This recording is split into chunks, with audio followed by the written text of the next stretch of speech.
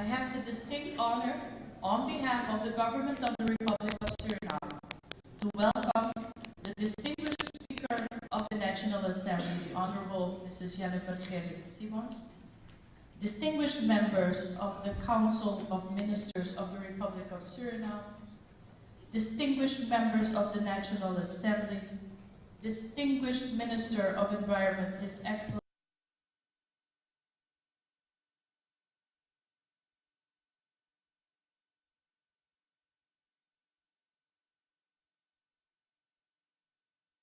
Distinguished Ambassador, His Excellency Keith George and Delegation of Guyana, Distinguished Ambassador, Her Excellency Alfreda Kansimbe Mwamba and Delegation of Zambia, Distinguished Ambassador, His Excellency Satyendra Prasad of Fiji, Distinguished Ambassador, His Excellency Ronald Jamo of Seychelles, Distinguished Ambassador, His Excellency Antoine Joly and Delegation of the French Republic, Distinguished Delegation of Bhutan, Distinguished Delegation of Gabon, Distinguished Delegate of Peru, Distinguished Delegation of the Democratic Republic of Congo, Distinguished Delegation of Bahamas, Distinguished Delegation of Samoa, Distinguished Delegation of Sao Tome and Principe, Distinguished Delegation of Malaysia, Distinguished Dr. Paul Aquas of Nicaragua,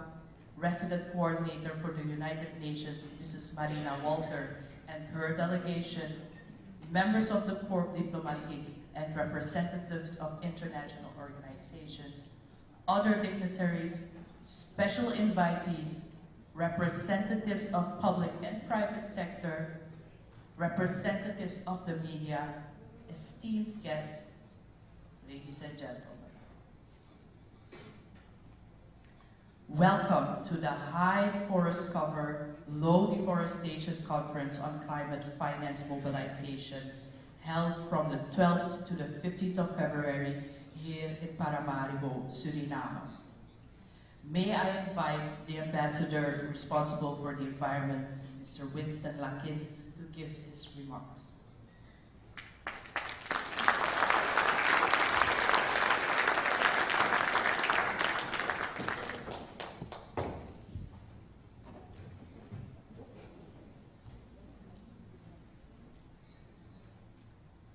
Good morning, ladies and gentlemen, distinguished guests. Welcome to the most forested country in the world.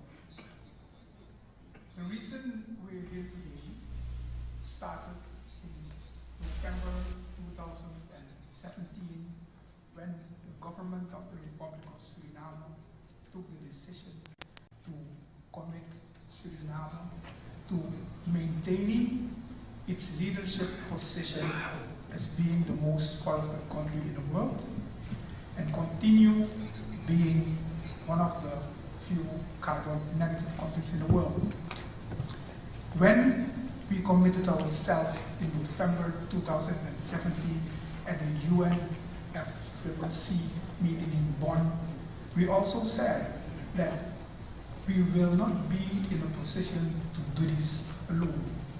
We will need technical cooperation, expertise, political will on the national level, but also on the international level, very important financial support, and most of all, durable partnership. We know that 30% of the land area of the world is covered by forest. From this 30%, nearly a quarter is located in the HFLD developing countries. And when we know what the value and the role is of forests when it comes to the mitigation and adaptation to negative effects of climate change, then we feel that it is time for a different kind of discussion when it comes to the access of finance climate. 8% of the international financial resources has been directed to the developing countries, the HFLD countries in the last decades. One cannot expect from these developing countries that we meet our commitments when it comes to the Paris Agreement in the sense of adaptation and mitigation. A very important fact is that the HFLD countries, we have been contributing to the mitigation of the negative effects of climate change even before the existence of the climate change conventions. And at the same time, we are facing serious problems to meet our daily economic, social development challenges. The other fact is that we are being the victims of these negative effects which are not of our making. Suriname took this initiative to join forces with countries with similar environmental conditions. That's why we're having this conference here for the next 3 days. We expect that the outcome of this conference will help us meet the challenges, help us facilitate access to financial resources, help us to meet our commitment in the social sustainable development goals, and in 2020, when the Paris Agreement is in force, that we are in a position and have the conditions to do that. This should be happening in a joint effort with the rest of the world. I'm convinced that this conference will help us, will guide us to the next step, and to make sure that what is so important for us. Environment is not only our life, it is our survival. We have an obligation to leave a world behind for the youth, for the younger one, for the next generation. So it is a common responsibility, a joint responsibility of us all, and I'm sure that these next 3 days will help us meet these goals.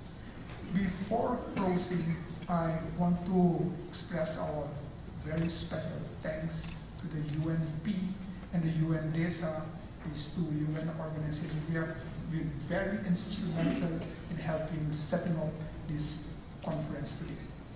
And once again, closing, I will just ask permission to say 2 sentences in Dutch. Ik wil van deze gelegenheid gebruik maken om alle Surinamers, waar u ook staat, welke opvatting u ook heeft over ons land, om milieu te gebruiken als het bindmiddel. Het is een van de meest cross-cutting issues die we hebben.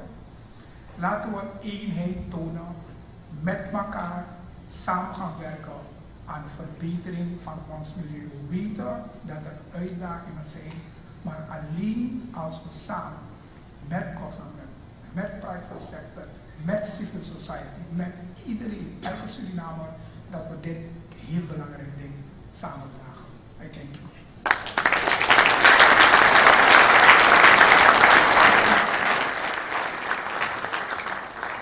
Thank you, Ambassador.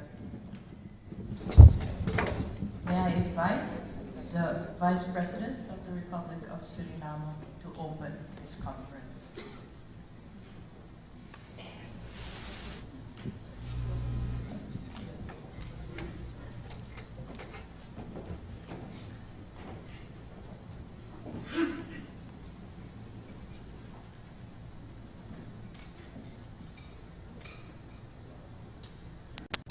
Distinguished delegations, ladies and gentlemen, on behalf of the President of the Republic of Suriname, His Excellency D.C. Delano Bouterse,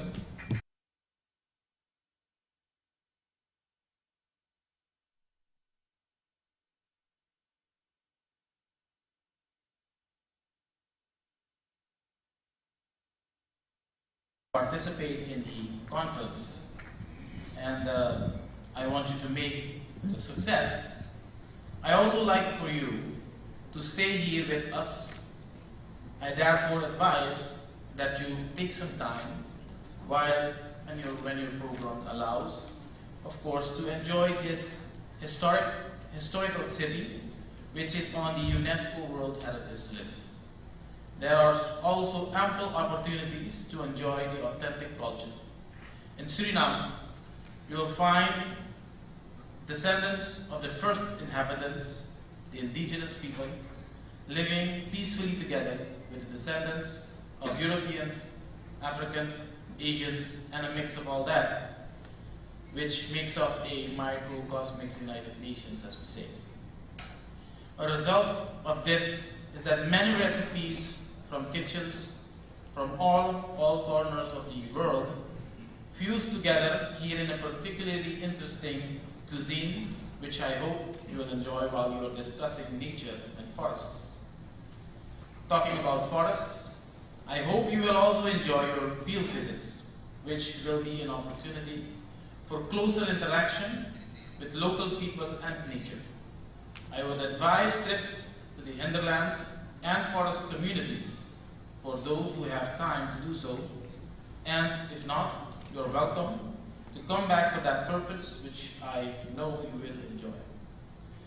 Indeed, forests bring pleasure to our lives. Next to culture and leisure, it provides us, among others, food, timber, clean air, and oxygen, but also important benefits as the mitigation and the adaptation to climate change.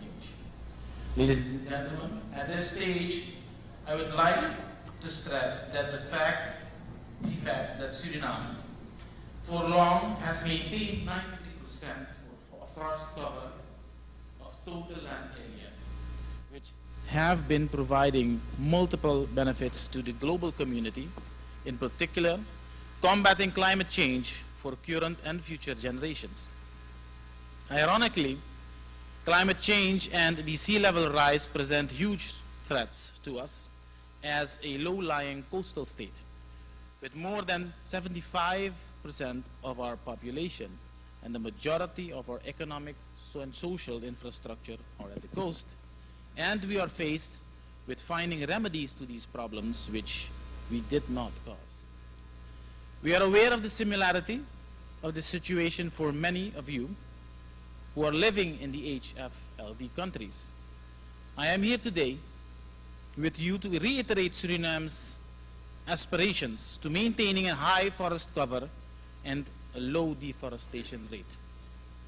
We feel that our record obliges us to champion this cause and taking part in leading the charge for better position of HFLD countries, anywhere forests and their contribution to sustainable development are on the international and multilateral agenda.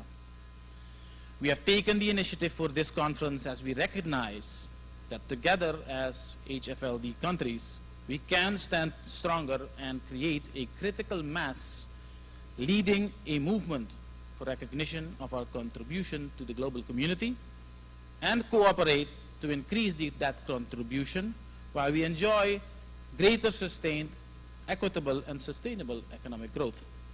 In this endeavor, it is our view that we should build productive relationships with others, which are supportive to this cause. The challenges are huge, especially the mobilization of financial and other resources for this task is an enormous challenge. At this stage, I want to use this opportunity also to express appreciation to the United Nations of Economic and Social Affairs and the UNDP, who supported us in realizing this international conference. For us, this conference is important as it provides opportunities for exchange of ideas, knowledge, and experience, as well as to build a coalition among developing and developed countries and other partners, including the United Nations of HFLD countries. We welcome further support to follow up the outcome of the conference and in realizing its ambition to maintaining the treasure which our forests are for our people and the world. In closing, we further thank all others that supported the conference and look forward to continuing our cooperation for the benefits of this cause. I thank you for your kind attention and wish you a successful conference. Thank you.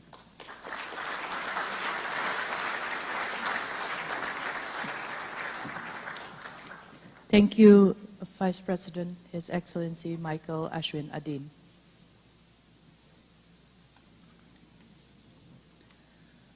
Before we move forward into the substantive part of this conference, we would like to take a moment to acknowledge the support received from many contributors, Ilaco, Hawkes, Staatsolie, Telesuur, Grasalco, like Mr. Lakin already mentioned, UNDESA, UNDP, and NIMOS. Also, I would like to take this opportunity to give the Vice President and the Speaker of the National Assembly the chance to exit, because I hear that they have other matters to attend to. So thank you for your attendance.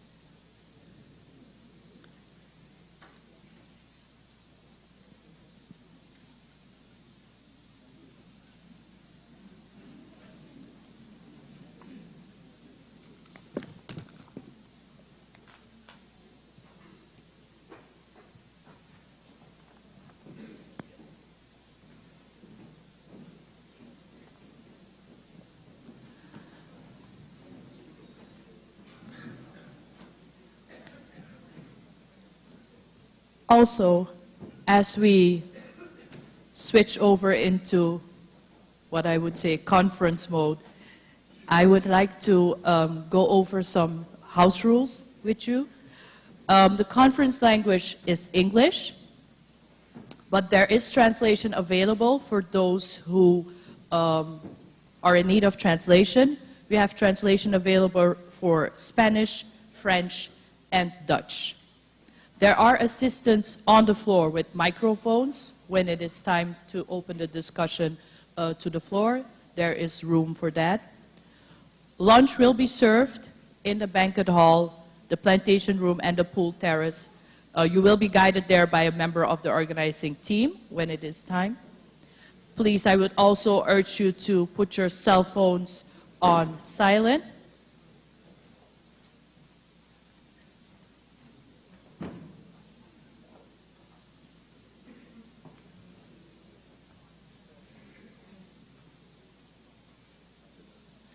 Stand by. Yeah.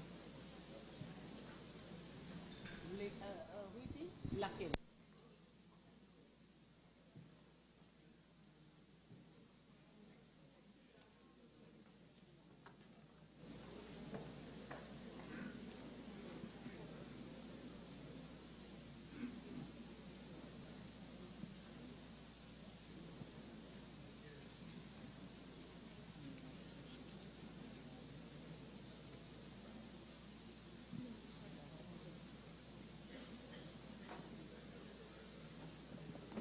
Before we go into the first session, the first panel, we have one more speaker from the United Nations, and that is Ms. Shantanu Mukherjee. If he could, sorry. My apologies.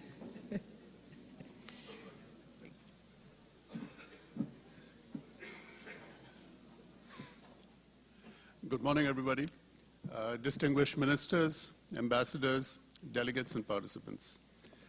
Ladies and gentlemen, on behalf of all of us from the United Nations present here today, it is my great pleasure to address you at this conference on climate financing for high forest cover, low deforestation countries. As you have heard, this conference is the fruit of a close collaboration between the government of Suriname on the one hand, and multiple entities of the United Nations family on the other, including the United Nations Development Program and the United Nations Department of Economic and Social Affairs. Now, latest research clearly shows that HFLD countries contribute significantly to the health of the planet, but unfortunately also constitute a major gap in climate finance, and this has been overlooked for many years now. The crucial role that forests and HFLDs play in storing carbon, as well as providing food, water, shelter, and livelihoods to tens of millions of people is now at stake. If this gap is not addressed soon, developing HFLDs may be forced to be in the unfortunate position of choosing between their global role in combating climate finance, climate change on the one hand, and the legitimate development aspirations of their people on the other. Many are already in dire need of financial support to pave their road towards a green and more sustainable future in which none are left behind. Distinguished delegates, timing is crucial. This conference follows on the very latest scientific discoveries on the important contribution of forests in HFLDs to combating climate change, and comes at the beginning of a year replete with milestones in international discussions of climate change. I must also observe, of course, the latest IPCC report, which makes a strong case for urgent climate action, including through land use-related means. Among these conferences, we have the Global Conference on Synergies between the SDGs and Climate Action in April, the 2019 ECOSOC Forum on Financing for Development, also in April, the 14th session of the United Nations Forum on Forests in May, the high-level political forum under the auspices of ECOSOC in July, the United Nations Climate Summit in September, and the 25th Conference of Parties of the UNFCCC towards the end of this year. The message which you, delegates of HFLDs present here over these days, wish to convey to the world is yours to craft. But whatever the contents may be, the United Nations fully stands with you in your commitment to both the SDGs and the Paris Agreement. We will do our utmost to bring the messages coming out of this conference to all of the climate-related events and other development meetings that are coming up. As I close, I invite you to reflect on two main questions. What are the best policies and strategies that HFLDs can design, individually and collectively, to embark on low-emission, sustainable development pathways while maintaining their forest cover? And second, what partnership roles can the United Nations, donor countries, and the international community at large can play, bilaterally or multilaterally, to support HFLDs in this endeavor? I wish you fruitful discussions, and to those visiting, a pleasant stay in this beautiful country of Suriname. Thank you for your attention.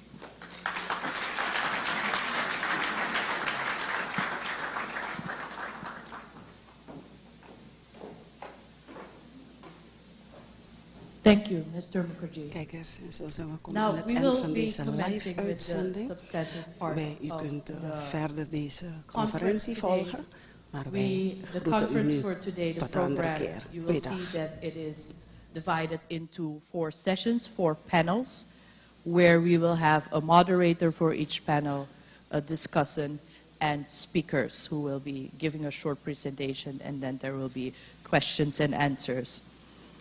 So if I could ask the first panel to come up on the stage while I introduce the moderator, and the moderator will introduce the rest of the panel. So the moderator is Mr. Cedric Nelom. Mr. Cedric Earl Nelom was born on April 5th, 1973 in Paramaribo. He holds a Bachelor degree of Science in Environmental Science from the University of Charleston in the US, a postgraduate diploma in Environmental Management from the Maastricht School of Management, and a Master's of Science degree in Development and Policy from the Anton de Kom University of Suriname. He previously worked at the Waste Management Incorporated in the USA, Grasalco, and Foundation for Nature Conservation Suriname, SINASU. He is associated with the National Institute for Environment and Development in Suriname, NIMOS, for 20 years and currently holds the position of Acting General Director. Cedric, the floor is yours. Thank you, Gina. Distinguished guests, good morning. Distinguished panel, good morning. Before introducing the panel, I would like to discuss the item or the theme that is related to the panel. The panel will be talking about sustainable forest conservation, emerging science on forest integrity, and HFLD countries. I'm sorry, I just wanted to make a small announcement. For those people in need of translation, Okay. there are headphones in the back if you could get them in the back at the booths. Thank you. Thank you. As you know, ladies and gentlemen, forests play a very important role in mitigating or regulating the climate worldwide. In that sense, in the Paris Agreement, we see Article 5 where countries are being asked to take action to conserve and enhance sinks and reservoirs of greenhouse gases, including forests. If I may introduce the panel, we'll have a slight change in the format or the presenters. First presenting is Dr. Russell Mittermeier. He will be talking on the importance of HFLD countries in the global climate picture.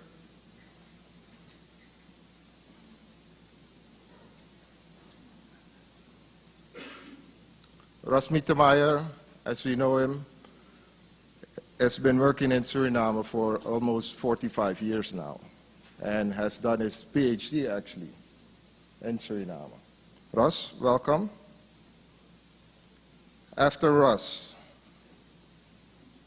the next panel member that will present is Mr. Dr. Rudy van Kante, and he will be presenting on science and sustainable development in perspective to what we have in Suriname.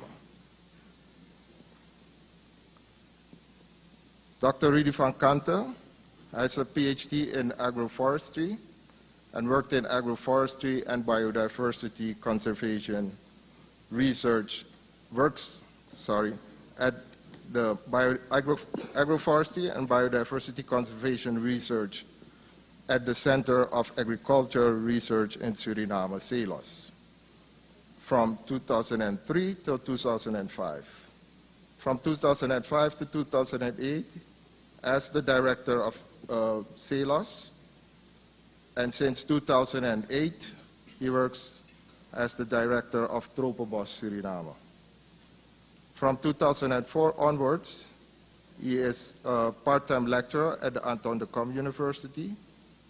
His current fields where he works in is forest management, forest policy, landscape governance, REDD+, participatory research, and agroforestry.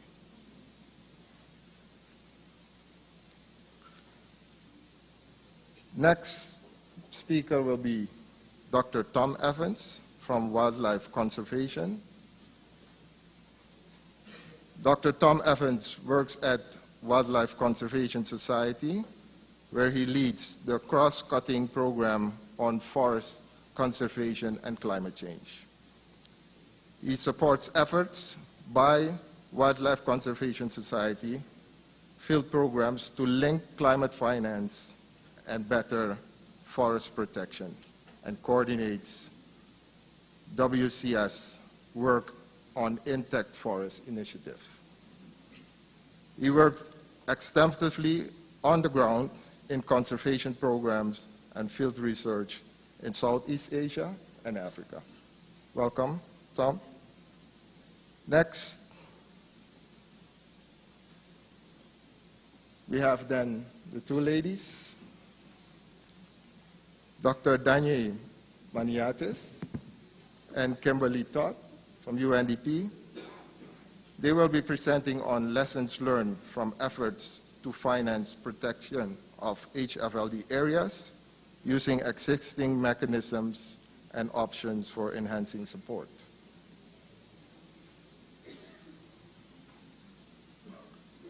Dr. Danye is Senior Policy and Technical Advisor for the Climate and Forest team in Asia Pacific, overseeing the portfolio and leading the regional team.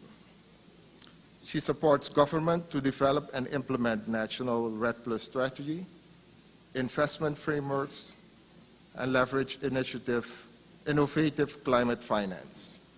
Currently, her focal countries include Indonesia, Myanmar, Cambodia, Mongolia, and Bangladesh. Within the Climate and Forest team, she also has a global function on technical REDD+ aspects related to nationally determined contributions, policy, and partnership advice. She manages the partnership. She manages, together with her team, a partnership that the Italian Ministry of Environment, Land and Sea, as well as the partnership with the European Forest Institute for REDD+ and FLAG facilities.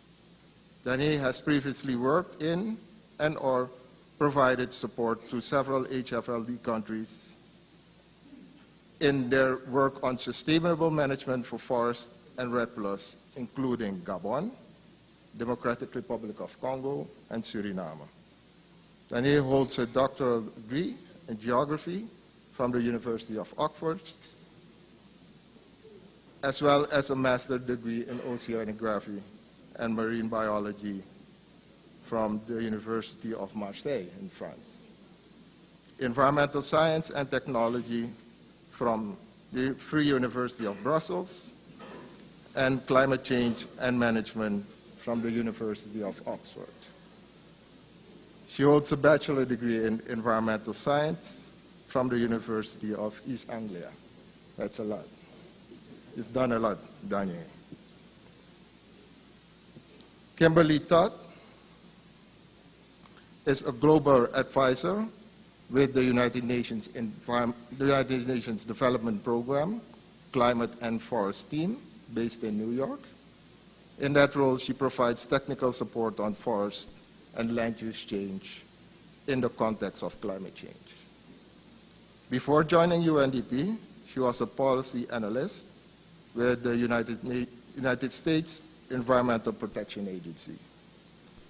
In that position, she was a member of the U.S. delegation to the UNFCCC negotiations with a focus on REDD+, and was one of the coordinators of the U.S.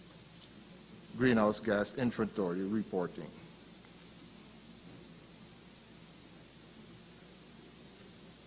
She holds a Bachelor of Science degree in biology from Boston College, as well as a Master of Science degree in biology from Fordham University.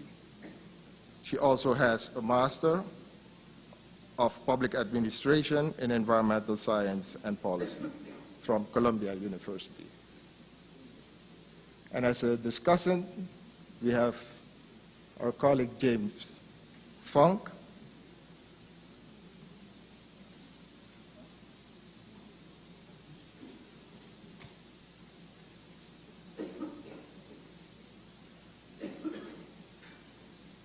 James is the principal and founder at the Land Use and Climate Change Knowledge Initiative. Welcome, James. If we may start with the first presenter, Russ, can I invite you to the stage and give your presentation? Thank you.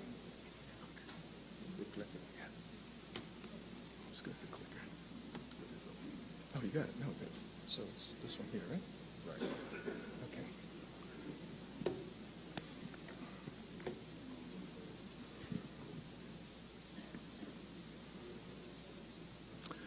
Good morning, everyone. First of all, I'd like to thank the organizers, UNDP, UNDESA, and the cabinet of the president in the person of Ambassador Larkin. Thank you very much for this invitation. For alla mi sranang mati, mi wanitaki fosi dati mi brete fo kombaka na yumoy kondri dat mi lobi so furu. Dis jari go meki 44 jari dati mi konjaso.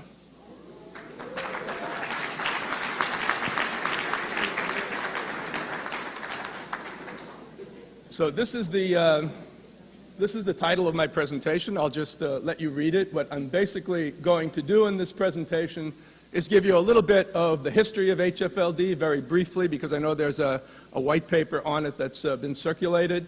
How do we define HFLD? What are the HFLD countries and regions? What do we count as HFLD? I'm going to focus in on the Guiana Shield region, where we located, and especially the importance of Suriname. I'll talk a bit about tropical forests and climate change, particularly the great significance of primary forests, how everything is interconnected, a little bit on the great importance of indigenous people and local communities, and then a few words about the future. Now, the concept of HFLD originated about in the middle of the last decade, and in 2007, several of us, myself included, also Minister Carlos Manuel Rodriguez from Costa Rica, published a paper called No Forest Left Behind, which highlighted the importance of the HFLD countries, and we identified them using this this matrix where you have on top low forest cover, high deforestation rate, low deforestation rate, and in the lower right-hand corner you have the countries that came out as HFLD at the time, more than 50% forest cover, and less than 0.22 annual deforestation rate. You see them listed here. Suriname at the top, and French Guiana, Gabon, Belize, etc. Most of these countries are represented in this meeting today, if not all. I think all may be here. Those countries at the time came up with 18% of total forest carbon. But what we need to do now really is, is look at what we're really talking about in terms of HFLD. What do you want to include in HFLD, and how do you want to define it? I think if we look at those regions that have portions of the country in HFLD, Brazil, the northern and western Amazon, Venezuela, south of the Orinoco, Indonesia, the provinces of Papua, the two provinces in Papua, and Papua New Guinea, we're going to come up with more than 50% of forest carbon in these HFLD regions and countries. Now, what you don't want to be is a biodiversity hotspot. This is another category of very high priority areas, 36 areas around the world that have the majority of terrestrial biodiversity in them. The best symbol for this is the island of Madagascar, where I also spent a lot of time. I was just there 2 weeks ago. It's a wonderful place, very high levels of diversity and endemism. It's the highest priority biodiversity hotspot, wonderful ecosystems, but 90% lost. This is what much of Madagascar looks like. Much of it is an ecological disaster. And every year, the rivers run red with eroded soil. This is not what you want to wind up looking like. Now, in terms of the region that we're in, I want to highlight the very great importance of the Guiana Shield region. This is the world's most intact rainforest region. This is a little more detail on it. It's part of the Amazonian forest, but not all of it is part of the Amazon River drainage. You have the rivers of the Guianas flow north into the Atlantic, whereas the southern part of the Guiana Shield flows into the Amazon and is part of the Amazon drainage. There's a lot of scientific information available on this region, going back to the workshop that we did in 2002 in this hotel, looking at the priority areas within the Guiana Shield. And some of the recent publications that have come out have shown how tremendously important this region actually is. The title of this article, the Guiana Shield Rainforest, Overlooked Guardians of South American Climate. The region is largely overlooked. It has enormous importance in continental and global climate regimes. And the impact of deforestation here, even a relatively small amount of deforestation, could have devastating effects as far away as the La Plata Basin in Argentina, 4,000 kilometers away, which is one of the major agricultural regions in the world. Within the Guyana Shield region, really the centerpiece is Suriname, the greenest country on earth. If you don't believe it's the greenest country on earth, just look at this map. And I came here originally in 1975 to work on the monkeys, which is why I started my presentation with the picture of a white-faced saki.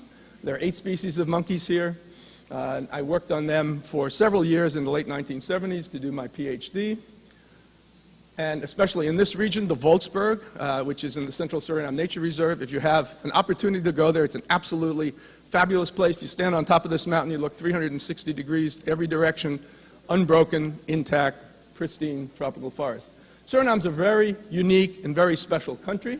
As has already been said, it has 93% forest cover. The government has committed to keeping 93% forest cover. This is the highest percent rainforest cover on Earth. Every analysis of forest cover that has ever been done has Suriname at the top of the list. Most of this is primary forest. Here you see some scenes of what it looks like. Absolutely fantastic. Highest per capita forest resources of any country. Highest per capita water availability of any country, along with Iceland, which is not known for its tropical forest. It has low human population density, only about 550,000 people. Most of them live along the coast, and especially in the capital city of Paramaribo. And as the Vice President already said, Paramaribo is a World Heritage Site. You walk a few hundred meters from the hotel here, and you'll see wonderful old colonial buildings. You can visit this historic fort, which has an enormous history, not just for Suriname, but for the entire Americas. And in the interior, most of the people, a small population, live in villages like this. This is the village of Kwamalasamutu in the far south of Suriname. It's a Trio Indians and a number of other people. Unique cultural diversity. The Vice President already referred to this. You have Hindu temples next to mosques, next to synagogues, next to Christian churches, all within a few blocks of one another. And in the interior, you have the original inhabitants, the Amerindians, and you have the Maroons, the African communities that are truly unique, and my favorite group of people really in the world. You also have a rich biodiversity, the monkeys again, cock of the rock, fantastic bird that you can see here easier than anywhere else in the world. Globally important nesting sea turtle beaches and overwintering sites for North American migrant birds. This is the Okopipi. This is a blue poison dart frog, which is endemic to Suriname. And you have a long history of conservation in this country, going back to the 1950s, and the most recent creation is that big area in the central part of the country, the 1.6 million hectare Central Suriname Nature Reserve, created in 1998, and it became a World Heritage Site almost immediately thereafter in 2000. The person doing the analysis said it was the most pristine site he had ever analyzed in 600 visits to different parts of the world. So Suriname is a truly unique global brand, and I really hope that you will have the time to appreciate it and go out and see some of the wonders, both in the city and in the rest of the country. But my main purpose here is not to sell you on Suriname, even though I've been doing that for more than 40 years. It's to talk a little bit about forests and climate change. We have the Paris Agreement, which after many conferences on climate, and I went to a lot of them, finally came up with a global agreement. Now, one particular large developed country for the moment has pulled out of it, but we'll just forget about that for the moment, because I think he won't be there for too much longer, we hope. So forest carbon, REDD plus, reduction in deforestation and degradation. We know this is a priority. What's really interesting is the fact that all evidence points to the fact that at least 30% of the solution to climate change, short and medium term, could be through tropical forest conservation and restoration. It's an immediate, low-cost solution. It's the most low-cost solution we have out there. But nonetheless, it's still gotten less than 2% of the global investment. Now, I want to highlight in particular the importance of primary forests. They have a critical role, these old-growth primary forests. They serve as a global carbon sink. They continue to accumulate carbon over the centuries and contain vast quantities of it. There's a misconception that old trees no longer absorb carbon, but large old trees are not just senescent carbon reserves. They actively fix large amounts of carbon compared to smaller trees, often much larger amounts. Tree carbon accumulation increases continuously with tree size, and a relatively small number of very large, slow-growing trees are responsible for a huge portion of the carbon capture. And this was highlighted in an article that came out a few years ago called Hyperdominance in Amazonian Forest Carbon Cycling. And when I saw this article, I said, oh my God, why didn't I write this? It's an absolutely brilliant piece that shows that 1% of rainforest trees in Amazonia sequester 50% of the carbon. Think about that.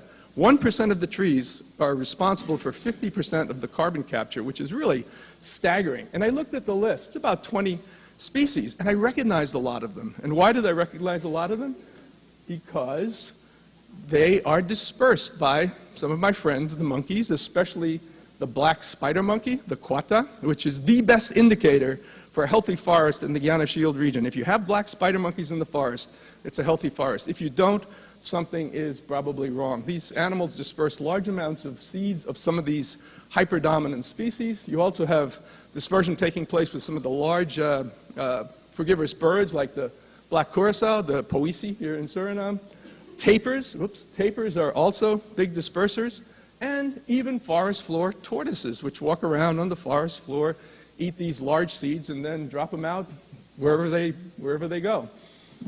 Unfortunately, these are the first species to get wiped out by hunters. If hunters go into a particular area, these are the target species that hunters prefer to go after. Also, the big trees, the slow-growing, hardwood, emergent trees, are also the ones that are sought after by the loggers. So you get a double whammy. You get these trees being taken out, and you get your dispersers hunted out very quickly whenever there's some sort of movement into these forests, usually facilitated by logging roads, which make a general mess of things. Now, it's often said that, well, logging is good for local communities. I'd really like to see some concrete examples of that. Here's an example, again, from Madagascar, the northeastern part of the country. In 2009, there was a coup in Madagascar. There was an immediate invasion of certain protected areas there. Local people were enlisted to illegally cut down rosewood, which is a very, very valuable species. If they made $1 a day, if they actually got paid, they were lucky. These timbers were sent to China illegally, and there they were turned into $1 million rosewood bed frames. So I don't think too much of that $1 million came back to the local people. In general, logging of tropical forests, for a variety of reasons, is not a great idea. Now, if you want to continue logging, it's your right to do it as a sovereign nation, and I'm talking about commercial logging here, not local use, but please don't call it sustainable, because it's not. Last but not least, I want to talk about the great importance of indigenous people. They are responsible for about 20% of the land area of the planet. They are major stakeholders, and they should be very significant beneficiaries of anything that we do in terms of HFLD, in terms of forest carbon. One very good example is that of the Kayapo people in the southern Brazilian Amazon. It's an area that's heavily impacted by soy and cattle ranching. You see where these people are located in the southern Amazon. Their area is basically the last significant remnant of forest in that part of southern Brazil. And there's about 8,000 of them. They are in an area of 11.5 million hectares. It's about 2/3 the size of Suriname. Working with them through our organization Conservation International, we created an $8 million trust fund to help them, and they continue to protect this land very significantly. But they also need to benefit from any kind of carbon deals that can be put together. The bottom line, everything is interconnected. Biodiversity, tropical forests, indigenous people, local communities, climate change, and we need a holistic approach to be truly successful.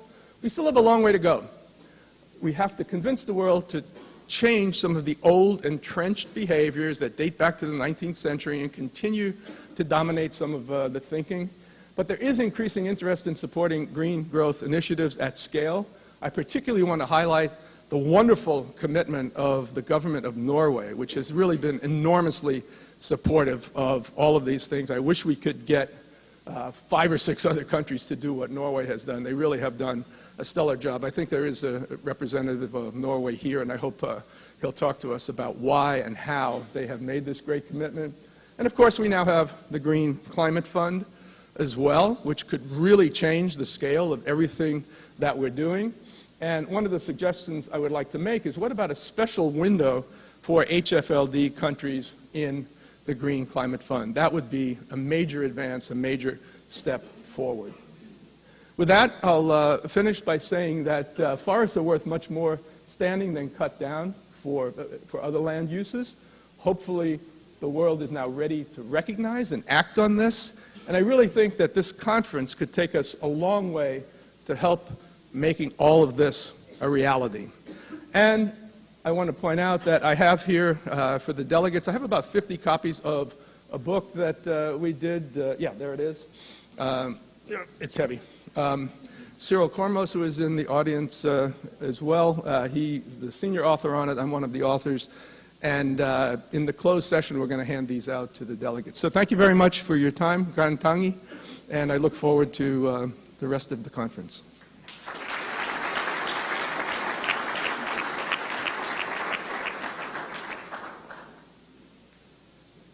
Thank you, Russ, for indeed highlighting the importance of especially the rainforest for fighting climate change.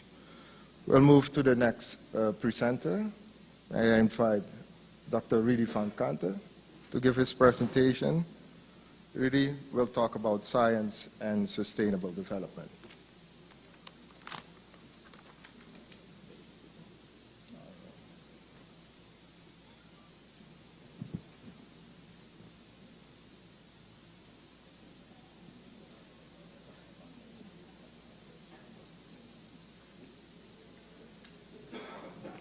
Good morning. A special welcome to all the visitors from abroad. I hope you enjoy both the conference as well as your stay in Suriname. The presentation today is on science and sustainable development from the perspective of Suriname. As a country rich in natural resources, we face the challenge also to achieve economic growth and development and preserve nature at the same time. Our economy is heavily leaning on mining. The forestry sector offers less than 6,000 jobs. And within the National RED Plus strategy, gold mining has been identified as the largest driver of deforestation, and what we call conventional logging as the largest driver of forest degradation. In the last 10 years, timber production has increased threefold to almost 1 million cubic meters a year. And the majority of these logs are exported as roundwood. An unidentified part of what we call conventional logging does not comply with the code of conduct of the Forest Service. And obviously, this leads to forest degradation. Here we can see the fellows from the Forest Service doing research on forest degradation. The Amerindians and the Maroon people can be seen as guardians of the forest. And their traditional knowledge must be conserved. Here is a huge role for science to make the link between the traditional and modern knowledge, not only to preserve the forest, but also to generate sustainable income. In Suriname, we have 4 major indigenous tribes and 6 maroon tribes. You can see here distributed over the country. We have the Kalinya, the Lokono, the Trio, and the Wayana Amerindians, and the Njuka, the Samaka, the Aluku, the Pamaka, the Matawai, and the Quinti Maroon tribes. The challenge for sustainable income generation, only then problems can be avoided of people who are forced in unsustainable practices such as artisanal gold mining, conventional logging, illegal hunting, and harvesting of non-timber forest products above the carrying capacity of the forest. The Anton de Kom University of Suriname, in fact, that is the only university in our country. There are 5 faculties and a number of affiliated institutes.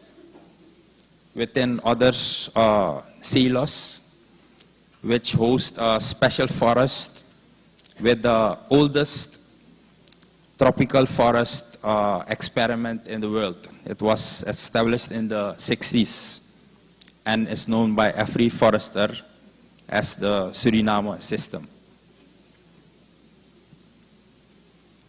The university has 3 strategic pillars.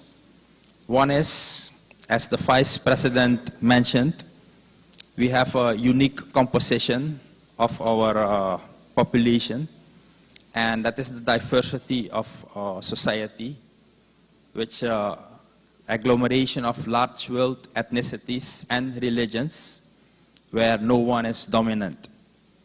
The second pillar is biodiversity and ecosystems, geological and hydrological diversity. As Russ mentioned, we are part of the Guyana Shield, which also has great similarities with the Amazon. And the third pillar is sustainable local development with emphasis on local production, added value, and sustainable management. As a developing country, there is a need to collect more and analyze reliable and accurate data, and also for multidisciplinary participatory research within and beyond the university, involving national and international partners such as universities and non-governmental organizations. This surely will contribute to evidence-based policy advice and better management practices. There is ongoing research in biodiversity, climate vulnerability and adaptation to climate change, sustainable forest management, lesser-known timber species, land use planning, mangrove rehabilitation, also the multiple use management of mangrove forest. The mangroves are an important part of our forest. The use of non-timber forest products, including medicinal plant and oils, and also agroforestry. Here you can appreciate the multiple use management area in our coastal part of the country. As I said, the mangroves are very important, and this is a research going on to involving multiple stakeholders to manage the area. Recently, the Forest Service has made good progress in forest monitoring and a national forest inventory, and they also have an interactive website which makes the information available and also offers the opportunity to organizations to upload information after consulting the Forest Service. The cross-cutting development capacity project coordinated by the National Institute for Environmental Research, NIMOS, has also made data sets available, visible for users. And we also have, with support of the UNDP, environmental statistics produced by the General Bureau of Statistics. Lastly, the National RED Plus strategy, which is in the process of validation, offers opportunities for green development. And also within the topic of ecosystem-based research and climate-smart landscape governance, there is a huge role for science to achieve sustainable development, in this process, leaving no group behind. This is the same river. In fact, if you walk out the hotel, you will meet the Suriname River. This is a much more pristine part.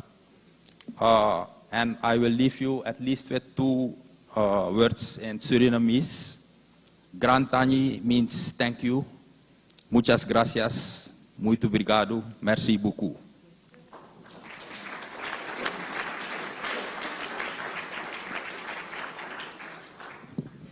Thank you, Rudy, for giving the Surinamese perspective with respect to science and sustainable development. The next speaker is Dr. Tom Evans from Wildlife Conservation Society, which will talk about the importance of HFLD countries and the regions. Dr. Tom Evans, you have the floor.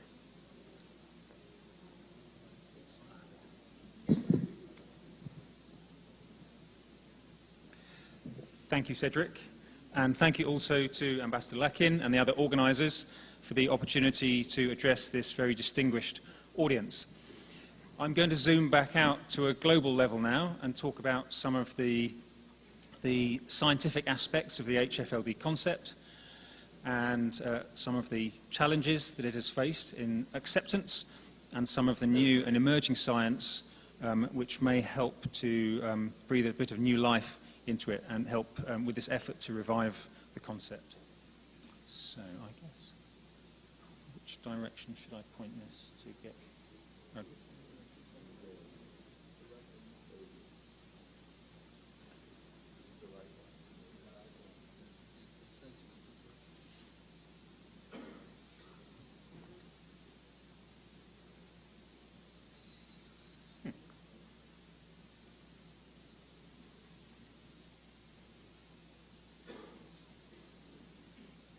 You've worn it out, Russ.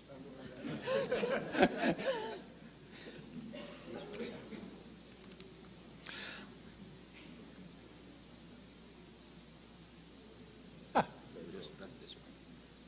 and right. Okay, thank you very much. So it's widely recognised that we have to address emissions from forests if we're going to get on top of the global climate challenge. Those emissions are coming primarily from deforestation and degradation, particularly in tropical countries, and they represent more than 10% of the global flow of human emissions into the atmosphere. In recognition of this, a part of the Paris Agreement has been created to house the REDD+ approach, which is a mechanism which should enable, provides positive incentives for developing countries to assist them to reduce their emissions from deforestation and degradation. And this has been a huge step forward in efforts to address climate change. It's come to be primarily focused on areas which are hotspots of deforestation, frontiers of rapid deforestation. Those are important, but they are not the whole story of emissions from the global forest estate. REDD+ works in this way because of the way that the incentives are structured. For a country to receive incentives, its performance is measured by comparing its expected rates of forest emissions from the rates of forest emissions that take place. And those expected rates are dependent on the historical rates of loss in that country. And so in a country which has high rates of past loss, there's great scope to reduce in the future and so to receive incentives. But in countries such as the HFLD countries, there's a much lower scope for doing that because the past rates of loss are very low, so there's not much space to reduce any further. And so that makes it difficult for those countries to participate in the process. And that was recognized as a structural problem right from the beginning of process.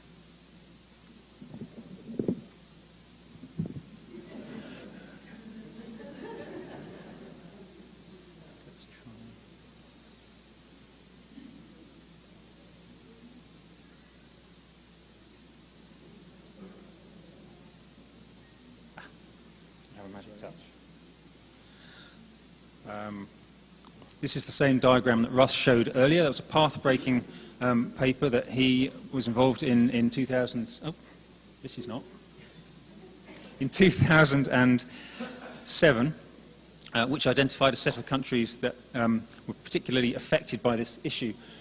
And it was recognized at the time that it was important to develop alternative incentives to enable those countries to continue to have low rates of deforestation and degradation. And there was a relatively short list of countries that were recognized in that list.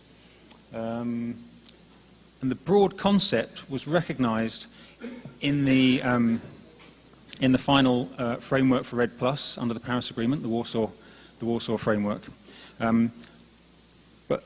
But the HFLD approach has not been very widely operationalized since then. It exists as a principle, but it's not been operationalized.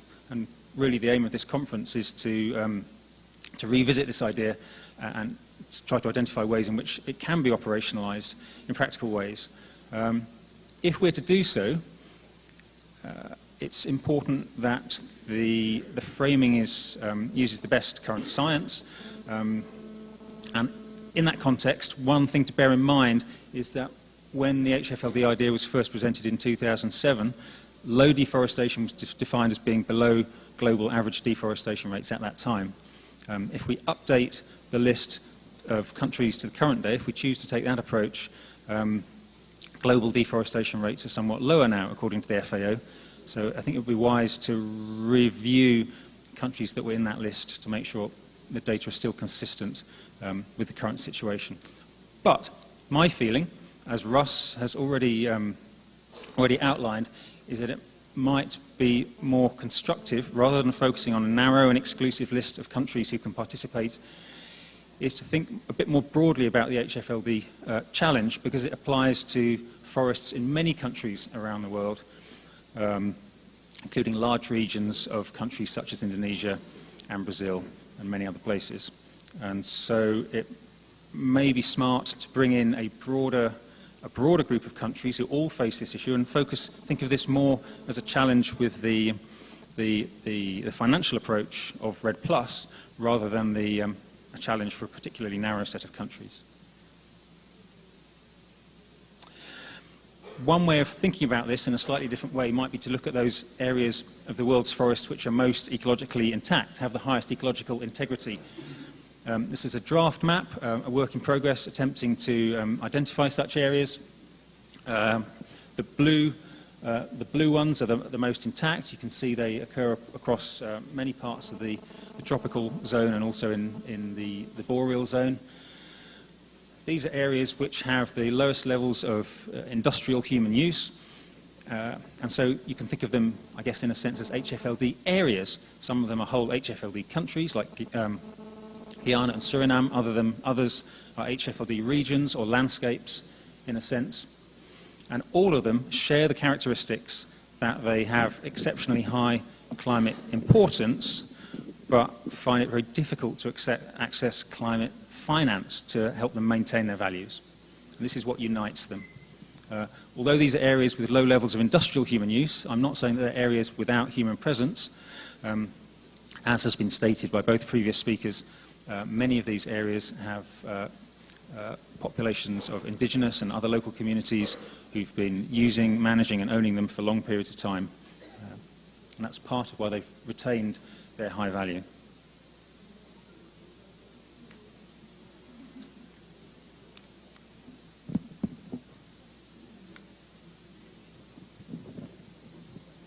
Sorry.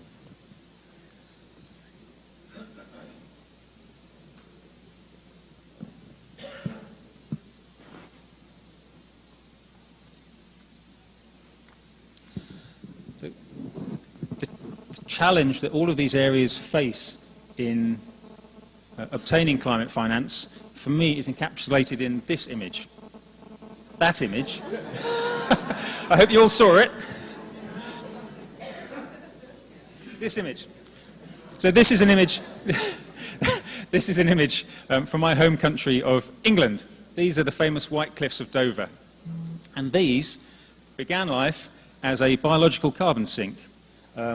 This is a huge pile of shells of tiny sea creatures which have drawn CO2 out of the air and out of the water to construct their shells, turn them into calcium carbonate. And over time, this biological sink has turned into a geological store, and the cliffs we now see. Now, this CO2 store is no part of the climate negotiations. No one is worried that CO2 is being emitted from these cliffs, from these rocks. And the same perception exists for some of the intact forests we're talking about. They're perceived to be at no risk, to be as inert, as safe, as secure as the White Cliffs of Dover. But it's simply not the case. Evidence shows quite clearly that rates of change are quite high, even in intact areas, if you use the right metrics. And, for example, in just the last 16 years, around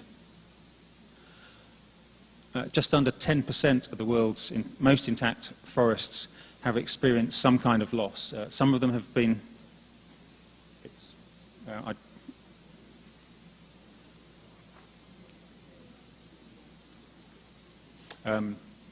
some of them have been deforested, but a much larger area have been degraded in some way. And we need to find ways to express this, to capture this importance for the climate in ways that are not represented fully by the current system. We've done a piece of work to try to unpack the full climate importance of change in these areas, and this chart aims to summarize. I will do that. So this chart aims to summarize the scale of what I'm talking about. So one click, please.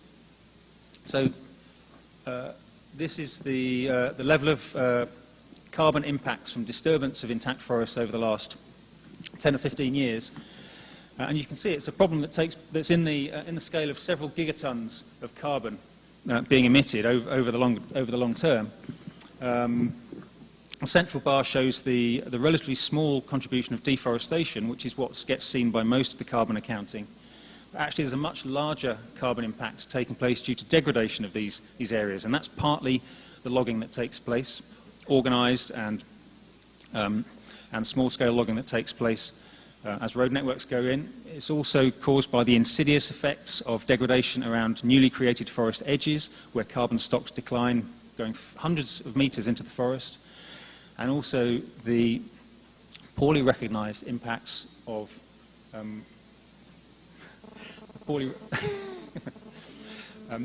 I'll let you know when it's time to move on. Should we do it that way? The poorly recognised impacts of loss of wildlife species. As Russ mentioned, important disperser species are lost from forest, and over time the carbon content of that forest declines because of the loss of certain tree species. The third, and surprisingly the most significant of the three in this analysis, is the importance of the loss of the sink function of these forests. Intact primary forests around the world are not static, as perhaps many of us were taught at school. They've continued to grow and accumulate carbon over many decades, a process which is believed to be caused primarily by the fertilization effects of the increased levels of CO2 in the atmosphere. Next slide, please. Next, please. Yes. So we come back, and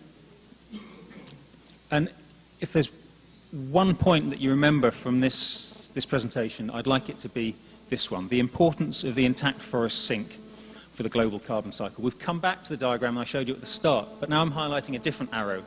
Not a red one of emissions, but a green one of absorption.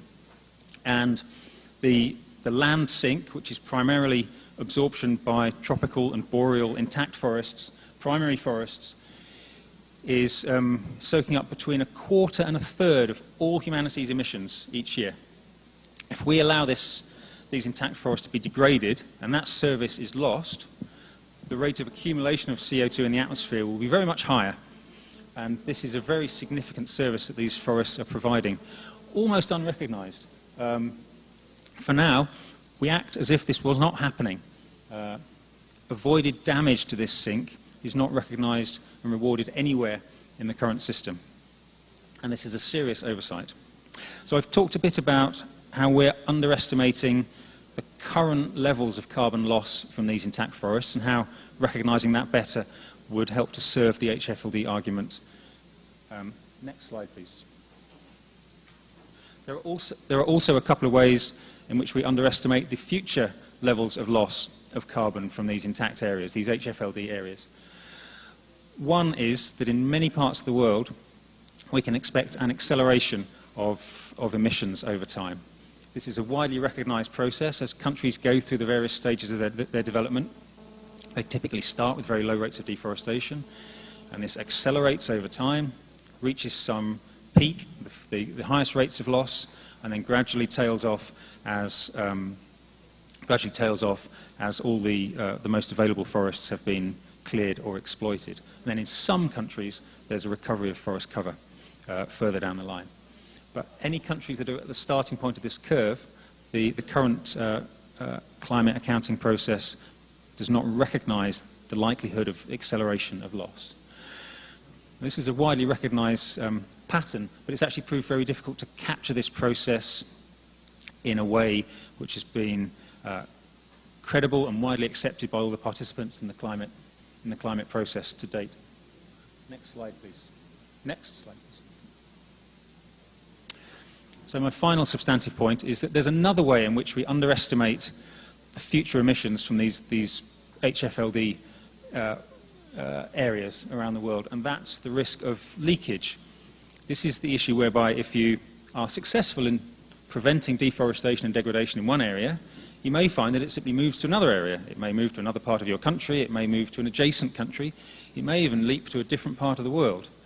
And of course this can happen if the demand for a particular agricultural product remains high and the finance is mobile, or the agents of change are mobile, then they'll simply go somewhere else to try and produce the same product in a different way on other forest land. And detailed economic analysis and some observed case studies have shown this is a really serious issue, and the REDD+ process needs to take full account of it. There have been some efforts to recognise it in the current system. For example, the effort to try to ensure that every country with significant area of forest is participating in the REDD+ process to some extent. That's an attempt to try to minimise the pressures of leakage, but without HFLD type approaches, without positive incentives for some of those countries that leakage might move to, it's unlikely to be fully successful. Next slide, please. So I'm going to sum up now. In terms of the technical aspects of what I've presented, I think the most important points are that it's important to think about HFLD areas not just at the country scale, but also to consider HFLD regions and landscapes in other countries. And in terms of the importance of those areas, the amount of carbon that's being emitted right now from those areas is much greater than we currently appreciate. Secondly, the rates of change in those areas are likely to become, to accelerate in the future. And thirdly, a point I wasn't able to cover in detail, these areas also provide a huge range of other exceptional values in protecting local and regional climates and being resilient to climate change themselves so that they will survive the coming 100 years of rapid change. Last slide. So the next presentation is going to explore some of the solutions that have been attempted to date and some of the opportunities that are associated with those. In thinking about those solutions, I think it's essential that we find ways to maintain the integrity of these intact forests. The mechanisms we're using at the moment are not yet sufficient. We need to broaden our thinking to all HFLD-like areas. We need to recognise both carbon and non-carbon values. And perhaps to sidestep some of the blockages we've experienced in the past, we may need to look beyond a direct focus on results-based payments approaches to explore creatively some of the other ways that the values of these large intact areas can be incentivised to be retained. So at that point, I'll thank you and hand back to Cedric.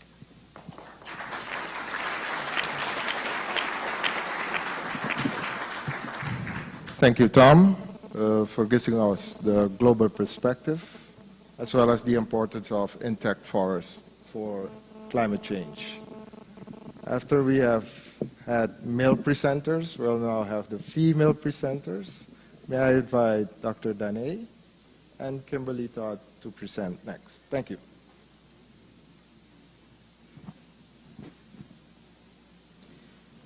Thank you very much, Cedric. Goedemorgen, dames en heren. Ladies and gentlemen, Your Excellencies, it's a real pleasure to be here. And as my co-panelists, I would like to thank the government of Suriname for this opportunity and inviting us. We will speak to you today about like Tom just said, about the different opportunities, the current treatment and different opportunities for HFLD countries and areas under the current regime. And as you can see from the presentation, we've prepared it jointly with our colleagues from WCS. Hier drukken? Okay, fantastic. Just a very quick overview of our presentation outline. There are 4 main parts to our presentation, and I'm co-presenting with my colleague Kim, who will be joining for the second part. So very quickly, we'll present a quick overview of the current frameworks for action, so the Paris Agreement, and within that, nationally determined contributions. We'll quickly look at the HFLD's situation within the current context of the UNFCCC, Warsaw Framework and RED+. Tom already touched upon some of it. Then we'll start looking very quickly at the current treatments of HFLDs in the existing finance mechanisms, and then we'll look at options to enhance the support to HFLD countries and areas. So it's a lot of information, but we'll try and move through it fairly quickly. Very quickly, already mentioned before, but the Paris Agreement has 2 key points that we think are important hooks for HFLD countries and areas. Firstly, Article 5 really centers on the central role for carbon sinks, including forests, and puts a lot of importance on RED+. So it's really prominently recognized in the Paris Agreement at the level of this article, which is a very strong political signal to have an article of its own in the Paris Agreement. Article 4.1 states that countries must reach peak emissions as soon as possible so as to achieve a balance between anthropogenic emissions by sources and removals by sinks of greenhouse gases in the second half of this century. So this again looks at the critical role of maintaining and enhancing forest carbon sinks. So there's 2 really important hooks in there that we can use in this discussion. In the context of the nationally determined contributions and the land use change in forest sector, it's really interesting to see that this sector represents 25% of planned emissions reductions in current NDCs. So it's no small percentage. And the LULUCF in the NDCs are only second to the energy sector. So if you think about it, it's a very important role and a very important opportunity that we have. A number of countries that are involved in RED+, in particular, highlight the key contribution that forest-related activities will be used to meet their NDC goals. So there are several countries that recognize that this is an opportunity for them that they would like to use. Now, how this can be done is in a variety of ways. Some of them presented as a multi-sectoral or economy-wide target. Other countries look at specific LULUCF targets and or indication of specific activities like, for example, zero deforestation, agricultural or agroforestry. So there's no set recipe to do this, but there are several opportunities that countries are thinking of and can continue to think about. Zooming down one level further, let's look at HFLDs and RED+ specifically. The UNFCCC does not define an HFLD country or even make a reference to it. But it does allow adjustments to the forest reference emission level to account for national circumstances. So what are national circumstances? Again, here there's a lot of flexibility within the UNFCCC context, as these circumstances are not further detailed. So countries can tell their story to say, what their national circumstances are and how these could be used. Furthermore, the UNFCCC does not provide details on what is considered to be an adjustment while creating the forest reference emission level. The forest reference emission level is the baseline against which results are measured for REDD+. So what are the possible adjustments for HFLDs and the conservation activity? You may remember REDD+ has 5 main activities: reducing emissions from deforestation, forest degradation, sustainable management of forests, enhancement of forest carbon stocks, and the conservation activity, which many countries present here today fought very hard for in the UNFCCC negotiations to be recognized. Of the current forest reference emission levels that have been submitted to the UNFCCC as of 2018, how many countries presented a reference level with an adjustment? So we had a look, and those are 4 countries for the moment: Colombia, Congo, Guyana, and Vietnam. And we also asked the question, okay, how many countries did actually include conservation as a REDD+ activity? And for now, those are Chile, Malaysia, Panama, and Uganda. Now, conservation is defined in varying ways across countries. The UNFCCC doesn't define the REDD+ activity, so there is flexibility for countries to use it to their best advantage with regard to their national circumstances. And different countries include conservation in different ways. Now, looking quickly at what is the current treatment of HFLD countries and areas in existing results-based payment programs. Again, there is no single definition across these programs to categorize an HFLD, and existing results-based payment programs and agreements in the context of REDD+ vary in terms of their treatment of HFLDs. Some of them, including the Forest Carbon Partnership Facility Carbon Fund and the Green Climate Fund, provide incentives for HFLD countries and areas through adjustments, so there are opportunities there. While others, like the REM or other bilateral joint declarations, do not offer flexibility for financial incentives to HFLDs. So it's not all bad. There is some flexibility built in, and there are some opportunities, while others are less open for the moment. The next 2 slides are complicated technical slides, and I won't go into detail, but we chose to leave the information on the slides for those of you that would like to have further information on it later after the conference and take time to think through it. The first one is on the Forest Carbon Partnership Facility Carbon Fund, and with some information on how they look at allowing for adjustments made upwards based on historical deforestations and what their conditions are to allow for those adjustments. So in terms of the carbon fund, it's very straightforward. They look at a 10-year historical average and whether or not the country adjusts upwards, yes or no. And they have to, a country that wishes to do so has to demonstrate to the satisfaction of the carbon fund certain criteria in order to be able to make that adjustment. So it's a negotiation then between the country and the carbon fund. For the Green Climate Fund, as we heard before, there's the results-based payments pilot program under the Green Climate Fund, so to pilot this 3rd phase of REDD+, to grant results-based payments to countries that demonstrate results under the Warsaw Framework. And again, the way the Green Climate Fund looks at it is it provides for some flexibility, asking the question, based on historical data, is it equal to or below the average of annual historical emissions during the reference period, unless you're an HFLD country? Now, the Green Climate Fund is a little less prescriptive here compared to the Carbon Fund on what it means by adjustment and what conditions need to be met. But so there are opportunities there for the Green Climate Fund results-based pilot program for HFLD countries. It's an important percentage.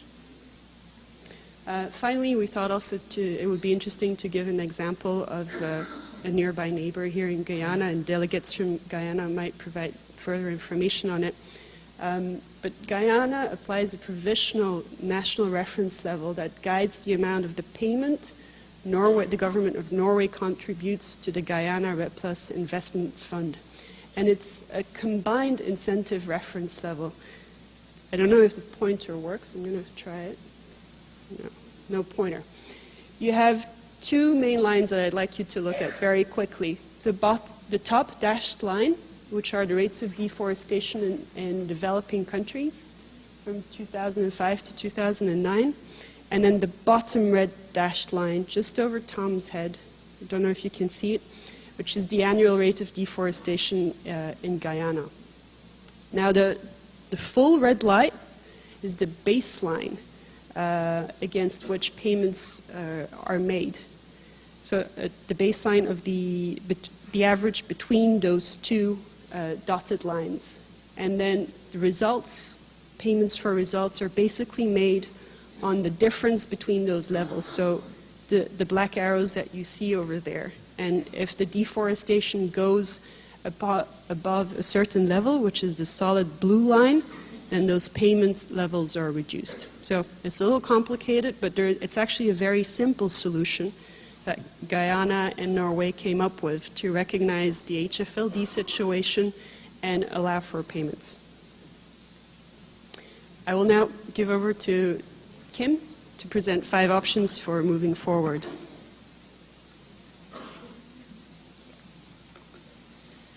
Okay. Good morning, everyone. Thank you to the government of Suriname for the invitation, and very happy to be here with all of you for the next few days.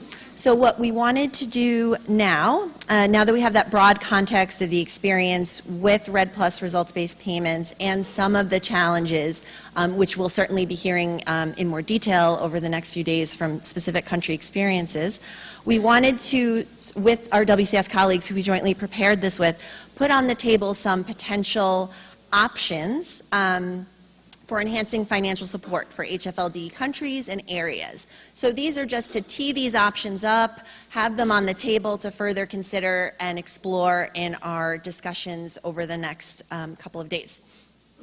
So we've divided the options into sort of 2 categories. Using the current framework, so maximizing the opportunity we have with the current frameworks, and then also considering how might we modify global frameworks, consider new approaches going forward. So I won't go into each of the 5 options. We have a slide on each, but that's the general way we're categorizing this. So option 1, making the most of the current results-based payment frameworks, or RBPs, Red Plus RBPs. So looking at only what we have on the table now, right, for current Red Plus results-based payments frameworks. We have the multilateral side and the bilateral option. So on the multilateral side, you heard about both the FCPF and the Green Climate Fund. FCPF, while closed to new countries, so we're looking here on the multilateral side at Green Climate Fund potential. And as you heard, there is flexibility there within the Green Climate Fund results-based payments pilot to adjust FRELs in those cases where a country is characterized as an HFLD and is eligible to make that adjustment. So, with the limitations around those adjustments as described, there is potential there. Bilateral, we heard about the combined incentives model. So, other sort of bilateral arrangements being put into place where similar sort of incentives could be in the nature of that agreement are a possibility. However, when we think only strictly in a Red Plus RBP context, in the context of measuring these emissions reductions against an adjusted reference level, we're still, the hypothesis or premise that we're operating under is that there's still going to be a fundamental financing gap for HFLDs because the longer term threats facing these countries argue for a different approach. And we can discuss that premise. But so with that, we thought, well, what are the other options to consider here to address that fundamental financing gap? So option 2, so first let's stick within an RBP context and recognize that there are some options here where we may look at not only how the finance the performance is assessed at an international level, but how that finance may be distributed or allocated at a domestic level. So the idea here is while the national level results-based payments may be focused on measuring in terms of emissions reductions against a FREL, are there options in terms of the national allocation to look at other parameters, other metrics beyond the emissions reductions that may recognize, area of forest conserved, biodiversity, other metrics that those payments can be distributed to HFLD areas, perhaps within the country, and so on.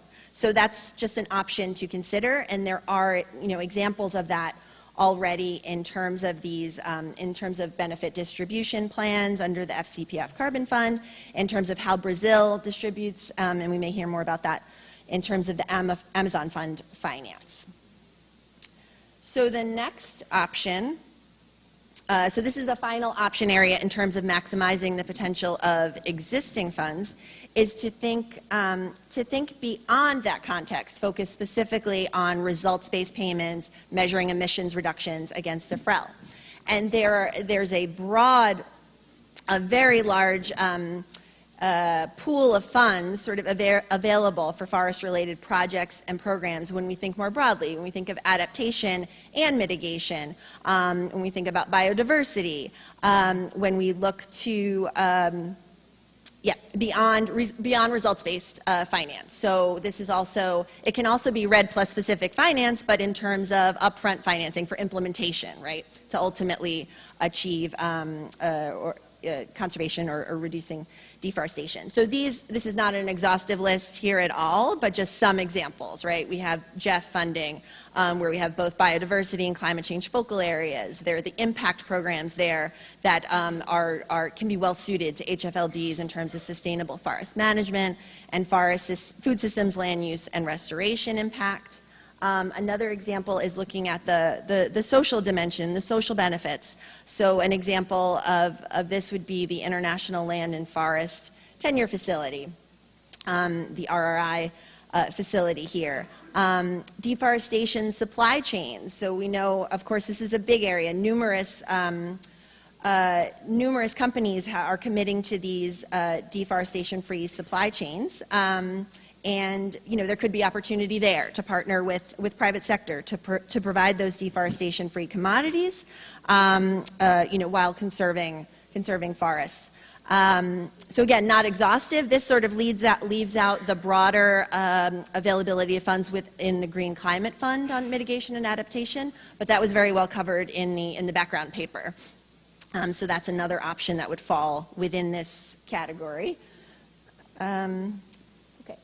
Option 4. So now moving on, thinking ahead, maybe thinking a little outside of the box here in our discussions. Are there ways to adjust existing climate finance mechanisms? So potential for existing mechanisms to be adjusted, to the incentives to be adjusted perhaps moving forward to allow greater incentive for HFLD countries or areas, jurisdictions.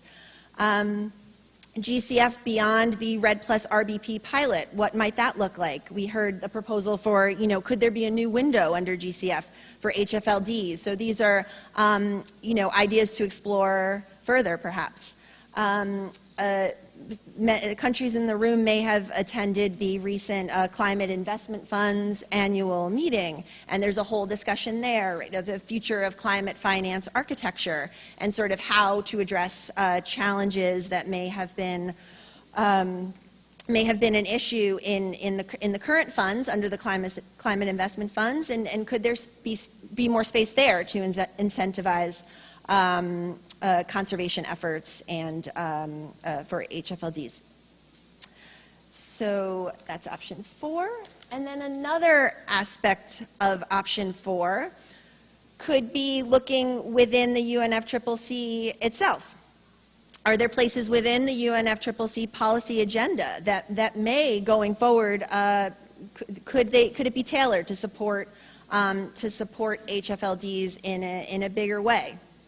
Maybe that's something we can discuss more here. In the NDC context, in terms of ensuring that forests are well integrated into NDC implementation, into the accounting, into the long-term climate strategies, another new area that's sort of emerging and offers potential. And then finally, additional incentive structures for the plus activities. Is that an option as well? So these are all questions, of course, because this is looking forward and we're considering what might be opportunities in the future. And let's see, option 5, looking at new funding approaches. So on the one hand, is market-based finance an option for HFLD areas? It could be. That's the Article 6 cooperative approaches are an area still under negotiation, but there's a lot of interest already in piloting these approaches.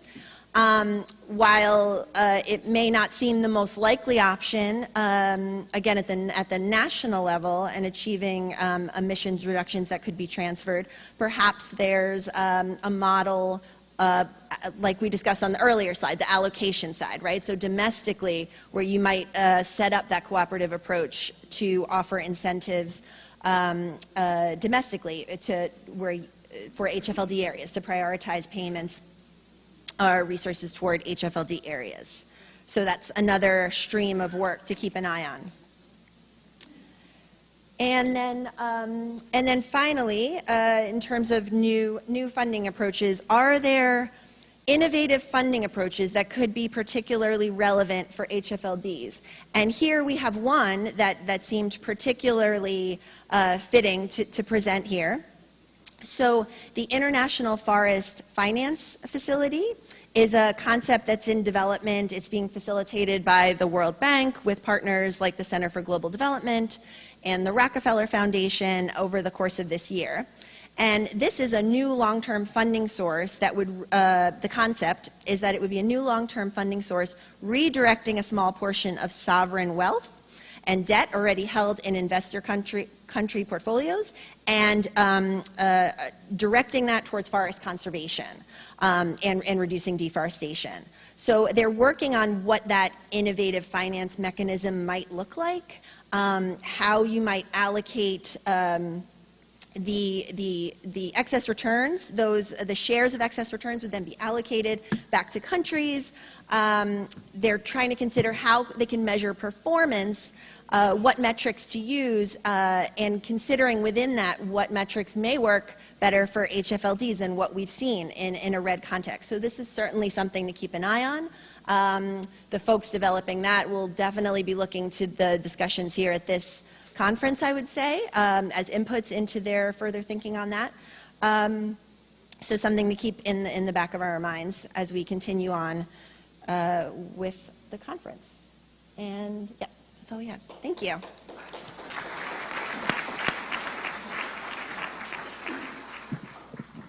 Thank you very much, Danae and Kimberly, for that presentation. Not only identifying the gaps and obstacles that HFLD country face in the current mechanisms that we have, but also giving 5 options that can help with climate finance.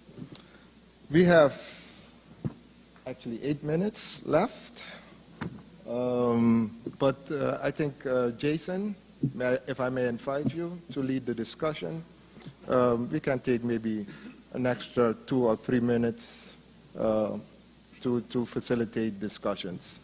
I've been told that not only from the audience we'll take some questions, but questions have been submitted also online. So the online questions will also be part of this discussion. Jason, you have the floor. Thank you.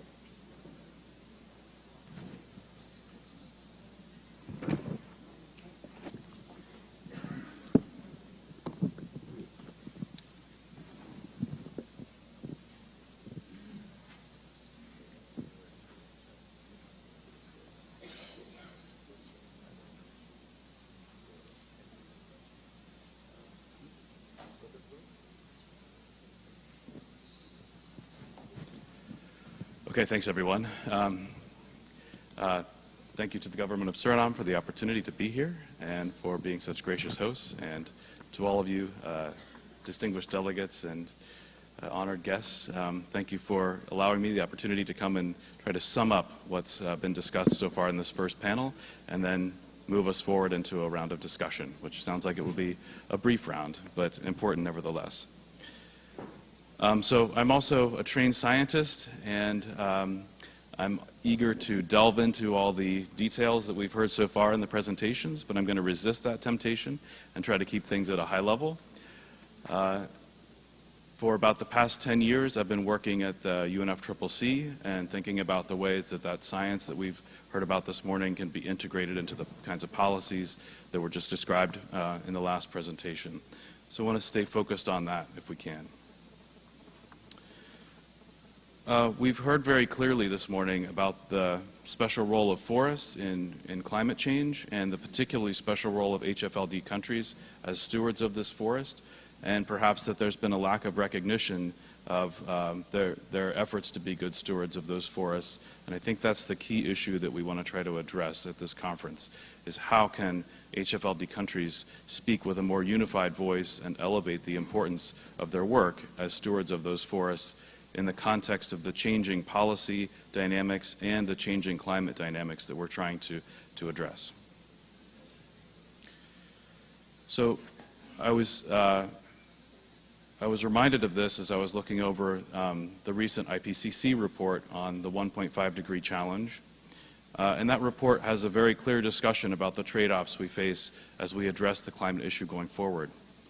If we take aggressive action today, if we protect the resources we have now, especially forests, those forests are going to put us in the best position by mid-century to have all the options open, and we will also benefit from the tremendous biodiversity and other services that those forests provide to us. If we fail to take sufficient ambition in the near term, however, then the options available are going to look more severe. One of those particular options involves clearing large areas of land and replacing forests with bioenergy crops in order to draw down carbon dioxide out of the atmosphere. That would be a huge loss to humanity, I feel, and I feel that we should try to avoid putting ourselves in that situation. So that means we need to take appropriate and aggressive action now so that we can avoid that possibility. And it's critically important, therefore, that we protect the forests that are in HFLD countries today. That's what we're all here talking about. So how do we get there? As a first recommendation, I think the purpose that we've all come together here to begin to put together a common platform to speak with one voice as HFLD countries about the importance of this is going to help achieve that recognition and draw the support that's necessary in order to play that crucial role and meet that level of ambition that's necessary.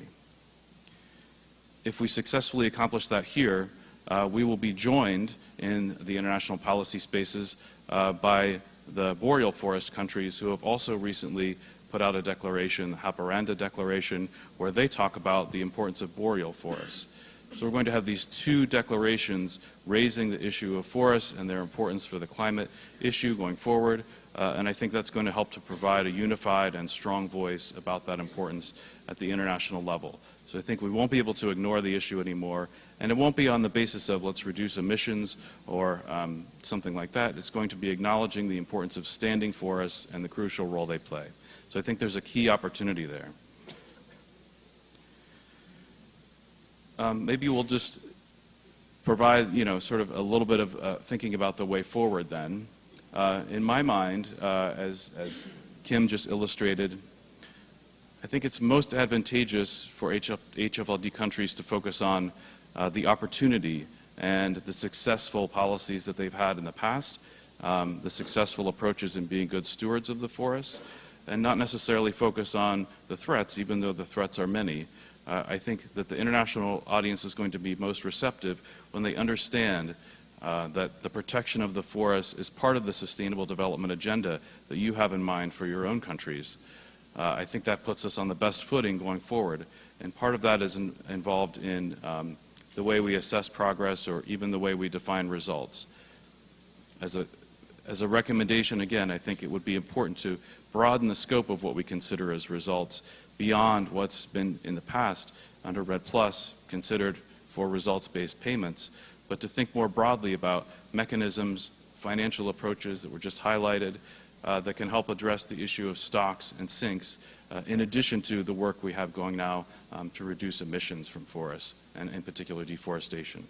So I think that's the key challenge that this group faces over the next few days, is to how to articulate and define what that would look like as a policy approach, to think about what is necessary, what's the proper mechanism that's fit for the purpose of protecting stocks and sinks, and that can stand alongside our current efforts to reduce emissions from deforestation. So with that, I think I'll pause, and we can turn it into a discussion of questions from the floor addressed to members of the panel, and also coming from the web.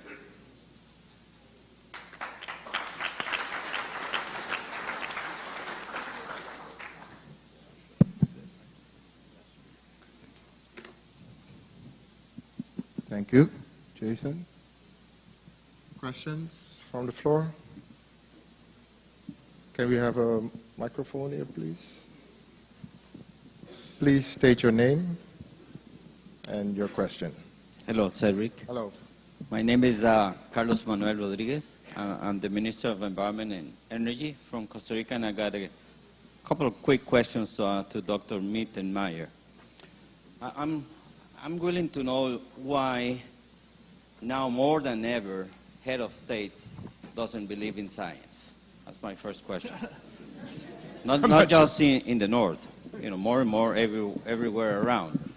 And my second question, Ross, is more and more as you show us today, science is telling us that it doesn't make any sense to log primary forests, not just on the tropics, but as well in temperate and boreal areas. Why do we have the UN Forest Agency, which is called FAO, keep on hammering that we need to keep on logging primary forests, something that we've been trying for 50 years and we haven't been successful at all? What is your impression about FAO, and what is your beliefs on what should be the role of FAO? Thank you, Minister. Two very heavy questions. I'll start with the second one. I think that there are, I mentioned in the end of my presentation, that there are old entrenched behaviors. When we look at forests, as we did in the 19th century, we see them as being valuable only if we can log them and then convert them to some sort of agricultural commodity. And there's just an enormously increasing body of information that shows that primary forests in particular, forests in general, have so many more values, from biodiversity to their value for indigenous people to the carbon sinks, et cetera, but somehow we manage to ignore the science. And coming to your first question, I wish I could answer why so many heads of state now, or at least certain heads of state, right? Our dear President Trump, Bolsonaro in Brazil, why they are choosing to ignore all of this information and follow this really very negative path. On the other hand, you do have enlightened governments, and there are governments that are turning around. There was just an election in Madagascar where the guy who staged the coup in 2009 has come into power, and I think he has learned over the past 10 years, and I think he's going to be a more positive force for conservation. So it's a constant ebb and flow. You get governments that go down the tubes, and you get others that show greater levels of enlightenment. I mean, the government of Gabon, for example, which is represented here by Lee White, I think they're really an enlightened government in terms of conservation policy. So I think we should really try to highlight the importance and give a lot of credit to those governments that are doing good things, and maybe set them up as models for the countries that are not following the kind of behaviors that we think they should be following. So that's the best I can do in terms of that answer. But my God, I mean, I just don't understand why the public in my country has chosen a path, or at least a certain portion of the public in the United States has chosen a path of ignorance and calling scientific information fake news. I mean, it's just absurd. Thank you for the answer. Can we go to a question online before we go to the next question? Below are for the details of the challenges, I have experience with getting funding in my country as follows. The afforestation industry is not given much emphasis in funding the projects. Banks are not providing much loans for the projects associated with afforestation.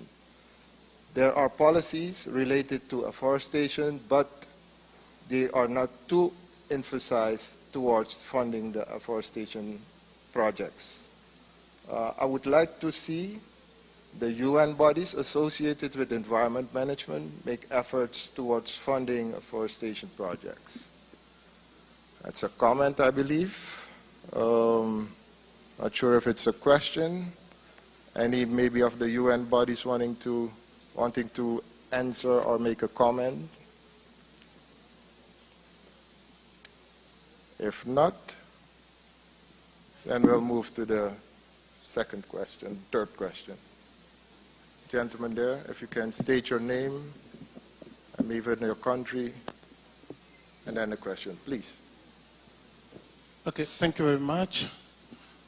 I don't know, I'm sure if I can speak in French because there are some colleagues. Okay, thank you. I'm Gervais. I'm from Central Africa Forest Commission. It's a pleasure for us to cross the Atlantic and to come here to share some experience in this issue of high forest cover and low deforestation. Ok, ma question est relative à cette question soulevée par nos deux collègues du PNUD. Ils ont abordé l'aspect lié à un nouveau mécanisme qui est en pipeline avec la Banque mondiale et la Fondation Rockefeller, si j'ai bien retenu. Ma préoccupation est la suivante. Nous avons fait RED+, dans nos pays. Il y a des mécanismes qui sont aujourd'hui mis en place. On a vu le fonds carbone avec le FCPF. Il est clair que tout est associé au carbone. Tout est associé au carbone et le taux, naturellement, du prix à la tonne associé à tous ces efforts ne reflète pas justement les efforts qui sont consentis dans les pays en matière de conservation et de gestion durable. J'espère que les amis de la Banque mondiale et de la Fondation Rockefeller sont là parce qu'il faut explorer de nouvelles opportunités pour pouvoir répondre à cette préoccupation que nous avons au niveau de nos pays. Merci. Thank you for the question. Danny, I know you speak French, so if you can explain maybe to the audience the question that was posed.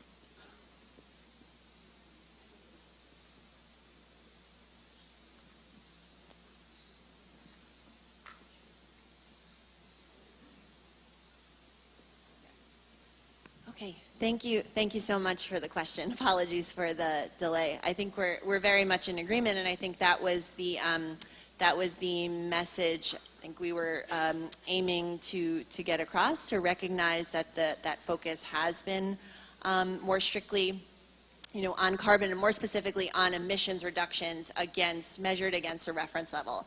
And so looking at the importance of the stocks, that the stocks are increasing, the broader suite of benefits, there's more and more interest and acknowledgement of this. I would say if you saw in the new funding facility, for example, in development is very much, that we mentioned on the last slide, that the bank is leading efforts on, is very much recognizing that broader suite and going beyond those metrics within RED and what we've seen in the current financing facilities. So I think the potential is there, the recognition is there. I think events like this can build that momentum to start thinking about those alternative or complementary means of finance.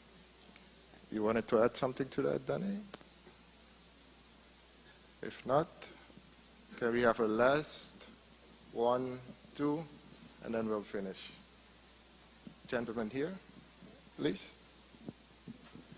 Thank you very much. Cyril Kormos, Executive Director of Wild Heritage based in California. Just a comment. We heard a lot about the very large areas of primary forest. And those are important because primary forests have both the largest carbon stock and the safest carbon stock, so the most stable. An undisturbed primary forest does not burn. So it is both the largest carbon stock investment, the safest, and the lowest risk. So it's a very, very important point. But the other point that I didn't hear so much discussed is the importance of the smaller areas of primary forest, because those are the areas that provide the basis for natural regeneration of primary forest and of natural forest around them. So most natural regeneration happens within a few hundred meters of a primary forest and on area that used to be primary forest. So even these small areas are critically important for conservation and for carbon stocks and for rebuilding the forest. So just an invitation to think about both levels, both scales, both the large areas that are the safe, big investments and the smaller areas that are critical for biodiversity and critical for restoration, and an invitation to the panel to comment. Thank you. Thank you. Any of the panelists wanted to comment on that? Ross? Yeah, Cyril, as you know, I've been long an advocate for the importance of the biodiversity hotspots in spite of the fact that areas like Madagascar have lost 90% plus of their natural vegetation. If we're really looking long-term at restoration efforts, and if we really want to restore these forests to their full glory in terms of fauna and flora, we have to have those core areas, however small they may be, available to ensure that we can have restoration, real restoration, not just tree plantations growing out from those core areas. And another point I want to make is that, you know, we talk about the HFLD countries and the risks being longer term. They're not really longer term. They're immediate. I mean, I was in Sumatra and Borneo and the southern part of the Brazilian Amazon 30, 40 years ago, and they were still largely intact. Now look at them. They're not intact anymore, that's for sure. And the pressures that impacted those regions that have become hotspots are now hitting these countries, Suriname, Guyana, wherever you want to look. And so I think that the threats are not long-term to HFLD countries. They are immediate, and those countries could be turned into disaster areas very quickly if current trends continue. So, and it's not 30 or 40-year timelines anymore. It's just 5 or 10 years in many cases. So we have to get beyond this thinking that, oh, the threats are longer term, so we don't have to worry about the HFLD countries. Any additional comments? Nobody? All right, then we'll move to the last. Thank you for the opportunity. Joy Ingrid dos Santos Teyman. I'm a Surinamer. Firstly, congratulations to my government and actually all the partners that made this possible. I'm humbled by your presentations, your participation on this important conference in Suriname. What I'd like to bounce to you in the group, especially because we have you all here present, people with a huge amount of experience in different HFLDs across the globe, on all the continents. Your wealth of experience, your knowledge is very important for us, considering that, yes, we are very proud of our environment. We would like to keep it that way, but we also believe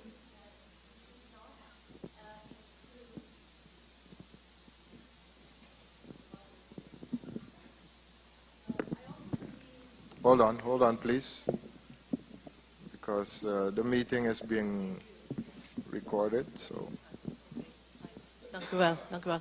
I also believe that we should not exclude, not ignore the fact that we are living in a dynamic, changing world, and we are a country that is still looking to improve, to continue its socio-economic development.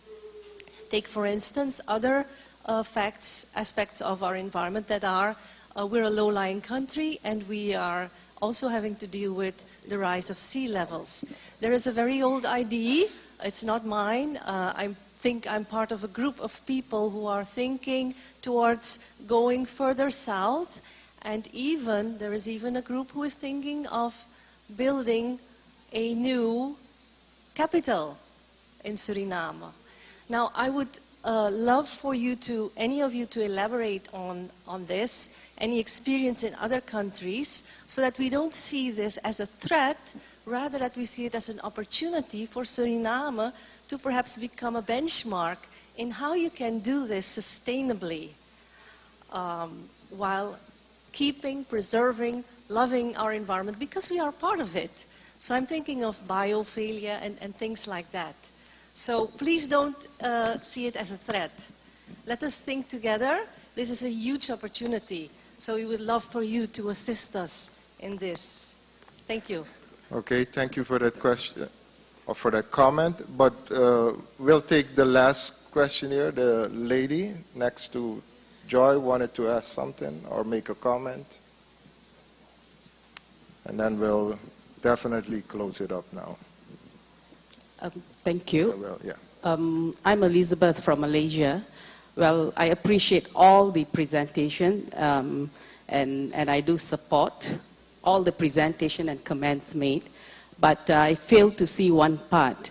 Besides human intervention, the current threat that's also threatening the intactness of primary forests, I would like to call it natural forests, is basically climate change.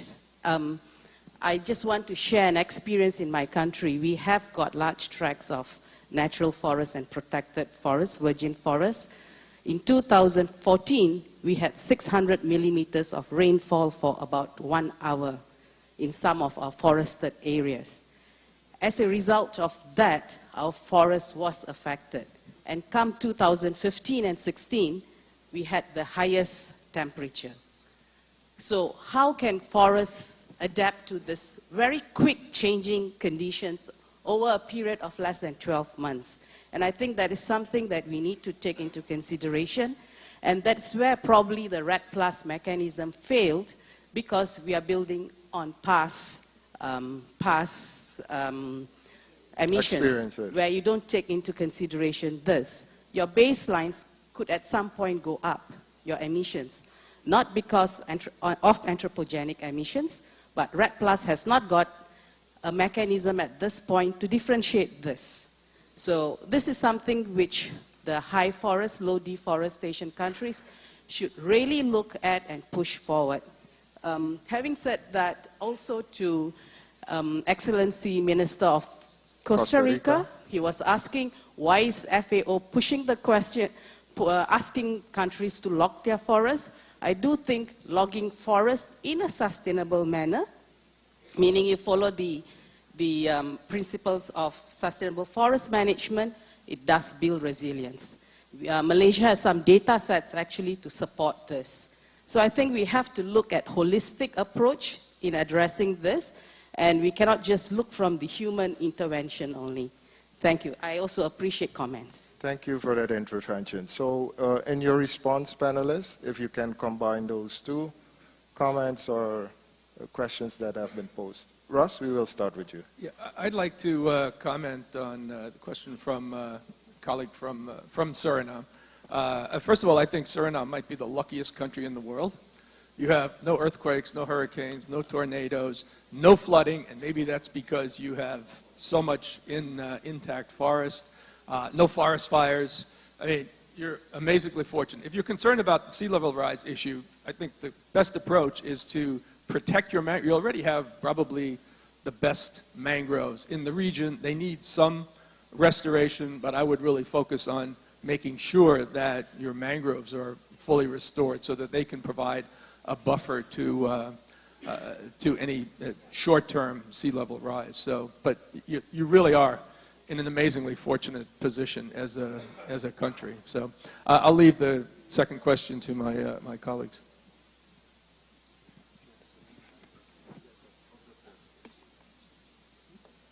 Hello.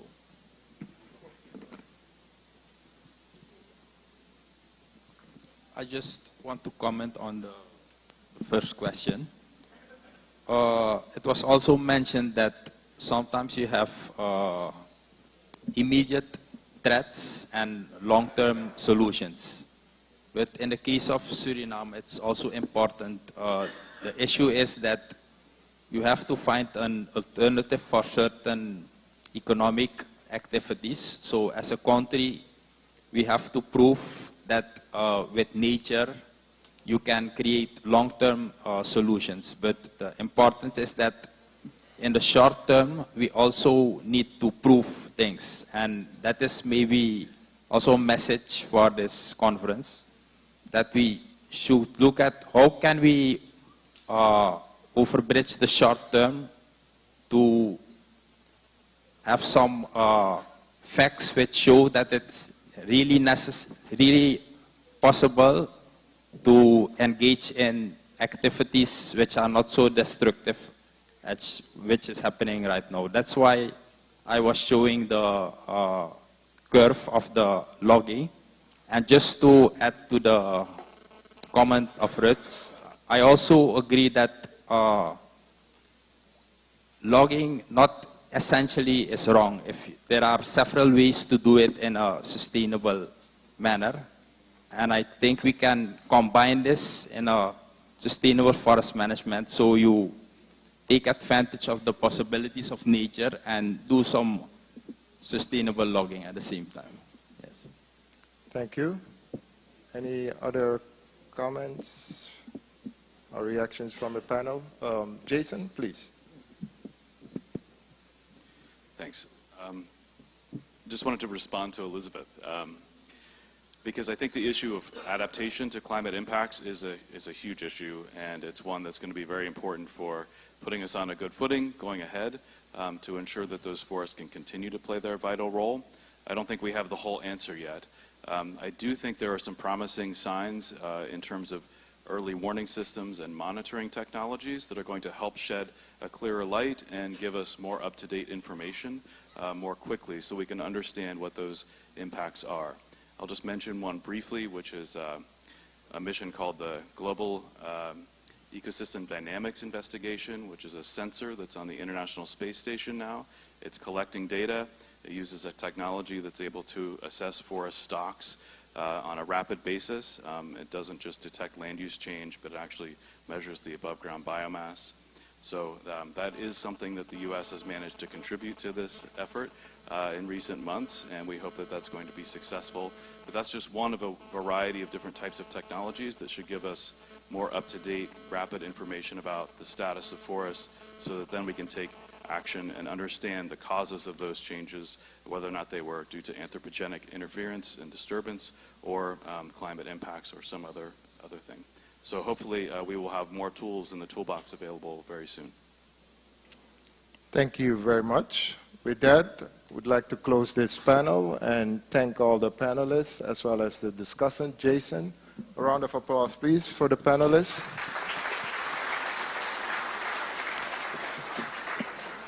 Since we have taken a lot of time out of the coffee break, I would like to give the floor now to the MC.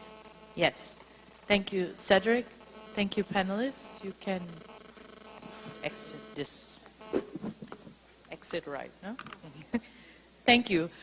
Before I close this session for the coffee break, there are some small announcements I'd like to make really quickly. First of all, due to my enthusiasm, I neglected to introduce myself. So I will be doing that now. My name is Gina Griffith, and I will be your Master of Ceremony for these coming 3 days for this conference. So now that we have that out of the way, I would also like to rectify an error that I made this morning in our welcoming of our distinguished guest, and I would like to welcome the distinguished Minister, His Excellency Paul Aucust of Nicaragua. I would also like to mention that we do have a dedicated Wi-Fi for the conference, and the name is HFLD, and the Wi-Fi code, the password is HFLD in caps at the @ 2019. So that's it. So for anybody who wanted the Wi-Fi. Also, I would like to make a small reminder for our international guests. We have forms for the field trips that you can pick up at the registration to please give us an idea of where you would like to go. There are 3 field trips but you cannot go out to all of them because they're all a whole day, so you have to choose. I know that choosing is very difficult, but I think you will be able to do that. So with that, I would like to close this first session. Please ask you all to join us for the coffee break in the foyer, and also, I believe, outside for anybody who wants to smell some fresh air. Thank you very much, and we will reconvene in 15 minutes. Thank you.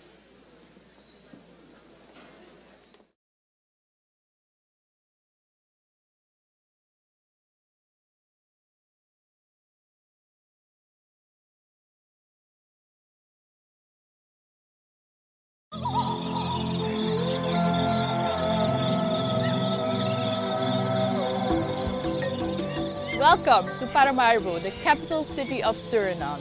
You are here to join us in the HFLD Climate Finance Conference that we will be hosting these coming days. You may know us as a country that is very rich in biological diversity. We have 93% forest cover. But did you know that beside our biological diversity, we're also culturally diverse? We have people here, descendants here from different nations in the world. We have people from Indonesia, from India, from China. In the interior, we have the indigenous and the Maroon communities who have always lived in nature and one with nature. They have preserved nature for us in a way that now we can enjoy it as a people. This is the example that we want to follow. So please, come and join us over the next few days to have meaningful discussions on how we can preserve the environment for us and future generations. I hope you feel welcome, and I would say, tangbu.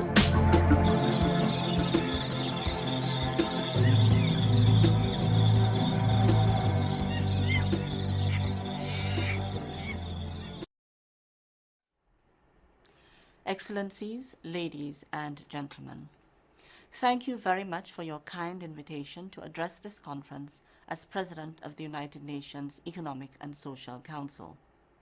I deeply regret that I'm not able to be with you in person. With over 2/3, 69.2% of its land covered in forests and a 0% deforestation rate, my own country, St. Vincent and the Grenadines, is considered a high forest cover, low deforestation country, along with other Caribbean SIDS such as the Bahamas, Guyana, and Suriname. Your focus on the gap that high forest cover, low deforestation countries constitute and their specific needs in terms of climate finance is very timely as we gear up for the High-Level Political Forum Summit in September this year. Excellencies, despite having successfully protected their forests from destruction for centuries, these countries have, by and large, lost out on climate finance.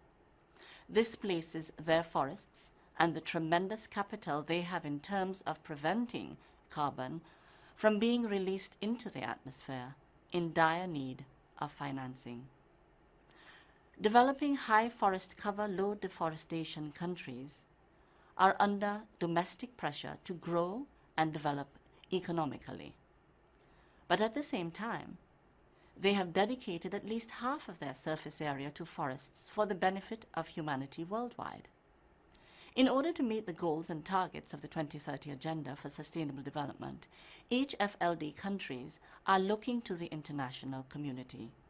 They need support to continue contributing consistently and significantly to storing carbon and mitigating the global effects of climate change for current and future generations. Excellencies, I encourage you to be bold in your deliberations and reach consensus to give a strong voice to high forest cover, low deforestation countries, as this year is critical for the 2030 Agenda for Sustainable Development. This is your opportunity to mobilize action toward creating a momentum for the SDGs. We will have 2 high-level political forums on sustainable development, one in July under the auspices of ECOSOC, and one in September at summit level under the auspices of the General Assembly, which will look at ways to accelerate progress towards all the SDGs. Other high-level meetings of key relevance to high forest cover, low deforestation countries will also be taking place in September this year. The Secretary General's Climate Summit, the high-level dialogue on financing for development, and the high-level midterm review of Samoa Pathway. Your discussions will also be pertinent to the work of the Council and the ECOSOC system, including the upcoming ECOSOC Financing for Development Forum in April and the 14th session of the UN Forum on Forests, a subsidiary body of ECOSOC, in May. Excellencies, I count on your continued engagement with the work of ECOSOC and the HLPF to mobilize action toward creating momentum for the SDGs in high forest cover, low deforestation countries. I wish you a successful meeting. I thank you. Welcome to my country of Suriname.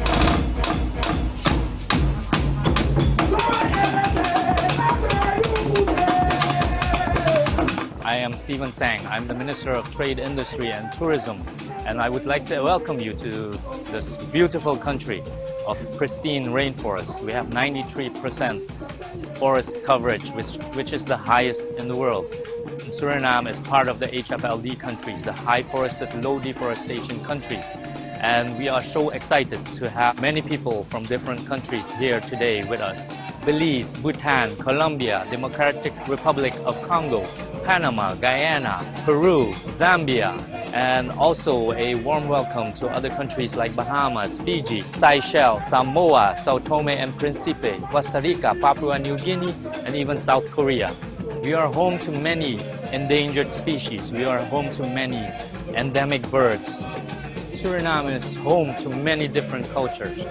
So much depends on the collective efforts of countries of high forested and low deforestation countries to work together to preserve what we have. Once again, welcome to Suriname, host of the HFLD Climate Conference 2019. And we hope you enjoy the beautiful country. We hope you enjoy the people, the cuisine, and please follow us on Instagram and Facebook.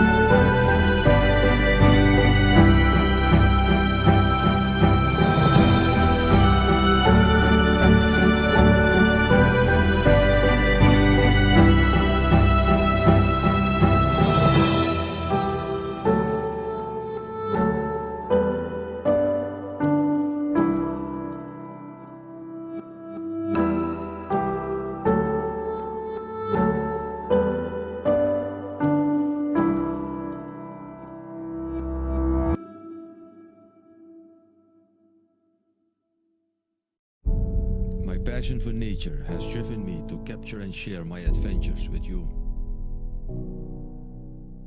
The unimaginable beauty of my country, Suriname, is largely unknown and untouched. I've made it my life's mission to share my experiences. I believe nature is the source of our existence. Without it, we cannot exist.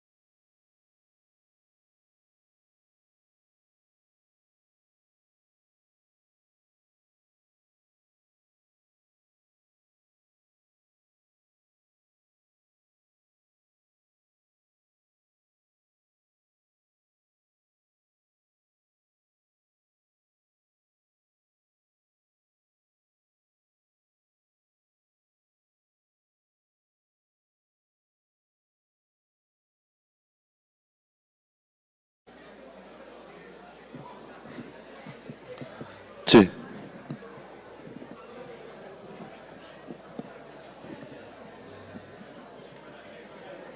Check.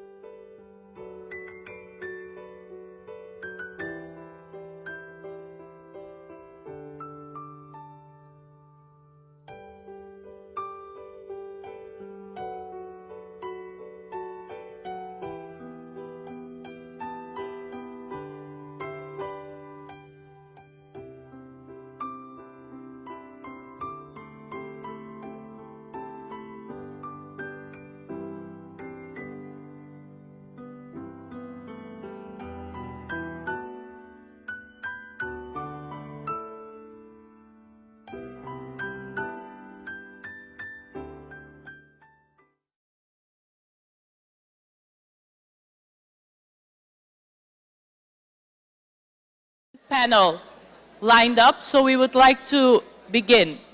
Thank you.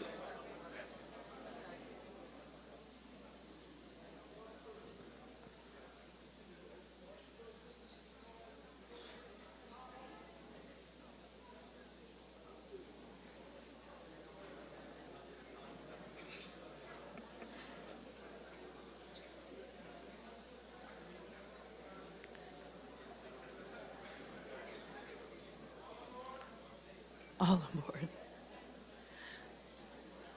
All right. Thank you. There will be more time to socialize amongst each other during lunch, which we will have after this last panel for the morning session. So, if everybody is seated, we have the second panel. The topic of the second panel is climate finance, lessons learned and perspectives for the case of Suriname. We have as a moderator Mr. Raymond Lanveld. Mr. Raymond Lanveld is Surinamese himself, was posted by the Ministry of Foreign Affairs of Suriname at the mission of Suriname to the UN in New York.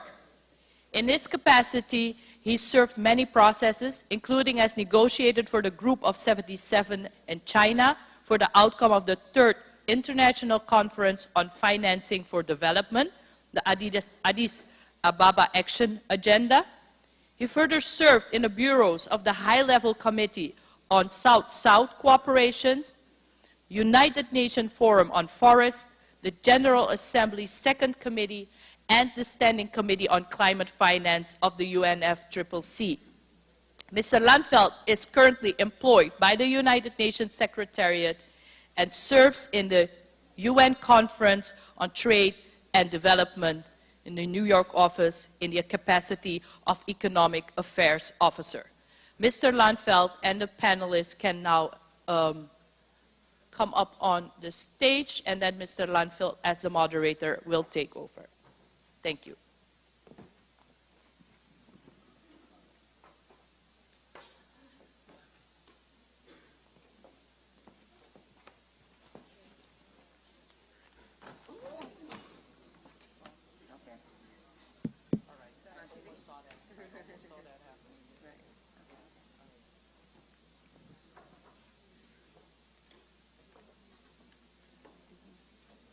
Thank you, Gina, for that introduction. And let me use this opportunity also to welcome all in this panel that will talk about climate finance, the lessons learned, and perspectives for the case of Suriname. So that means there will be a presentation from the viewpoint of Suriname, but also learning from other experiences, the lessons that Suriname can take. Let me move on, since we have a challenge in terms of timing, and I really intend to stick to not become between you and your lunch, which might be the most important program item of the agenda today for some of us. So we have, as a discussant, after the presentation, to comment and maybe also make some recommendations based also on the presentations that you will hear today. And the discussant for this panel is Sharon Spiegel, but she's more known as Sherry. And Sherry is currently the Chief of the Policy Analysis and Development Branch in the Financing for Sustainable Development Office of the Department of Economic Affairs and Social Affairs of the UN. She currently leads the work on the 60 agency interagency task force on financing for development, which produces also the task force report on financing for development. Sherry has also worked as a foreign advisor to the Hungarian Central Bank and as a consultant to the World Bank and the IFC. She is author and co-author of several books and articles, and has an MA in economics from Princeton University and a BA in economics and applied mathematics from Northwestern. Sherry Spiegel. Then we have, if I follow the same line, Joy Temberger, who is representing His Excellency Gilmore Hoefdraad, Minister of Finance of Suriname. Joy is Chief Economist in the Ministry of Finance, and she studied development economics and has experience working in the IMF and the Central Bank of Suriname before she joined the Ministry of Foreign Affairs. Continuing, we have Mr. Brian Renton. Mr. Renton is director at the Fernandez Bottling Company and the chairman of the Suriname Trade and Industry Association. which is cooperating with other private sector organizations in the private sector platform. He holds an engineering degree from the Hague University of Applied Sciences.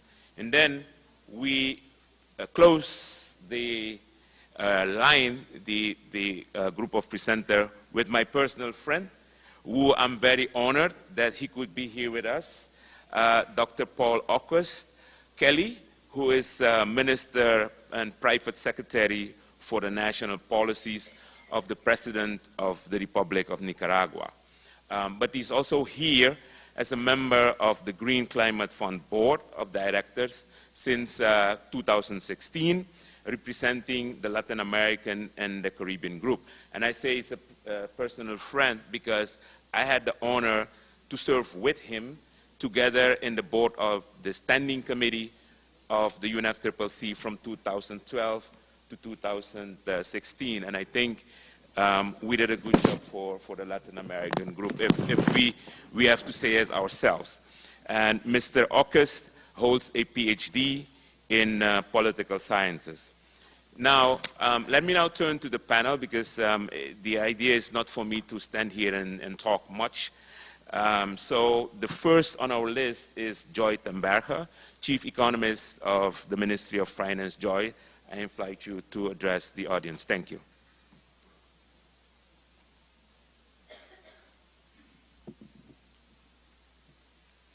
Thank you very much, Mr. Landveld. I have to start off by excusing the minister for his absence. He was due to speaking to you today here, but urgent work assignments kept him from coming. So I hope I can do a little bit of justice by addressing his statement to you. Unfortunately, I will not be able to answer his questions, which would have been of very much relevance. I am not in his position. I'm just here to deliver the speech, but so you know that he is following the proceedings of this high-level seminar and very important event for Suriname. And he is a stern champion of the cause of preservation of our nature and really sustaining all the richness that comes from it, not only for Suriname, but also for the world, as we hope. Indeed. So on behalf of the Minister of Finance, of course, pleased to be speaking here in front of the Honorable Ambassador for the Environment of the Republic of Suriname, Mr. Winston Lakin, Honorable Speaker of the National Assembly of Suriname, Mrs. Jennifer Geerling-Simons, esteemed members of the Cabinet of Ministers, esteemed representative of the United Nations Department of Economic and Social Affairs, the esteemed officer of the Global Wildlife Conservation, Mr. Wittemeyer, and Mrs. Spiegel as well, chairman of the Platform for the Private Sector, Mr. Brian Renton, member of the Green Climate Fund, Honorable Paul August, and distinguished speakers to the conference, other speakers, distinguished stakeholders, and guests. So let me begin, and that's really, let the minister begin by quoting the harvest biologist E.O. Wilson. He said, "Destroying a rainforest for economic gain is like burning a Renaissance painting to cook a meal." You know, you light up the fire too high. Not that we have many Renaissance paintings to burn in Suriname, but we live in the most forested country in the world, and we respect and cherish our rainforest. Respect and wholehearted support are necessary and welcome. But the minister, he's an economist, and economists look for incentives structures, and as a policymaker, we look to promulgate positive incentives. In other words, let us find ways in which we can strengthen the economic incentives to finance the conservation of our rainforest. The opposite of conservation has been a sad truth around the world in the past decades. The destructive exploitation of the forests for short-term profit considerations has been a mainstay for most countries that still have or once had a dense forest cover. The rainforest and nature in general are not considered the beneficial ally, but as the threat that needed to be rooted out in the name of progress. Some countries might have been highly forested, but forcefully and irreversibly have also lived through high deforestation. Thankfully, Suriname has a history of being a nation with a high forest cover and a low incentive for deforestation. Suriname has even a unique history advancing the cause of biodiversity and science. It was in 1799 when Maria Sibylla Merian came to Suriname to study and illustrate insects. She started the science of entomology as she learned the intricacies of the symbiotic life of plants and insects and their life cycles in our rainforest.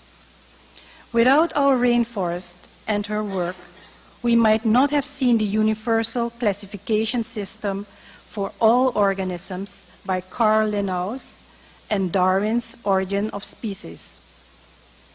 Now looking ahead, and we need more than our respect for our rainforest and our history of conservation to maintain the momentum. We need incentives that motivate the participants in our global economy to support the long-term conservation of our unequaled forest cover. There are examples in other countries of how we can proceed to create such incentives and attract foreign conservation investment. In any case, the government and the domestic or foreign financing entities or intermediaries need to agree on a long-term agreement that specifies the financing and the conservation efforts. Possible vehicles that have been successful in other countries include debt for nature swaps, in which investors buy and extinguish government debt in exchange for the government investing the savings for conservation purposes. In the case of Suriname, investors could buy the Surinamese sovereign bond or domestic treasury bills and exchange them for the government's commitment to allocate a part of the foregone debt service to protect the rainforest. Another vehicle that has been used successfully in other countries, like Patagonia in Chile, is the outright purchase of vast tracts of untouched nature, that is, rainforest in our case, with a specific commitment to leave them untouched. In the area of fast and transparent electronic stock-listed finance, we can come up with yet an example of tradable nature bonds based on the intrinsic value of nature conservations. A final example of conservation beneficial investment is for investors to finance and operate commercial tourism or production entities that create jobs for the local population and attract visitors and conservation efforts. This creates additional incentives for Suriname to conserve our cherished forest. Examples could be jungle tourism or exports of renewable resources like water. The Minister is sure that other speakers and participants will be able to identify and hopefully initiate specific efforts to help preserve our forest and our outsized contribution to combating climate change. As Finance Minister, he is looking forward to being an active stakeholder in the nature preservation programs and acting as the guardian of sound and healthy financial incentives towards these efforts. On behalf of the Minister, I thank you for all your presence and efforts and would be looking forward to your deliberations. Thank you.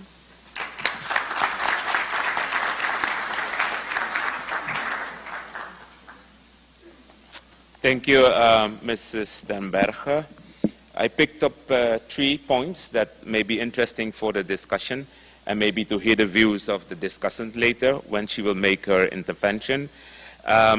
The first point is about economic incentives for sustainable forest management.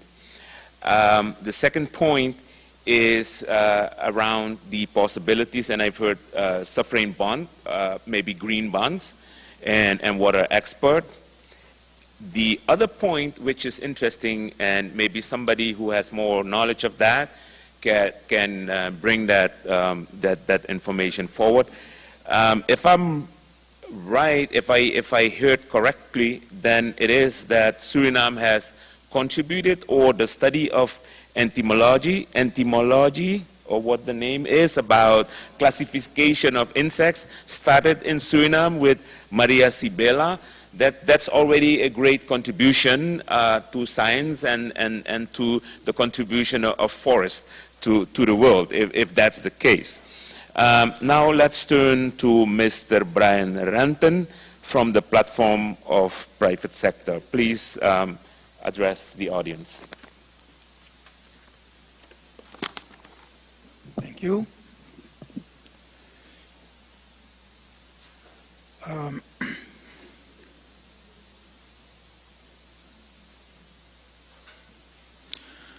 Okay, good morning, distinguished guests.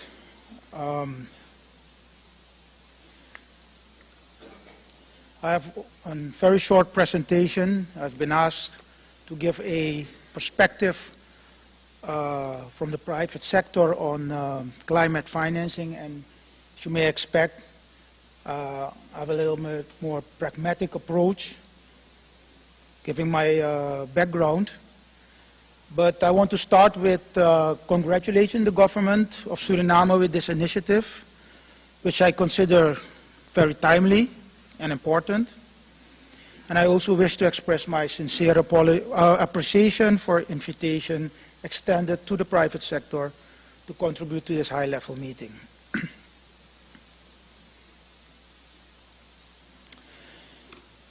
It's said before, Suriname belongs to an exclusive group of HFLD countries, which provides us with maybe the unique opportunity to access and mobilize international funds to maintain our forests, but also to support sustainable development in our country.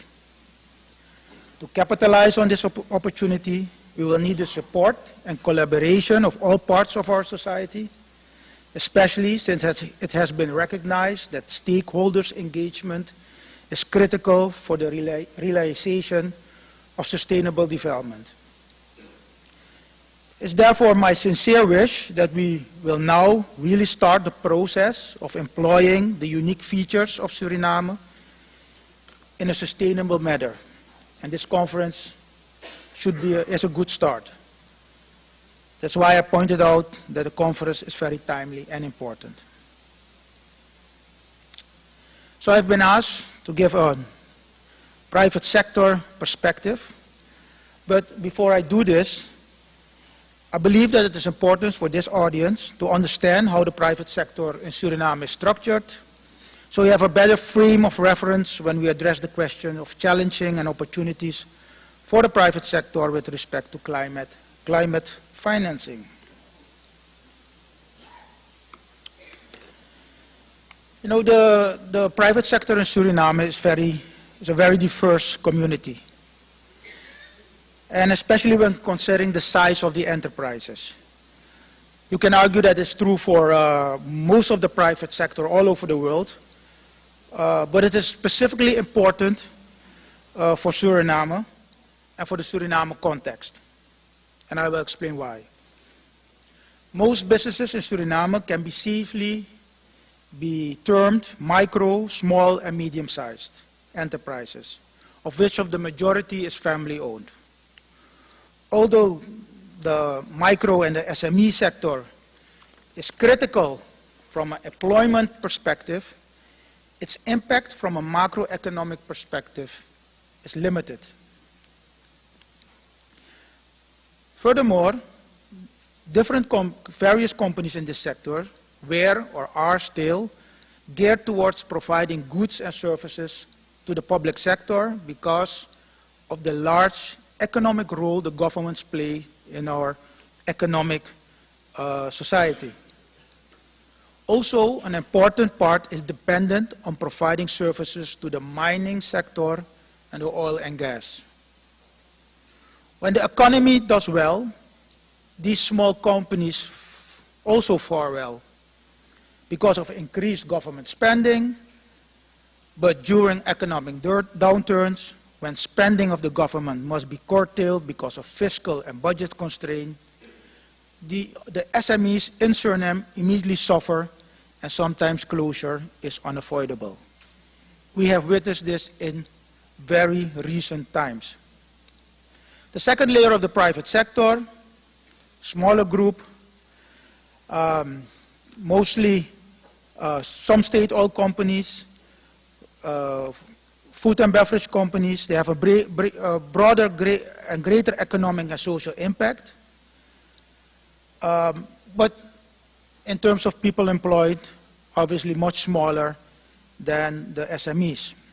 And then we have the third and final layer. It consists of the large multinationals and our state-owned company. And they have a bigger, actually a very huge economic and social impact. And their contribution to the GDP is very much the driver of our economy.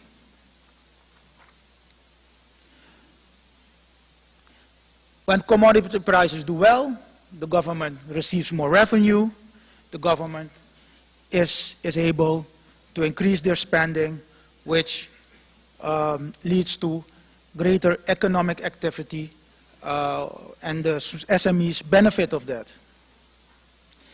What we've been seeing for the last 3 to 5 years, commodity prices went down sharply.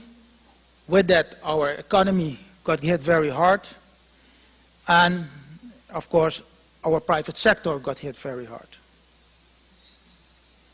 And at this time, major part of the private sector is still battling for survival. So why is this important?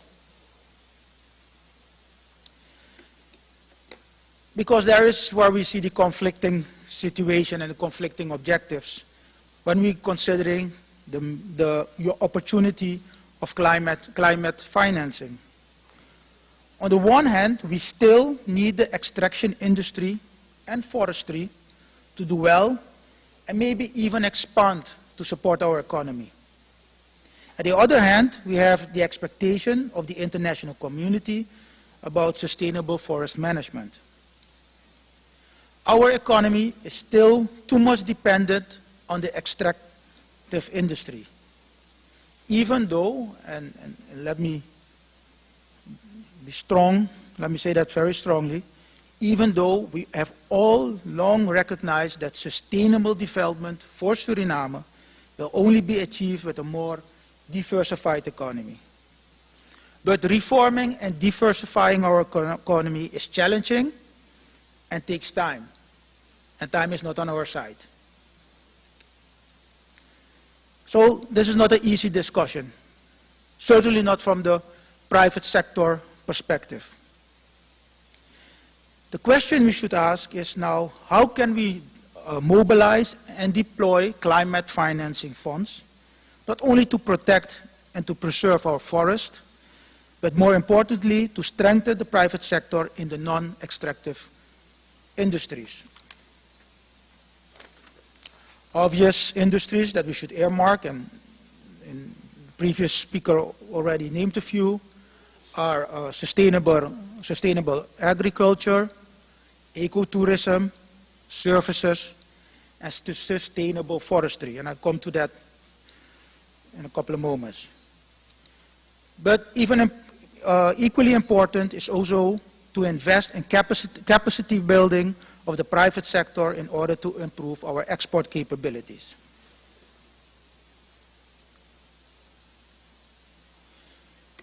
So this topic has been touched in the previous panel, and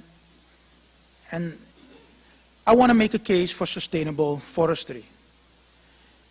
And it's already said is that we have a system in place in Suriname called the Salos Management System, which was created for the harvesting of tree in such a manner to ensure minimal impact. And again, I made the point that up till now, forestry is an important contributor to our economy. It's our belief that the relevant authorities in Suriname should be strengthened to ensure that the Salos management system is adherent to by everybody. Furthermore, the government must refrain from granting licenses to companies who only want to export logs and have no interest in adding any value in Suriname, since experience has taught us that these companies have no interest in sustainable development. And I think this can be done sooner than later.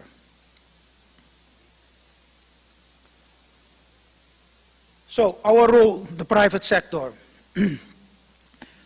specifically the private sector in Suriname. The private sector has a role to play in protecting and preserving the environment. But given the size of our country and the size of the private sector and the size of our economy, it's obvious that any effort from the private sector to reduce carbon emission won't move the needle from a global perspective. Nevertheless, it is important that Suriname undertakes effort to mitigate the effects of global warming, and equally important, to start protecting the environment of Suriname. We have many challenges, I would call them threats. In particular, the continuing and expanding use of mercury in the illegal, informal, small and medium-sized gold mining, the dumping of untreated industrial waste in the environment, and the time bomb of our unsanitary municipal waste dump, to name just a few. Our freshwater sources are getting contaminated, heavy metals find their way into our environment, fish is being affected, resulting in a significant threat to humans, especially our indigenous and tribal people who depend on nature to provide them with their basic necessities such as water and food. The private sector should play an active role in tackling all these challenges and in some instances take the lead. However, going back to the structure of our private sector, the pyramid structure, only a few companies have the necessary resources to independently from the government implement corporate social responsibility policies. The majority of our private sector lack the resources, lack the skills, and do not have access to financing to implement a robust CSR policy. Therefore, the government needs to support and facilitate the implementation of laws, capacity building for small and medium-sized enterprises, as well as introduce and enforce environmental legislation. In our opinion, climate financing could be a source to support the necessary steps that need to be taken, which I mentioned before. So in closing,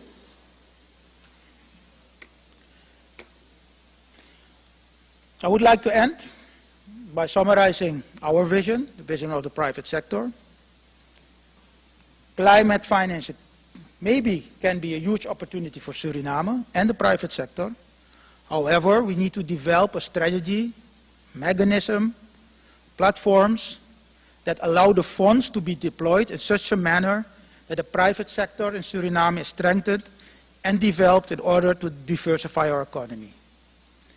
The private sector stands ready to work closely with the government of Suriname and other stakeholders to develop these strategies and policies in the interest of our beloved and wonderful nation. I thank you.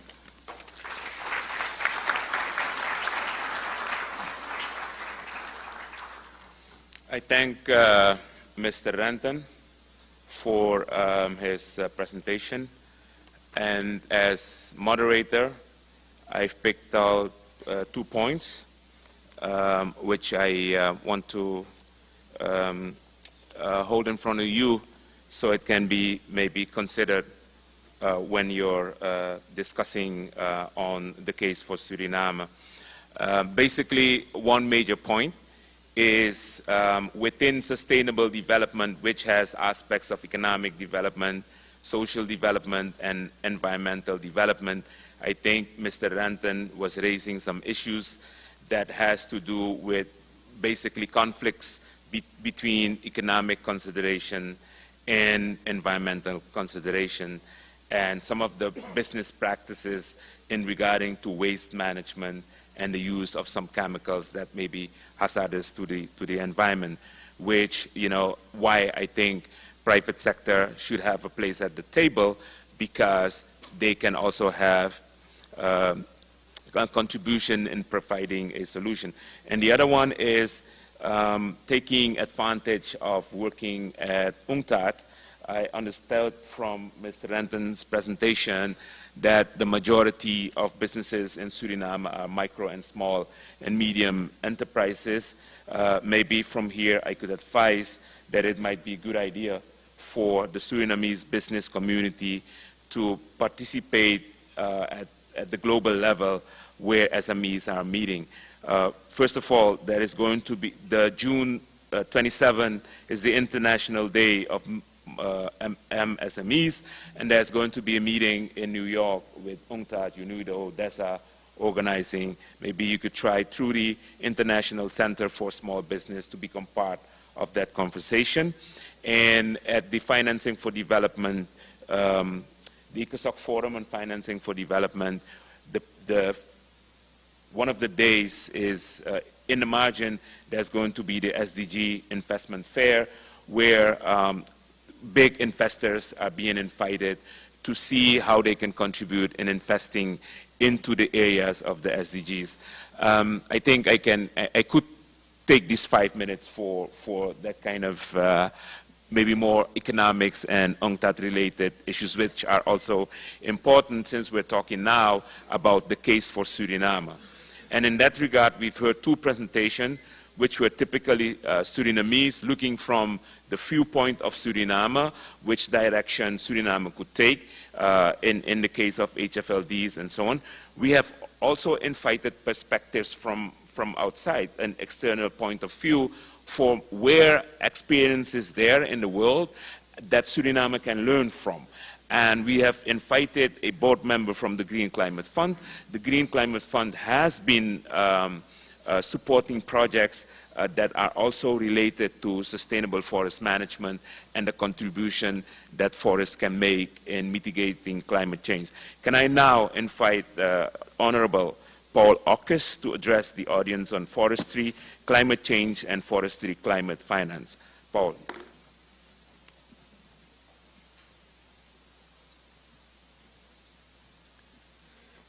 Thank you very much, Raymond, for the kind introduction. Good morning, ladies and gentlemen. When we look at climate finance, it's very important, I think, not to get into a box.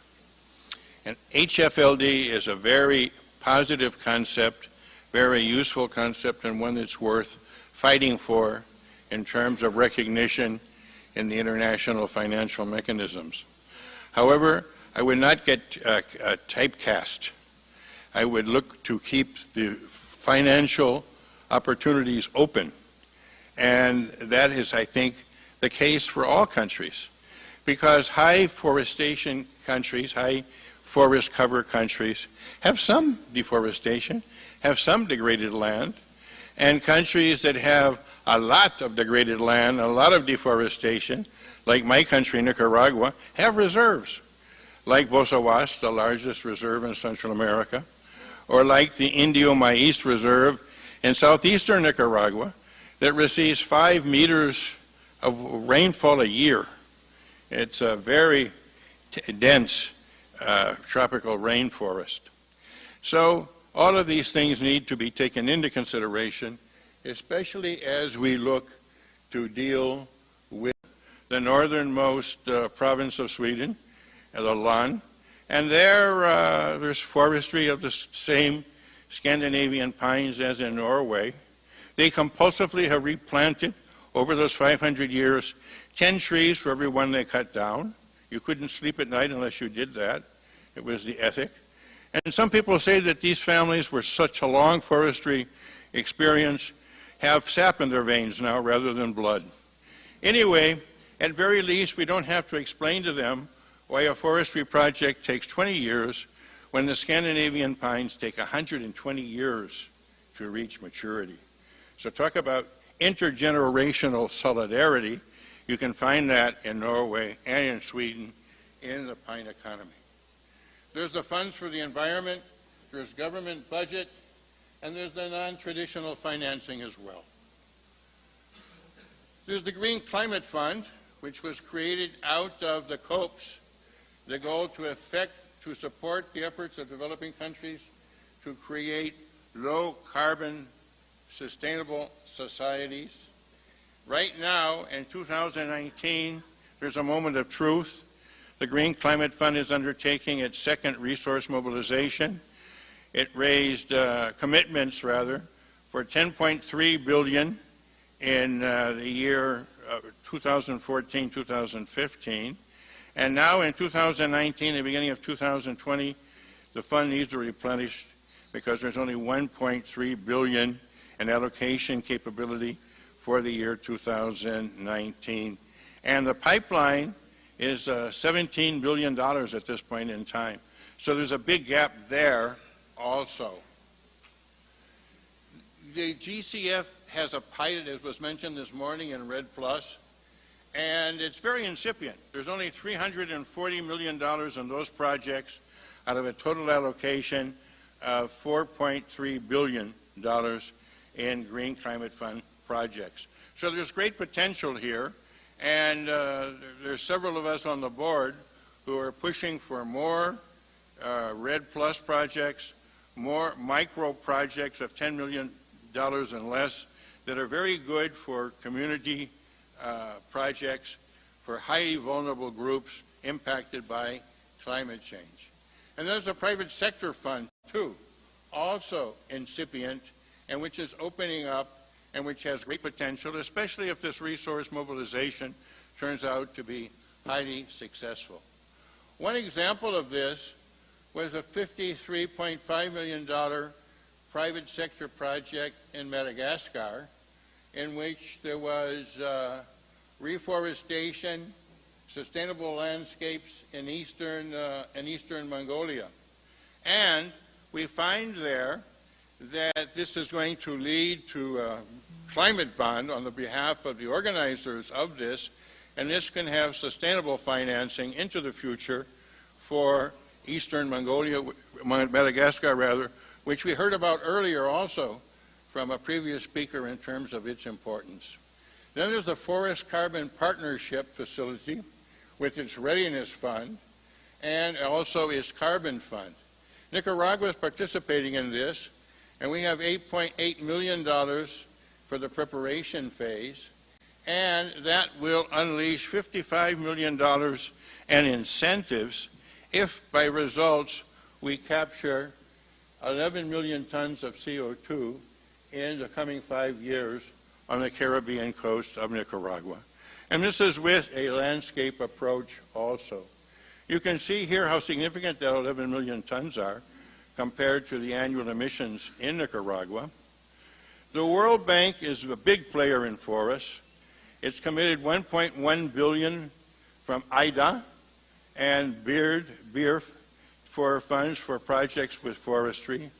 The International Finance Corporation, the bank's private finance wing, has invested $1 billion in forestry companies.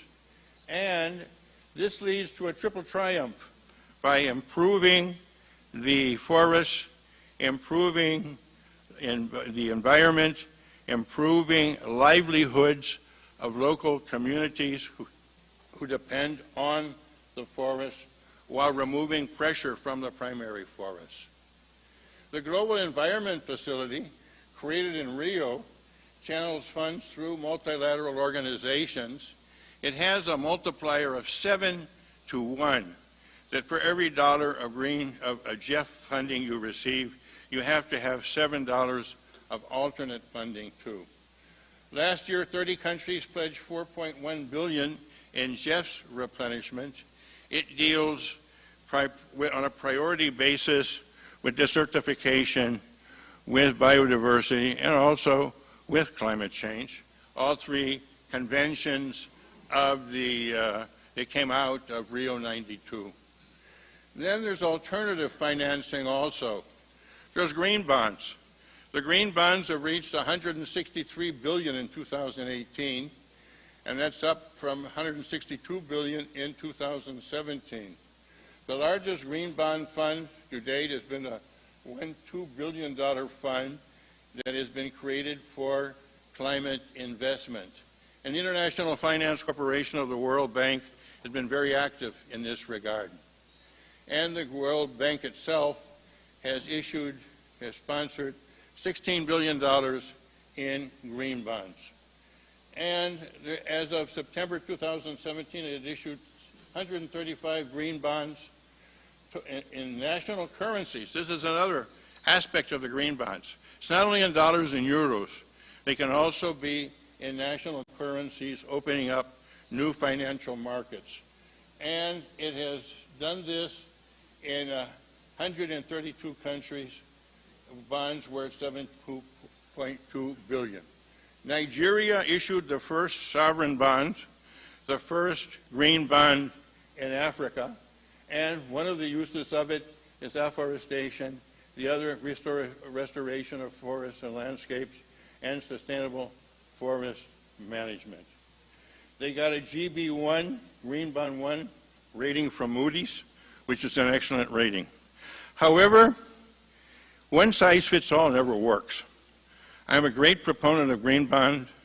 I'm proposing that after the pledging conference in October, when the sovereign states that are Annex 1 have pledged their funding for the Green Climate Fund, that with the World Bank there be an issue of green bonds to match the public offering and therefore double the finance available for the Green Climate Fund.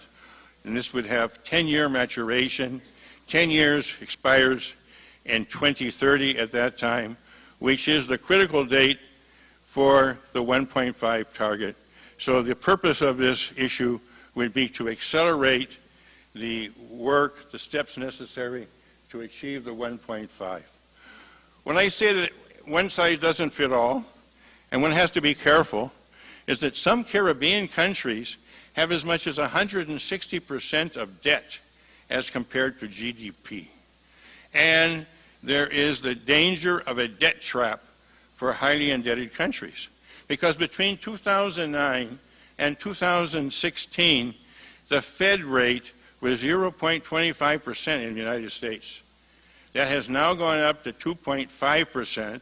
The Fed most recently announced a hiatus, but that can continue to rise again, depending on macroeconomic indicators in the United States and the rest of the world.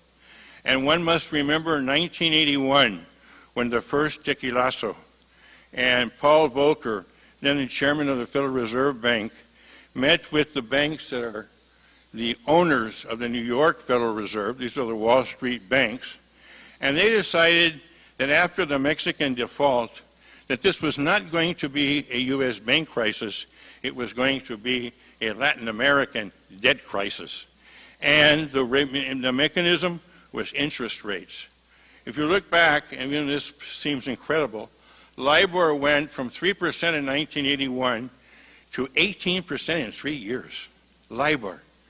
So you can imagine what interest rates were like in the 1980s. And the countries that have loaded themselves up with cheap petrodollar bonds in the 1980s went against the wall. And this is what's known as the lost decade in Latin America because of that rise in interest rates. So green bonds are very useful. I think they can be great, but sometimes the finance ministries can be right when they say that the indebtedness has been reached and it would be dangerous to go further on. So in the right circumstances, they're highly recommendable. Then there's restoration bonds. They generally come from private entities. And these private entities tend to have some philanthropic influences. Some of them are highly motivated in terms of climate change. These include the Athalea Fund for Climate, the Moringa Fund, the Livelihoods Carbon Fund, the Fund for Family Farming, the Landscape Fund, and the Land Degradation Neutrality Fund, among others. These private sector funds are listed in the annex to the paper that accompanies this presentation, with were available the names of the people who are the contact people, their email addresses, and their telephone numbers. Nicaragua has an interesting project financed by the Moringa Fund, which has influenced our policy very much, because there was a problem of coffee growers, especially small coffee growers, who are becoming increasingly marginal due to declining yields of their coffee plantations and a high volatility in terms of prices. So the Moringa Fund got into action, and there was a diversification of the coffee farms, both large and small, by planting trees. So they became agroforestry projects.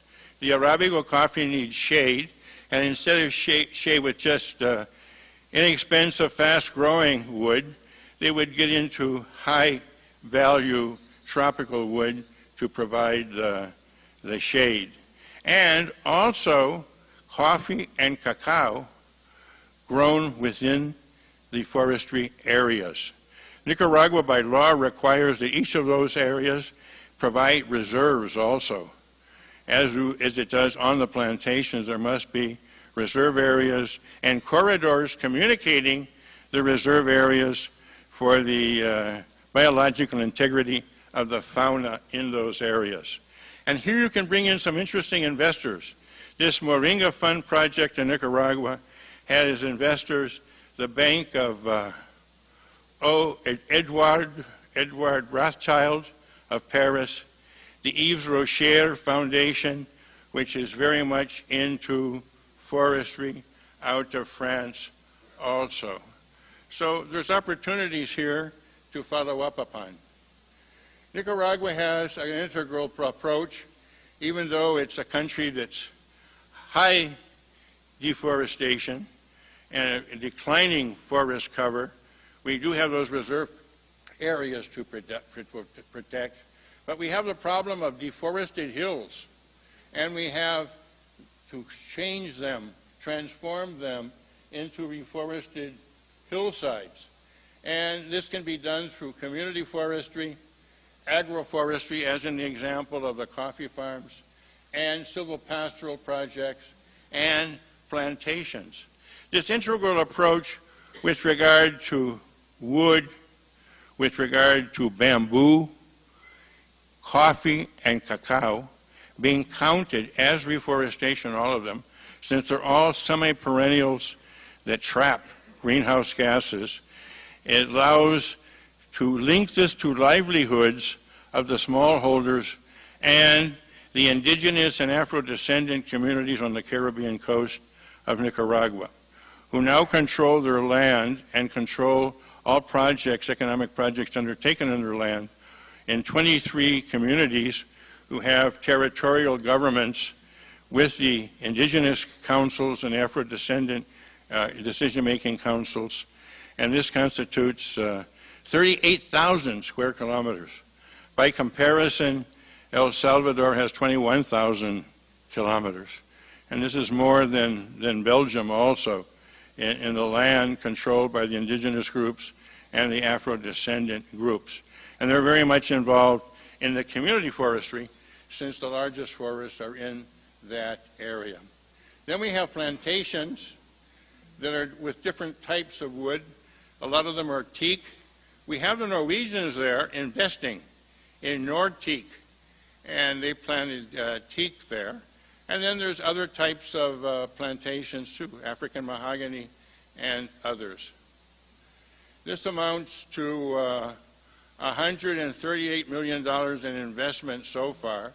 And Eco Planet Bamboo has invested $40 million in 4,000 hectares of bamboo for fiber, energy, and services. The guadua bamboo in Nicaragua, of course it's a grass, but we count it, since it does trap CO2, as part of our reforestation. And it is very good for fiber and other uses when it's young, energy uses also. And when it's old, it's good for flooring and for making furniture. Not traditional bamboo furniture, but fine furniture with flat surfaces. Then there's another target of opportunity that is not real at this moment. But if we work on it, we might be able to make it real.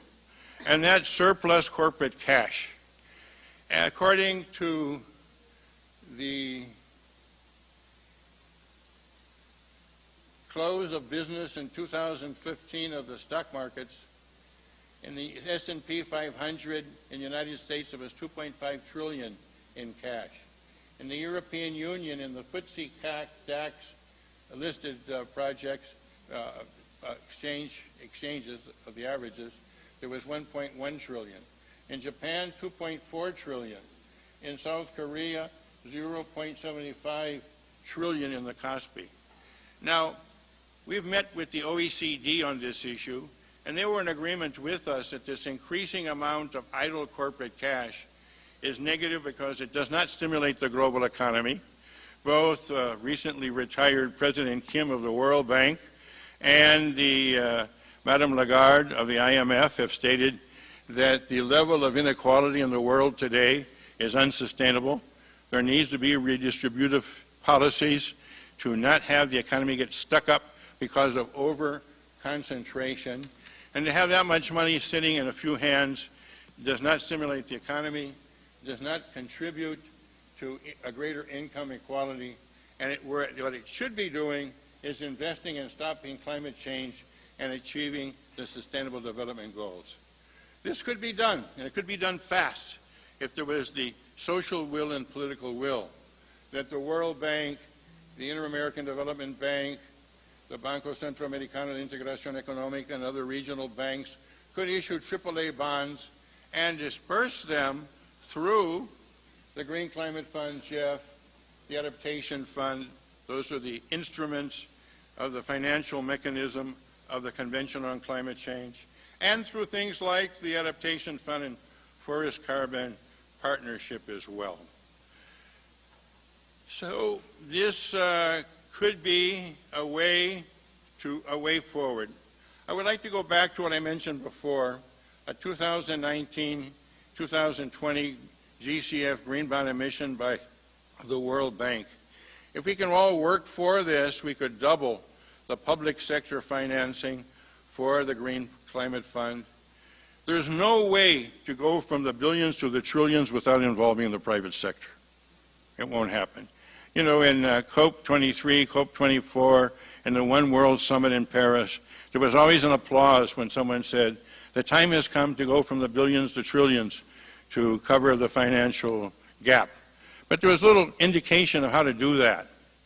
And the green bonds in the hands of our financial mechanism could make a meaningful contribution in that regard.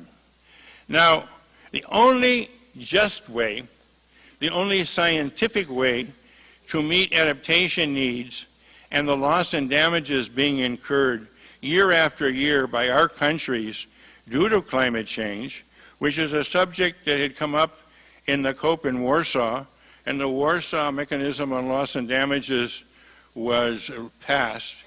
And it was only this year that they asked the Standing Committee on Finance where there might be finance in terms of loss and damages.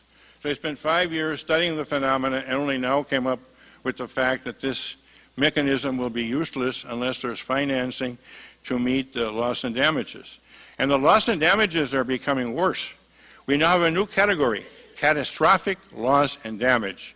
And that could be seen in the 2017 hurricane season, where Dominica, the island of Barbuda, St. Martin's, Puerto Rico received catastrophic damages. So the only way that this can be done in a just manner and a scientific manner was presented by my president, Comandante Don Ortega Saavedra, to the United Nations General Assembly in 2015, just before the Paris meeting. And that is that the countries who are responsible for the phenomenon produce indemnization of the countries that, without having produced the phenomenon, are suffering the consequences. This would be major transfer of funds to the country suffering the consequences. If this idea sounds very radical, please take into account that every legal and ethical system in the world, common law, Napoleonic law, the continental law derivations, contain a concept of compensation for damages incurred, paid by the person who's caused the damages to the person who's received the damages. So it's a concept that's been around for about 2,000 years and is hardly radical at all. With regard to whether this is fair for the countries that had created the problem, I would submit to you a data from UNCTAD that between 1980 and 2012, the net transfers between the developing world and the developed world was the transfer of $13 trillion from the developing world to the developed world. So the mechanisms of extraction of excedent from the developing countries did not end with colonialism, as we all know. It continues unabated, and UNCTAD is now working together with the Jawaharlal Nehru University in India to update that figure to 2018. So the technology is there. The money is there. It's just badly allocated. What is lacking is the social will and the political will. And that is where we can all play a role in helping to develop that will.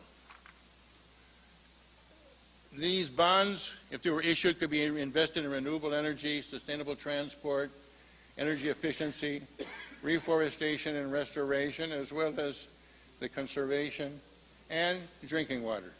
Thank you very much for your attention.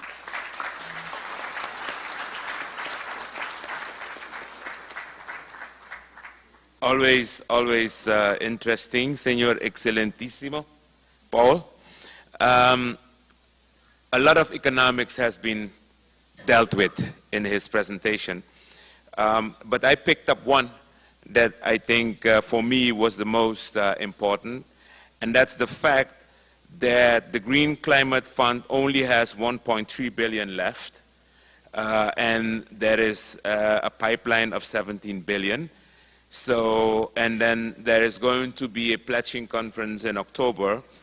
So we hope then we get more than 17 billion. But anybody who's thinking of getting money from Green Climate Fund should be very fast. That's an important economic fact. And then the pitfalls in regard to green bonds, which it can become a debt trap. Interestingly, Paul dealt with the huge amount of cash that is sitting idle, and that, you know, he's coming up with suggestion how that could be channeled for more sustainable development purposes. And importantly, he finished with that there is need for political will, because the technology is there, the resources are there, and the political will. So that's also something that the conference is looking at, how we can, you know, collectively work together to move resources more into the areas that can bring about sustainable development. Now, the last person who is going to speak from here is Sherry Spiegel, who has the freedom to comment on the presentation that has been made, but she can also bring her own experience as a director in the Financing for Development Office of the UN and try and get some perspectives on what the way forward can be for Suriname and other countries in regard to climate finance. Sherry. Thank you, and thanks to the really interesting presentations that I'm going to comment on. And also thank you so much to the government of Suriname for doing this conference. For those of us in DESA, it's been really a real joy to be working with you. And so thank you for having us here, and we've really enjoyed the collaboration. I'm going to start, I think, with not from my experience in DESA, but some of my experience beforehand, because I think one of the things this panel showed was the real diversity of the private sector and how much we're talking about when we talk about the private sector, even though we often lump it into one term. Excuse me. So we heard about philanthropy, we heard about SMEs, we heard about commodity firms and big companies, and the piece missing, which is my own past experience, is foreign investors, which I spent most of my life investing in developing countries and emerging markets. And so that's the other piece of the sort of private sector we're talking about. And the reason I bring that in is really inspired by the comment about all the cash that's being held outside of in big corporations. When you think about, we can take the example of green bonds for 1 second. One of the interesting things about green bonds to date is that if the World Bank or any company issues a green bond, the yield on that bond is the same as the yield on their plain vanilla bonds on their other bonds, which means that the market is not willing to pay anything extra for the fact that the bank is green, the bond is green. So in essence, they're leveraging their balance sheet with green bonds, with plain vanilla bonds, the same way. There's no difference. Now the reason that's important is that it's telling us that the private sector is not yet willing to give up return for doing good, or at least the bulk of it.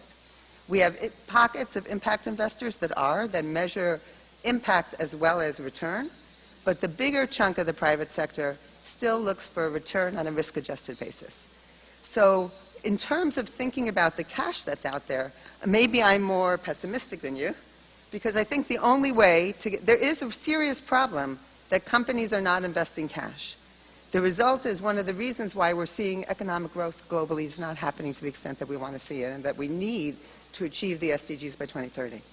But the only way to get that investment, there are incentives, there's growth, there are a whole host of issues. But to the extent that companies are not investing, which has been a problem now for a decade, there are questions as to how that money can be channeled into sustainable development and climate, et cetera. And probably the only way to really channel that is through taxes. And yet we see tax rates on corporations falling. And so in parts of the developed world. So these are just things to think about, that some of these issues about how to get the money to go from one place to another are actually incredibly complex. Therefore, the role of development banks, which was also really emphasized in some of the discussions today, is really critical. And so, and they are the ones who can really intermediate, because they're public banks with with a mandate that is not just about profit, but is also about development and development issues. So one of the things to think about is how to make use of development banks. I actually noticed that in the example that was given of Madagascar, the investor, even though it was through a private sector window or private sector fund, the main investor, at least on the screen, was the EIB, the European Investment Bank, which again is a public development bank. So how does one use development banks effectively, and how do countries use the full range of development banks, which is reasons to think about within Latin America, the IADB, the Inter-American Development Bank, as well as the CAF, the Sub-Regional Development Bank, that many countries in Latin America are part of, but not all, including Suriname. So to think about how do you access and make use of the full range of institutions that are out there that can actually intermediate some of the funds through their own leverage, through green bonds or through plain vanilla bonds, because they're all development bonds, to invest in some of these issues that are not purely profit-driven. The second thing that brings me to is the issue, which is really what we're really getting at is the issue of incentives, which is how we started the whole discussion. And as economists, we always think about incentives and what are the best incentives. And when we think about some of the mechanisms that you mentioned in your finance minister's comments, in terms of debt for nature swaps, nature bonds, et cetera, these are really, really useful and important mechanisms. The debt for nature swaps have historically been used most when a country is highly indebted to swap out of the high indebtedness. So instead of paying the money to your creditor, you invest that money in your own country, and the creditor says, we will write off a piece of that money you owe us, so that instead of that, you invested in your country in these areas that we all agree are good for your development, your SDGs, your priorities. So the ECLAC, the Latin American Commission of the UN, the Regional Commission of the UN, is now working on a program with highly indebted Latin American countries to think about some new mechanisms that could be swaps, to swap out of some of the high in debt they have for investments in the SDGs and in climate.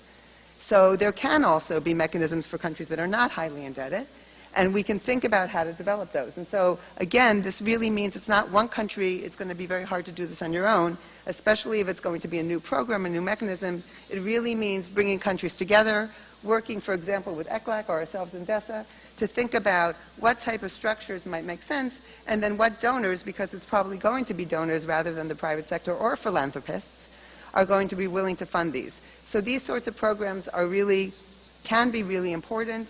There's money out there that's looking for ways to go into supporting the SDGs, and the question is to work with other countries with similar questions, to think about how do we to do this together.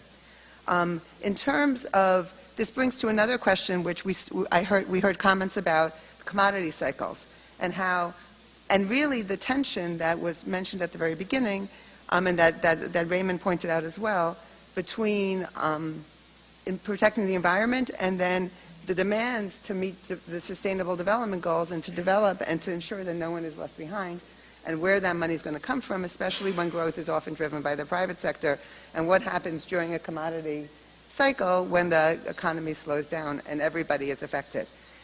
One thing to think about, again, is there are mechanisms to address that. These issues of commodity cycles are some of the biggest, most difficult economic questions. And so for example, Chile has commodity funds where during periods of high commodity prices, they save for periods of low commodity prices.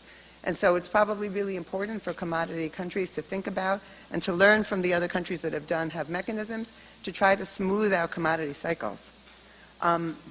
Within that, though, when we get back to this question of the tension and the pressures, there are also questions to think about are there ways for these tensions to work together? So how can one support the environment and do it in a way that also supports the economy? And yesterday we were talking, and excuse me for bringing the example, but there was an example yesterday in the United States of with one of my colleagues of how they're using waste to turn the waste into fertilizer, so that the fertilizer can then be sold for farming purposes. And this is really based on new technologies and the investment in new technologies. It's something that's not profitable to do on the private sector alone, so it's really a government-led project right now, but working with partners in the private sector, with private technology, and eventually it might be profitable enough for it to move into a purely profit-oriented business. So these sorts of things, to think long-term about how do you use the issues you have to do things in a way that are both growth-enhancing as well as environmentally sound and even environmentally supporting. This really brings me to my next point, which we haven't heard much mentioned yet, of the importance of technology and the technological change we're going through right now. The world is changing very dramatically and very quickly. The export-led growth scenarios that we've seen, particularly in East Asia, are no longer necessarily going to be the drivers of development in the future because of changes in technology and because of changes in the global trade patterns. And so there are questions in thinking about where do we invest to diversify our economy has to bring in questions now of how technology fits into this. This is much more beyond my few minutes and I have to end, but these are really big questions in thinking about development that are globally, everyone is thinking about. How do you build a national innovation system? How do you use technology in your country? How do countries without access to some technologies develop it internally, and how do they stimulate innovation? So these are things that, in terms of planning and thinking long-term about meeting the SDGs, all countries in the world have to really be bringing into their thinking. And finally, I will just end with one note on green bonds and the Green Climate Fund. So on green bonds, one of the issues we need to think about going forward is, as I said at the beginning, there's no difference now in returns, but that's on the supply, the demand for the money, the investor side. In terms of the issuers of green bonds, the markets are exploding, but we don't have any standards or not just certification, because some are certified, but there's no uniform set of standards or anyone understanding where the money actually goes. So there's no follow-up on this. So a lot of bonds are being issued. There's a lot of what we call greenwashing going on, where everybody is saying, look at all these numbers. They're so enormous. We've heard numbers that, I forget the number, but it's something like a third or even more of investors in the United States invest socially responsible. If that was really true, the world would be completely different than it is now. So we know that these numbers are not real.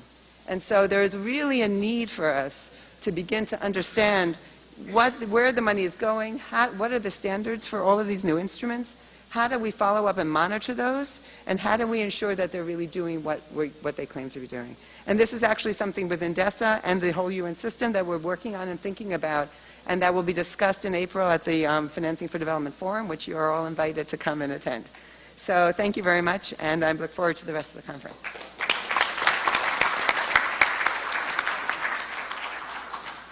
Thank you, Sherry, for bringing in the perspective of investments and therefore the incentives, which then can cut again against the interest of developing countries, because an incentive could be tax break, but once you start giving tax break, that means the government earned less. So that's an interesting perspective, how you work with that.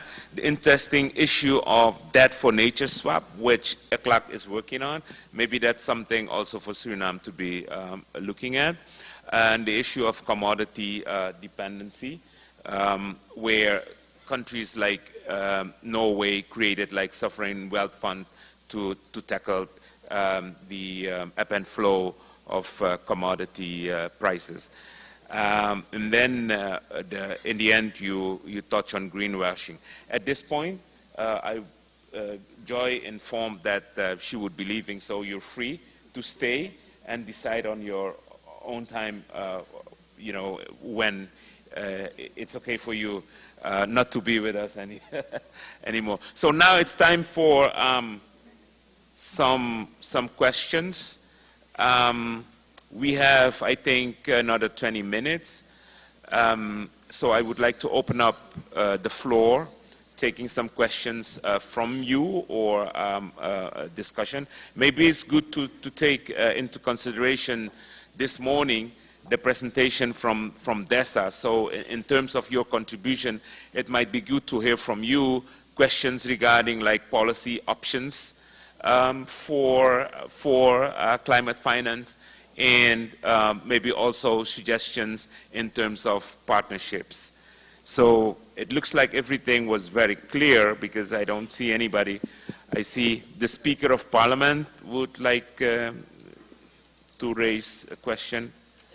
Ma'am, yes. Yes, you have the floor.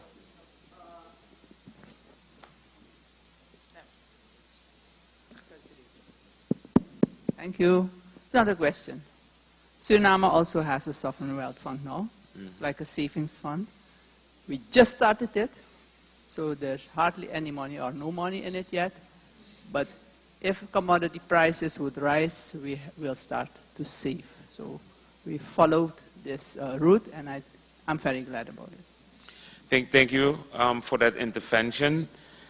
So we're learning from what is happening elsewhere and trying to also replicate that in Suriname. It looks like everybody is more or less ready to go to lunch, huh?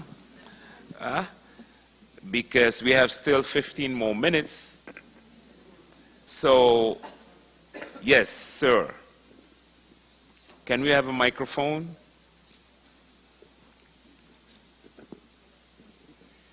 Antoine Joly, I am the French ambassador in Paramaribo. Because we have a French translation, maybe I will speak in French. Okay, so give us a minute so everybody can put their translation on. Everybody who does not understand French. Let me make sure I'm okay. Maybe you could say something. Maybe I can begin in English and follow in. Do we in have our mic French. or translators? Is it okay? Yes. Merci. Je voulais remercier Paul Oquist d'avoir évoqué un dossier que je connais bien pour avoir été ambassadeur au Nicaragua, qui est Moringa Fund.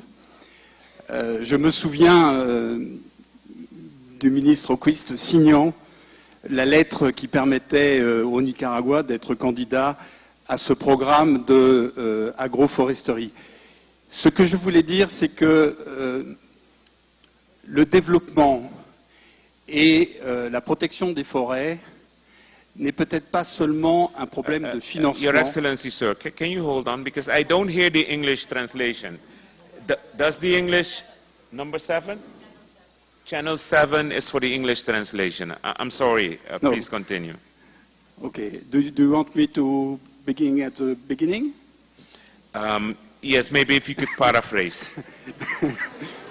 Je voulais remercier Paul Oquist d'avoir évoqué le projet Moringa Fund au Nicaragua. Je me souviens l'avoir vu signer la lettre qui a permis au Nicaragua. Maybe I will do it in English.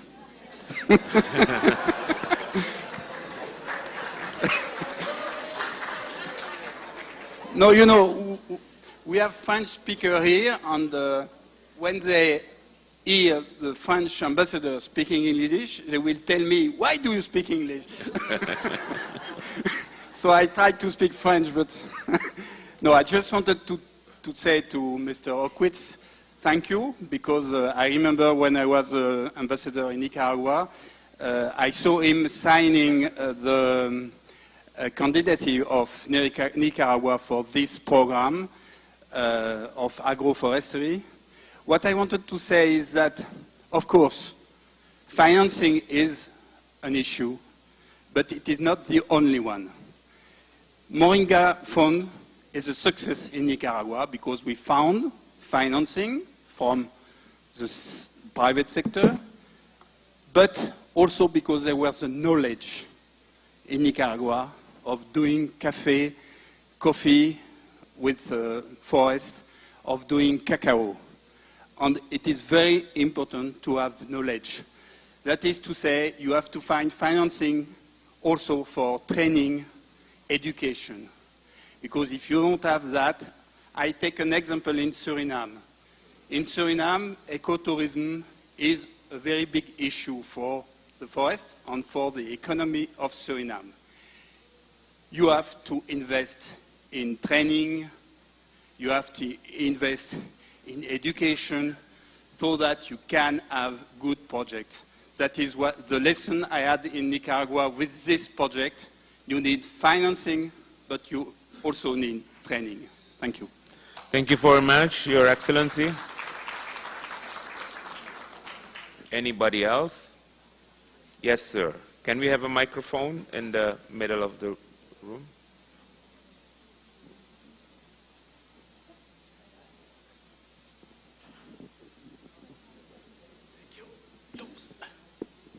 Thank you very much. My name is Chang from South Korea. This is a very interesting conference. From my experience, some activity in African country, Ethiopia, I want to address one thing. First session and this second session, frankly, they are saying there are many big, tremendous money there. But many informations are mostly just talking about money there, money there. But they don't say about where they use this money and how they use this money. Nobody talk about. And frankly, why we are gathering here talking about such a forest preservation? Because of such a greenhouse gas CO2 reduction or such a climate change impact mitigation and so on. Why we are talking about that? If temperature goes up, then really our human beings someday will disappear. That's the reason. But before coming to that deadly point, still we have some time. But frankly, some people living in civilized city or such a industrialized zone. They have different methods or measures to mitigate, or somehow they have higher resilience. But the people living in rural area, they are totally exposed. They are very, very vulnerable. And I don't know how such a big fund monies are used in different areas, but in future, I like to ask here some moderate or fund operating organization or political decision makers. They have to think about how to transform such a vulnerable rural people's life. Because without doing anything within short time as a general total solution, instead of just simply providing electricity, this is not enough. We have to do something total solution to transform their life. Otherwise, it will make very big gap of such a different lifestyle, and it will create some social instability. At the end of the day, that will be another type of disaster, not from the climate change. Thank you. Thank you, sir, from South Korea. Anybody else? Yes, another one in the middle here. Please introduce yourself. My name is Naim from Malaysia. I have a very specific question to Cheryl regarding the greenwashing. Is there any standard or best practices in this point in time for better monitor any incentive or any new financial instrument to avoid the greenwashing? Thank you. Thank you. I see in the back here to the right a question to the right. Can we get a mic?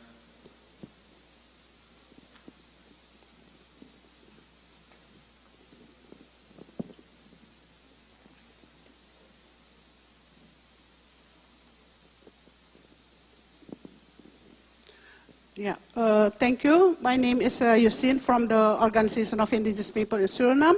Dag Yosin, long time. Long time, Landveld. Nice to see you. Thank you for this opportunity to give me the floor. A question to Mr. Paul. It's a simple, ordinary question. How is the indigenous people in Nicaragua included in all of this issue? I want to know because we are also in the issue of RED Plus and all of this kind of terms that we want to know how to implement also here in Suriname. Thank you. Thank you. Anybody else? If not, there is, oh, okay, yes. Two more, yeah. Thank you very much. My name is Andibi Schweers from Guyana. This morning when Russell made his presentation, he asked a question that I believe was not a rhetorical question. I believe that this conference must provide an answer to that question. He asked, what about a special window for HFLD countries in the GCF? And I'm quite sure that participants here would like to have or be provided with some kind of answer to that question. Thank you. Thank you very much. I think there is also some space for trying to get there because the declaration has not been adopted yet. There is a draft. So if delegation agree, these are the things that you may agree together with and get it on paper and send it to the GCF that this is an ask from the HFLD country. But it would be good to hear the views on the discussion. There was also a question here. Hello, good afternoon. Thank you to all our panelists. I'm Latonya Williams here from the Bahamas. Like most of the countries here, the Bahamas is a small island developing state faced mainly by sea level rise and other ongoing impacts of climate change. While we have access to the funding mechanism Sherry and the other panelists spoke about, Are there any opportunities or programs that offered for training opportunities? You mentioned technology. We are, I would say, stagnant in many things in terms of our abilities to monitor our land uses, our abilities to monitor our forest cover, and just monitor any activities that may impede or disturb our forest cover. So are there any opportunities for training, continued training, not just for a project or a pilot, but continual training that will help us advance our outreach and our efforts in climate change resilience? Thank you. I think that was the last question. I'm looking in the room. I don't see no hands, so thank you. There were a couple of questions. The last one is about monitoring of forest cover and training for that. The discussion about the special window for HFLD and GCF, maybe Paul can address that. To Paul, the question of indigenous people's involvement in the projects in Nicaragua. Question to Sherry on greenwashing, and observation on the rural population and probably the possibility of social instability though because of these big projects. And then the observation by the French ambassador that not only money but also education, capacity building is necessary. He left because I was going to ask him if that Moringa fund would also be able for Suriname to access. So maybe if somebody sees him, please, maybe you can ask them that question for me. So let's start here, I think, with Sherry. And you feel free to also address other questions if you think that you can contribute to that. And then you just pass on the mic so that, I don't have to come in between. So since I'm not going to be the last speaker, I wish you have you enjoy your lunch.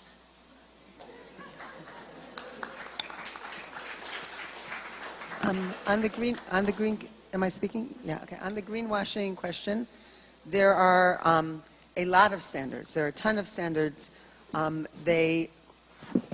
terms of most of the standards look at, when you initially do the project, where you say the money is going. But for example, we know development banks, there's an example of a gender bond. I'll use that as an example, where the bank had some projects that they listed the check on gender, and then they didn't use the money for any new projects, but they felt that they had projects they could assign to that bond. So it didn't raise any additional money for new projects for gender, as an example. So there are a ton of standards. And for another example would be that certain companies who are being ranked on their sustainability, on some rankings they're going to be at the top, and at other rankings that same companies at the bottom is the worst. So there are a plethora of standards coming out that don't seem to have anything, that are not consistent with each other. So one of the projects we've been asked to do in the UN is to take all of those standards together, to unpack them, to lay out where they are similar, where they're different, what the problems are, and then to bring together the different players to see if there can be an agreement on a set of standards that are more consistent with each other. That is part of the Secretary General's new financing strategy for the Sustainable Development Goals. So it will be done, the project is meant to last for the next year and a half through 2021, but by 2020 we are planning to have some initial outputs for that.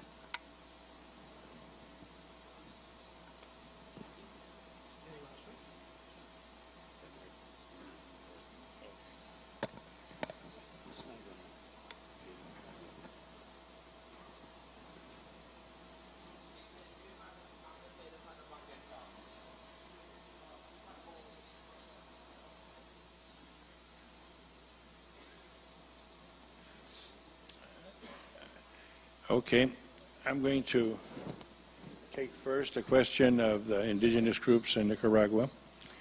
There's two autonomous regions, Northern Caribbean and Southern Caribbean, and they have elected councils and who elect a governor.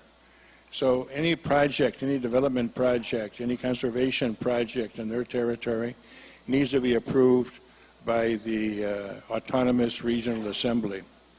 There's also 23 territorial governments where the land has been delimited and titled in favor of indigenous groups and Afro-descendants who live on the Caribbean coast, which includes Creoles and Garifunos. These territorial governments need to approve also any project that takes place in their territory, and they always demand participation, some participation in those projects, which is also a very good idea.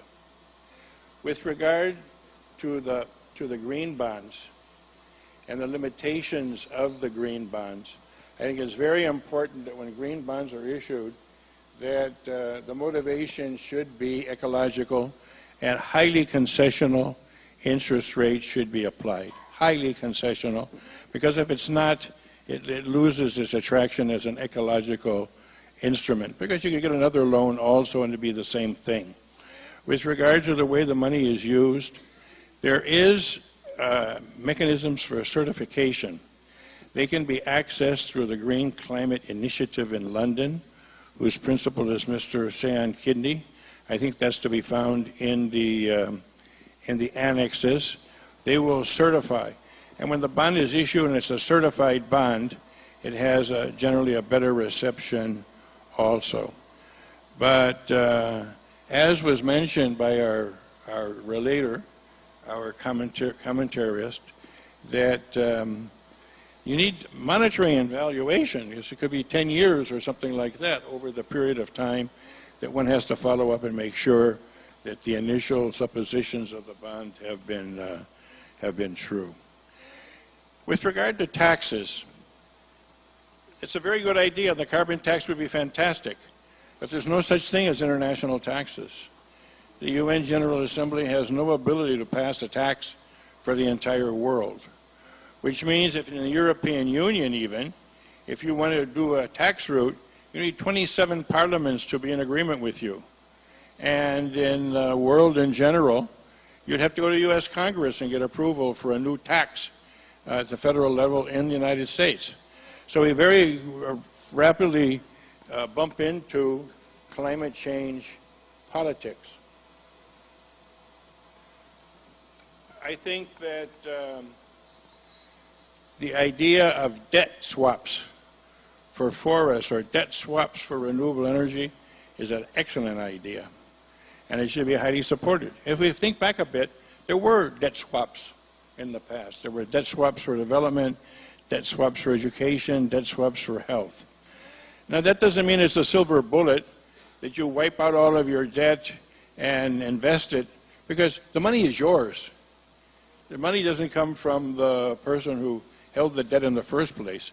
They forgive the debt, but you have to have the liquidity to take an equivalent amount and use it in these investments. So it's an excellent idea.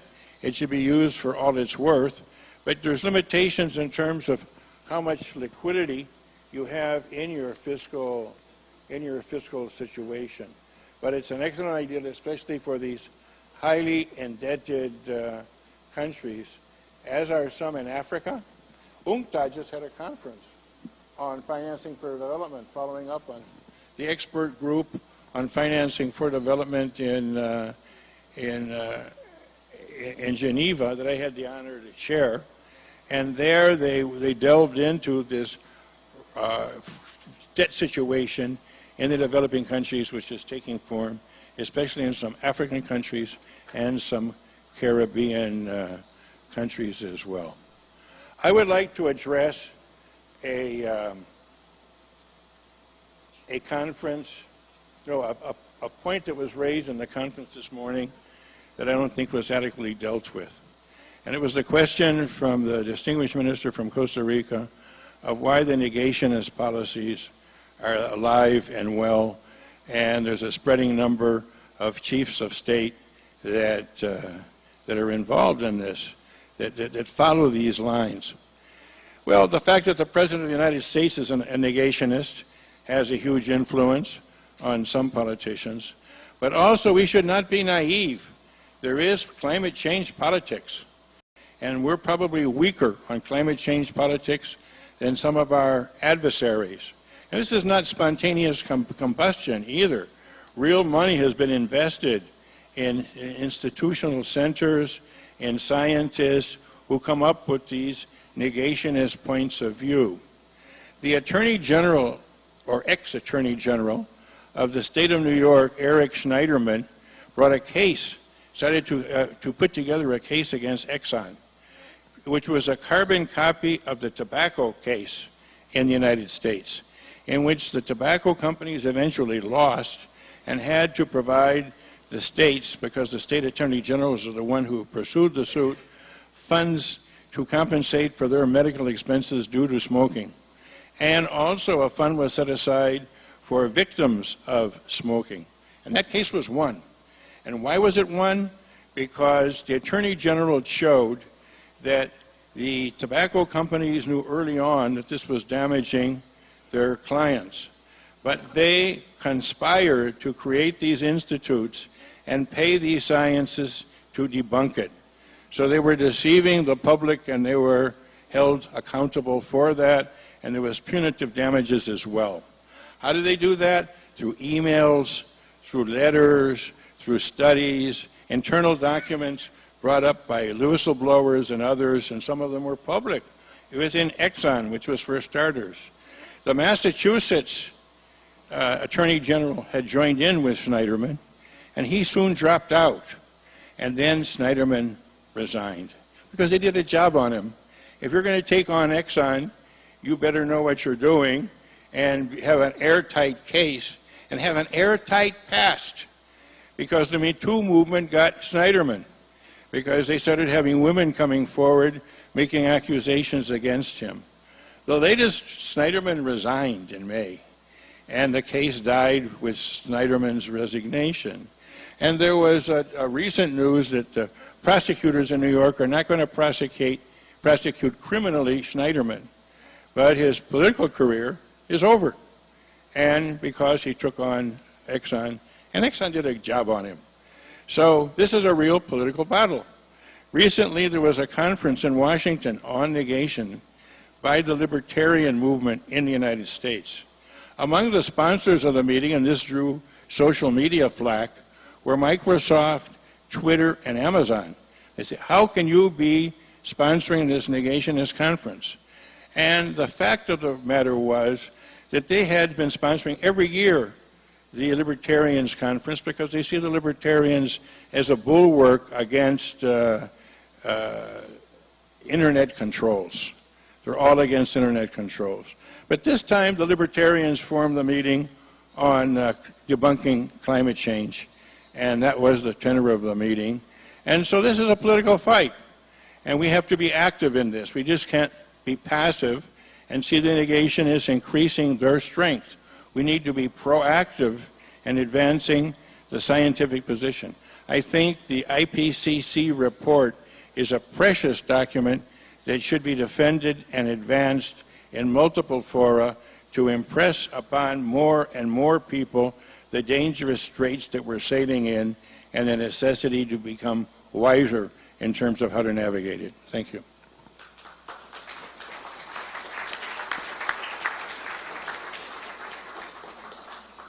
Thank you, Dr. August, for that last remark.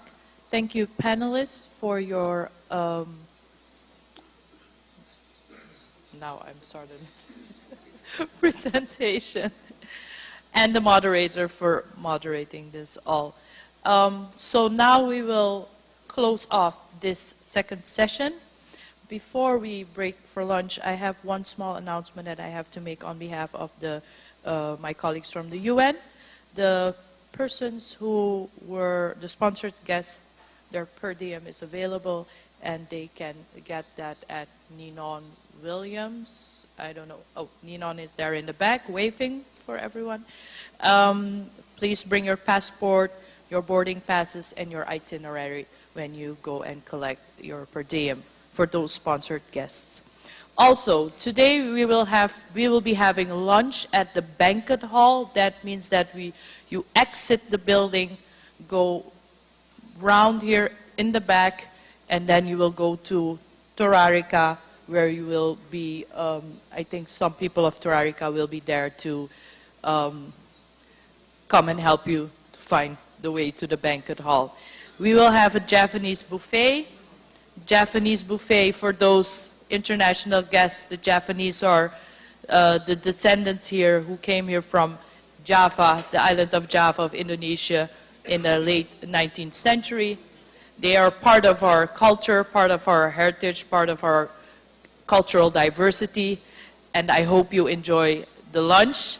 Don't eat too much because we still have 2 panels to go, so we need you bright. And enjoy your lunch, and we will reconvene here at 2:30. Thank you.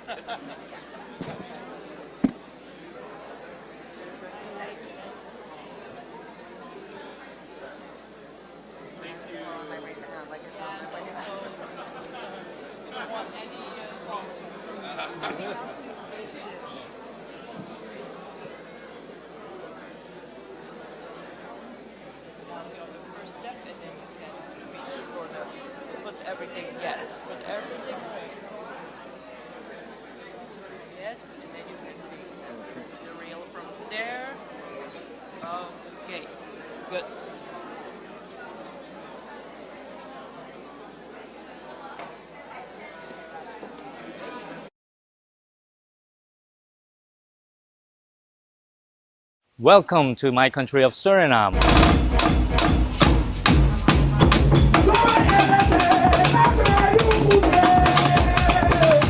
I am Stephen Sang. I'm the Minister of Trade, Industry and Tourism, and I would like to welcome you to this beautiful country of pristine rainforest. We have 93% forest coverage, which is the highest in the world. And Suriname is part of the HFLD countries, the high forested, low deforestation countries. And we are so excited to have many people from different countries here today with us.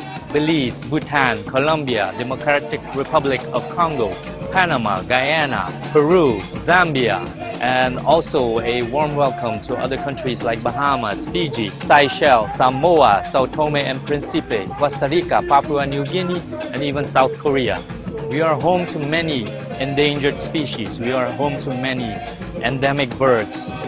Suriname is home to many different cultures. So much depends on the collective efforts of countries of high forested and low deforestation countries to work together to preserve what we have. Once again, welcome to Suriname, host of the HFLD Climate Conference 2019.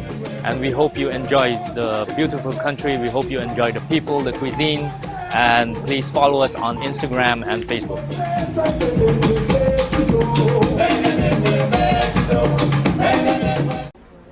Good morning, everybody. Welcome to Suriname. Welcome to the HFLD Climate Finance Conference 2019 in Suriname.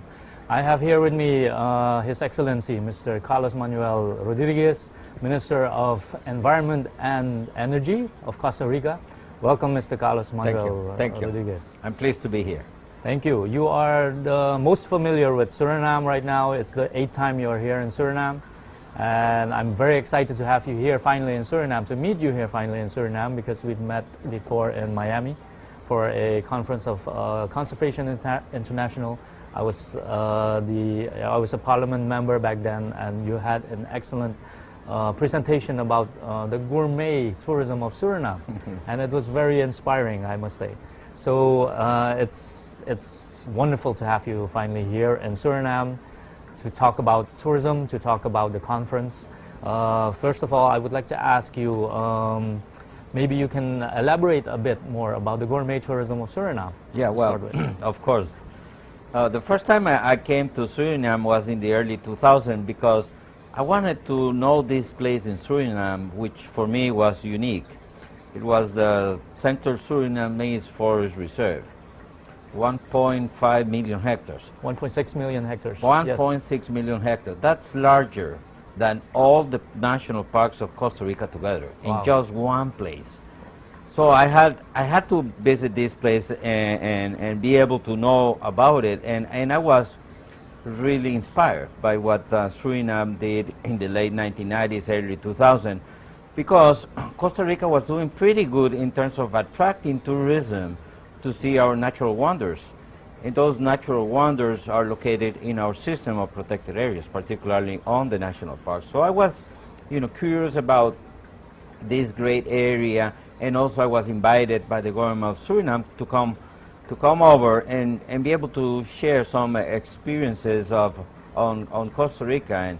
And I think that those same objectives that brought me the first time are very much, actual and important today, because Suriname, like my country, many other countries, are in a crossroad. We need to define a route for the future. And probably the route for the future is not very similar to what Costa Rica did 50 years ago when we decided to develop ourselves, creating new agencies and creating a new constitution and creating a lot of new policies and incentives, which at the end of the day gave us progress in terms of human development, but we lost most of our forests in the process. And we learned the hard way. We had to begin restoring forests once more because we hit the wall. Our economy, our social development was limited by the fact that we didn't have forests to provide us with key environmental services. And this is where we began connecting the dots.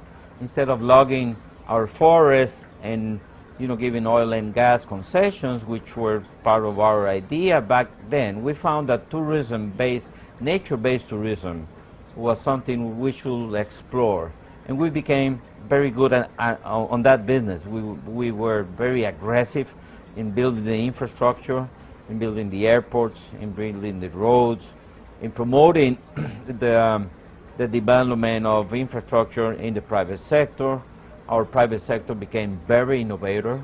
They began, creating this trademark on ecotourism in Costa Rica. And to make a long story short, one of our most important source of revenue is tourism, which basically goes to Costa Rica to see biodiversity, to see our local culture, to see our protected areas, and they contribute high in our economy. So we have learned that instead of chopping down a tree and selling it, we can sell the tree many times without chopping it down, many times to many tourists. And that has proven to be quite a very good idea.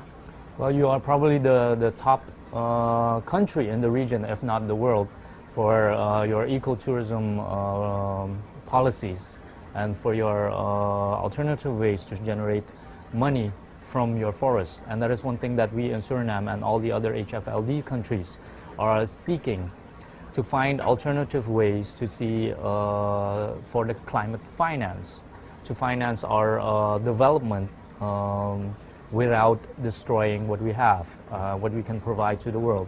And it is a privilege to have you here to share ideas with us.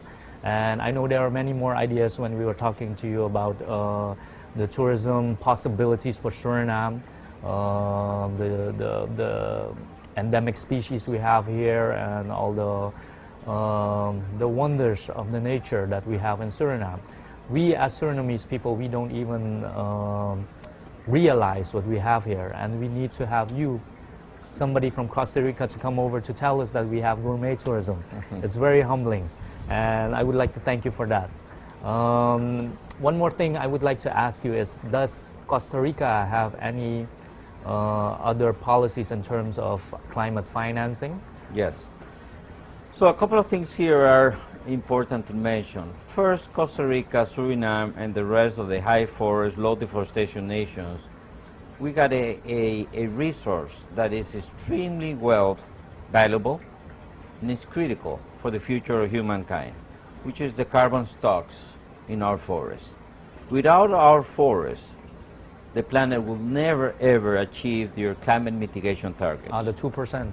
Yeah. Yes. So they will never ever achieve that climate target. They need our forests, but they offer us a very low price for the carbon. This is I will say, the new 21st century colonialism kind of thing. We need to turn things around because at this point, buyers are setting the price of carbon, as it used to be with oil 50 years ago, until oil-producing countries began to think and organize themselves. We, the carbon forest-rich countries, we need to organize ourselves and begin putting the price of our carbon. Yes. Because our carbon is critical for humankind. And this is not a, blackmailing the world rather than being just. Because actually, developed nations, donors, and multilateral funds offer us $5 per ton of carbon. And that is ridiculous. In Costa Rica, just to mention my case, it costs like $17 to produce a ton of carbon. Oh. And they are offering us $5. So that doesn't make any sense. So I think that, one of my objectives to be in this conference in Paramaribo is to be able to bring this new idea to the high forest, low deforestation nations in the sense that we need to organize ourselves and take the grip of the process. Because at this point, we're just a distant spectator on how carbon forest negotiations are. Yes. And we need to turn it around because we own the resource that can really help the planet achieve their climate targets. Yes, I think you're very right to say that it is a kind of service that the HFLD countries are doing to the world, for the world, to provide the oxygen, to provide the carbon sink. And I think the difficulty in that is that it is not a tangible service like oil is, like commodities are. And I think the challenge will be for us in the discussions and the negotiations to see what kind of system we can create. And I am looking very much forward to your input in the negotiations. Thank you very much. Thank you. Thank you.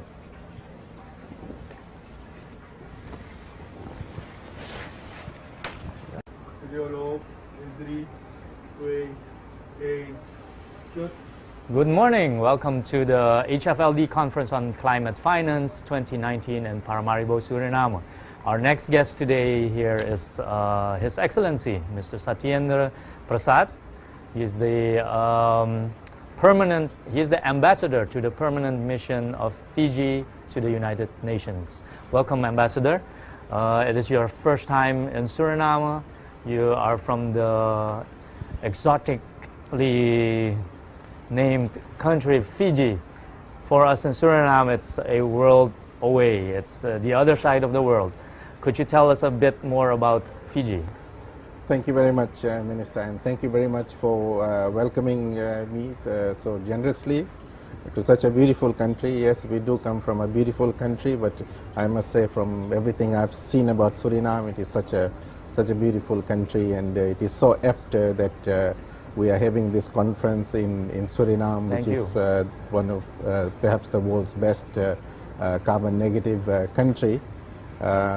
Fiji is a bit different, but not very different in many ways. We're a country of 300 islands, but most of our population are concentrated on two very large islands. And both the oceans and the forest are very important part of our campaign to tackle climate change. On forest, this year on 1st of January, my president launched, and that's inspired by the work you do in Suriname, a program to plant 4 million trees. We're a small country of less than a million, about 900,000 people. So over the next 4 years, both at the ocean end on mangroves to the ridges, to the mountains, volcanic mountains, we have started a program to plant 4 million trees in addition to protecting and preserving our forests. Wow, that is a very good initiative. As part of, together with your president and my prime minister, both part of in the climate framework, high ambition coalition, and they both have said that they will lead the world in tackling climate change, and we both, as you'd appreciate, want to be seen and are leading from the front rather than being being driven. Oh, so very thank you good. very much for such a generous welcome. The again. pleasure is ours. It's a pleasure to have somebody all the way from Fiji. What is the time difference to Fiji? I have not calculated right now, but It's probably more than 12 yeah, hours. about 16 hours, I think. 16 hours, yes, wow. Ahead. Fiji is where the new day begins. We're on the dateline, international dateline. Wow. Wow. So that's also a good tourist attraction. Yes, it is. That's very good. Yes. What is the importance of the HFLD conference to Fiji? So as I was saying, HFLD conference is of importance to Fiji and Suriname. It is first of all, its importance to the world. There are Yes, two. it is. We take two breaths. The first breath comes from the forest.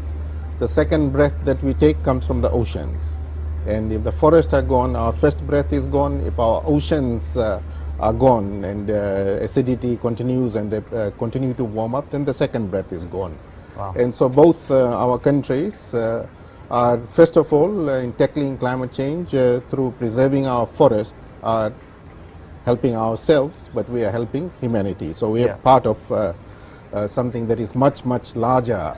And I think the importance of you hosting us in this conference here is to tell the world that this is something much larger and not something specific to our country. So that's why we're very excited. And my Prime Minister sends his apologies. It is your President had extended invitation to him.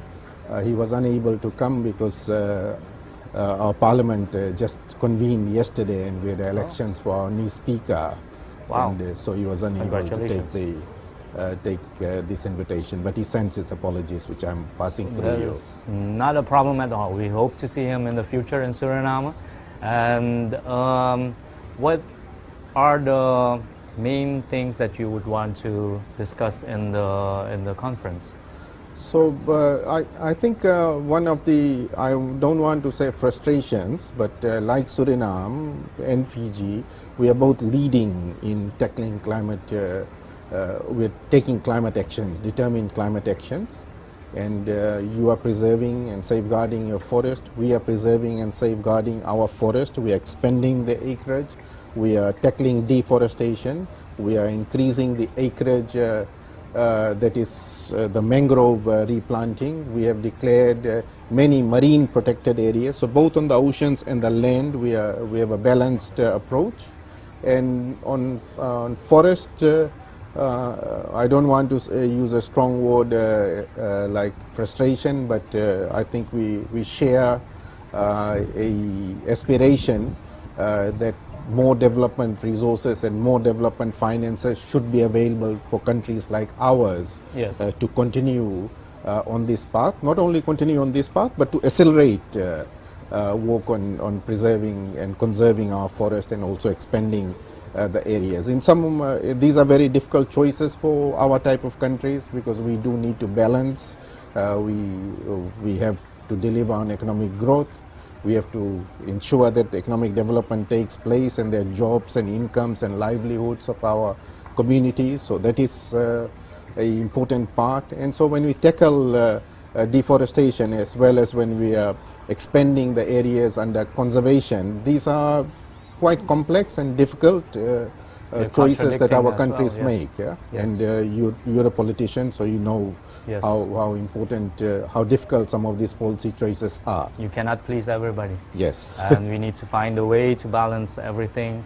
It is a challenge, and that's why it's been an issue for so long. Yes. And we hope that in the conference we can then get much more progress to find a way to have a sustainable means of financing our efforts. Absolutely. And in this, I thank you for your participation. And but as you've said also, we don't have a choice. Suriname and Fiji are both threatened by climate change, rising sea level, and we don't have a choice then to work together towards a more sustainable solution to this problem. Thank you so much. Thank you. Thank you very much, Minister, and very good luck for hosting the conference. And I also look forward to great progress being made, and also for Suriname and Fiji and the coalition of countries here to work together to raise the international ambition. Thank you very much, much, Minister. Thank you.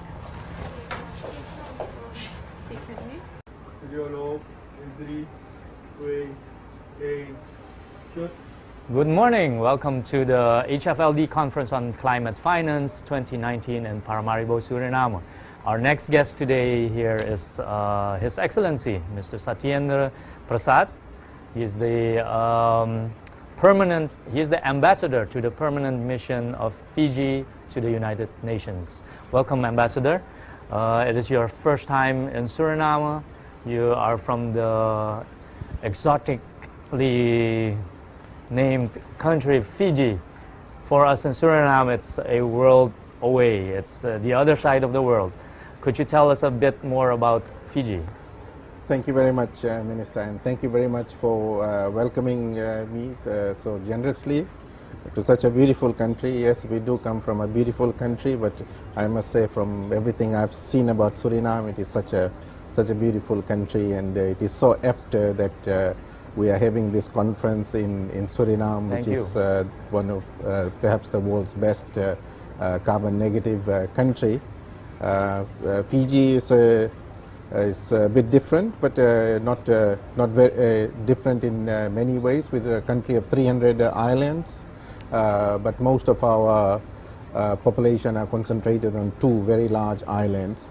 And both the oceans and the forest are very important part of our campaign to tackle climate change.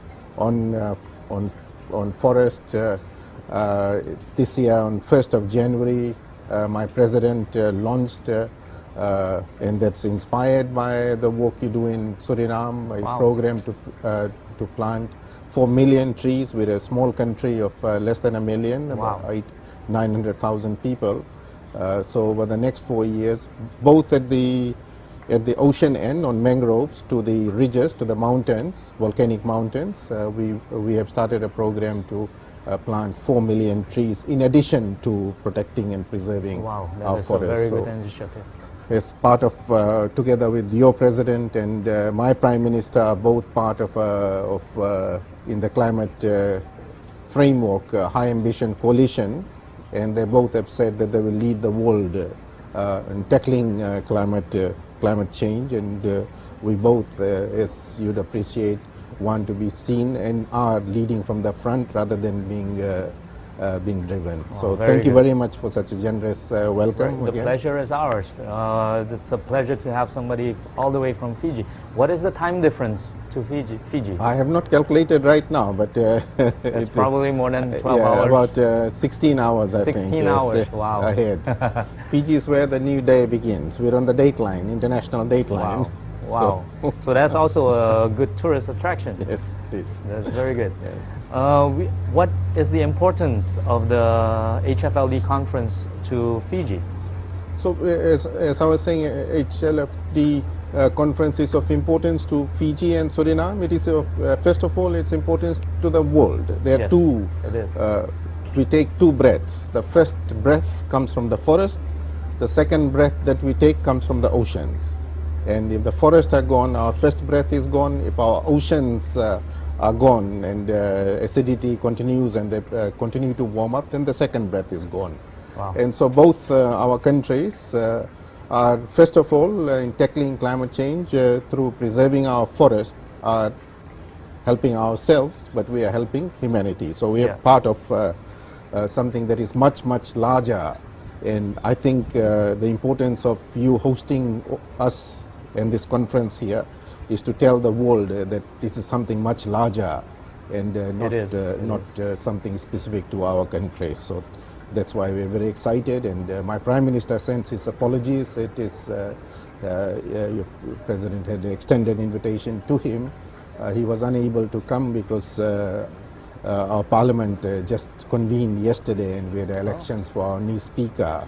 Wow. And so he was unable to take this invitation, but he sends his apologies, which I'm passing through you. That's not a problem at all. We hope to see him in the future in Suriname. And what are the main things that you would want to discuss in the conference? So I think one of the, I don't want to say frustrations, but like Suriname and Fiji, we are both leading in tackling climate, with taking climate actions, determined climate actions. And you are preserving and safeguarding your forest. We are preserving and safeguarding our forest. We are expanding the acreage. We are tackling deforestation. We are increasing the acreage that is the mangrove replanting. We have declared many marine protected areas. So both on the oceans and the land, we have a balanced approach. And on forest, I don't want to use a strong word like frustration, but I think we share a aspiration that more development resources and more development finances should be available for countries like ours. Yes. To continue on this path, not only continue on this path, but to accelerate work on preserving and conserving our forest and also expanding the areas. In some, these are very difficult choices for our type of countries because we do need to balance. We have to deliver on economic growth. We have to ensure that economic development takes place and there are jobs and incomes and livelihoods of our communities. So that is an important part. And so when we tackle deforestation as well as when we are expanding the areas under conservation, these are quite complex and difficult choices that our countries make. Yeah? Yes. And you're a politician, so you know Yes. how important, how difficult some of these policy choices are. You cannot please everybody. Yes. And we need to find a way to balance everything. It is a challenge, and that's why it's been an issue for so long. Yes. And we hope that in the conference we can then get much more progress to find a way to have a sustainable means of financing our efforts. Absolutely. And in this, I thank you for your participation. And but as you've said also, we don't have a choice. Suriname and Fiji are both threatened by climate change, rising sea level, and we don't have a choice then to work together towards a more sustainable solution to this problem. Thank you so much. Thank you. Thank you very much, Minister, and very good luck for hosting the conference. And I also look forward to great progress being made, and also for Suriname and Fiji and the coalition of countries here to work together to raise the international ambition. Thank you very much, Minister. Thank you.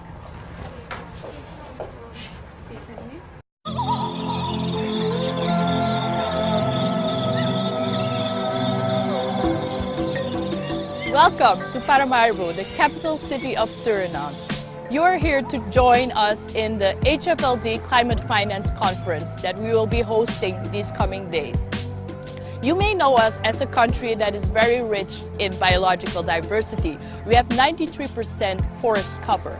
But did you know that beside our biological diversity, we're also culturally diverse? We have people here, descendants here from different nations in the world. We have people from Indonesia, from India, from China. In the interior, we have the indigenous and the Maroon communities who have always lived in nature and one with nature.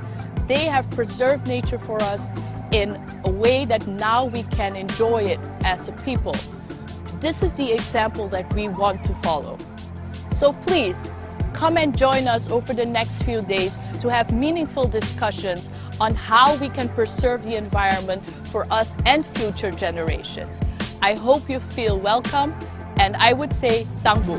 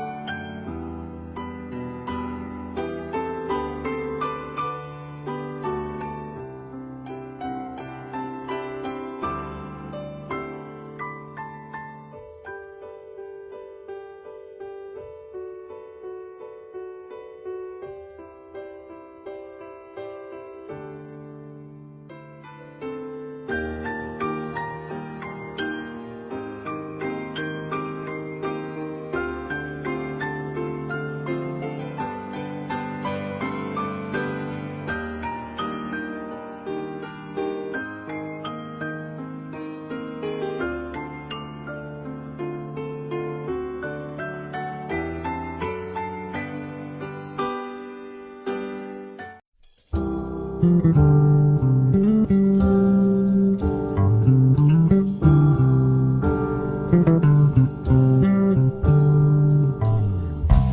amazing how you can speak right to my heart. Without saying a word, you can light up the dark. Try as I may, I could never explain what I hear when you don't say a thing. The smile on your face lets me know that you need me. There's a truth in your eyes saying you'll never leave me.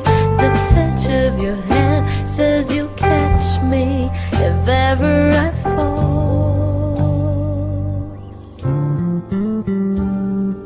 You say it best when you say nothing at all.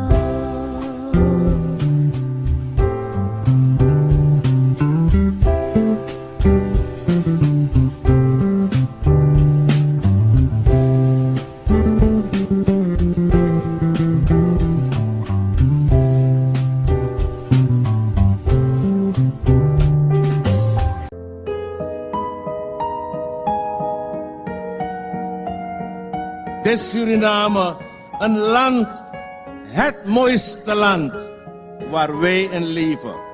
Het land dat het recht heeft de vruchten te plukken van de rijkdommen gegeven door de natuur. Een land waar we leren om voor elkaar te zorgen. Een land zonder discriminatie voor stad, binnenland en district.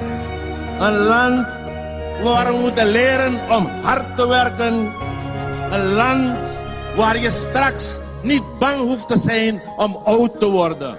Een land waar we liefdevol, vredig en vrij met elkaar moeten leren omgaan. Een land van melk en honing. Tegelijkertijd beseffen wij dat we nog een lange weg te gaan hebben. En dat wij ons doel alleen maar kunnen bereiken door onverkort samen te werken om die broodnodige eenheid vast te houden.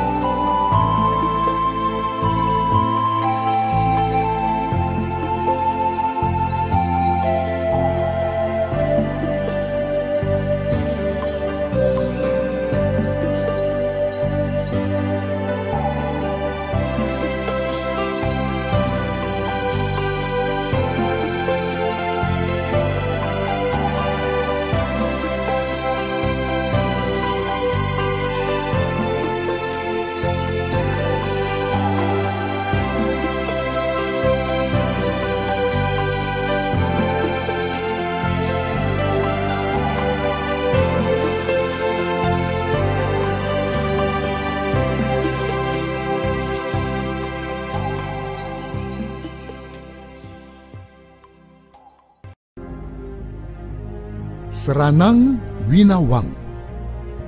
We are connected. Nous sommes un. Somos uno. Suriname, the land of diversity.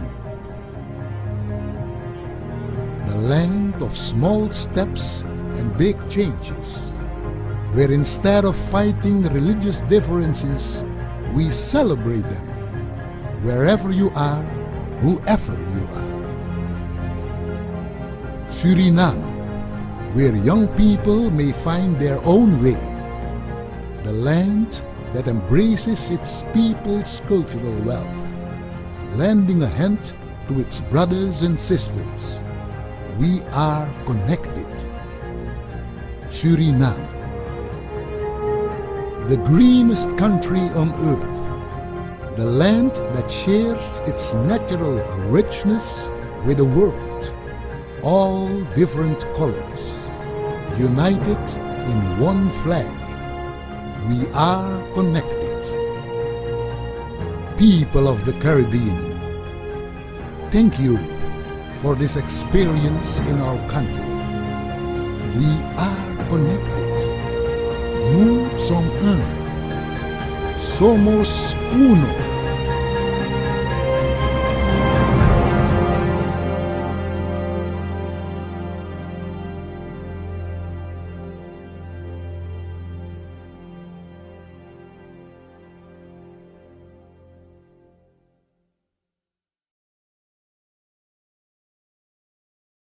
Welcome to my country of Suriname.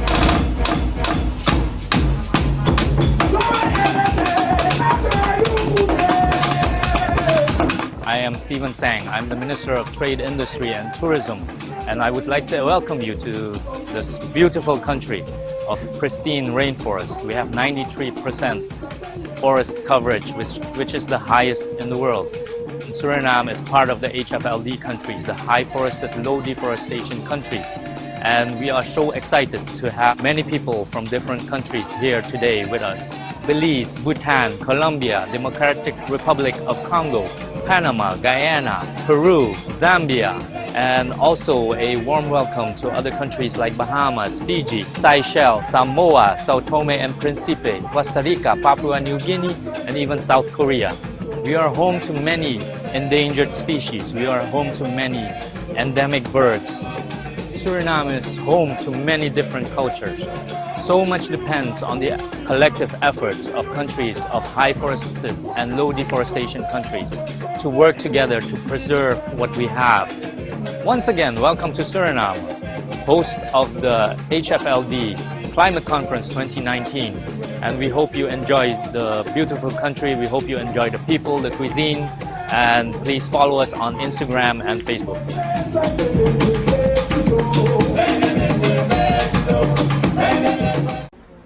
Good morning, everybody. Welcome to Suriname. Welcome to the HFLD Climate Finance Conference 2019 in Suriname. I have here with me His Excellency Mr. Carlos Manuel Rodriguez, Minister of Environment and Energy of Costa Rica. Welcome, Mr. Carlos Manuel Rodriguez. I'm pleased to be here.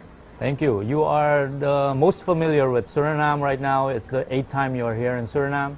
And I'm very excited to have you here finally in Suriname, to meet you here finally in Suriname, because we've met before in Miami for a conference of Conservation International.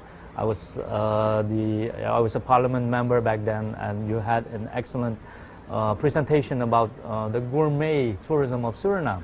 And it was very inspiring, I must say. So it's wonderful to have you finally here in Suriname to talk about tourism, to talk about the conference. First of all, I would like to ask you, maybe you can elaborate a bit more about the gourmet tourism of Suriname. Yeah, well, of course. The first time I came to Suriname was in the early 2000s, because I wanted to know this place in Suriname, which for me was unique. It was the Central Surinamese Forest Reserve. 1.5 million hectares. 1.6 million hectares. 1.6 million hectares. That's larger than all the national parks of Costa Rica together in just one place. So I had to visit this place and be able to know about it, and I was really inspired by what Suriname did in the late 1990s, early 2000, because Costa Rica was doing pretty good in terms of attracting tourism to see our natural wonders. And those natural wonders are located in our system of protected areas, particularly on the national parks. So I was, curious about this great area, and also I was invited by the government of Suriname to come over and be able to share some experiences on Costa Rica. And I think that those same objectives that brought me the first time are very much, actual and important today, because Suriname, like my country, many other countries, are in a crossroad. We need to define a route for the future. And probably the route for the future is not very similar to what Costa Rica did 50 years ago when we decided to develop ourselves, creating new agencies and creating a new constitution and creating a lot of new policies and incentives, which at the end of the day gave us, progress in terms of human development, but we lost most of our forests in the process. And we learned the hard way. We had to begin restoring forests once more because we hit the wall. Our economy, our social development was limited by the fact that we didn't have forests to provide us with key environmental services. And this is where we began connecting the dots. Instead of logging our forests and giving oil and gas concessions, which were part of our idea back then, we found that tourism-based, nature-based tourism was something we should explore. And we became very good on that business. We were very aggressive in building the infrastructure, in building the airports, in building the roads, in promoting the development of infrastructure in the private sector. Our private sector became very innovative. They began, creating this trademark on ecotourism in Costa Rica. And to make a long story short, one of our most important source of revenue is tourism, which basically goes to Costa Rica to see biodiversity, to see our local culture, to see our protected areas, and they contribute high in our economy. So we have learned that instead of chopping down a tree and selling it, we can sell the tree many times without chopping it down, many times to many tourists. And that has proven to be quite a very good idea. Well, you are probably the top country in the region, if not the world, for your ecotourism policies and for your alternative ways to generate money from your forests. And that is one thing that we in Suriname and all the other HFLD countries are seeking, to find alternative ways to see for the climate finance, to finance our development without destroying what we have, what we can provide to the world. And it is a privilege to have you here to share ideas with us. And I know there are many more ideas when we were talking to you about the tourism possibilities for Suriname, the endemic species we have here, and all the wonders of the nature that we have in Suriname. We as Surinamese people, we don't even realize what we have here, and we need to have you, somebody from Costa Rica, to come over to tell us that we have gourmet tourism. It's very humbling, and I would like to thank you for that. One more thing I would like to ask you is, does Costa Rica have any other policies in terms of climate financing? Yes.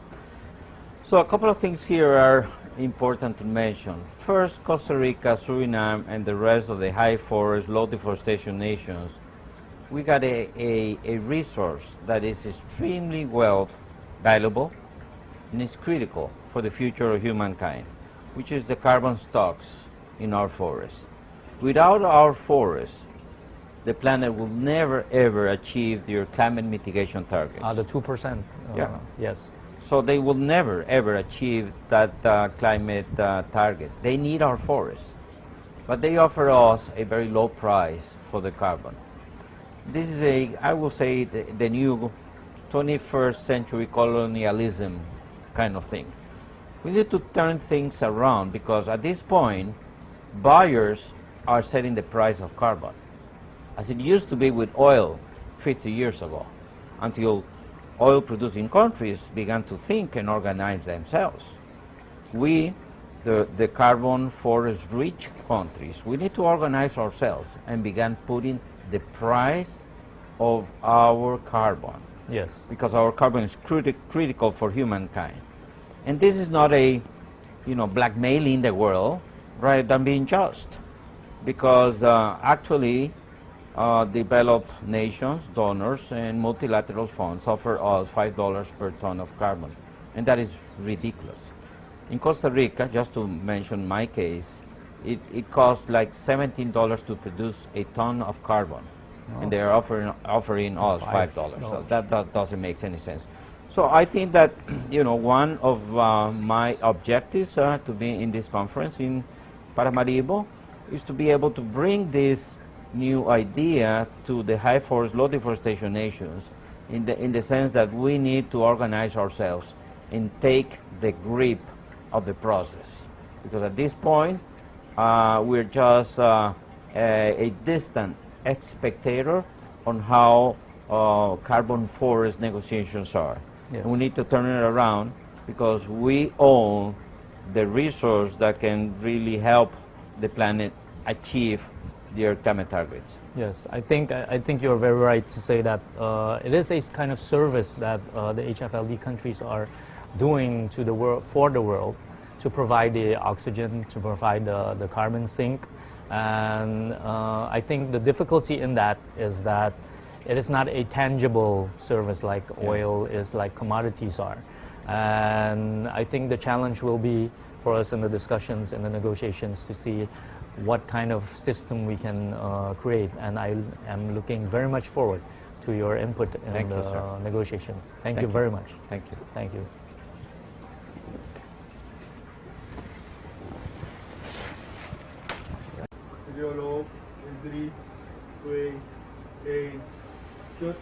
Good morning. Welcome to the HFLD Conference on Climate Finance 2019 in Paramaribo, Suriname. Our next guest today here is His Excellency, Mr. Satyendra Prasad. He's the ambassador to the permanent mission of Fiji to the United Nations. Welcome, Ambassador. It is your first time in Suriname. You are from the exotically named country, Fiji.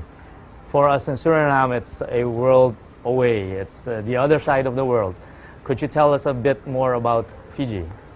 Thank you very much, Minister, and thank you very much for welcoming me so generously to such a beautiful country. Yes, we do come from a beautiful country, but I must say from everything I've seen about Suriname, it is such a beautiful country, and it is so apt that we are having this conference in Suriname, which is one of perhaps the world's best carbon negative country.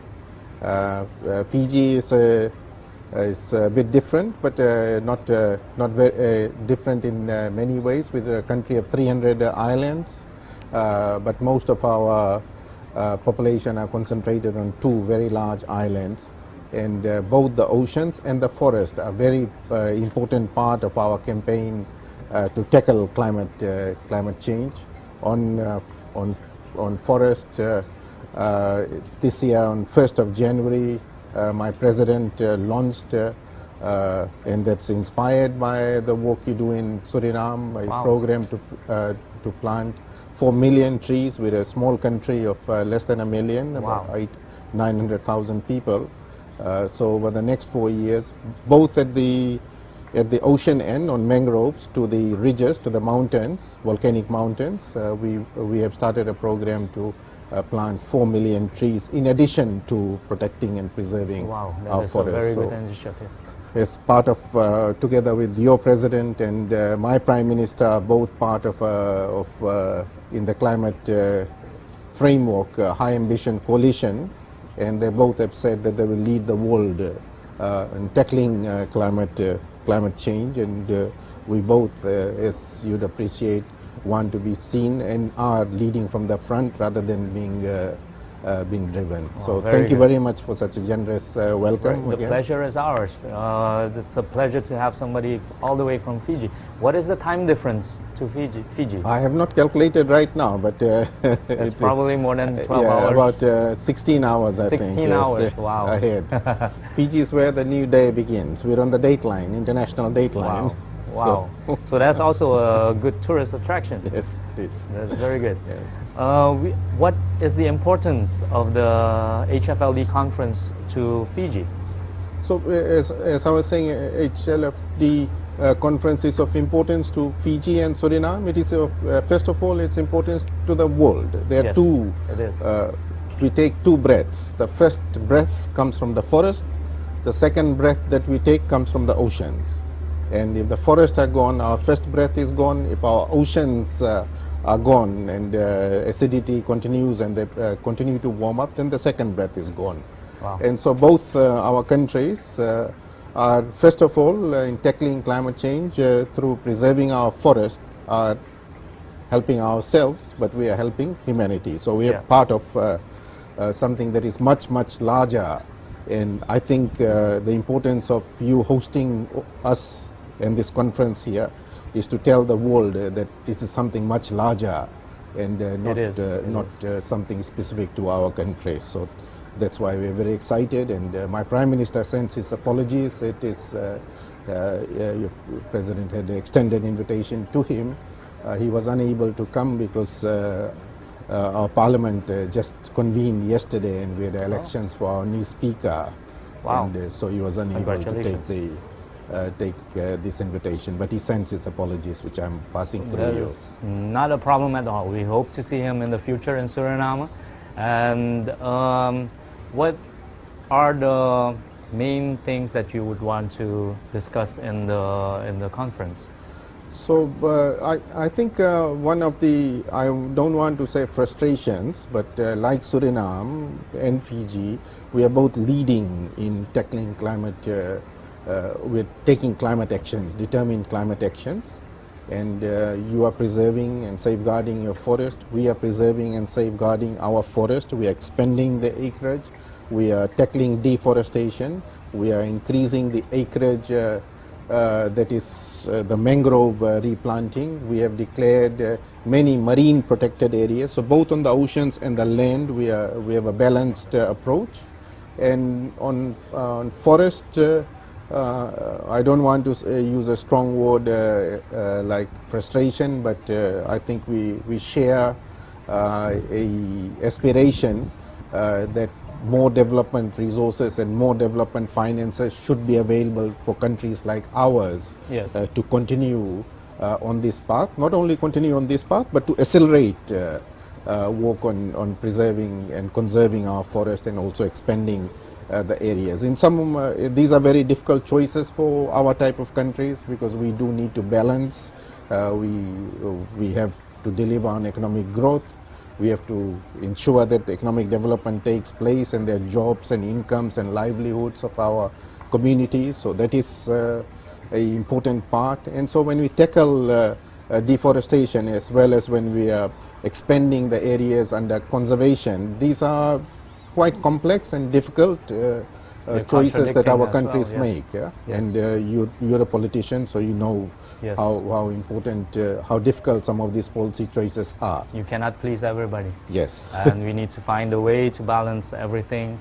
It is a challenge, and that's why it's been an issue for so long. Yes. And we hope that in the conference we can then get much more progress to find a way to have a sustainable means of financing our efforts. Absolutely. And in this, I thank you for your participation. And but as you've said also, we don't have a choice. Suriname and Fiji are both threatened by climate change, rising sea level, and we don't have a choice then to work together towards a more sustainable solution to this problem. Thank you so much. Thank you. Thank you very much, Minister, and very good luck for hosting the conference. And I also look forward to great progress being made, and also for Suriname and Fiji and the coalition of countries here to work together to raise the international ambition. Thank you very much, much, Minister. Thank you.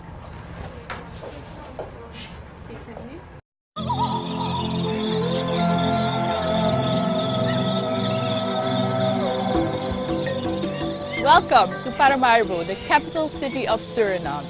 You're here to join us in the HFLD Climate Finance Conference that we will be hosting these coming days. You may know us as a country that is very rich in biological diversity. We have 93% forest cover.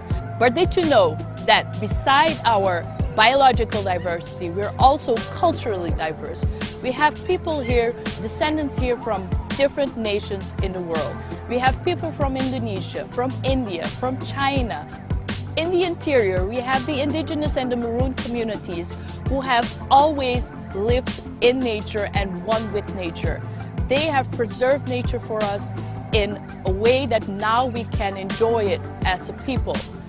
This is the example that we want to follow. So please, come and join us over the next few days to have meaningful discussions on how we can preserve the environment for us and future generations.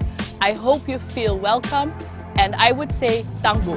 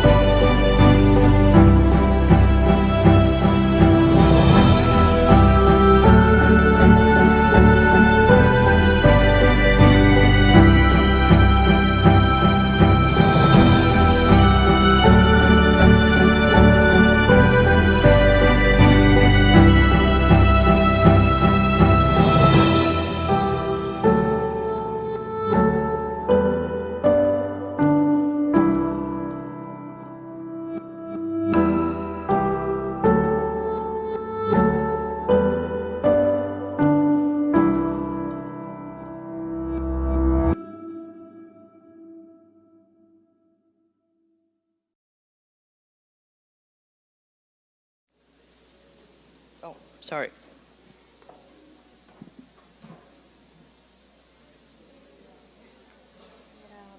Yeah, okay.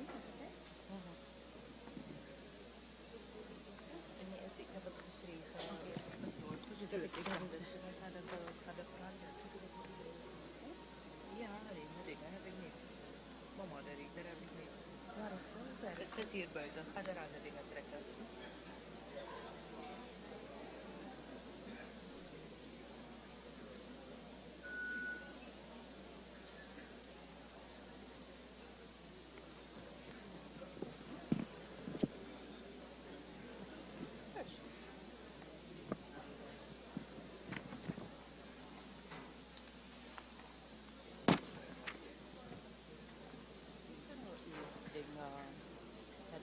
De kinderen alvast doen.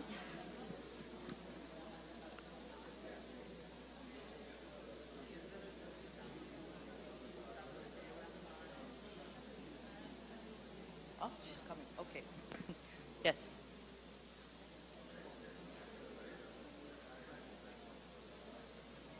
Just a few more moments. Sorry, we're waiting on the moderator to come.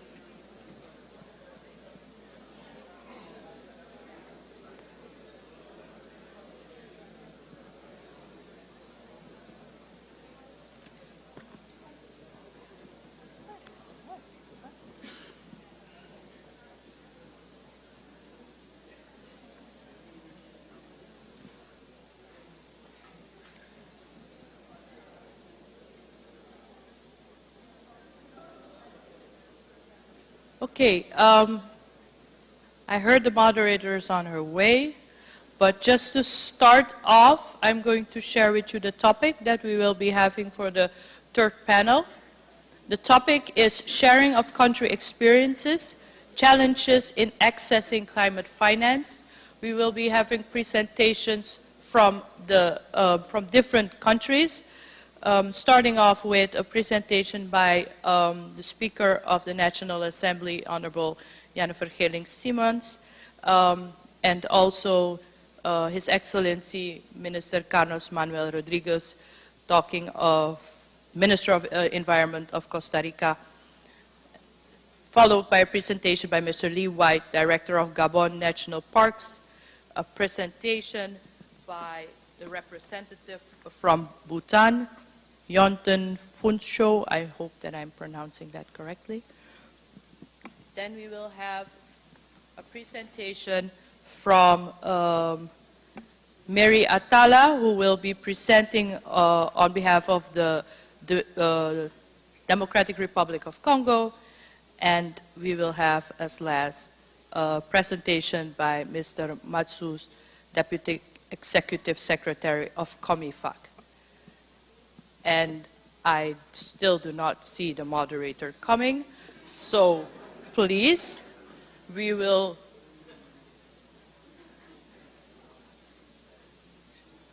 oh, yes, now I see her.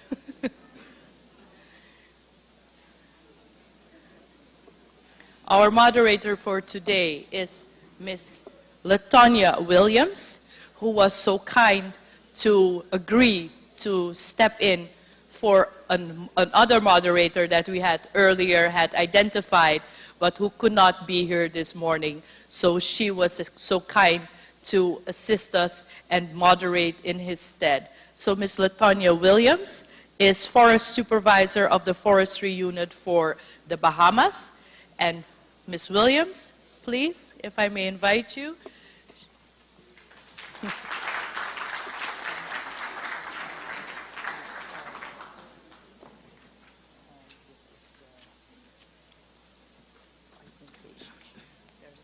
Microphone.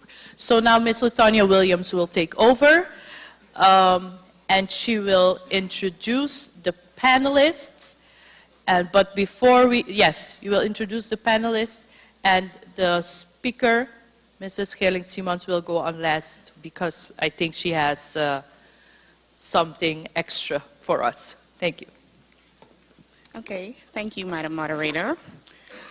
So we will begin panel 3. And the topic for this session is sharing of country experiences, challenges in accessing climate finance. So our panelists are first Mrs. Jennifer Geraldine Simmons. She holds a medical degree and is the speaker. You can just go up. You can go up. She'll be the last one. So, change of plans. We have Mr. Carlos Manuel Rodriguez. He is the Minister of Environment and Energy in Costa Rica, serving his 3rd term in this position. He is an environmental lawyer, a politician, and a conservationist, and former director of the National Park Service and former vice president of global policy at Conservation International. We have Professor Lee White. He is the head of Gabon's National Park Service, commanding a force of over 800 rangers responsible for the protection and management of 30 terrestrial and 20 marine protected areas.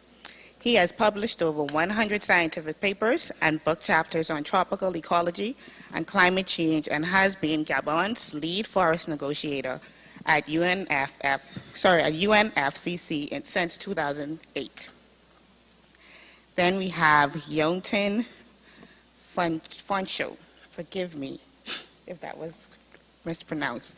He is the Deputy Chief Forestry Officer of the Ministry of Agriculture and Forests, Royal Government of Bhutan. He is the National Coordinator of recently National Forest Inventory and working member of implementing RED Plus Readiness Program of Bhutan. He has a Master's in Forest Management in from Indira Gandhi National Forest Academy, Dehradun, India, and a Master in Environment Management from School of Forestry Environmental Studies, Yale University, the USA. And next we have Victor Cabangel. He is the Deputy Coordinator of the National Red Fund in the Democratic Republic of Congo, a fund anchored within the Ministry of Finance and in charge of mobilizing and programming resources to help reduce deforestation in the Democratic Republic. Mr. Cabangel has been involved in RED since 2005 and has led to the team negotiating the emission RED purchase agreement between the Democratic Republic and the Carbon Fund. Due to complications with his travel and flight connections, Mr. Cabangel could not make it to the conference, and this presentation will be delivered by Marie Atala. She is the Chief Technical Advisor to the National Red Fund of the Democratic Republic of Congo. And then we have Jervis Itusa Mazdous. He is the Deputy Executive Secretary of the Commission of Central African Forests. His ample experience and areas of expertise includes climate change negotiations, greenhouse gas inventory, monitoring, reporting, and verification, system for greenhouse gas emissions, and REDD+. He previously worked as a project coordinator and reviewer for national communications under UNFCCC.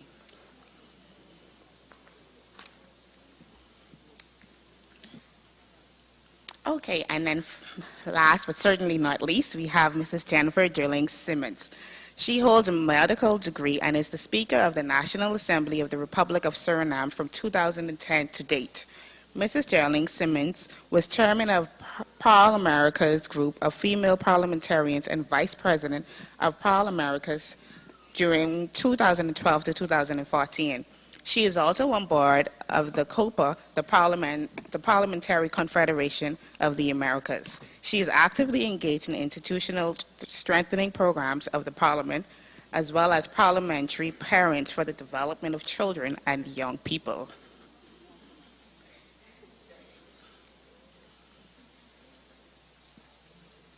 Okay, Mrs. Simmons brought us some guests.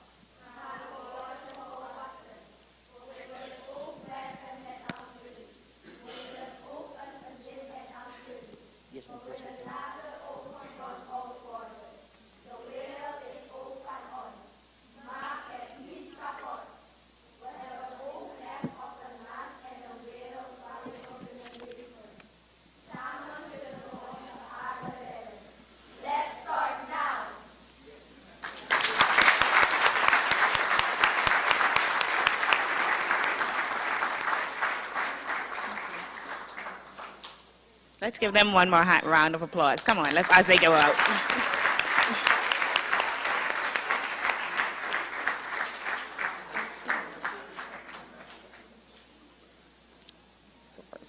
So our first speaker will be Mrs. Jennifer Dirling Simmons, the Speaker of the National Assembly of Suriname.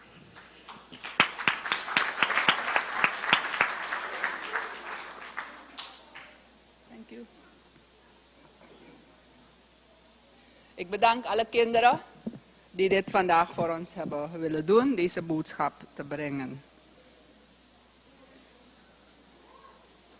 You have been welcomed to this conference and to Suriname, but I will welcome you one more time, keeping in mind that protocol has been observed. Welcome to Suriname on behalf of the Parliament of our country. It will be a few years now that it has become ever more clear in which situation we are. We have heard many people talk already, and we will hear more. I'm not standing here as any kind of climate scientist. I'm the Speaker of the National Assembly.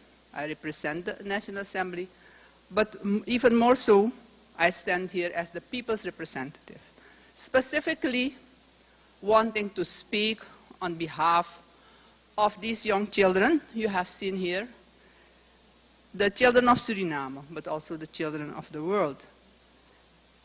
Children have limited opportunity to speak for themselves, but it's their future we're talking about. We have to take timely and effective measures to prevent runaway climate change, reassure resource depletion. We have to prevent loss of biodiversity, because all of these will bring great suffering to these and other children if we don't succeed in stopping them. Every so often, I might be speaking in Dutch. Vandaag zijn we hier om te praten over mogelijkheden voor Suriname en andere landen om klimaatfinanciering te vinden, om het geld te vinden om onze bossen in stand te houden. En we gaan daarover praten, we gaan daar inderdaad over praten. Maar wat eigenlijk hier aan de hand is in de wereld van vandaag, is dat we staan op een heel belangrijk punt in de geschiedenis van de mensheid. En daar gaan we ook over praten. We praten over de toekomst van kinderen, de toekomst van echte mensen. We're not talking about funding, about trees, about treaties. We're actually talking about people. And we're the parliament. We're talking about people and we're talking on behalf of people. And that's the role I want to play here. It is a sad fact that we will not be able to promise these children that we will stop climate change because the damage is done. What we owe them, however, is to do our utmost to influence every process, every decision that can help mitigate further climate change, and we also need to try to adapt to what's already happening here in Suriname, and I am sure also in your countries.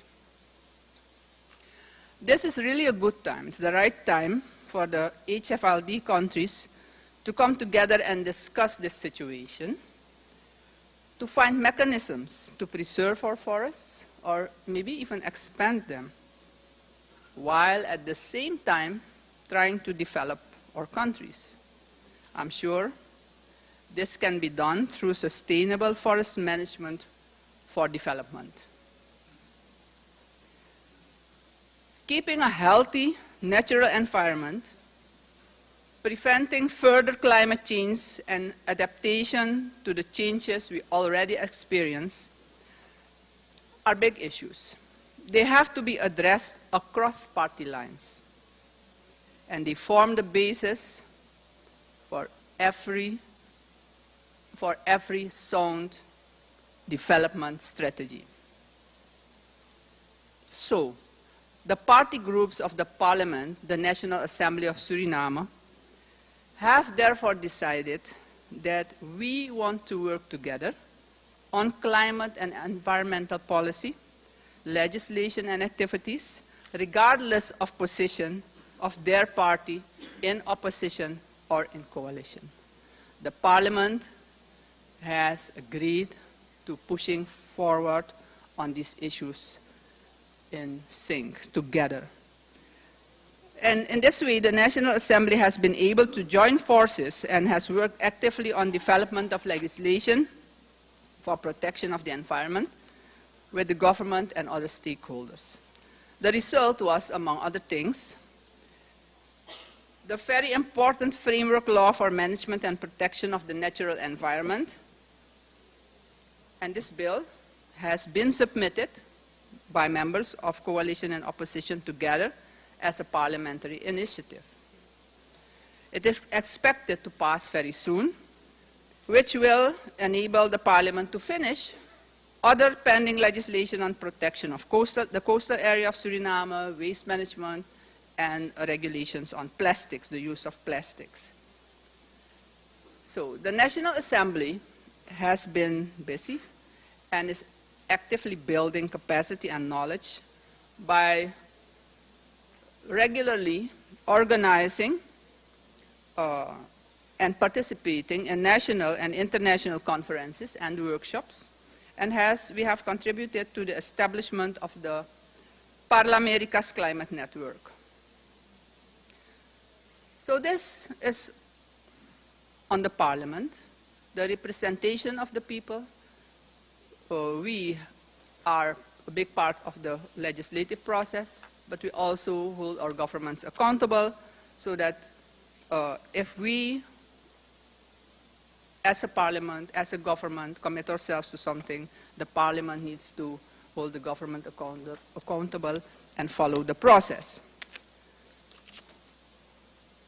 Now, legislation, knowledge, and information, as we've heard this morning, form an important base for further action on climate and environment. But if development of HFLD countries is to be successfully combined with protection of existing forests and hopefully even expansion of forests wherever possible, new mechanisms for funding are needed. Within the parliamentary organizations, we work in Palamericas in the region, we work in the IPU internationally. We have identified some opportunities and challenges of current, more market-based models we have encountered and discussed. Why have we discussed these models? It's because people, private companies, came to the region and presented them to us. And it became very clear to us that our small island states, even countries like Suriname, that we did not have enough information about the whole carbon pricing issue. And that's why we had some meetings on it, and I want to share with you some of our comments. Since the Paris Agreement, we see renewed enthusiasm of countries and companies to use different forms of carbon pricing, caps, taxes, etc., which can promote carbon trading. There are different models that are based on the market approach, different schemes of carbon pricing as proposed on the national level or between parties, and this has already been shown to promote carbon trading, which actually is aiming directly, trying to aim at emission reduction. But what we have noticed up to this moment is that protecting the natural carbon sinks is not addressed directly by this mechanism. It's expected to be an indirect effect, I guess. We have discussed this and listened to the people bringing the message of the carbon pricing to our small and vulnerable economies and high-risk countries. Carbon sequestering is a service. That's what we told them. And if technology were to be developed to take carbon actively out of the air, any company delivering that service would be duly paid, like we do for every service in our economy, in the economic system we have. So we thought that apart from maybe some successful possibilities and options for carbon pricing within countries or between countries, we should be looking, as HFLD countries, we should be looking at non-market models for carbon pricing that create more direct ways to pay for natural sequestering capacity. An international carbon fund could be part of an effective non-market approach, because if the forest cannot earn money for the countries where it is, and it's mostly poor or medium developed countries, if the forests cannot earn the money, these forests will have to keep competing with money makers such as mining and plantations, oil plantations and so on. Because when people come in for oil, for gold, they just come, they pay up, they want the concession, and they start making money for themselves, and they give the country something. So if we want to keep our forests standing, we need indeed funding mechanisms to keep them standing. On a national level, not every form of carbon pricing is suited for every country. If there are no alternatives for citizens, taxes and caps can lead to just more economic hardship for already poor populations, while contributing only very minimally to reduction of emissions, specifically because many of those poor countries contribute very little to the total emission of greenhouse gases as it is. Still, we all want to commit to lowering emissions.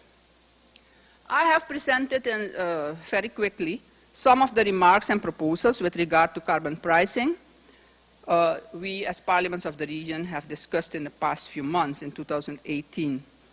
In our conference here in Paramaribo, we have already heard about more forms of funding and financing models, and they will, I guess, be discussed even in more depth. And that is the right thing to do within the framework of things and the challenges we as HFLD countries face.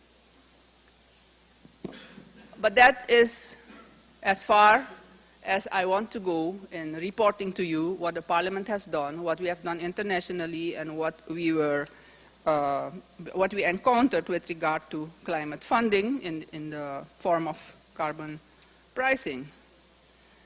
But I think that even though it is very important that we as HFLD countries are looking for ways to save our forests, to get to funding, to develop our countries while saving the forest, this is very important. I have actively worked with the organization so that we could be together at this moment. We need to be aware that all of this is taking place in a situation in which we have been given 12 or maybe less years to prevent a great worldwide climate catastrophe.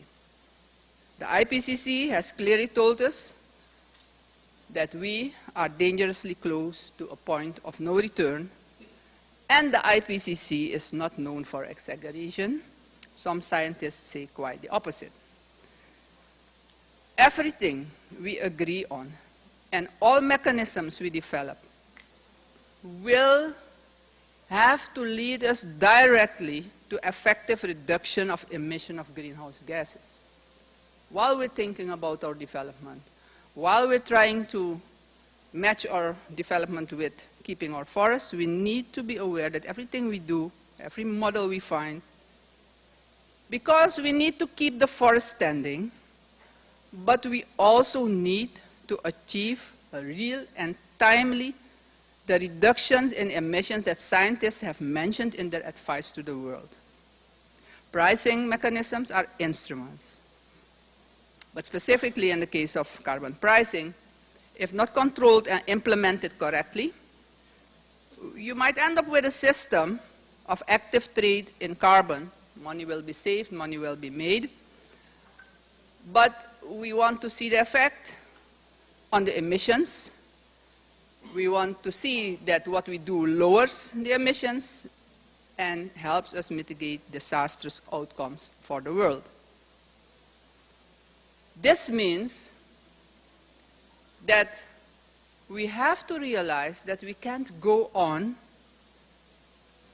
in the way we have been moving forward in the past 2 centuries, and even in the past decade, and even in the past 2, 3, 4 years after the Paris Agreement. We will have to accept that we need a paradigm shift. The world needs a total evaluation of our economic model. The concept of infinite growth in a finite system and the model with only maximum profit as sign of success has brought us to the point where we are now. We will not be able to address the situation with the same mindset and the same economic system that caused the problem in the first place. I often refer to an important IPU conference we held in March of 2013 in Quito, Ecuador, with the theme From Unrelenting Growth to Purposeful Development. Brim Bibir, new approaches, new solutions. It was promising, a new way of thinking about development, and I encourage everyone to read the resolution. But we're in 2019 now, and we have been warned in a way by IPCC that we have never been warned before. So the question is, what can we do? Of course, we have to do what we're doing at this moment for our countries to try to solve the puzzle of economic development, keeping the forest standing, lessen our contribution to emissions. That's the first thing we do, because everybody has to contribute to the problem. So we're right in doing what we're doing today. But we are here, and you could call us the G23 of green power. Something like that. The countries with the most green in the world. But how will you, how will I, and all of us convince the G7s and the G20s of this world that if we look at the situation in an honest way, we cannot keep meeting and talking. What we need is urgently is for the 20 or 15 or 25 biggest and historic emitters in the world to start taking responsibility fast and effectively, and now. Because we should be able to break this to one another, even if all of our countries, HFLD and maybe others, stop cutting any tree from today. We don't cut anything. We don't emit anything anymore. If these 20 countries don't cut their emissions substantially, we and our forest will end in maybe a century, maybe a little more. This is something we have to realize. So we have to work on our own emissions. We have to look for ways to keep our forests standing, and in my opinion, even expanding them. But we also have to look for ways to convince these nations that they will have to turn the tide. They will have to do something differently. Otherwise, our efforts will go down the drain. So we have this task as well. Apart from doing everything we can ourselves, we will have to make the effort for the children because their lives, this is about real people. It is really not about treaties, it's about people. And the task is daunting, but we have no choice. We need real commitment, strong action from the HFLD countries to keep and expand the forest, but also from the HELF countries, the high emission, low forestation countries, to hit the brake. Thank you.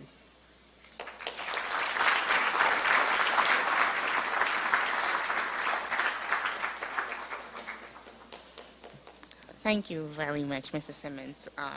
That was very enlightening from your introduction with the students. That was nice. What was important for Mr. Simmons' communication, for those who may have missed it, is that it's important for us now to change the discussion. There needs to be a shift. We've been talking for a while. It's time to stop talking and start convincing the producers and the persons who are causing these challenges to get them to act, because we're doing our part, but they're not doing theirs, okay? And it's important not only for now, but for our future generations, okay? So our next speaker, we have His Excellency Carlos Manuel Rodriguez, the Minister of Environment of Costa Rica, who's coming to present on the benefiting from sustainable forest management.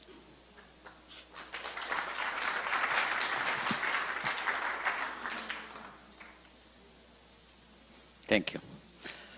Madam Speaker of the Parliament, Minister Larkin, distinguished ministers, ambassadors, dear friends, it's great to be back in Paramaribo. Every time I come to Suriname, this is my 8th time. Probably Dr. Mr. Meyer comes 8 times per year, but this is my 8th time. Every time I come here, I feel like a breeze of fresh air. But this time, when I breathe, I smell something different in Paramaribo. And you know what? Yeah, the air is different. Why? Because the concentration of carbon is higher than ever. As I checked it yesterday, the concentration of carbon per parts per million yesterday was 414. No human being has ever breathed air with that high concentration of carbon. No Homo sapiens. You are the first Homo sapiens in the history of humankind that is breathing that high concentration of carbon. We can go back in time. Let's go back in time 100,000 years ago. We humans were, one more species in Eastern Africa doing our own business. We were not more important than the elephants or the whales or the chimpanzees or whatever other animal. The concentration of carbon back then was probably around 250 parts per million. And we were sharing the planet with 5 other species of human back then. Not just us, Homo sapiens. We decided to go beyond the horizon and began conquering the world. And as we, humans, Homo sapiens, spread around the world, we brought destruction. We brought species to extinction, even to our cousins. There were 5 species of humans sharing the planet with us 100,000 years ago. We changed the landscape, dramatically changed the landscape. And wilderness is now only located in our countries, nowhere else. Is the wild nature that we used to have here.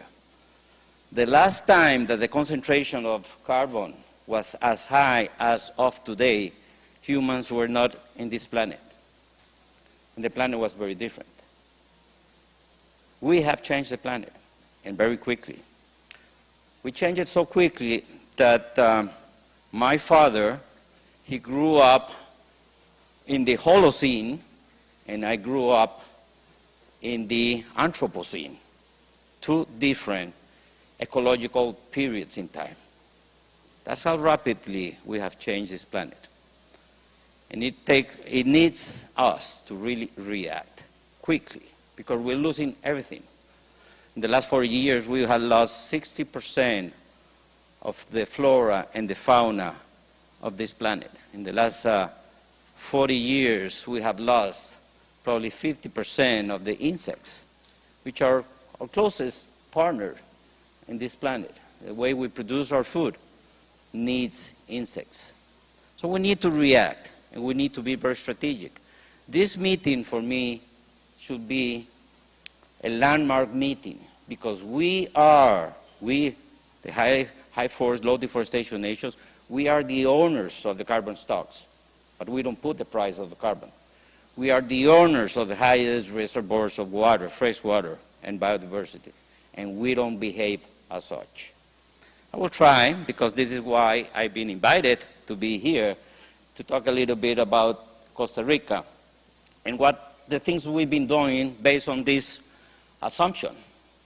And these are some general characteristics of Costa Rica. Probably, let me say that Costa Rica was one of the poorest nations in the Western Hemisphere when my grandfather was born in 1906. And today, Costa Rica is, one of the top 5 nations in the Western Hemisphere in terms of human development. Costa Rica lives longer than an American, lives happier than an American, and with a way smaller footprint.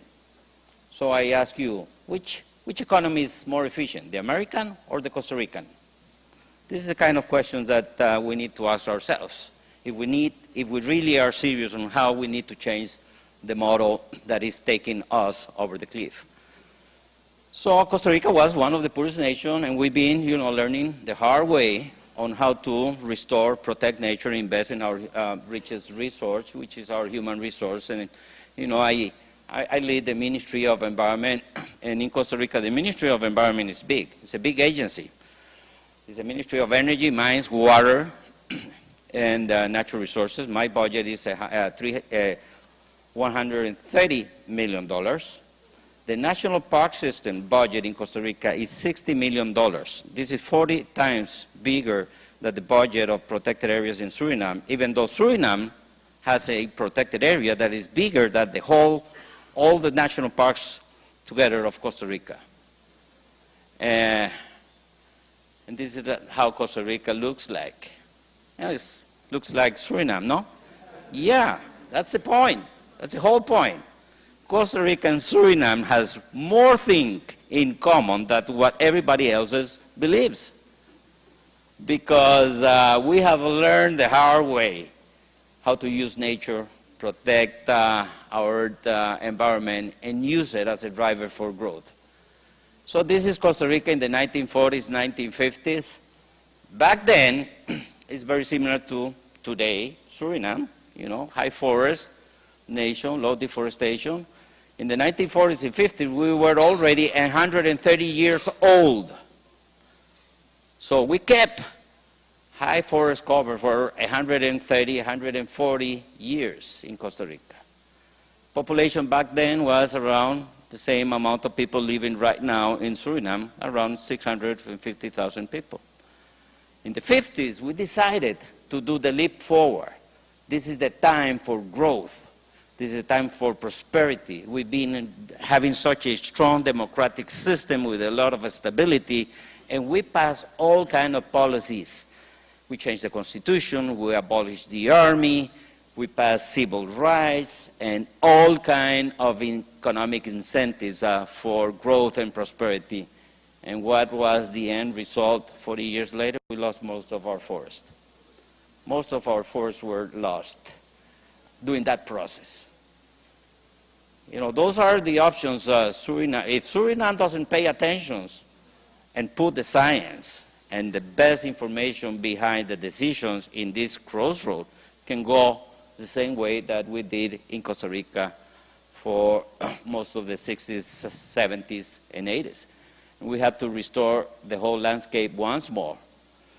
From 1986 to up to today, we not only stopped deforestation, we doubled the size of our forests, while we doubled the population, we're 0.5 million people, while we tripled the size of our economy.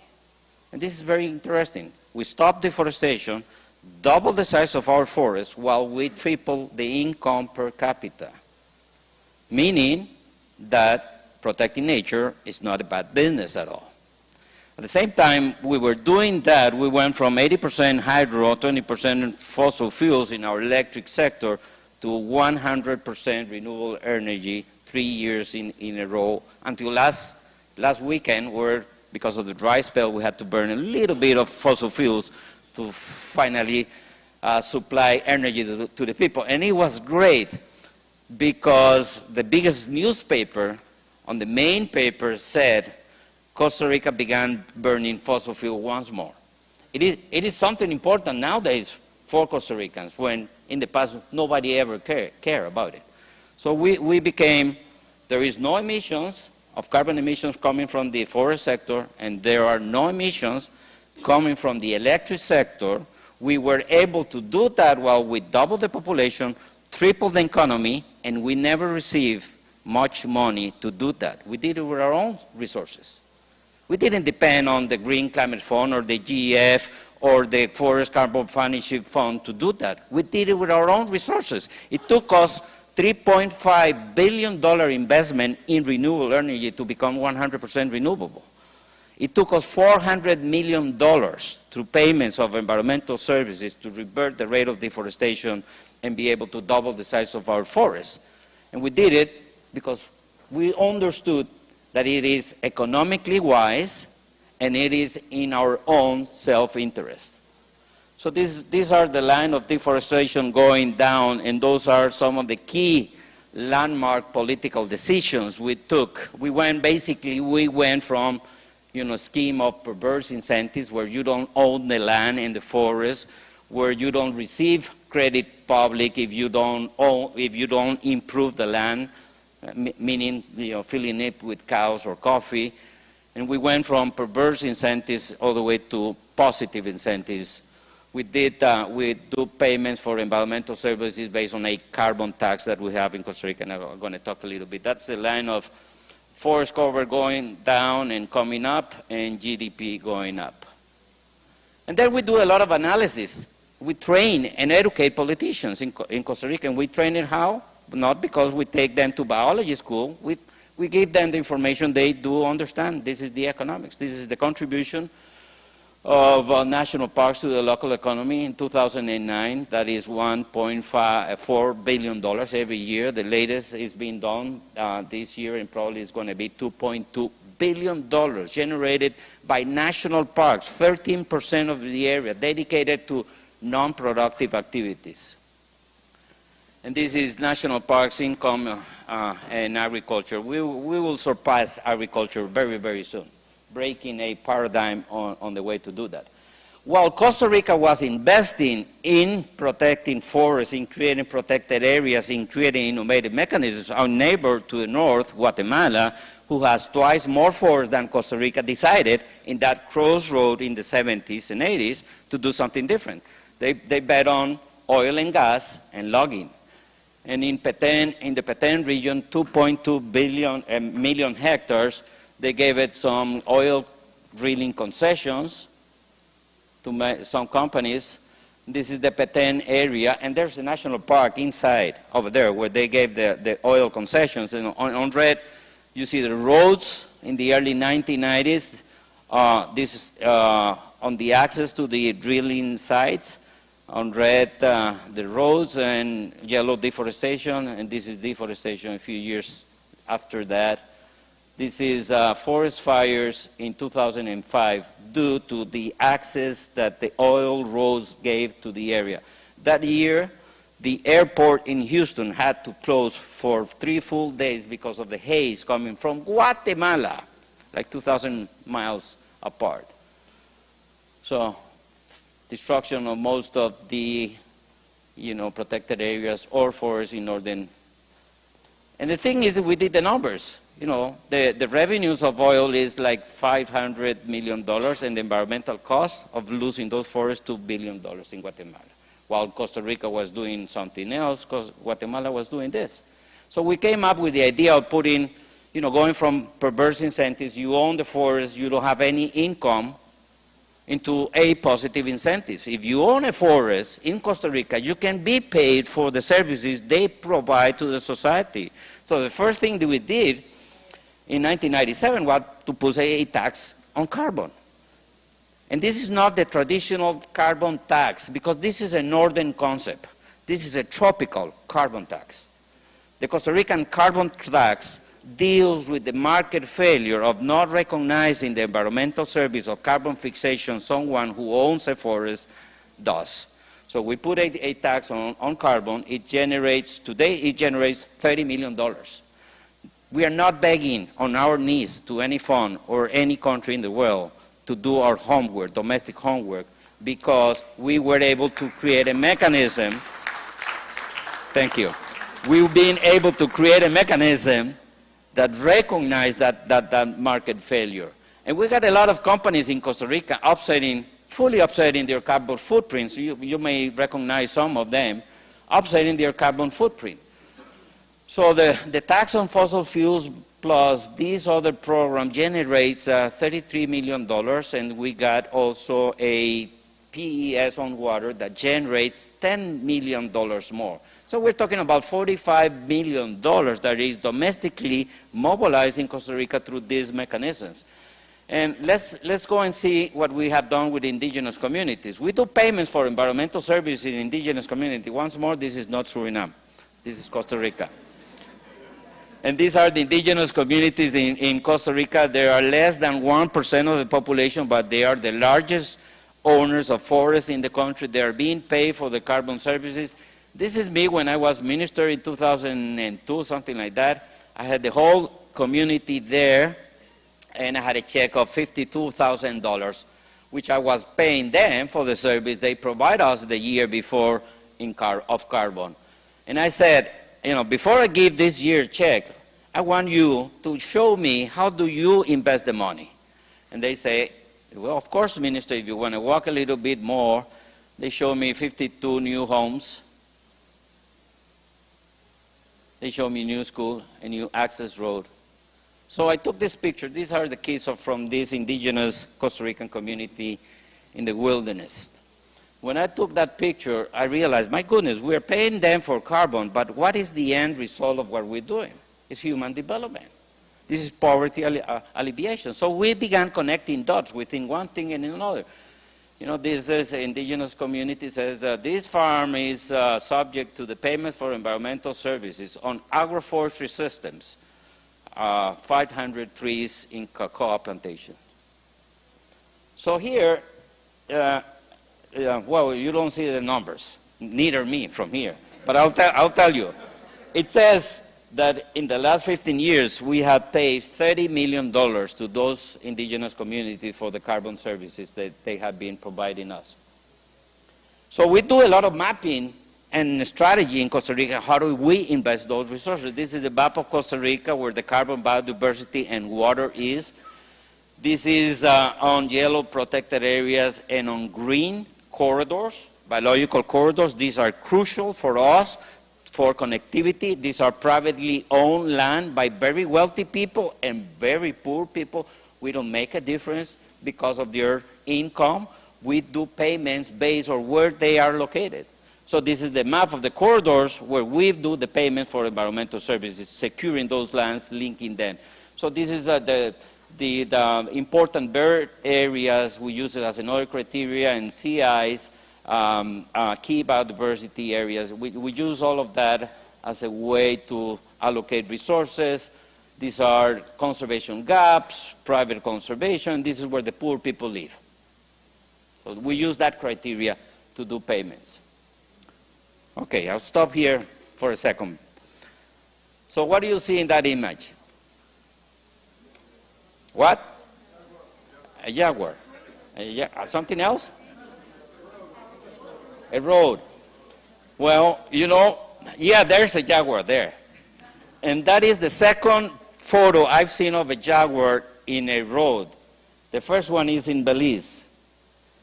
But that's not what I see there. You know what I see there? I see gourmet carbon made in Costa Rica.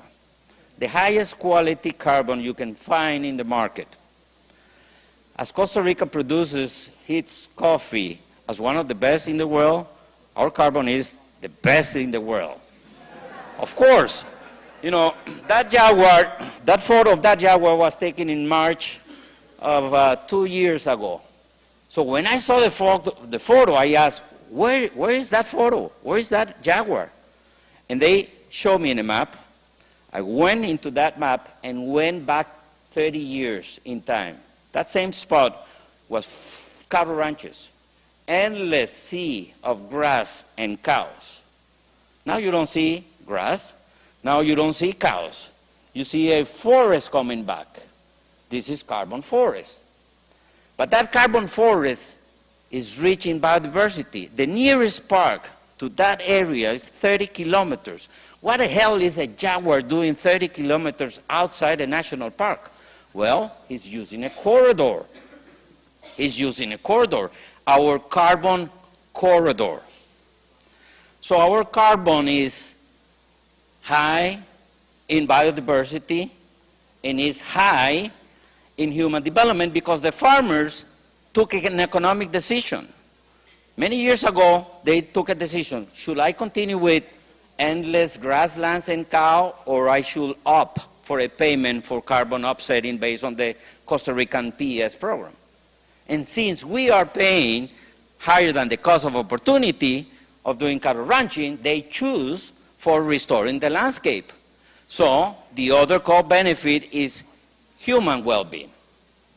So this is the highest quality carbon you can find in the world. Great? No. No, we're very bad. Why? Because the World Bank offers me $5 per ton. Offers me $5 per ton?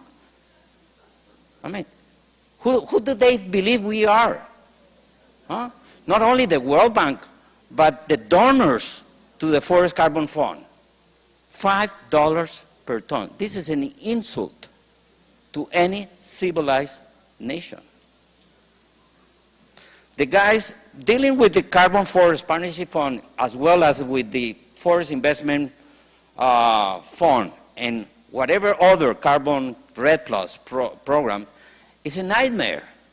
We are in the hands of a lot of bureaucrats who has never been in a tropical forest, who has never managed a forest agency, who has never been in a Ministry of Environment, who probably two times in their life has wear rubber boots. 2 times. And they are asking us, Costa Rica, for 5 years, requirements, requisites, and conditions. They don't know nothing about forests. They don't know nothing about dealing with deforestation. We are the countries who who knows what it means to do that. And we need to change the way we negotiate and the rules of the game.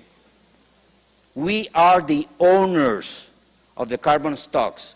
Without our carbon, nobody is going to get it clean out of this climate mess.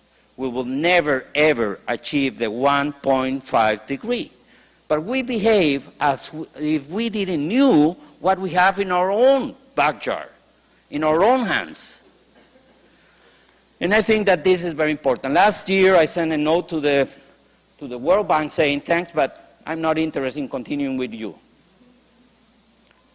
It takes me $17 in Costa Rica to produce 1 ton of gourmet carbon.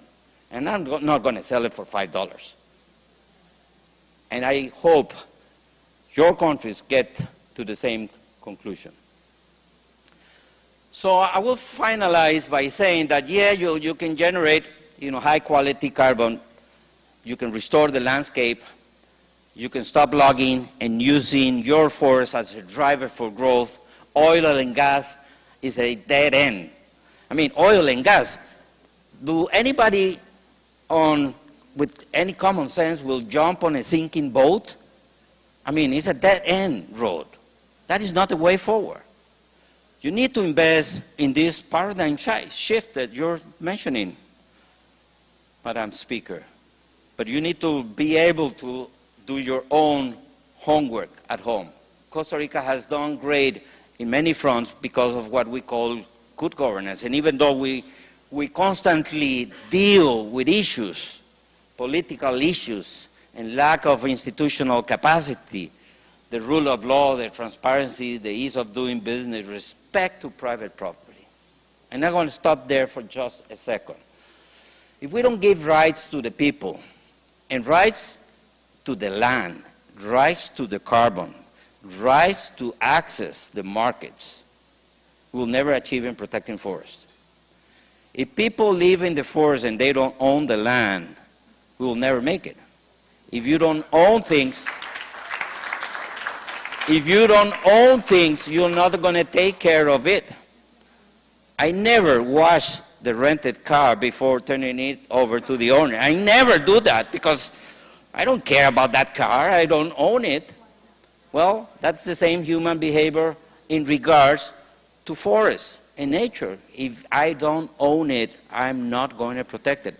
When Costa Rica gave title to the landless people, things changed, not just from the environmental point of view, but also from the human point of view.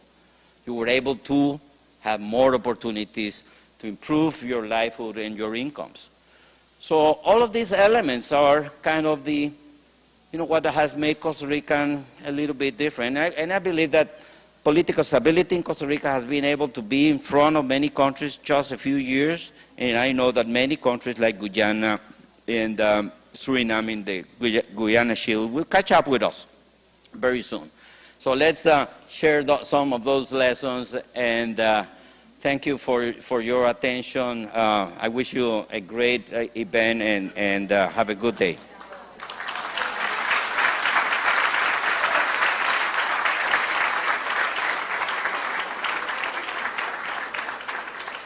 Thank you, His Excellency Rodriguez. That was really inspiring, and I think we all needed that affirmation that we don't need other nations or other countries, mainly the developed countries who've created this challenge, to dictate to us how to fix the challenge. What we need to do now, backing again on what Mrs. Simmons said, is getting them to recognize where they have done wrong, but we also have to take responsibility and do some. We can take action in our own countries, as the Costa Rican example, and actually, as opposed to being taxed your $5 per ton, you can be more beneficial and profitable for your country, not just, from what I gathered, Mr. Rodriguez, is that those funds are actually still going out of the country as opposed to staying and retaining in the country to help social activities, to help environmental activities, and to even help the economy of Costa Rica. So they actually discovered an internal way to maximize off of this carbon and climate change solution. I think that we can all benefit and learn a few we can learn a lot from Costa Rica as well, and understand that it's important that we include persons, and understand that it is important not to just find ways to reduce carbon, but we have to find ways to make persons accessible to the forest areas and to get them to understand the value and how they can benefit.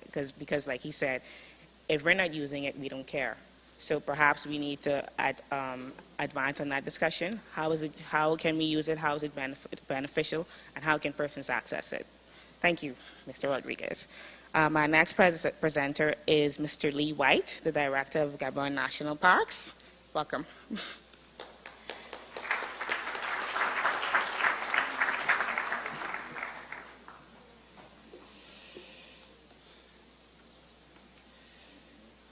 Follow that. Madam Speaker, Mr. Ministers, ladies and gentlemen, I've just this last couple of months, I've been analyzing 35 years of data. I've been monitoring forests in Gabon for 35 years. In 35 years, using our little weather station in the middle of the rainforest in Gabon, the temperature is up a degree.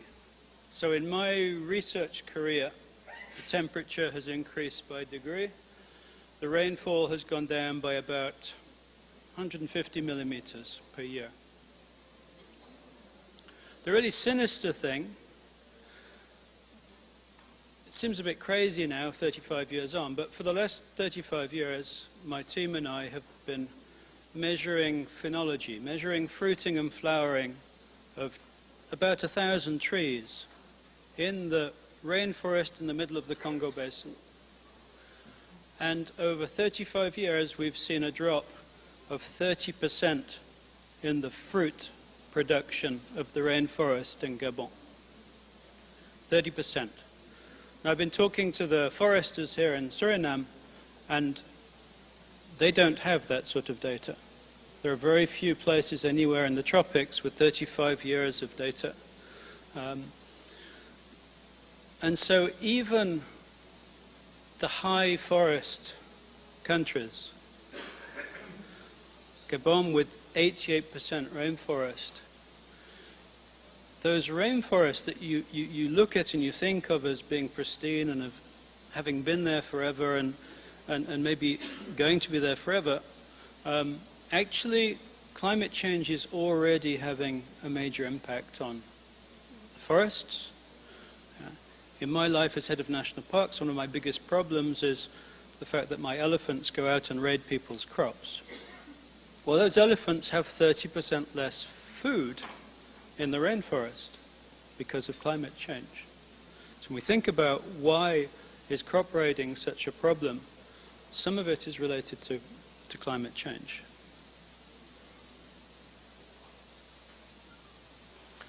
This man is my president, President Ali Bongo Ondimba. He would have liked to have been here. He's been a little bit sick recently, so he couldn't make it. This picture is from 2009. Prince Charles was running his rainforest project, and he had this very simple and very compelling idea. We have to find a way to make trees worth more alive than dead. And in 2009, there was great optimism.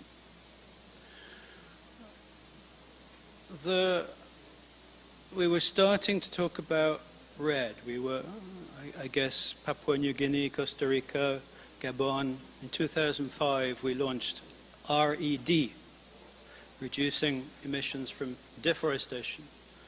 And then in Bali, 2008, we added the second D, the degradation. And then we added a plus. And then we were going into Copenhagen, and we were 120 heads of state coming together to solve the world's problems. And all of the economic analyses, all those McKinsey cost curves, were showing us that the cheapest way to deal with climate change was to maintain tropical rainforests and to regrow forests around the world. It was a no-brainer. It was just obvious. It was cheaper, and as we know now with the IPCC report on 1.5 degrees, if we don't deal with forests, we're not going to deal with climate change. And so 2009 we were really optimistic about REDD. The international community were promising us $30 billion of fast start for REDD. Don't know if you remember that, Minister. I think we've seen about 10% of it in the last 15 years.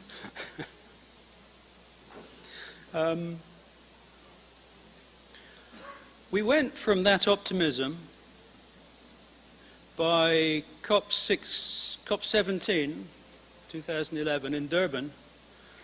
I got the biggest dressing down I've ever had from my president.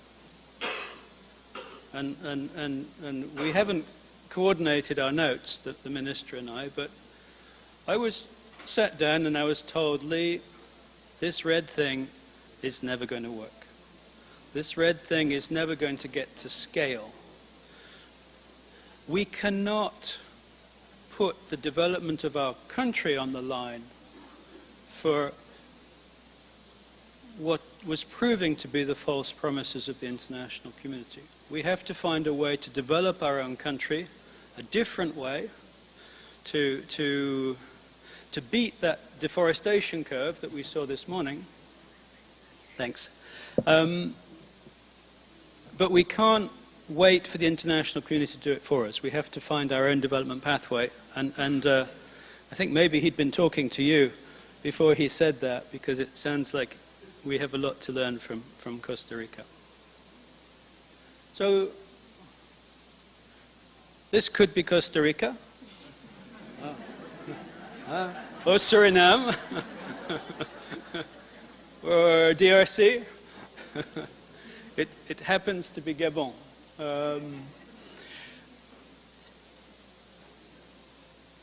How do we find a way to preserve these forest landscapes?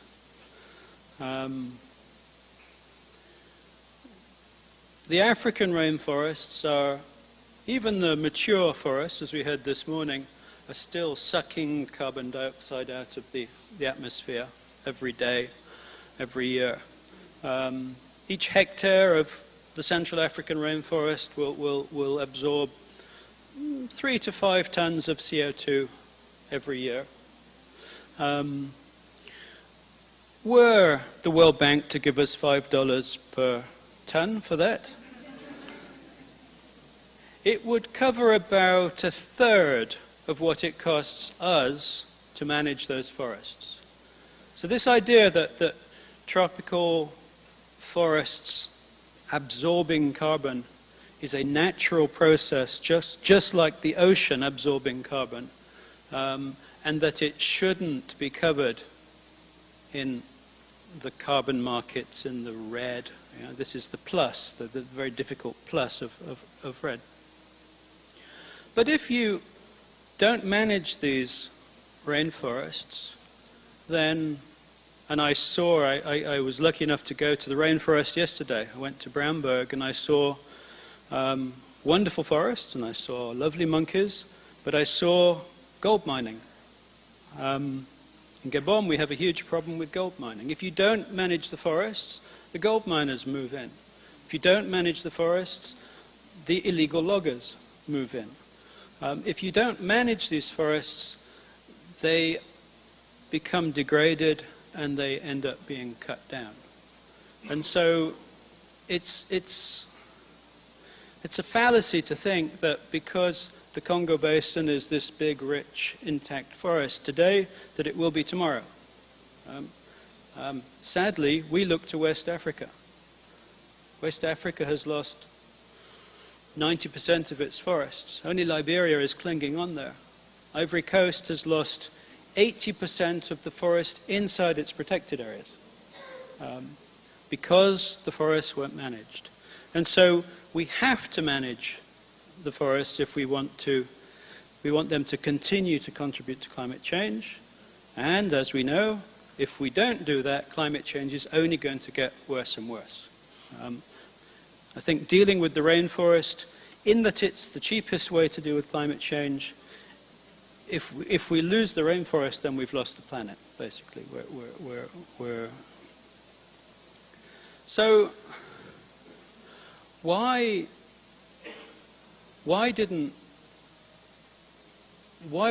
wasn't Prince Charles able to convince the international community that trees are worth more alive than dead? Why is it that the $30 billion of Fast Start for REDD didn't come? Why is it that we're all struggling to find the funding to maintain these forests? I think that the bottom line, obviously, is that the international community, the global community, is not ready to pay.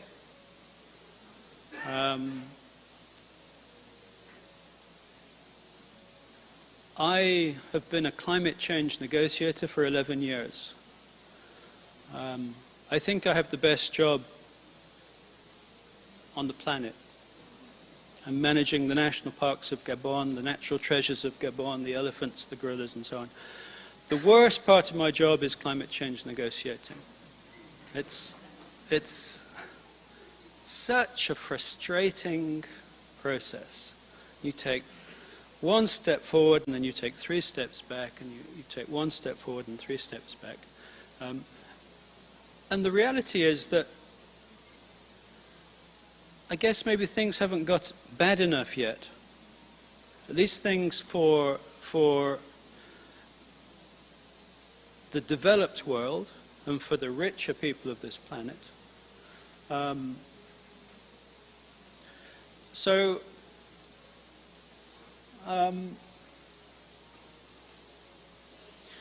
Because things haven't got bad enough for the developed world, because Florida, the golf courses of Florida, have not yet sunk under the rising oceans, as they perhaps will do in the years to come.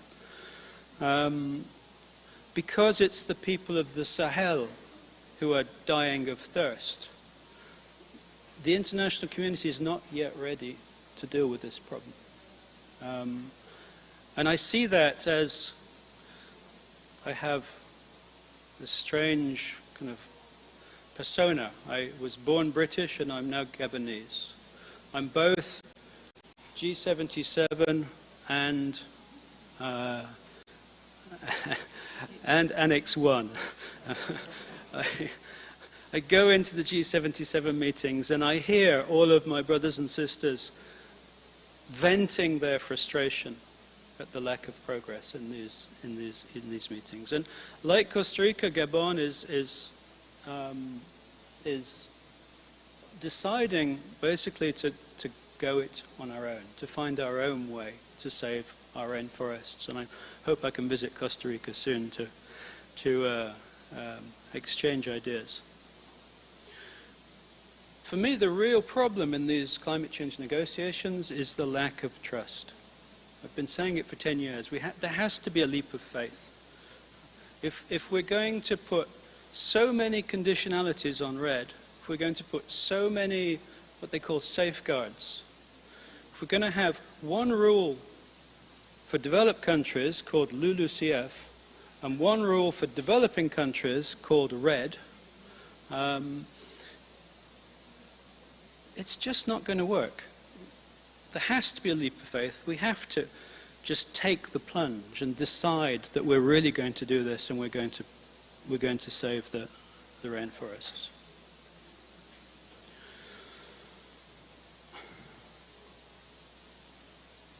As I was thinking about the title I was given, to think about the problems at accessing funding, obviously in many of our countries there are capacity issues. But again, I think taking that plunge is the only way to go. There are so many consultants making money off REDD and so few REDD countries making money off REDD right now that we have a real problem. I'll just take maybe one more minute to just give a little bit of background on Gabon. As I said, Gabon's 88% forest. Back in 2001, we passed a law to make it obligatory for forestry companies to do sustainable forestry. In 2002, we created 13 national parks, cancelling 2 million hectares of forestry permits. In the period between 2006 and 2016, through improved forestry, through reducing the number of forestry permits, through creating national parks, we did about 300 million tons of red. We reduced our emissions by about 300 million tons. In 2009, the president, newly elected president, Ali Bongo, banned the export of raw timber. He made transforming timber within the country obligatory. President Sarkozy came from France immediately to convince him that he'd made a mistake, that it was a very bad idea. And it was a bad idea for President Sarkozy, because a lot of jobs in Normandy, where they were turning our trees into cigar boxes, were lost.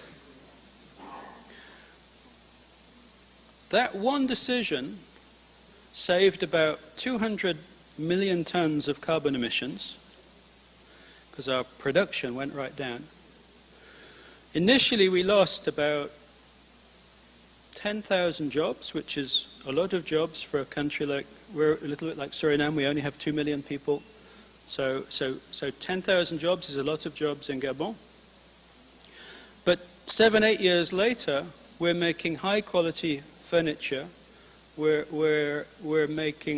now have 15,000 more jobs than we had before. And most of those people are making quality furniture. And so we're making a lot more money from about a third as much timber. And so we're logging our forests much less. And we're gradually creating a vision for how we develop our country, maintaining our forest cover well above 80, probably well above 85%. We've just decided to make FSC certification obligatory for every logging permit. And we have data that shows that the FSC permits have about 50% of the carbon emissions of the badly managed permits elsewhere. And we've made an unconditional commitment in our INDC to reduce our emissions by 50%, even though right now we absorb about 40 million tons more than we emit every year, but we're still reducing. And so I will stop there. Thank you very much.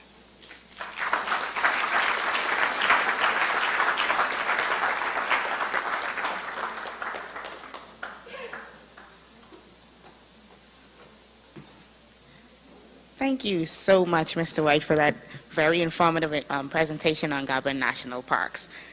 Two very important points that I noted from Mr. White's presentation. Again, it's a recurring theme. Countries have to find innovative ways to protect and manage their forests, as well as they have to find ways to increase the multiplier effects that they can profit from forests in their own countries, as well as understanding the importance of the reluctancy on our developed countries to actually contribute. It plays in the development of our nation's ability to commit to these things, but in reality they're not helping us, so we have to try and help ourselves. And these conferences, again, as Mr. White said, allows for those opportunities. So thank you again for that. Our next presenter is from Bhutan. He is a representative, and he will be speaking on Bhutan for Life, a GCF-funded project.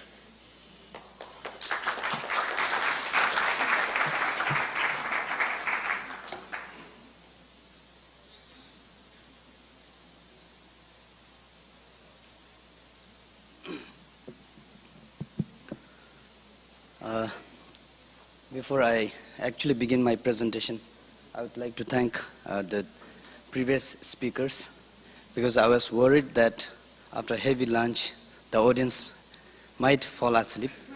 So thank you so much for keeping them active and rejuvenated. So I'll try and complete my presentation before you all fall asleep.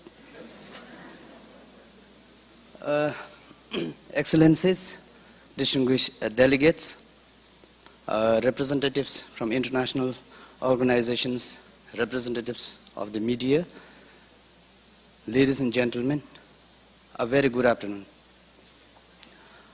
I stand here on behalf of His Majesty the King, Royal Government, and the people of Bhutan to offer our support and stand in solidarity with the HFLD countries to fight the menace of climate change.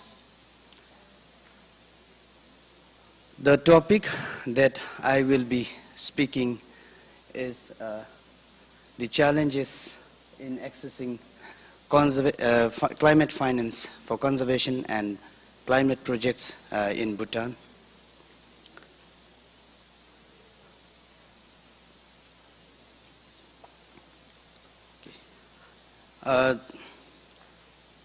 And this is, sorry. Okay.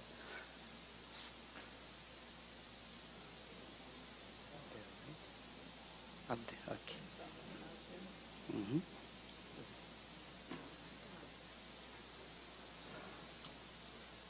On the right.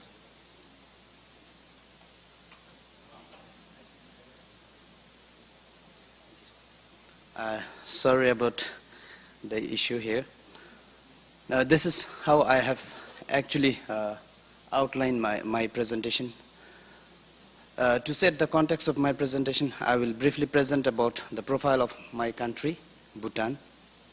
Then after that, briefly touch upon the conservation history, including the challenges that we face. Before I then present about the challenges of accessing climate finance, I would briefly talk about two of the climate projects as introduced that we are implementing, which is the Bhutan for Life and also the Readiness program.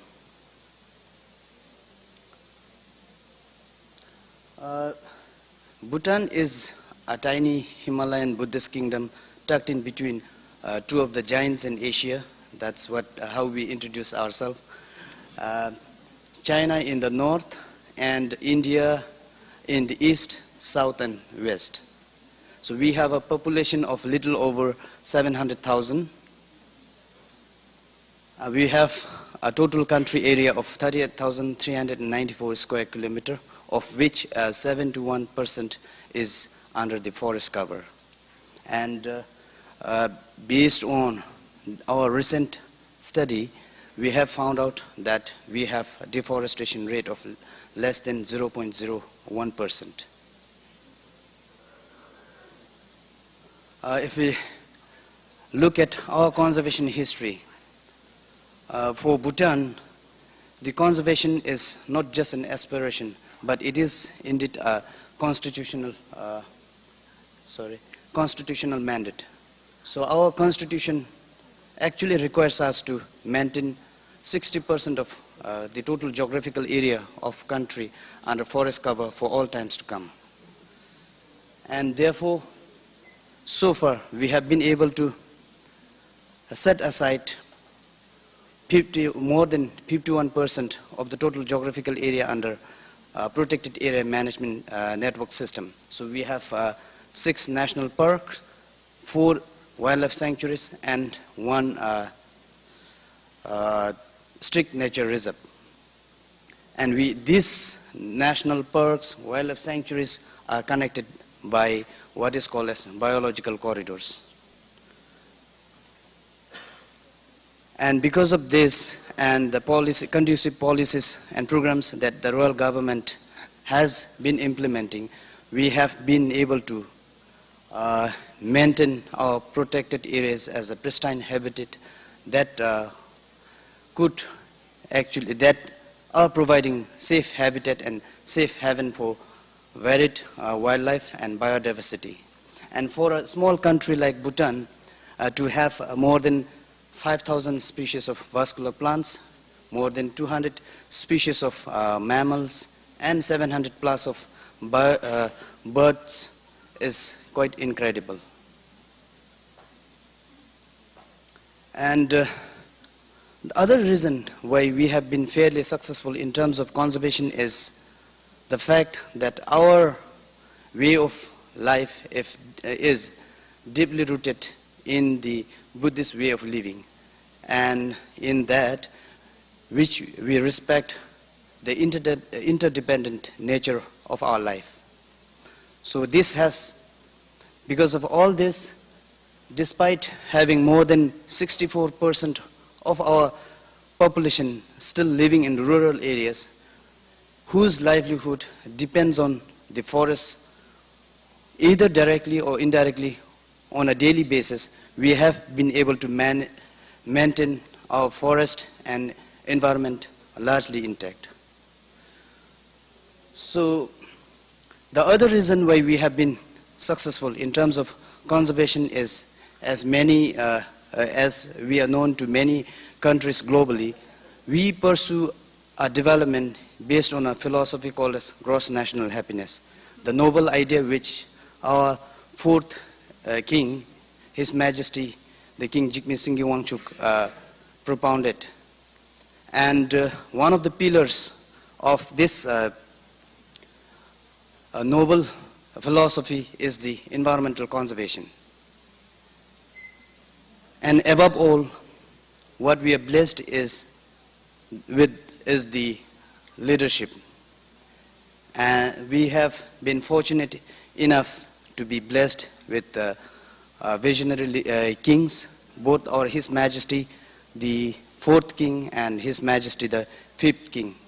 They have been very visionary. They have shown us the way, and they have guided us in terms of pursuing this conservation. And this is what they have said.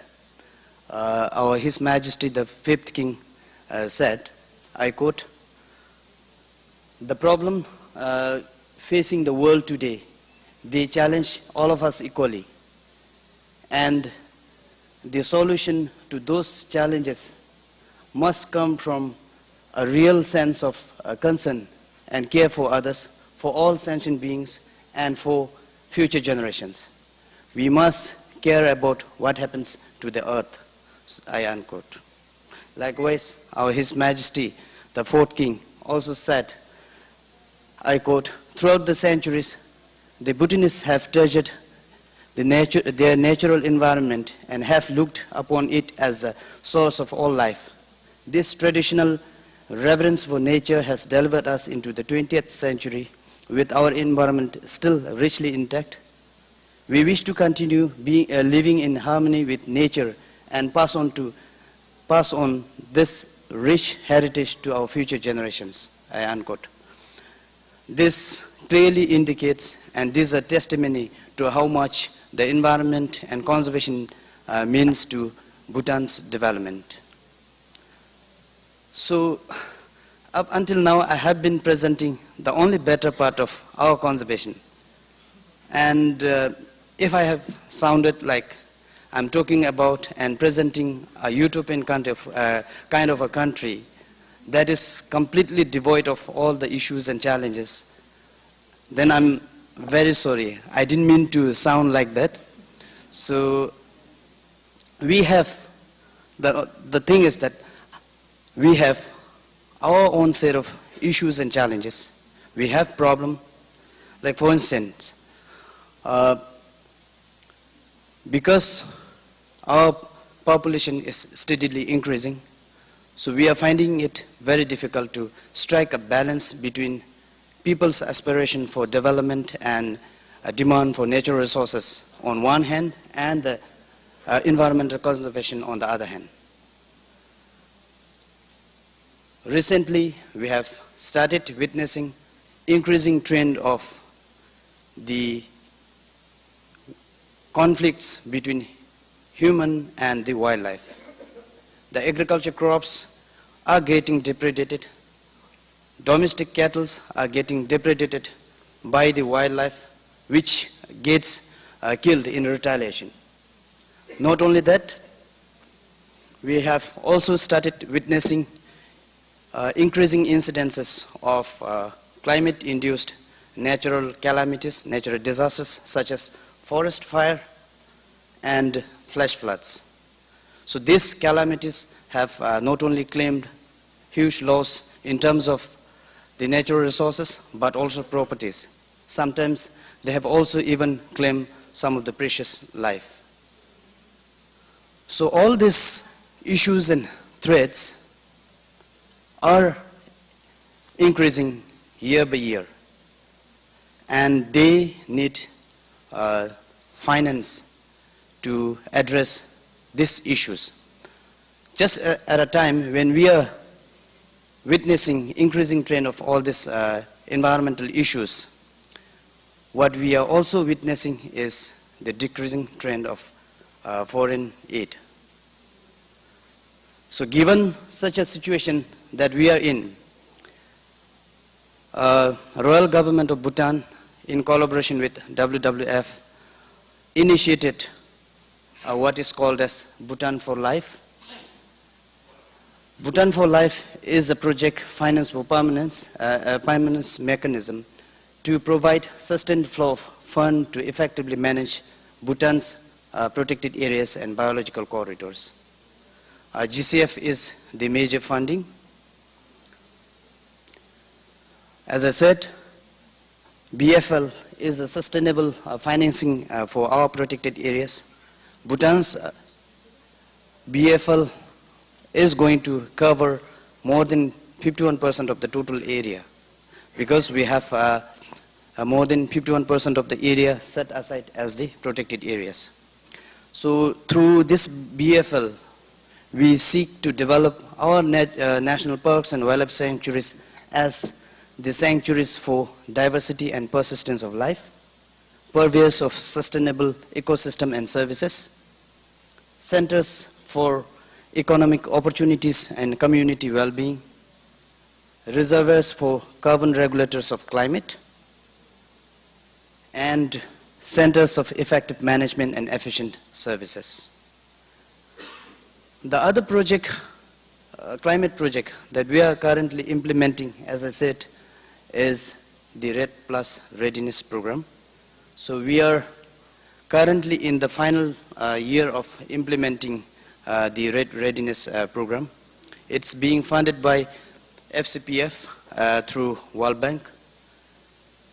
So far, in terms of implementation, we have completed either partially or fully all of these 4 components of the RED Readiness Program.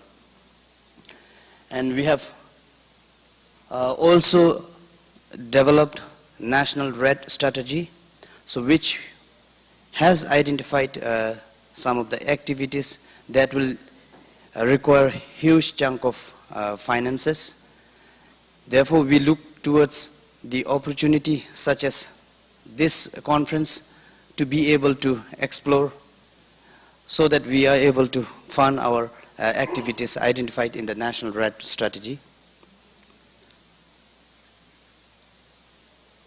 Okay, so to end my presentation, I would like to point out some of the issues and challenges that we face in terms of accessing the climate fund. One of the issues that we face as a LDC, the least developed country, is that we do not have capacity. We do not have capacity equipped with skills and knowledge to access the climate funds. Even when we are able to actually develop capacity of some of our people, the procedures, guidelines, and the policies of accessing the climate funds keep changing.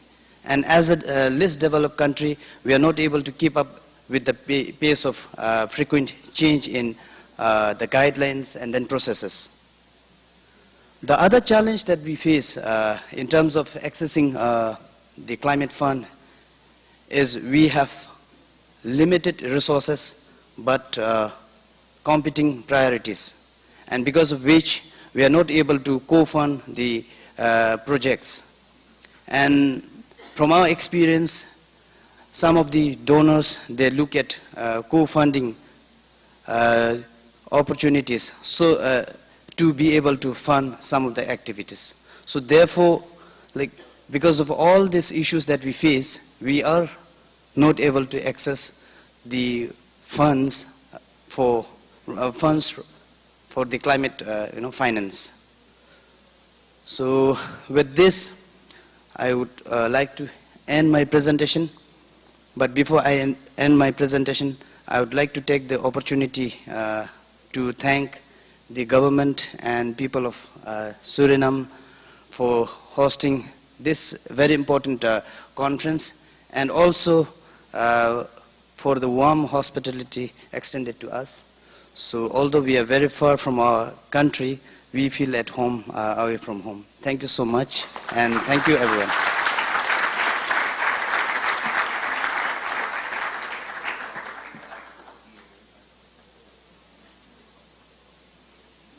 Thank you so much for that very informative presentation on Bhutan. I think we've all learned a little bit more than what we knew about Bhutan. We feel more familiar with you and what is happening in your country, especially the, what is it? The Gross National Happiness Index. I think we should all pick something from that. That's something to aspire to. Our next speaker is Mr. Jervis. Sorry, our next speaker is Mr. Mikey Atala. You're next? Okay.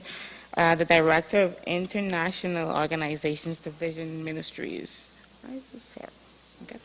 But give me a second, I can, because I think it's Mr. Jervis Madus. Yes, because I think, yes. Right? Okay. Sorry for that. Yes. Okay, welcome. Okay. Can I have a presentation?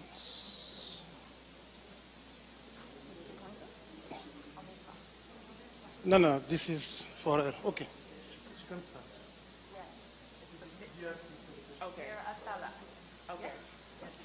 Sorry, we had a challenge. So it's Mrs. Atala who will be presenting who will be representing Mrs. Victor Kambingali. Okay, thank you. Thank you.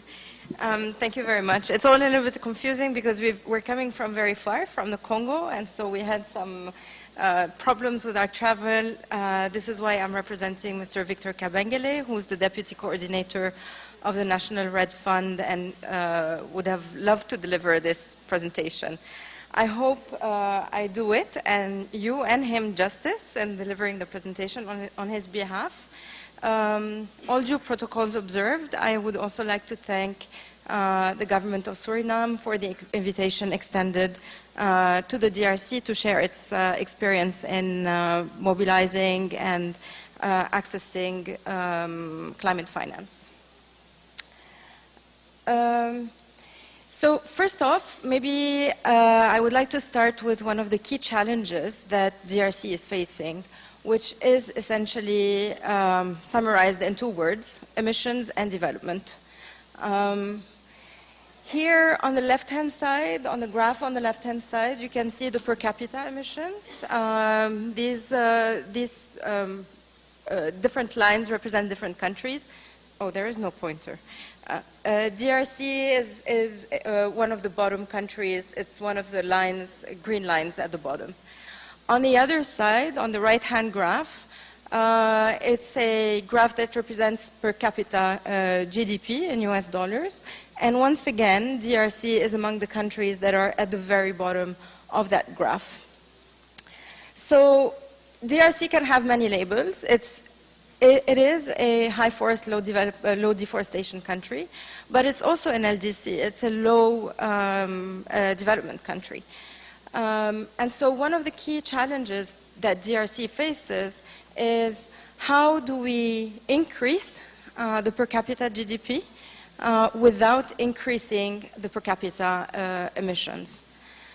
Now, if we take a look at DRC's emission profile, over 90% of DRC's emissions are actually generated in the LULUCF sector.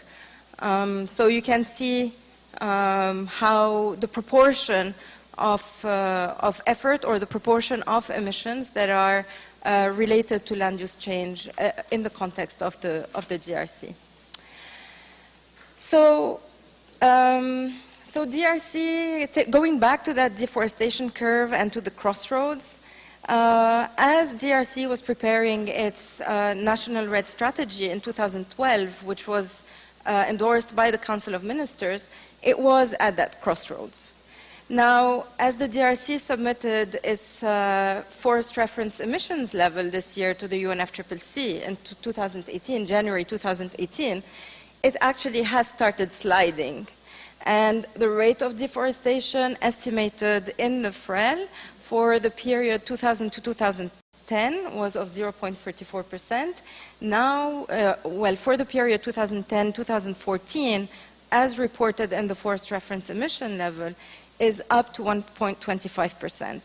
So one could say, could argue that depending on how you categorize or what are the parameters that you consider for HFLDs, maybe DRC itself is no longer a HFLD. However, if we look at DRC as a country, and so I'm just going to list the parameters of DRC. I don't have them up there in the presentation. So DRC, for those who don't know, is a country that's 2.5 million kilometers square. 60% of its land area is forests.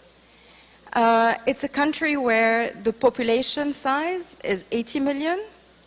It's a country where 60% of the population lives below poverty line. And it's a country where fertility rate is of 6.7. So it's faced with multiple challenges. It's also a country that exports, has the highest stock, not only of carbon and forests in Central Africa, but it's also a country that has the highest stock of coltan and other minerals that go into the production of cell phones, computers, electric car batteries, yet the country doesn't benefit from any of that. So going back to the status of the country as a HFLD, if we look across the country and if we average rates of deforestation, yes, maybe the DRC is no longer a HFLD or wouldn't qualify based on which definition one considers.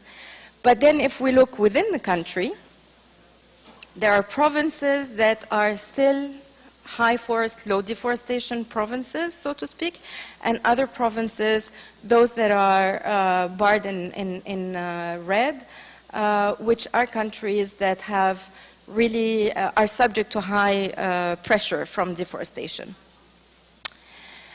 So what does the DRC national strategy essentially, what is the purpose of that? So the purpose is to try to maintain the forest cover at 63.5% by 2030. We're already below that. So now not only do we have to stop deforestation, but we also have to increase the forest cover if we are to stick by that objective. And the strategy was developed essentially taking a prospective analysis, so building on the different scenarios of population trends, of economic trends, and so on. But primarily, at the core of it, essentially what it is a strategy that supports land use planning to achieve socioeconomic objectives of the country. DRC has also as an objective to become a middle-income country by 2030. So again, it's how do we decouple economic growth from deforestation, or how do we allow both of these to happen together? As in the case of Costa Rica, I'm very curious to learn about that. And the third thing that this strategy aims to do is it aims to transform the drivers of deforestation into drivers of development. Why? So what you see on the upper line are the main drivers of deforestation as identified in DRC's RED strategy. You have agriculture is the primary driver of deforestation, energy, forest governance and management, mining, land use, and then these are the kind of direct drivers, and then the indirect drivers are land use planning with allocation for different land uses on the same area.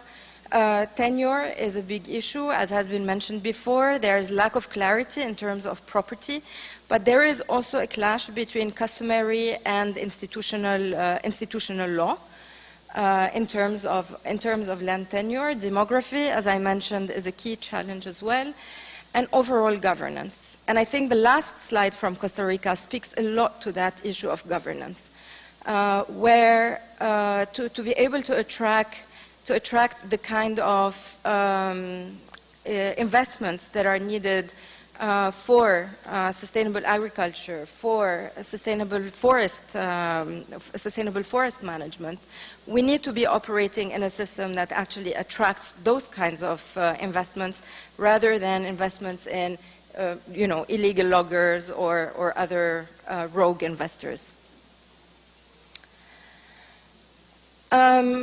This morning, I think the issue of holistic approach was mentioned. It's partly what we try to do in the DRC in implementing the investment plan. So it's a three-pronged approach that we take. First one is to regulate. So we do that through land use planning or by currently designing and developing a land use plan. Through reforming agriculture, forestry, and energy policies, through land tenure reforms, by putting in place participatory frameworks and platforms that enable the private sector, civil society, and indigenous peoples to be part of the decision-making process. And lastly, by putting in place norms and standards that would apply to every single player, be they institutional investors, individual investors, or bilateral investors. The second part of it is investment. Because the reality is that we're not going to address deforestation if we don't invest in something that will take away economic returns from forests into some other sectors. And so in order to do that, the DRC is investing in improving the business environment. That is a key, bottleneck to preventing essentially investors from coming into the DRC. Clarity of ease of doing business, clarity of how to obtain a permit, equity in obtaining those permits, ability to go to the courts. These are all the types of issues that are necessary for investors to come in. We're aiming to build partnerships with the private sector. This is still a bit of a challenge in the DRC because of the general financial investment frameworks. But we're mostly encouraging investments in agriculture. The reality is that palm oil is needed, is present in many different products and industries. It grows within a very limited range, as we know, within the tropical belt. So it is no use essentially trying to say that we're not going to produce palm oil, but rather how are we going to produce it and how to orientate and frame palm oil investors and production in a way that does the least harm. And lastly, we're working on mobilizing the financial sector. It's a very limited sector in the DRC, but that is an opportunity because it's not yet very mature. So there is an opportunity to introduce within the banking sectors things like credit risk ratings related to whether the business has an impact on forests or not. So rendering the banking sector more forest compatible and forest compliant. And lastly, we monitor all of that in order to reduce the impacts on forests. through the National Forest Monitoring System, by putting in place, this is in compliance with the UNFCCC, putting in place the Safeguards Information System, but also from the national standpoint by supporting the strengthening of the Congolese Environment Agency so that it is able and enforced and empowered to require and monitor environmental impact assessments, environmental and social impact assessments, as well as the implementation of environmental management plans. When you do a screening of the mining industry in the DRC, 85% of the title holders in the DRC have submitted a blueprint environmental impact assessment. So essentially, it's the same impact assessment with the same issues and just a change in the name. So there is no real effort that has been done there. It's just a procedure. And the purpose here is to strengthen the new mining code, actually, of the DRC, strengthens and mandates the Congolese Agency for the Environment to do so. So how has the DRC fared in terms of mobilizing financing for RED? For those of you who are not very conversant in the UNFCCC framework, RED framework or RED process, in general, we divide, the RED is divided into 3 phases: the preparatory phase, the investment phase, and the results-based payment phase. So where is DRC with that right now? It has received quite a bit of funding for the preparation phase from the FCPF, the Forest Carbon Partnership Fund, from the UN RED program for the Congo Basin Forest Fund, and from the government itself to equip itself with all the different tools and requirements and prerequisites that Lee was mentioning in order to be able to access subsequent RED financing. Currently, we say that the DRC is in its investment phase with regards to deforestation and is currently implementing the policies and actions that have been laid out in its national RED strategy. For that, the DRC has received financing from the FIP, the Forest Investment Program under the CIF of the World Bank, from the GF, the Global Environment Facility, from the government itself, from an initiative called CAFI, Central African Forest Initiative, which covers 6 countries in Central Africa and is a performance-based mechanism. It's a very interesting mechanism as opposed to results-based payments. The GCF with a question mark because of the complexities that were mentioned by Bhutan, ever-changing frameworks, ever-changing policies and procedures, and actually a disregard to the national frameworks that are in place. And I will get to that later on. And so the DRC has received financing also from bilaterals for its investment phase. For the results-based payment phase, so it's not uncommon for a country to be concurrently in the 3 phases. So in the results-based payment phase, the DRC has signed an emission reduction purchase agreement with the Carbon Fund. It was the first country to do so, just recently in September. Other options may or may not include the Green Climate Fund, the RED Early Movers, bilaterals, or the carbon market when it's in place.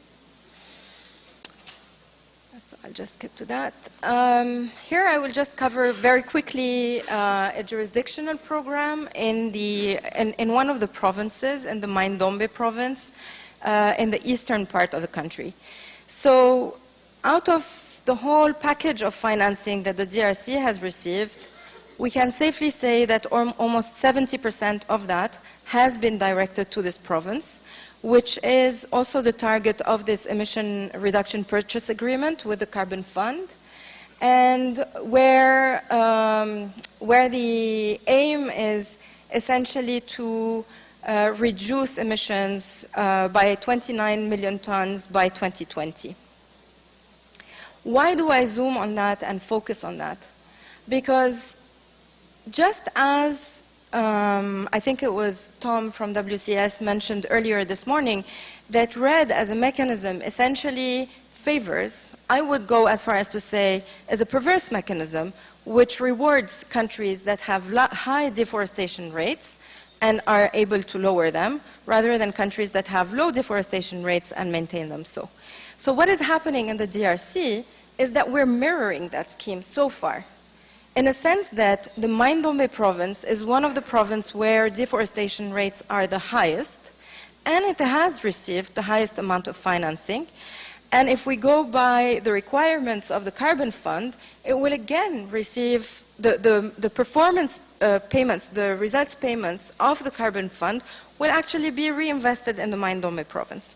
So we would be replicating at a national level among or within the provinces of the country a very similar pattern as what we have witnessed so far with the RED scheme. But we're aware of that, so we're trying to work on it so that we don't replicate it.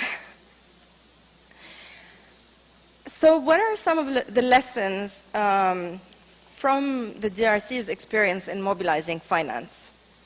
I wish I could say that the red part of this pie is the funding that we have mobilized. Unfortunately, it's the funding that we have not mobilized. So the red strategy goes up until 2030, and in order to operationalize it, the DRC has fragmented this, or has fragmented that into investment plans over 5-year periods. So the current investment plan, the 2016-2020 investment plan, the cost of that is estimated at $1.1 billion.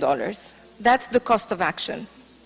Currently, we have mobilized roughly 200 million from the Central African Forest Initiative that I mentioned, 60 million from the Forest Investment Program of the CIF for that Mai-Ndombe province, and roughly 20 million from all other sources of funds combined that I have mentioned. So what have the challenges been that have not enabled us so far to mobilize even if half of the requirements or the cost of the investment plan? Well, from my point of view, or from our point of view as the National Red Fund, one of the key challenges is that the DRC has put forward a holistic approach. It has a national strategy, it has an investment plan, it's equipped itself with a National Red Fund, which's mission is to mobilize and implement financing.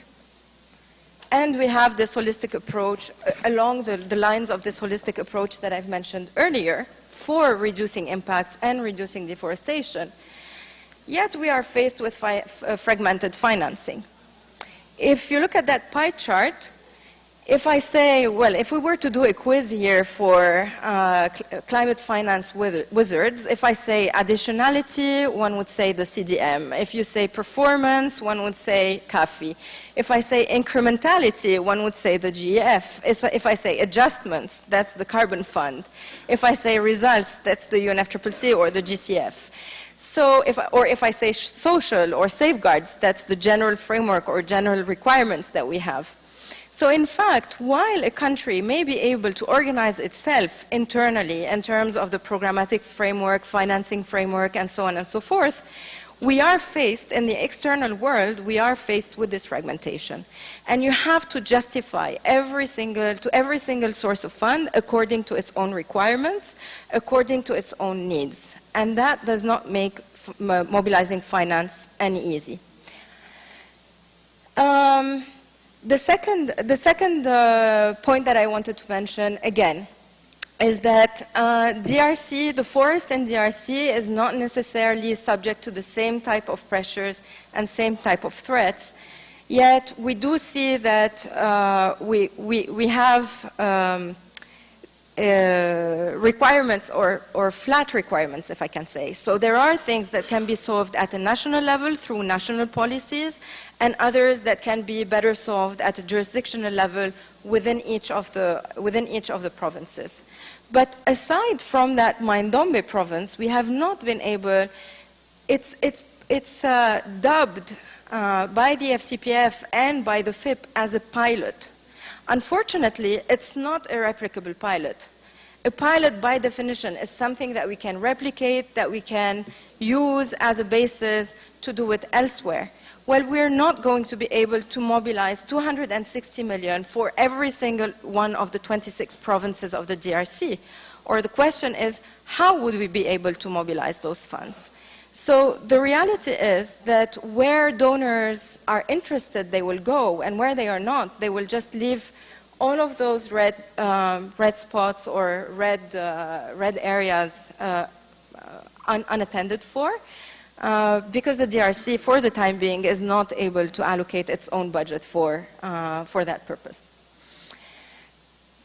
So, in a summary, in a nutshell, what are our lessons? In terms of monitoring, reporting, and verification, we see that there is an asymmetry in capacities to negotiate, and in particular, to streamline different requirements. As I said, different funding sources have their own requirements. The carbon fund, I think Danai mentioned this morning, allows for an adjustment, requires a calculation on a historical basis. Countries may opt to do something different for their FREL under the UNFCCC, and now we have the GCF with a scorecard that brings in a whole lot of new requirements which the countries that have already submitted their FRELs may not have accounted for. In terms of climate finance, as I mentioned in a previous slide with the pie chart, for the sake of attribution, we actually fragment holistic action in a holistic world. This morning, someone mentioned that forests need to be addressed in a holistic way. They represent carbon, they represent biodiversity, they represent social benefits, they represent water reservoirs. You cannot fragment that in nature. Yet, in order to access finance, we are required to fraction that.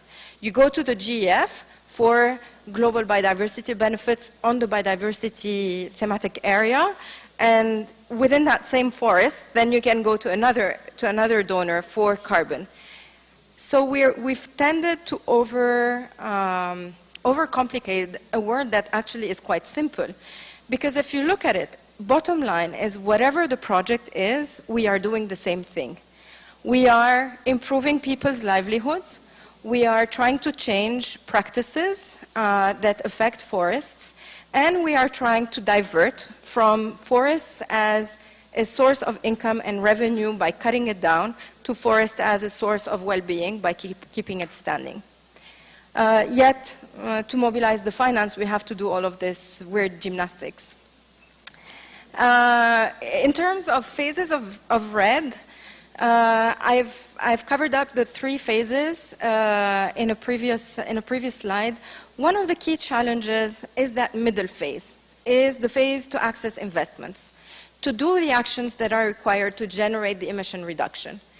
There's lots of funding. Everyone is very happy to finance a satellite imagery and a lab and a process to design safeguard information systems. Everyone is happy to finance that. A few people are quite happy to buy your carbon on condition and at the price that they want to set themselves. But very, very few are actually willing to support the required investments that will take that country from that crossroad, that will help the country not go down that slide, but rather maintain its forest cover. I think a challenge that has already been mentioned is the fact, so we've calculated in the DRC that the cost of generating a ton of emission reduction in one of the most accessible provinces is $17 per ton. At a price rate of $5 per ton, it's uncomparable. And even though it was always meant to be an incentive mechanism and not a compensation mechanism, the incentive needs to at least be proportional to the effort that you're making. So $5 is kind of a joke. And lastly, for high forest, low deforestation countries in particular, payment for results is a key challenge. Again, because of the way that the accounting is done. So perhaps one may think that, one may consider that for HFLDs, rather than a metric based on the tons of emission reductions, one could consider a process that is still performance-based, because donors are very worried that they're going to put their money, it's going to disappear without generating results. Well, those results can be articulated in a different way than the emission reduction, and this is the case of what the DRC has negotiated with CAFI. It's a performance-based funding. They don't give us the 200 million upfront. It's 120 million given upfront. And then the rest of it is conditioned on the realization by the DRC of a certain set of reforms that are verified by an external and independent verification. So that might be a more interesting way for HFLDs to mobilize performance-based financing, all the while dealing with a lack of trust on the donor part. And then some food for thought. If we look at the DRC's RED strategy, essentially among all the objectives that you see there, all the drivers, only one of them is actually related to forests.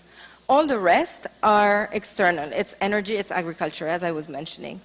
So the question is, does forest finance need to be finance for forests? Does it need to be tagged forests so that we can use it for the purpose of forests?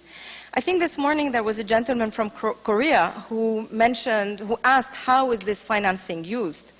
For the time being in the DRC, for example, we have a project that is supporting a shift or a reduction in energy from fuel wood. Fuel wood is the major driver of deforestation in the energy sector.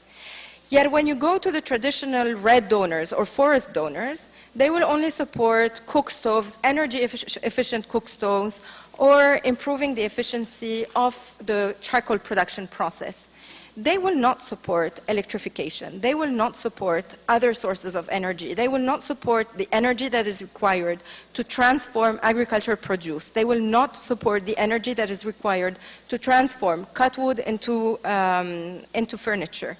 So, well, essentially what we are doing in the National Red Fund is that we are going after other donors that will support these types of energy. Korea is welcome, by the way.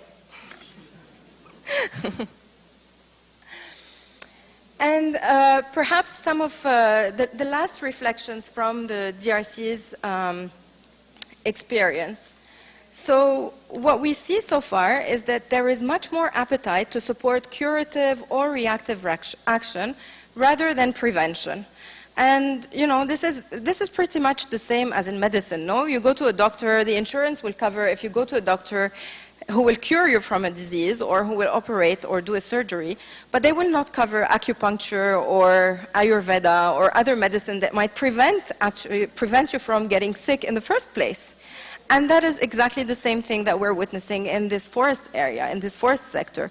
We don't see a lot of appetite for financing for countries that have managed to preserve their forests, but we do see quite a bit for countries that have actually deforested quite a bit. Yet it is important for the planet to maintain financial mechanisms nonetheless for countries like Brazil or other countries that have done a major effort to reduce their deforestation. One area that the DRC is orientating itself towards is technology transfer, because essentially to be able to maintain the forest cover as it is today or as it's aimed to be in the National RED strategy. Take land use planning, for example. Land use planning is associated with planning for infrastructure. The DRC will require around 25,000 kilometers square in roads in order to be able to connect different provinces and connect its different parts. What it creates is also a possible case, as in Guatemala, I think you mentioned, where you can see along the roads hotspots of deforestation.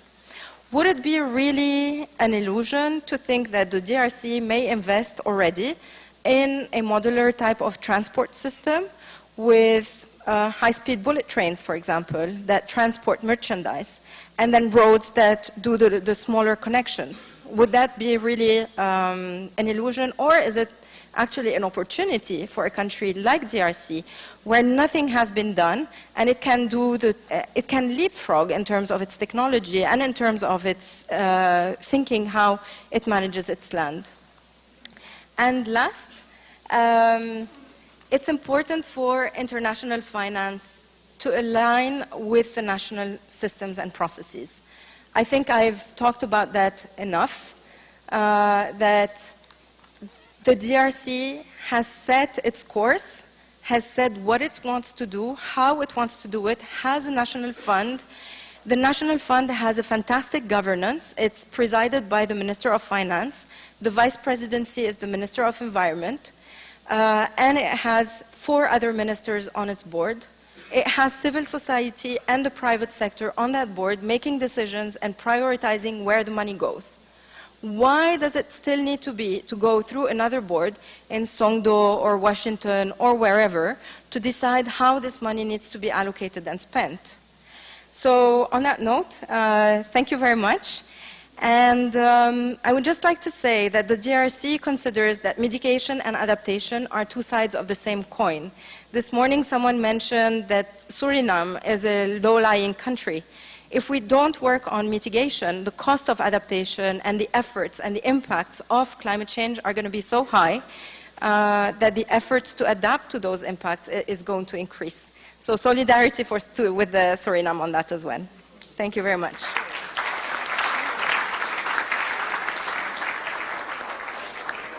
Thank you very much, Mr. Tiller. I think you would have done Mr. Gervino due justice. You did well. Thank you very much. Our next speaker is Mr. Jervis Madus. He was the Deputy Executive Secretary who would be speaking on the countries of COMOFAC and access to climate finance.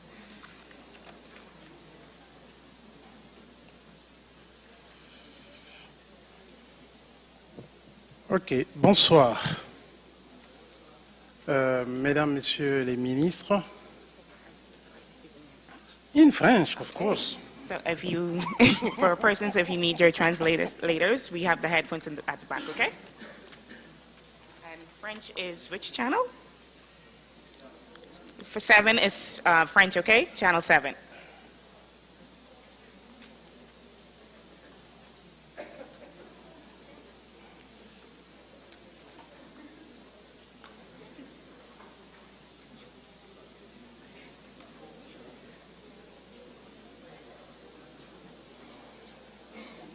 Messieurs les ministres, Madame la Présidente, honorable Présidente de l'Assemblée nationale de la République du Suriname, Excellences, Mesdames, Messieurs les ambassadeurs, distingués délégués, bonsoir. C'est un plaisir pour moi de prendre la parole ce soir pour vous parler des pays de l'espace COMIFAC et de l'accès à la finance climat. Il est toujours difficile de prendre la parole après les pays, après toutes ces belles interventions que nous avons entendues de Monsieur le ministre du Costa Rica, du Gabon, de l'expérience du Bhoutan et de la RDC. Je me souviens encore, en 2005, lors du dernier congrès forestier mondial à Durban, lors du panel de haut niveau, il y a un ministre qui déclarait que les pays ont fait beaucoup d'efforts en matière de gestion forestière et que l'accompagnement n'est pas venu pour soutenir les efforts des pays. Je pense que ça reste valable après tout ce que nous venons de suivre ici. Madame Lamorati, je veux nous faire gagner du temps parce qu'après tout ce que nous avons suivi sur le Costa Rica, sur le Gabon, toutes les expériences qui ont passé, si on regarde les photos, à un moment on confondait, est-ce que c'est le Gabon, est-ce que c'est Costa Rica? Eh bien, c'était les forêts tropicales. Donc, pour cette présentation, effectivement, nous avons prévu vous parler de la COMIFAC, qui est un espace géographique, un espace politique et une vision également en matière de gestion et de conservation des écosystèmes forestiers. La COMIFAC est une institution, et la COMIFAC, c'est aussi un faible niveau de financement internationaux et peut-être quelques pistes de stratégie pour le financement des pays à haute couverture forestière et faible taux de déforestation. Un espace géographique Oui, nous avons bien suivi toute cette présentation et tout ce que le Gabon, la RDC vous ont présenté. C'est bien ce paysage que nous voyons là, au cœur de l'Afrique centrale, et qui s'emboîte avec la partie de l'Amazonie si on enlève l'océan Atlantique. C'est un espace géographique, il y a des hommes, il y a un réseau hydrographique, c'est presque 300 millions d'hectares, dont 99 sont des forêts primaires ou naturelles, etc. Je vous passe de tout ça. Voilà le paysage des aires protégées en Afrique centrale, 143 aires protégées, presque 11% de la superficie totale des pays du bassin du Congo. Une grande diversité de la faune, plus de 600 espèces d'arbres, une multitude de produits forestiers non ligneux. Et tout ça, je vous fais grâce, nous avons suivi des très belles images. Les pays du bassin du Congo, c'est un apport dans le cycle climatique mondial. Les scientifiques nous l'ont démontré ce matin. Ce qu'on a découvert de particulier, c'est ce que vous voyez en bleu en bas là-bas, en vert, je vais dire. C'est cette tourbière. Avec 140 000 km², c'est la plus grande tourbière du tropique, plus de 30 milliards de tonnes de CO2 piégées dans la partie centrale du bassin du Congo. Les scientifiques ont dit que ça fait 3 années d'émissions mondiales liées aux énergies fossiles. Donc la perturbation de cet écosystème, vous pouvez bien vous imaginer les dégâts que ça créerait, surtout après quand nous avons tous ces commentaires de ce rapport du GIEC que nous avons validé en octobre dernier en Corée. Oui, c'est un atout pour un développement durable, ça produit des biens et des services, des moyens de subsistance pour les communautés et les États, et une richesse, une zone riche en ressources minières. C'est une carte que j'ai demandé qui nous présentait comment les concessions forestières se chevauchaient avec les concessions forestières, les concessions minières, les parcs nationaux et les aires protégées. Un espace situé, constitué des pays à haute couverture forestière, c'est ce qu'on a dit. Entre 1990 et 2000, le taux de déforestation dans le bassin du Congo était de 0,16%.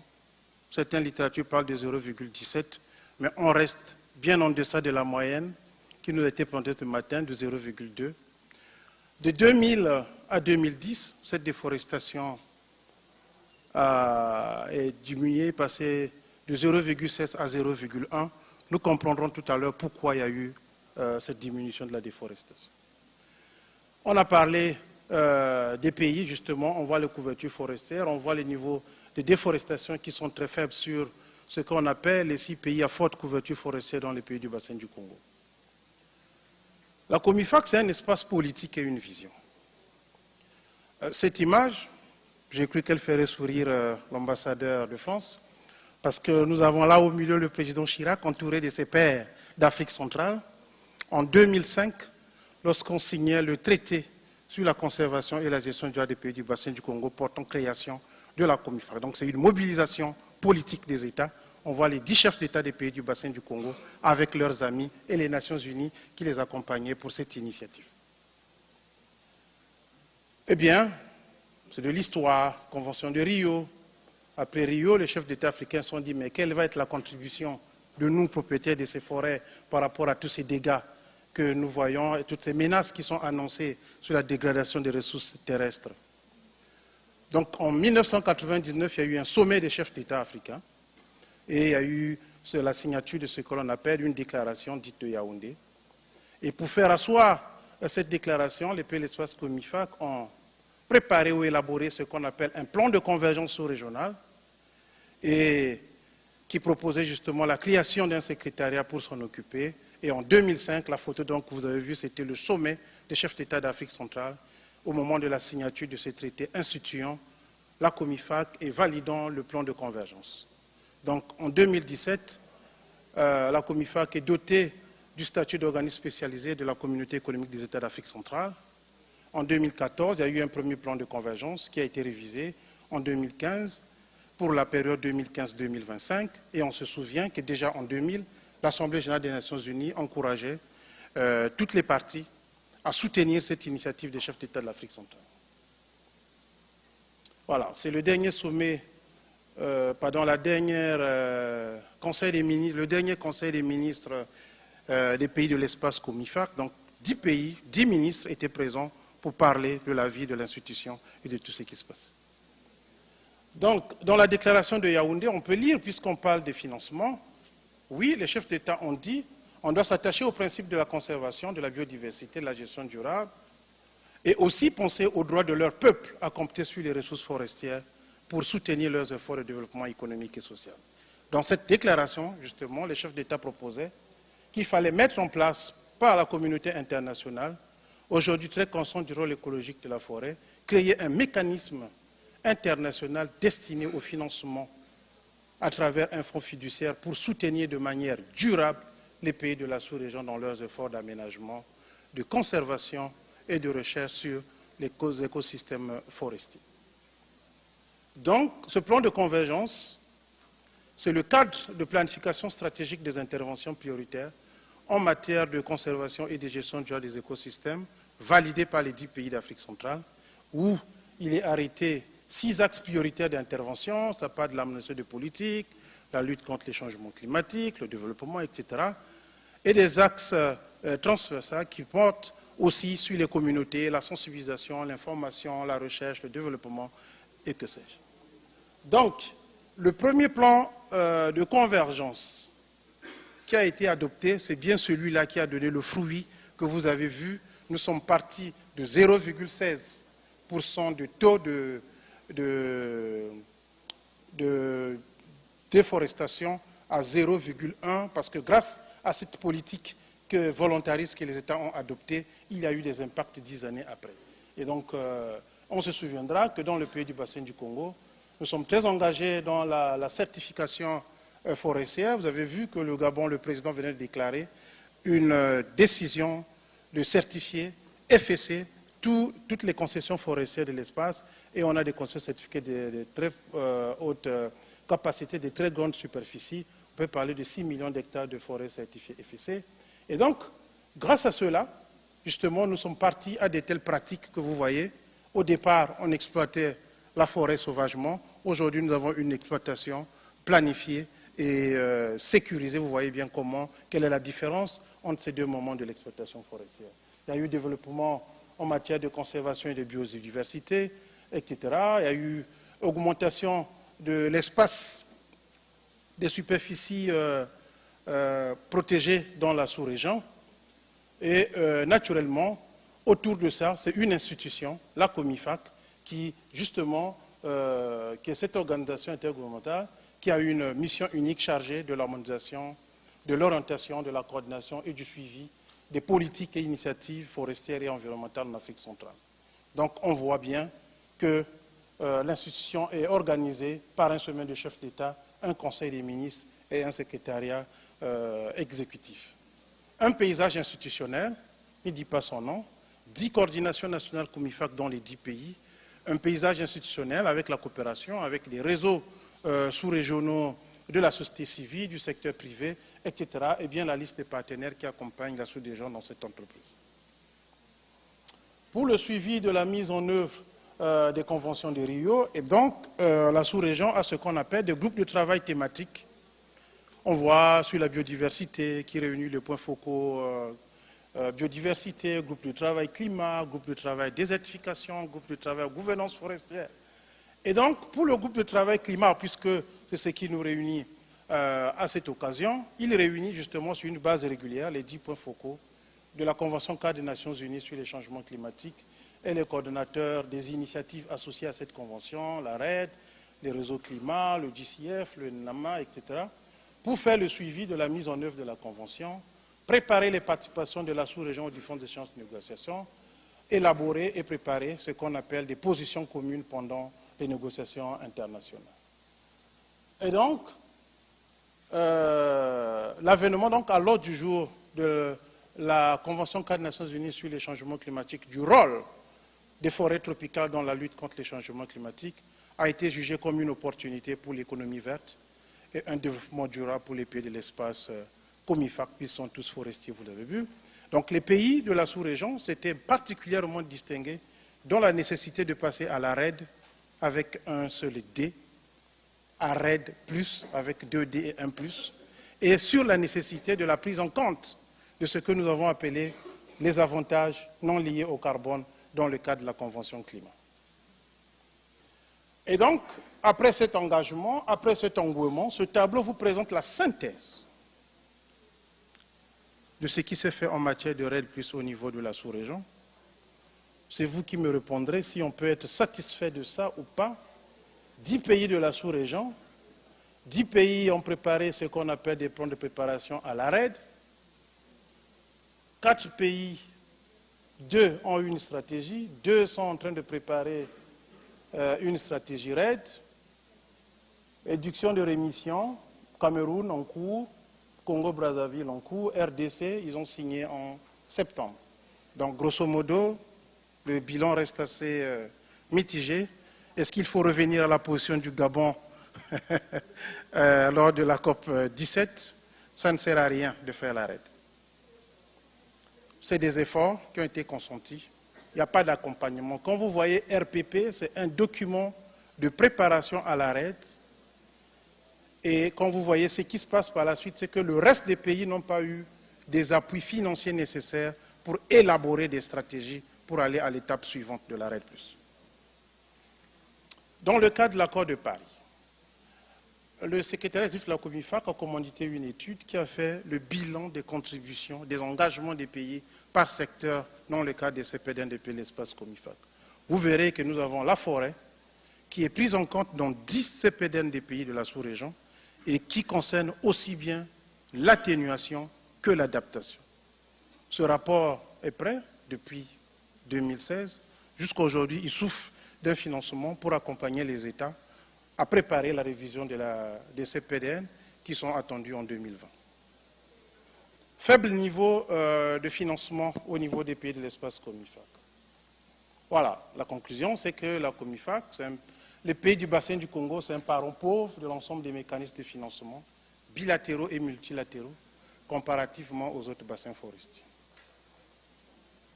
Financements bilatéraux, nous l'avons entendu ici, c'est une bonne chose, il faut féliciter la Norvège qui a fait des efforts, mais on peut être aisé de constater qu'en septembre 2008, le Brésil a obtenu une subvention de 1 milliard de dollars US de la Norvège dans le cadre de la RED+.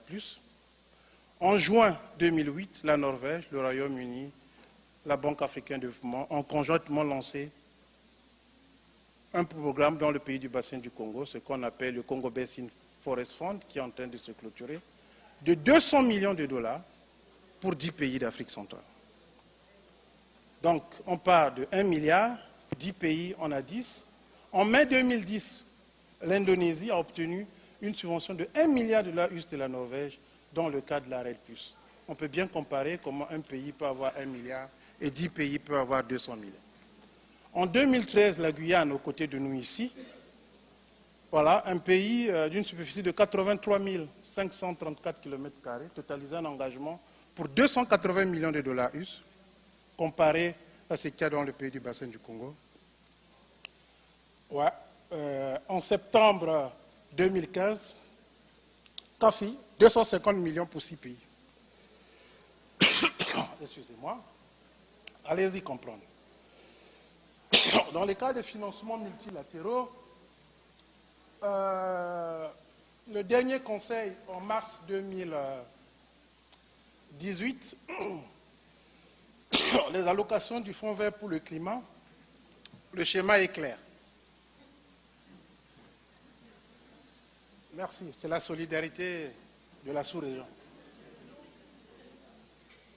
Merci bien. Donc vous voyez bien que le bord de mars de GCF a accordé un certain nombre de millions, l'Asie était à 400 et quelques. Voilà l'Afrique centrale là-bas, le dernier de la course. Ah, ok, thank you. C'était le dernier de la course avec un petit projet de 29 ou 30 millions pour le Rwanda, un pays. Le fonds d'adaptation, je vous fais grâce. Le FEM, ok, on parle juste des dernières allocations STAR. Vous savez, on a parlé d'impact programme, on n'a pas fait beaucoup de bruit autour de ça. Voilà ce que ça donne pour l'Afrique centrale. Moins de 100 millions, pendant que l'Amérique latine dépasse les 200 millions, l'Asie dépasse presque 350 millions. On parle de financement, on va chercher l'argent. les mécanismes financiers hors la CNUC, je vous fais grâce de ça. Quelques éléments de stratégie, oui, mais il faut une vision commune et partagée entre les pays à haute couverture forestière et faible taux de déforestation. Si nous voulons avoir des ressources, il faut bien qu'on ait une position commune. La nécessité pour la communauté internationale, les études ont fortement démontré qu'effectivement, le rôle de la forêt n'est plus à démontrer. Le dernier rapport du GIEC l'a dit.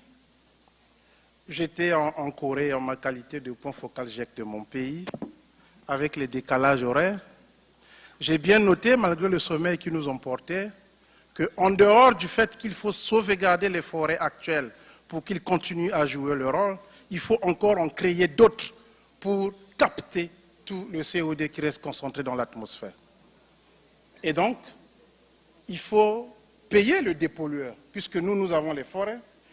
J'ai vu un très beau film qui passait là, je ne sais pas si vous avez suivi, comment il y avait le CO2 dans l'atmosphère. Ça traversait une canopée forestière et en bas, on a l'oxygène qui ressortait. Je ne sais pas si vous avez fait attention. Ça m'a beaucoup fait réfléchir par rapport à ce dernier rapport du GIEC. Donc, il y a un dépollueur qui mérite d'être payé, un nouveau concept qu'il faut suivre, et l'engagement des réflexions claires pour le financement du deuxième D et du plus de la RED+.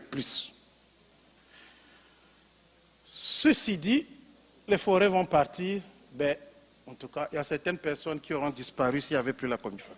Je vous remercie.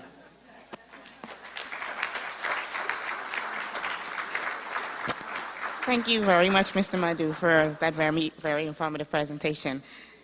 Last but certainly not least, I would like to welcome Ms. Alexandria Maria Lopez from the organization, sorry, let me speak English, from the Amazon Cooperation Treaty Organization. Welcome.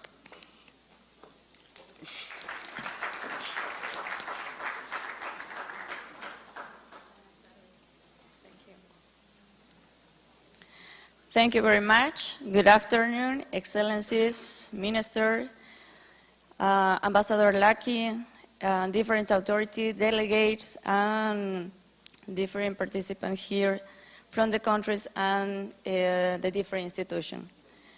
It's very complicated to be two last speakers, so I know everyone here started. I will try to run with my intervention.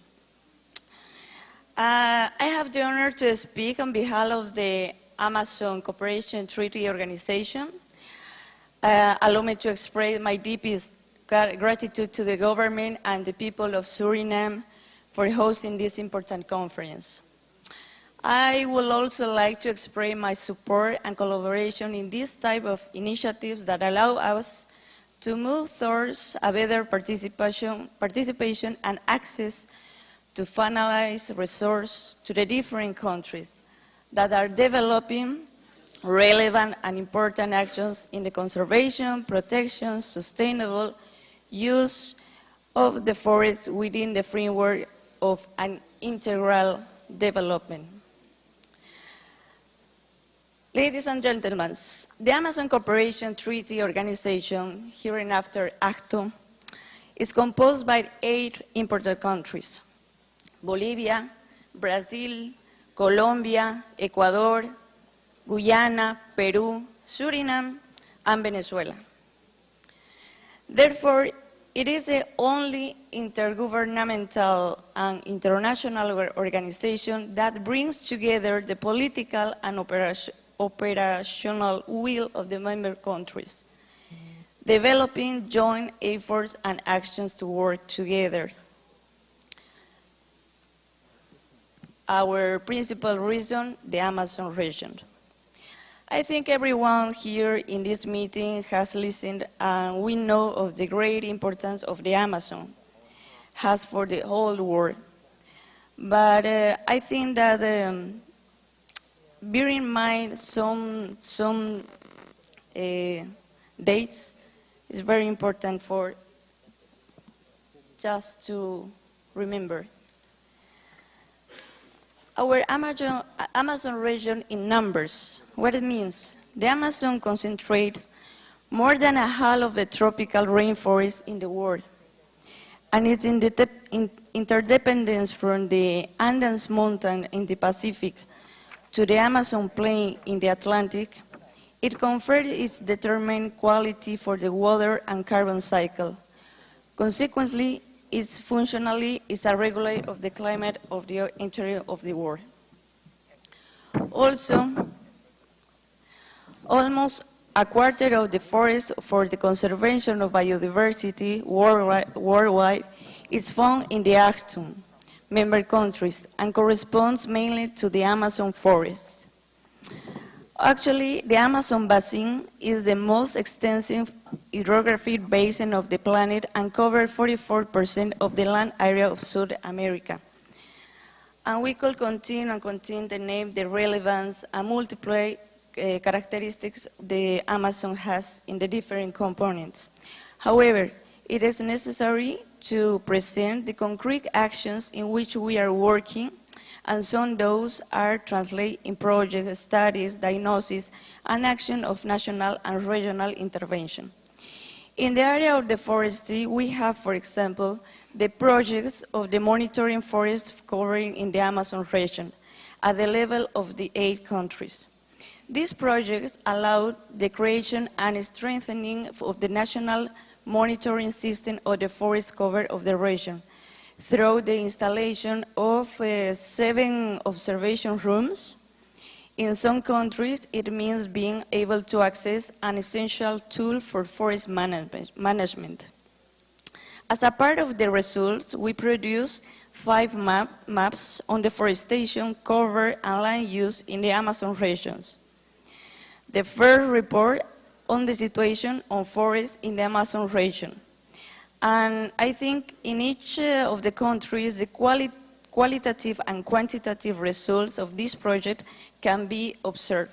For example, here in Suriname, has institutionally strengthened and developed its national capacity in forest management. In Colombia, thanks to the information from this observation room, is articulating its agenda of forest and climate change in the context of peace agreement and reduction of deforestation. In Bolivia, the project has allowed to advance substantially in the establishment of a forest information systems that allow generation information from various periods to analyze and understand deforestation. And exactly it means that this observation room has been constituted as a national forest monitoring system. As a next step like ACTUN, it's presenting a new regional regional project called Forest and Climate Change, focusing the monitoring of forest degradation and restoration, and expanded its focus to the development of early warning system for deforestation and early warning system in forest fire, articulating to the achievement and advance obtained previously. For the implementation of this project, our interest is to expand the strategic alliance of the finance and ensure that it can be covered in all of the components. Another initiative that we have is developing the project related to the implementation and application of the criteria and indicator of forest monitoring and reporting system for sustainable forest management, SFM, within the framework on the FEO and EDO guidelines. These projects come from the intense work of the member countries that establish a total of 9 criteria and 36 indicators that will work effectively support the planning, implementation, and monitoring SFM, considering social, environmental, and economic aspects. Another of the organization's growing concern is to address the problem of forest fire, for example, which cause social, economical, and environmental damage every year in our countries. Therefore, we will present the regional projects for the strengthening of capacities in the integrated management of forest fire in the Amazon that will allow a training and awareness work on the prevention on fight against fire and the controlled use of fire, as well as the implementation of technical training actions aimed at rural and indigenous and community producer and community regarding the use of different alternatives. Finally, regarding these projects, indicate that we are developing a regional program on climate change with a holistic view that will allow the development of strategic actions for the intervention of the new projects on mitigation and adaptation. I named these projects because I think it is essential that we know the efforts and action that the 8 countries together of the Amazon region are doing in favor of our shared space.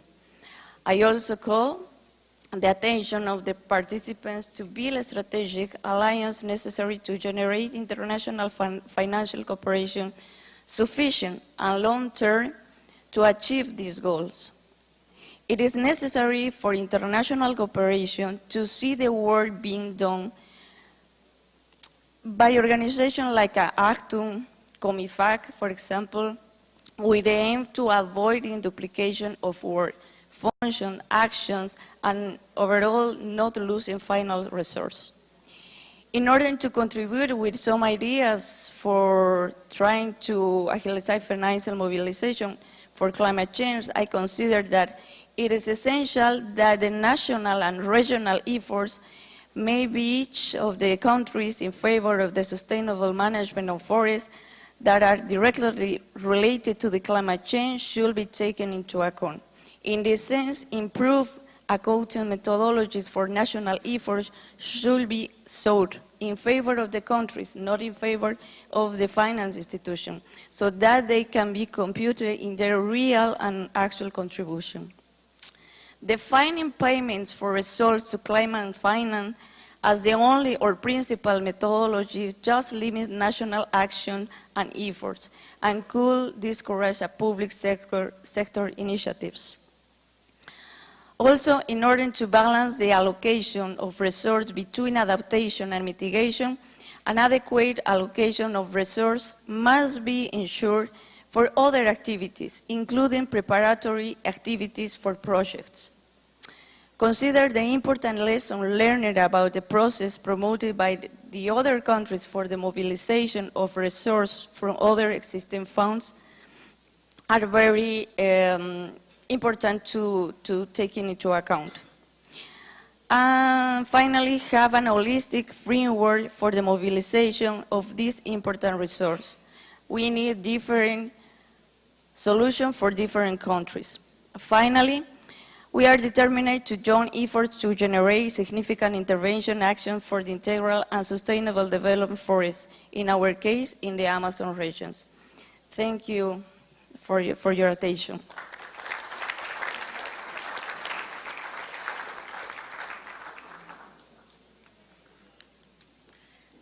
Thank you, Mrs. Lopez, for that very informative closing.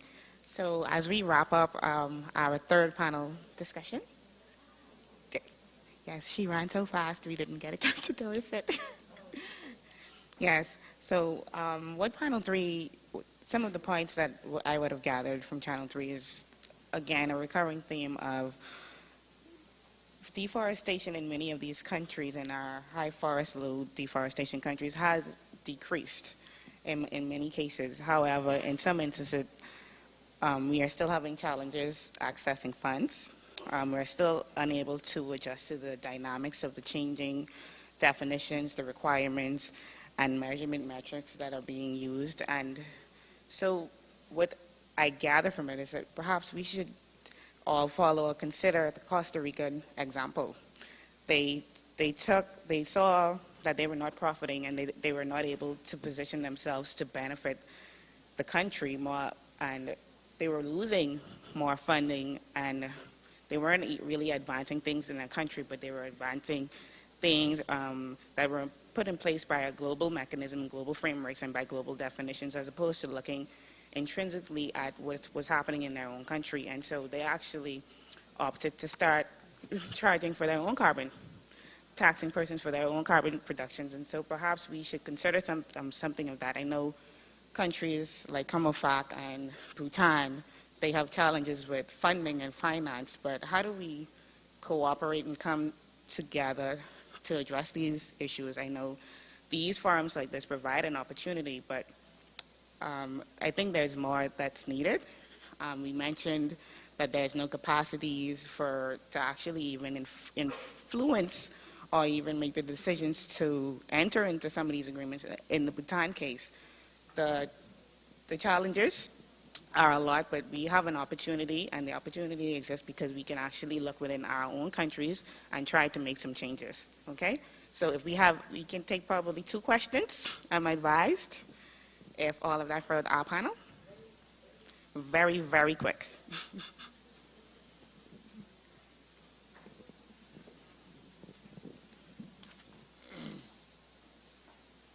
Hello, I'm Paul Oquist from Nicaragua.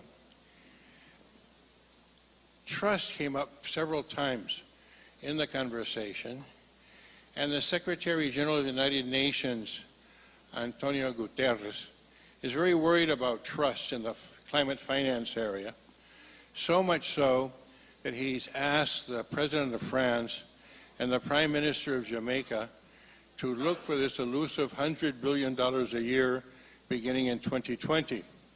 And it's very interesting in this meeting that no one's mentioned that. It's like we've already written it off. We're in 2019. There's no working group. There's no roadmap. There's nothing to be seen. And some speak of postponing this to 2025, this late in the day after having waited since 2009 when the $100 billion was first proposed. So was this the mechanism just to lead us on from 2009 to 2020 without complaining too much? Or could something appear?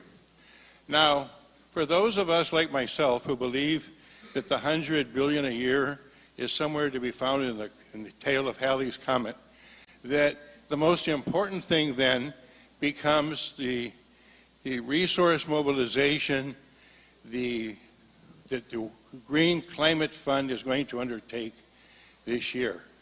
That is here and now and for real. So the replenishment of the Green Climate Fund is something that we should all support. But I was wondering if in the collective wisdom of the panel, they know of some movement in regard to this $100 billion that we might not be aware of. For example, previous attempts have been undertaken by the World Bank, by the previous Secretary General, and most recently by OECD.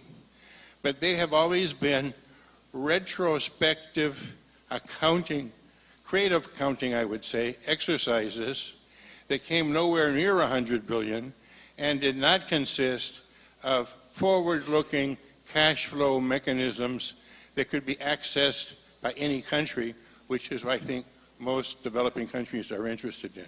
So I would like to hear the opinion of the panel on this matter. Thank you.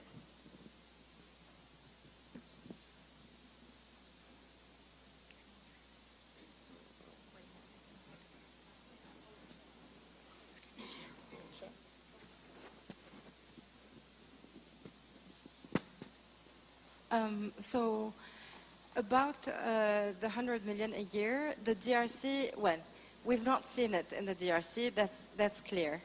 However, the DRC is putting in place a registry for finance because precisely for the purpose that you've mentioned, about this retroactive, creative accounting of resources as if they were resources that had been allocated for climate change, but in fact it's just a repackaging. So at least going forward, the DRC is putting in place this kind of registry to be able to track in alignment with the transparency principles enshrined in the Paris Agreement, that it's not just transparency of action, but it's also transparency of support. And the country would like to be able to compare whether what donor countries are reporting as support provided to the DRC actually matches support received by the DRC. Thank you. Thank you. Thank you, Minister. You know, I think that there was no science and solid data behind the $100 billion commitment. That was basically why it never came true. You know, we need to know precisely what is the tax price of curbing down emission and what is the benefits in economic terms of doing that. We need to know how much money are we globally investing at the country level on climate change. And those numbers are not there. Yeah, we got the Stern report that tell us, you know, the more it takes to take action, the higher the cost, but that's basically. On the CBD side, conventional biodiversity, I work a lot on that field. When I was working at Conservation International, can give you some numbers. We need around, at minimum, $150 billion every year to protect biodiversity globally. Actually, we're investing around $52 billion, all countries of the world. And when I talk biodiversity, you know, we can link it easily with climate mitigation and climate adaptation, but that is not all. So we invest in terms of biodiversity conservation globally, the north, the south, the east, and the west, around $52 billion. So we got a gap of around $1 billion. That gap will never come from the north to the south, never, ever. We need to be realistic. It will come in a combination of, and out of the $52 billion that are being invested in biodiversity conservation, around $8 billion come from the north to the south. Okay? So we need to narrow that gap of $100 billion. That gap can be narrowed through two main ways. One is, you know, the best way to avoid the cost of protecting nature is stop destroying nature. Okay? All of our countries, with our development policies, you know, generate deforestation.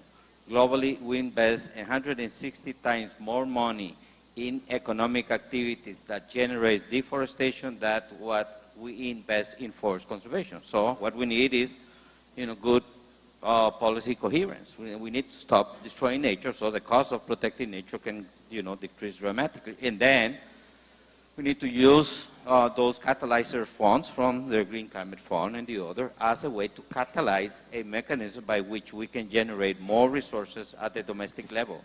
All of our countries can invest way more in forest conservation, climate mitigation, and adaptation. Just you know, stop buying, you know, army-related guns, arms, you know, stop funding the defense. You know, Costa Rica doesn't have an army for 70 years. Last December, we celebrate 70 years. And that was one of the main reasons why we've been able to do some leap forwards. There's a correlationship in Costa Rica since the day, in terms of human development, the day we abolished the army. So there's money at the local level. So we actually invest $52 billion to protect nature. Do you know how much money do North Americans spend every single year in dog food? $56 billion. So it's not a priority. It's not a priority. You know, globally we spend humans more money consuming ice cream, $57 billion that in protecting nature. So I go back to your point, Minister, that there's not political will at this point to really change the way we do business. And, well, why there is no political will? Because politicians keep on using the same economic system to take decisions. So we need to change the economic system. We need to change the neoclassic economic model and move towards a green, inclusive, circular systems that really tell us the truth. If forest loss is reflected in the GDP, things can change dramatically. If forest loss and carbon going up to the atmosphere is reflected in the way we do national accounting, things can change relatively quickly. Thank you so much. Again, all our panelists, you've informed us well. If we have any questions, we can perhaps meet them after our coffee break or during the coffee break. And thank you very much. Let's give them another round of applause, please. Madam Moderator. Thank you. Thank you, Ms. Williams, and other panelists for your presentations. Just to give a quick wrap-up of how the rest of the agenda will continue. As you know, we still have one last panel. We did not want to we want to give the speakers of that panel, also give them the time to have their presentation, but we will be asking that we keep it very short and concise so that we do not go too much over the agenda, or more than we already are over the agenda. Right now, we would be having a coffee break. But I would ask that you just go out, get the coffee, and that we return and start immediately after that, just so that we do not lose any more time. So I will be calling you back shortly because we are getting all the panelists here. Thank you.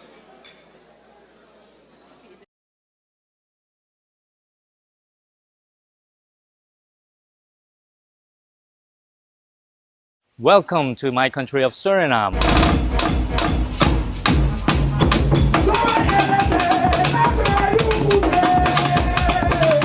I am Stephen Tsang. I'm the Minister of Trade, Industry and Tourism, and I would like to welcome you to this beautiful country of pristine rainforest. We have 93% forest coverage, which is the highest in the world. Suriname is part of the HFLD countries, the high forested, low deforestation countries. And we are so excited to have many people from different countries here today with us. Belize, Bhutan, Colombia, Democratic Republic of Congo, Panama, Guyana, Peru, Zambia, and also a warm welcome to other countries like Bahamas, Fiji, Seychelles, Samoa, Sao Tome and Principe, Costa Rica, Papua New Guinea, and even South Korea. We are home to many endangered species. We are home to many endemic birds. Suriname is home to many different cultures. So much depends on the collective efforts of countries of high forested and low deforestation countries to work together to preserve what we have. Once again, welcome to Suriname, host of the HFLD Climate Conference 2019. And we hope you enjoy the beautiful country. We hope you enjoy the people, the cuisine, and please follow us on Instagram and Facebook.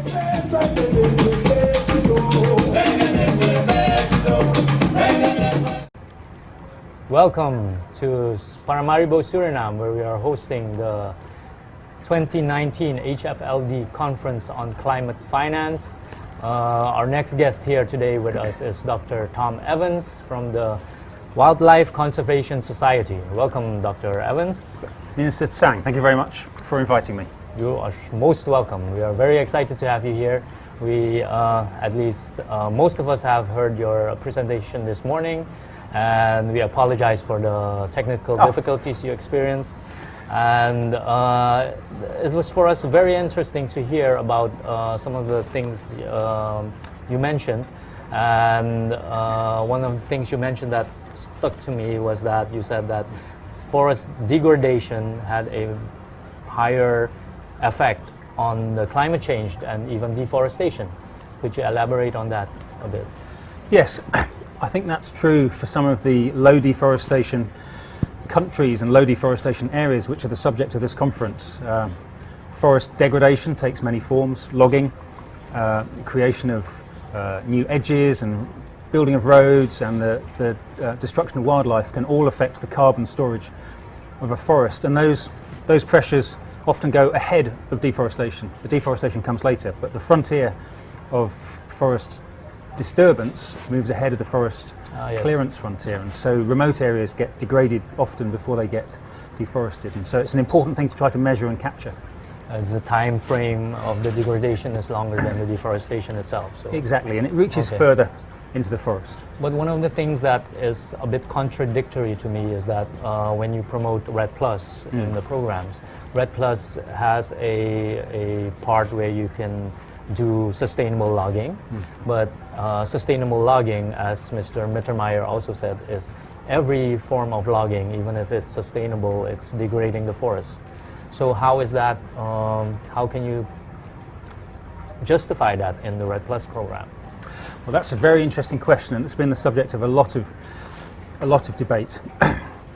The principle is that, yes, logging, all forms of logging, reduce the carbon storage of the forests, and the way that it's been adopted into the REDD Plus process is that if you have logging going on which is reducing the carbon storage by a great deal, and you improve logging practices so that the losses are less, then you've gained something. Yes. You've made the world better than it otherwise was.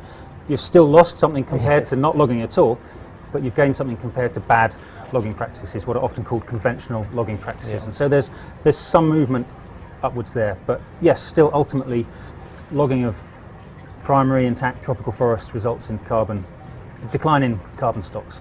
Yeah. And that is a problem for the global planet. Even for us HFLD countries, we are developing countries. So for us to find a balance between development of the country or preserving the forest, it's getting much more of a problem every time. And we are hoping with this HFLD conference that we can find more sustainable solutions for climate finance. And having said that, what are your hopes coming out of this conference?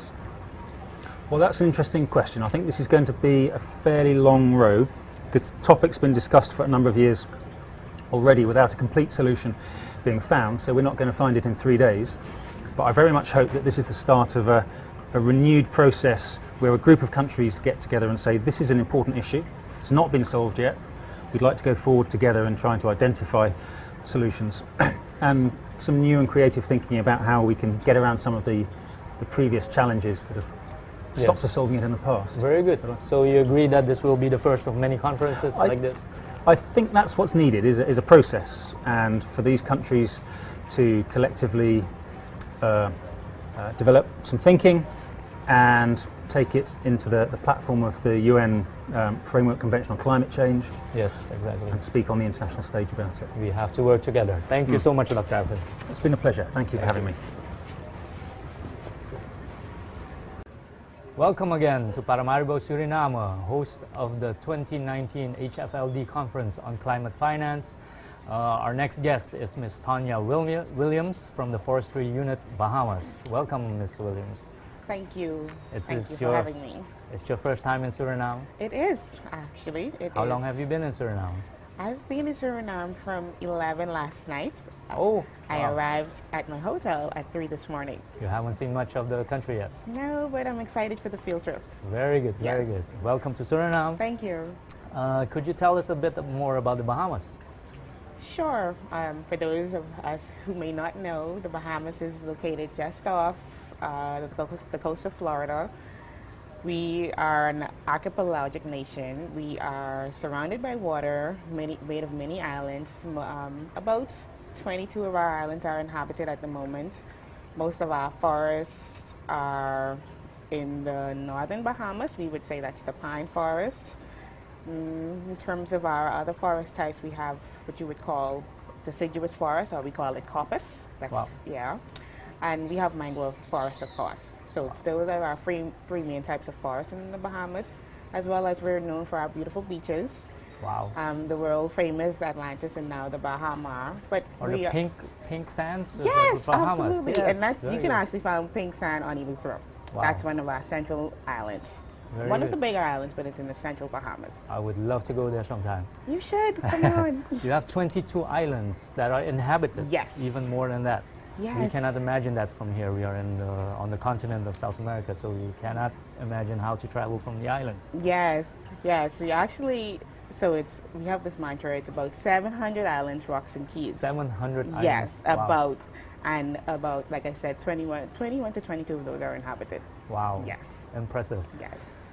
The Bahamas is actually a CARICOM country. You are one of the small island developments. We will be looking at climate finance investments, but also this very specific example of climate finance around the case of timber. And we will try to dissect the big frameworks, the Paris Agreement, the Agenda 2030. We have colleagues from the government of Guyana here, the UN Children's Fund, of course, the Food and Agricultural Organization, Inter-American Development Bank, UNDP, and of course the colleague from who helped to really put this conference here on the ground, the UN Department for Economic and Social Affairs.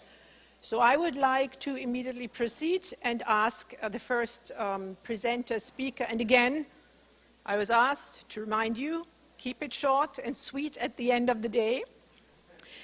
Ndibi Shivers is currently the director of the Department of Environment in the Republic of Guyana. It falls under the Ministry of the Presidency of the Cooperative Republic of Guyana. She's responsible for coordinating and integrating the efforts of agencies across the country with an environmental mandate.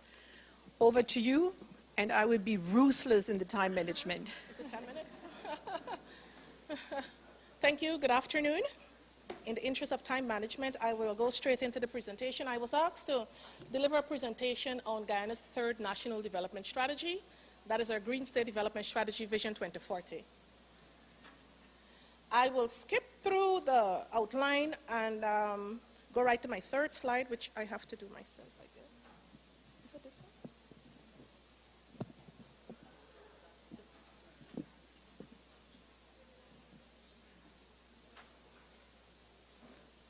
I think I'm doing something wrong. Sorry.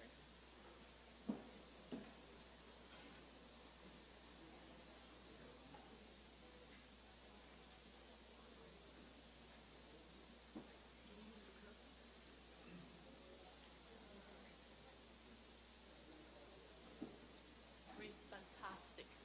The outline. You know, I thought I'd put this in because oftentimes I get asked if Guyana is on the African continent. Just to show that Guyana is in South America. It's the only English-speaking country in South America. Of course, you see there we're bordered by Suriname, by Brazil, by Venezuela. Guyana, the entire Guyana is also a part of the very biologically rich Guyana Shield. And as mentioned earlier today, Guyana is also very fortunate, like Suriname, in that we command 87% forest cover. This makes us the second highest country in the world that is forested, per capita that is. We also have huge deposits of mineral and hydrocarbon. Recently, the government advanced the concept of having a green economy through its Green State Development Strategy. Through an open, transparent, inclusive, countrywide stakeholders consultation process, stakeholders agreed that certain elements must be in the vision of the strategy, and it's outlined there: green, inclusive, and prosperous Guyana, providing a good quality of life, sound education and social protection, low carbon, resilient, providing economic opportunities, a society that is equal and that is, empowers people politically. The Green State Development Strategy is our 20 years national development document. It is really centered on three core areas: building economic resilience, ensuring the well-being of our people, and ensuring that there are enough environmental safeguards to protect our economy. The document is a very, very comprehensive document consisting of 204 policy recommendations that are nestled in 8 development objectives.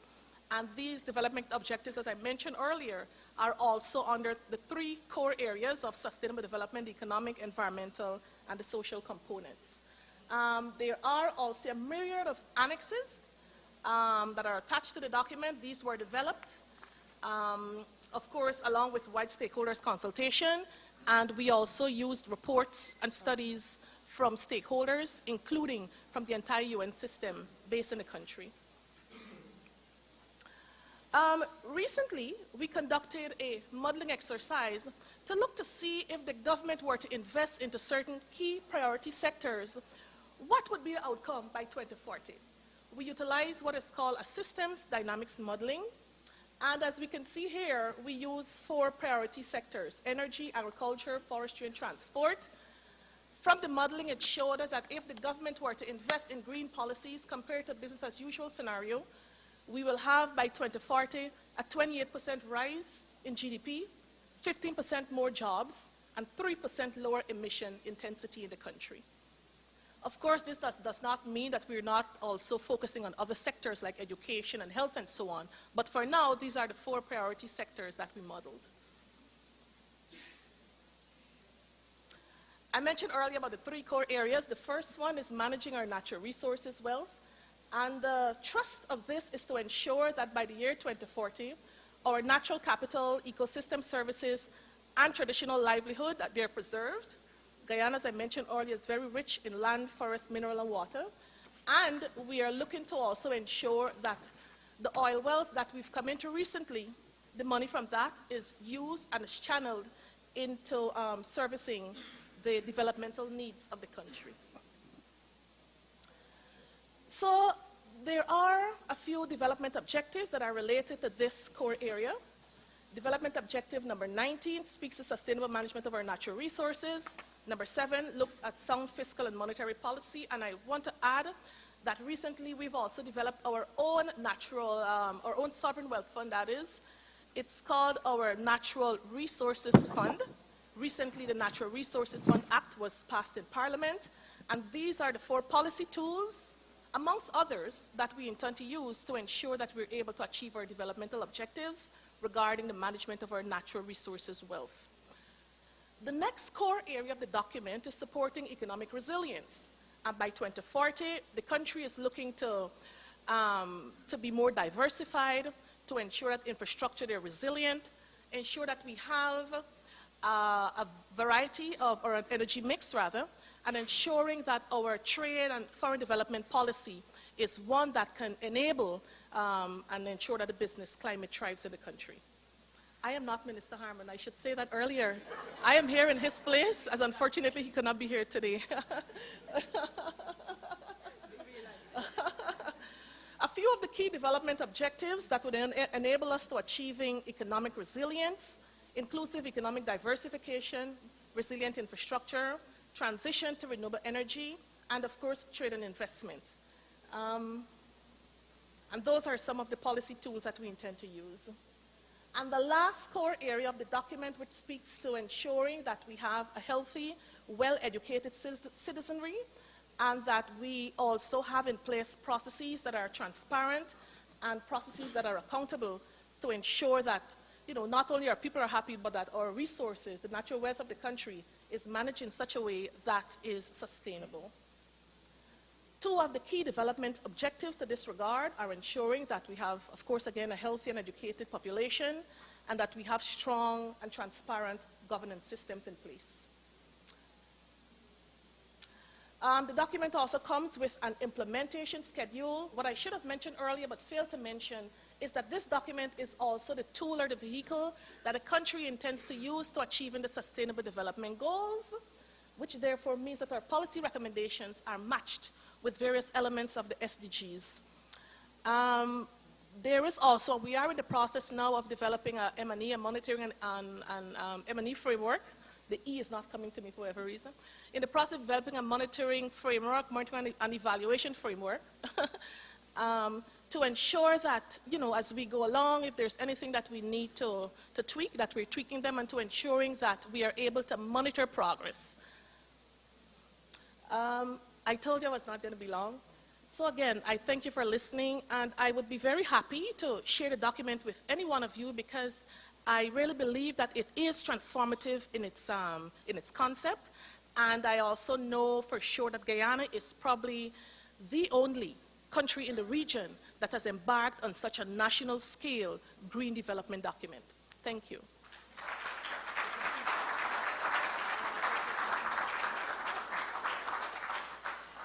Excellent. I really have to thank you. This was a stellar performance in terms of time management. The pressure is on you, gentlemen, I can say. Game on. Next one, please welcome Armstrong Alexis. Most of you probably know him working here in Suriname for over 5 years as the acting resident representative of UNDP. He's been on the ground and overseeing, as is part of working for UNDP, all adaptation, mitigation work UNDP is doing in support and together with the government. Armstrong. Thank you very much, Madam moderator and the resident coordinator for the United Nations system. Certainly the pressure is on us, and I will ensure that I do not disappoint my resident coordinator and the men on this panel. Of course, you're all country representatives and representatives of international regional organizations, and I'm certain that you're all familiar with the Sustainable Development Goals, and therefore I will not go into much detail on this issue, only to say that the Sustainable Development Goals as well as the Paris Agreement were both established in 2015, and as I go through my presentation, you are going to see some synergies, and I will also share with you some of the work that UNDP is doing globally as it relates to supporting countries' efforts to ensure that there is some synergy between the Sustainable Development Goals and the Paris Agreement, particularly the NDCs.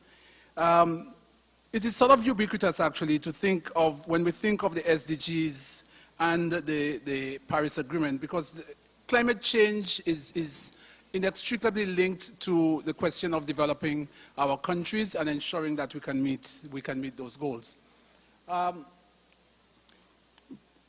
As UNDP, we provide a lot of support to countries, and in particular, we recognize that the Paris Agreement is at the heart of the achievement of two particular goals. But although there is a lot of consideration for Goal 13, we also recognize that all of the development goals relate directly to development within our respective countries. Most of you will recall that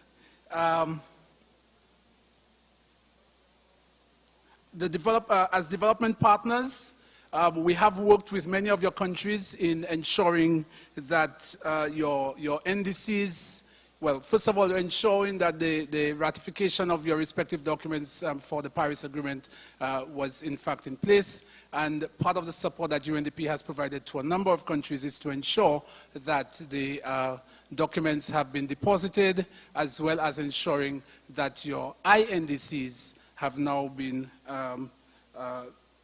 deposited as your nationally intended contributions.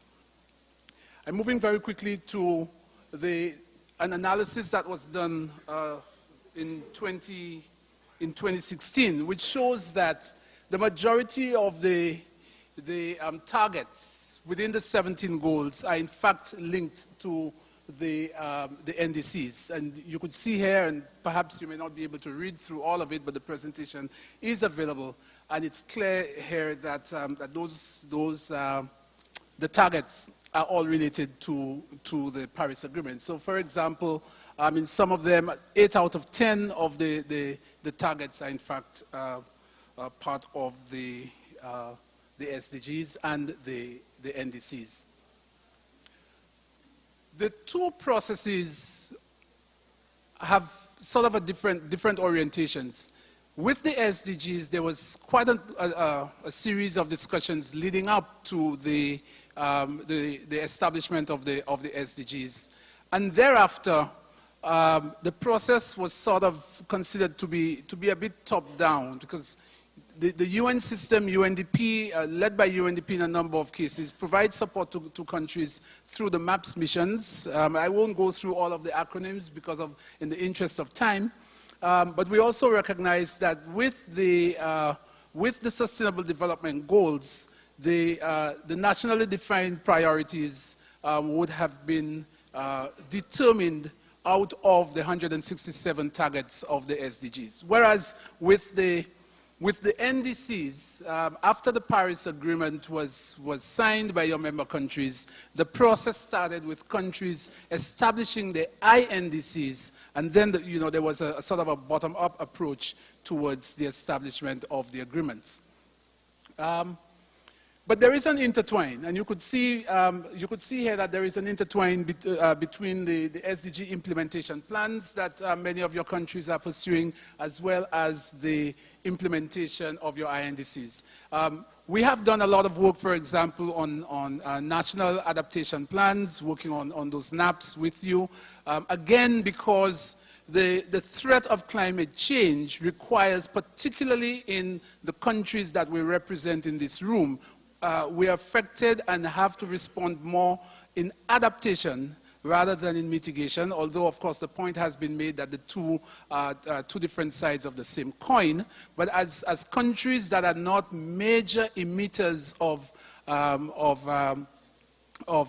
greenhouse gases, we are the ones who receive the brunt of the impact of climate change, and therefore ensuring that our development, the development of the countries that we serve as the United Nations and as UNDP, that process is also underpinned by sound interventions on climate change. Some examples of climate change action. We undertake in Suriname. We have, in fact, supported the government of Suriname. And that's just one example. I'm using Suriname because we're, in fact, in Suriname this week. But that example can be used for many of the other countries in which we work. And we have done significant work with the government of Suriname in ensuring that the ratification of the Paris Agreement has, in fact, taken place. The submission of the instruments, as well as ensuring that conversations are ongoing in terms of ensuring that a national plan for the implementation of the NDC is in place. We have also, as UN and UNDP, provided support across the board, the development of tools to finance and implement development. We have also embedded the SDGs in national development plans across the member countries of the United Nations. And on the NDC side of things, we've supported 22 regional NDC dialogues since 2014, which has in fact reached out to in excess of 150 countries. We've also supported 43 countries to develop the INDCs and to transform that, as I mentioned earlier, to NDCs. We've supported 48 countries with the national adaptation plans, and we've also supported resource mobilization, particularly from the Green Climate Fund, the GEF, the LDCF, etc. And we've also done some work with bilateral negotiations for resource mobilization with our member states. Some of the key messages. There is no immediate quick fix, really. It is a process that takes time. There needs to be capacity developed at the level of the countries. And those of you who are involved in international meetings and negotiations on climate change, you do understand the pressures, because as soon as the second quarter of the year trips in, there are a series of meetings, global meetings taking place, and the availability of local experts to follow those discussions and to be a part of the discussions and to take forward the views of your respective countries require quite a bit of work, and there is really no quick fix. It has to engage an all-government approach. Climate change affects every single aspect of our existence, and therefore, whether it be education, agriculture, infrastructure, tourism, all of government must be involved in the process of fighting the battles on climate change. Opportunities to recognize the links between climate change and development. I've spoken quite a bit on that issue. And of course, the promotion of action on both agendas is a process that needs to be integrated, particularly in our national development plans. These represent the major issues. Sorry I had to rush through my presentation quite a bit, but if there is time for discussion, I would be available to answer some questions and to engage you further. Thank you very much.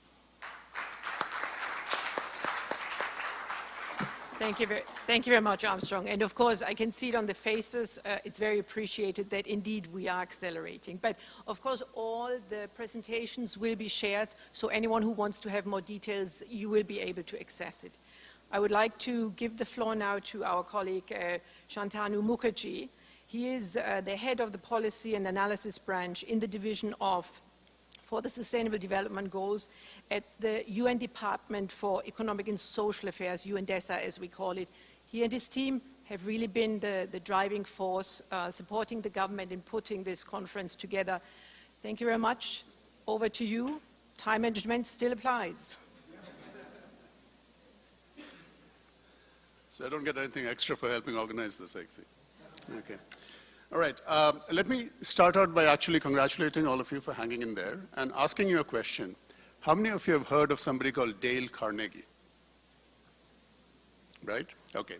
So this is a guy who would have been well over 100 years old now, and he wrote one of the most famous self-help books called How to Win Friends and Influence People.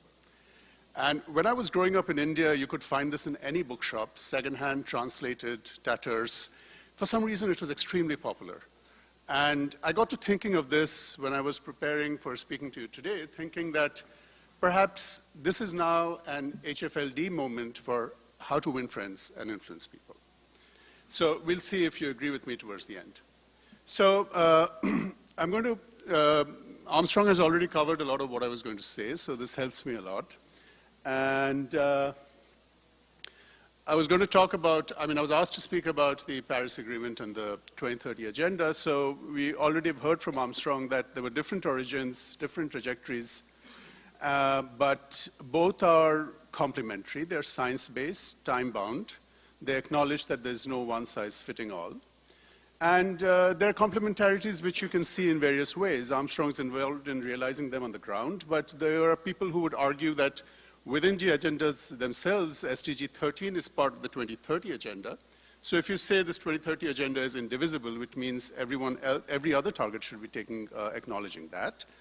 And the Paris Agreement, too, is calling for a just transition. So it's talking about people, not just the environment.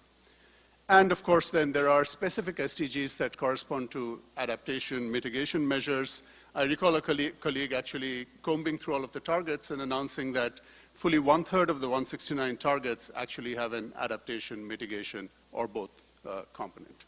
So clearly, they can, only succeed together. Unfortunately, this degree of convergence is not being realized in practice. And perhaps even more unfortunately, there's another kind of convergence which is happening, which is that we are actually way off track on meeting both of these. Perhaps you've seen the climate tracker thermometer. And the green part is telling you the maximum limit you can get to if you want to stay within 1.5 degrees of pre-industrial temperature. We are already at 1 degree, that's the dark green. The light green gives us the space we have to move up. Unfortunately, existing commitments, targets, and so on will just take us up to +3, not even 0.5. So we are way off track on this. And the other unfortunate convergence I mentioned, if you look at a projection, several projections can be used, but I'm just using one which is easy to show here, of where we will be in terms of reaching the SDGs, in terms of where we will be in 2030, across 5 categories of global regions. It's the rest of the world, the Brazil, Russia, India, South Africa, and emerging countries, China, OECD, and the USA in that order. You can see that we will not really be doing particularly well over here, too. So definitely there is a gap here, and definitely we need to do better. Now, perhaps one driver of this lack of convergence in outcomes is also a lack of convergence in action. There was a survey of about 70 countries carried out by WRI, and they documented various ways in which NDCs and SDG action plans could work better together, including through things like alignment, budgeting, monitoring, and reporting. What I found most interesting was the different level of political uptake of both of these agendas at the country level.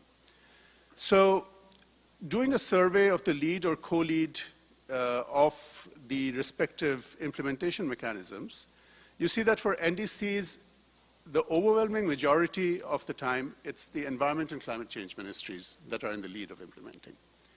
But for SDGs, it's head of state or government, that's prime minister or president, 34 out of 90, a third of the time, finance, economy, and development, and planning, and so on, which is a completely different level of political salience of the country between whether SDGs are going forward or the NDCs are. So what does this mean actually for us? I think it means, first, it's time for NDCs to piggyback on the political salience of SDGs, to tie themselves to them. Take the more successful process, align yourself with it, and by doing so, create a win-win position for both of them, and ratchet up the ambition of the NDCs too, when countries realize that they can get a double win by working on them. Second, as we work with countries on this, we find there are two other things. When we understand really the synergies and trade-off, it improves the quality of the choices we make. We are no longer looking at just one indicator, we are looking at a broader suite, which is what we should really be working towards.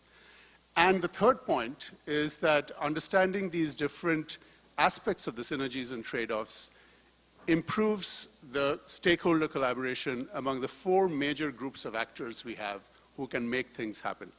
Governance at various levels, technologies, whether they're used for innovation or through diffusion, behavior and lifestyle changes, and finance. So I would think that if we are to borrow a few lessons from this experience of countries with NDCs and SDGs, perhaps we can think that when we talk about HLFD work too, we could think of connecting it to additional benefits, connecting it to not just finance but other levers of action, and piggybacking on other processes that have strong political momentum. To speak to the last, let's see if there's appetite for this kind of thinking at the global level.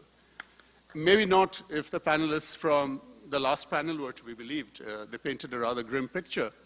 But let us see, but we think that within the IPCC itself, for example, the appetite for this kind of thinking has been growing. Let's take a look at the IPCC's special report on limiting climate change to 1.5 degrees. Like all IPCC reports, it's hundreds of pages long. It'll either put you to sleep or keep you awake at night, depending on how scared you are. After reading it, I tend to be on this staying awake part of the spectrum. So this is a graph of global warming on the y-axis against time on the x-axis. I'm sure you've seen many things like this before. I'll just take you very quickly through it. The red line is showing how global average temperatures have been rising over time. The horizontal line up there marked 1.5 is the safe limit to which we want to take it. The projected rise is showing that by 2050 or so we will have crossed it. But there are ways to bend the curve depending on a number of different actions. And the crux of these actions is that if you look at the CO2 emitted per year, sometime after 2020 there has to be a net decline in CO2 emissions, reaching net zero in 2040 or 2055. 2040 is obviously better than 2055. At 2055 you have an overshoot, but still it's better than nothing. So this is what we are trying to achieve if we really want to stay within the 1.5 degrees Celsius scenario, and this of course is at the global level. How are we going to get there? I'm going to show you two things to show that the IPCC is thinking about things differently. You know the IPCC does scenarios. Now the left-hand scenario, which is in this new report, is the more traditional scenario which has been around for a long time. The solid line is called the P4 scenario. It's just fourth in sequence. The solid line is giving you the rate, is giving you the decline in global CO2 emissions over time that's needed in this particular model. The solid gray area is the emissions coming from energy and industrial sectors. The brown area is the emissions that are coming from what they call agriculture, forest, and other land use. And the beautiful yellow area, which is helping all of us, is the negative emissions technology. Perhaps most of you are familiar with BECCS, which is what the IPCC has been pushing for a while, or at least talking about. Through no fault of theirs, it's probably the only feasible negative emission technology around. It involves growing a lot of biomass, burning it up to produce energy, taking the CO2 and pumping it into geologic formations. You can see that in this scenario, all of the burden of the mitigation is going to come from BECCS. Even the agriculture, forest, and land use has a net positive contribution, and that's because in this scenario, people are staying within existing lifestyles which involve very high levels of fossil fuel consumption, livestock consumption, and things like that. So this is a scenario which would be very growth-friendly and would be impossible to realize if you didn't have BECCS. Now, what's the problem with BECCS? To achieve this level of negative emissions, you would need to be planting BECCS-related combustible materials on a landmass about the size of India. Not going to happen. And that's going to be something that immediately shows the conflict between the IPCC's way of thinking and the broader SDG picture I was talking about. The trade-off is too extreme. This year, for the very first time, IPCC has introduced a new scenario, which they call P1. I call it the next generation scenario. You can see the curve in the decline of CO2 emissions is broadly similar. Notice that there's no BECCS in this scenario. All of the changes are driven by two factors. First, technology, social changes, and a broader change in behavior and lifestyles is helping keep everyone at a lower level of energy consumption while improving the lives of people primarily from southern countries. That's why the gray part is contained. And second, and most importantly, notice that this lifestyle change is also helping move away from excessive livestock consumption, and therefore that there is now a very positive role for the carbon capture and storage within the agriculture, forest, land use community. This is quite different from BECCS. So here's my question to HFLD partners.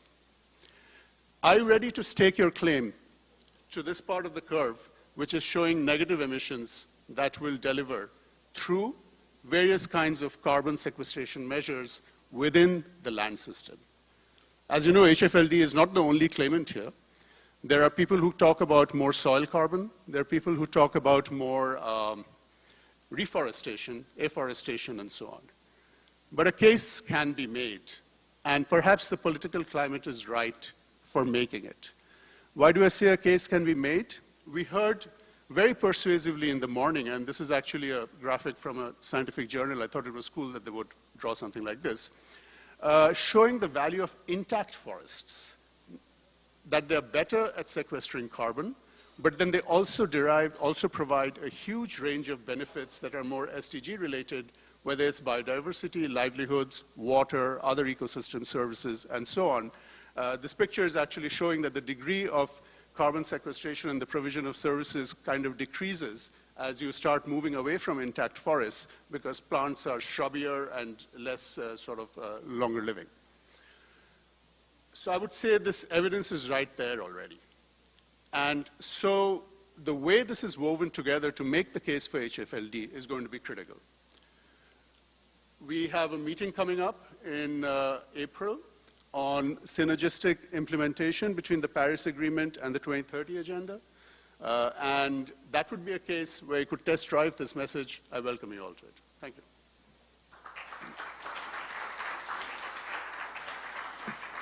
Thank you very much. Yet again, a very extensive and in-depth presentation, really summarized in a very short time. Really appreciate your cooperation on all of that. But provocative questions, very good questions, and I really hope that over the next few days you will be able to take the questions up, pursue it, and of course Shantanu and his team will be in the room to pursue this and discuss this further. I would like to give the floor now to our colleague from the Inter-American Development Bank, Gerard Aleng, who will be looking at climate finance investment experiences from the IDB. He's the climate change senior specialist with climate change and sustainability division of the bank. Over to you. Thank you very much. Thank you very much. Recognizing that I stand between you and the cultural ceremony, all protocols being observed. Fortunately for me, a number of things that we discussed today are some of the perspectives that I have the bank has on climate change and climate financing. Climate financing for the bank is of critical importance, not simply because of the strategies, the measures to unlock this box of resources, but it speaks to the broader question of responding to climate change. And over the past few years, the bank has been actively involved in responding to the demands of our countries as they grapple with this issue. And we have been using quite a number of financial instruments, knowledge products, capacity building, and technical assistance. But within the last, I would say, couple of years,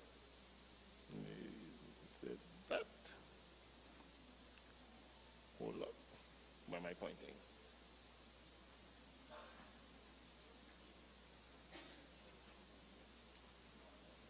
I think I broke it. No, you didn't. Don't worry.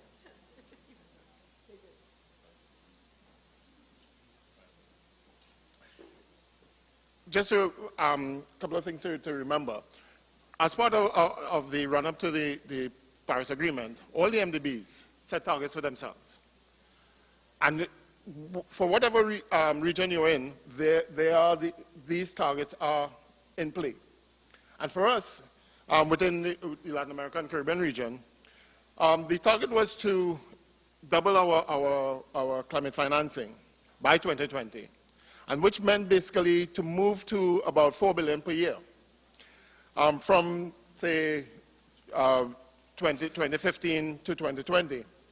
And we are close. We are about 28% there, at the end of last year.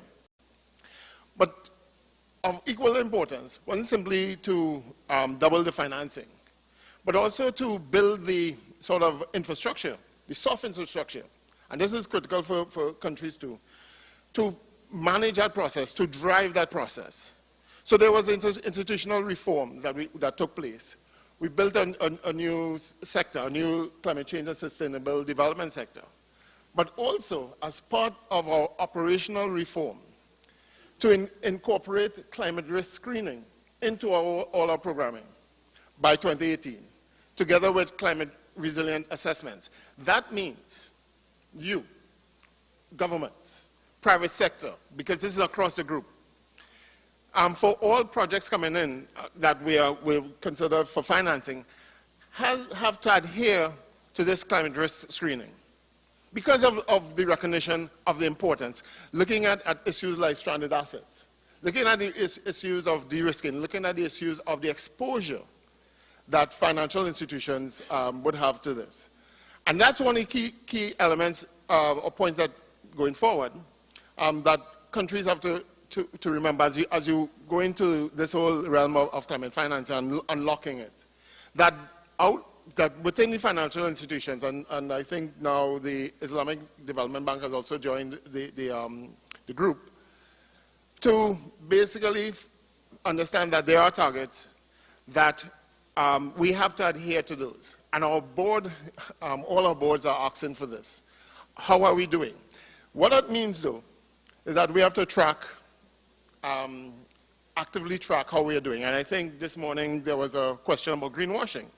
To avoid the greenwashing, to avoid that we are just rebranding development finance, that we are just shifting.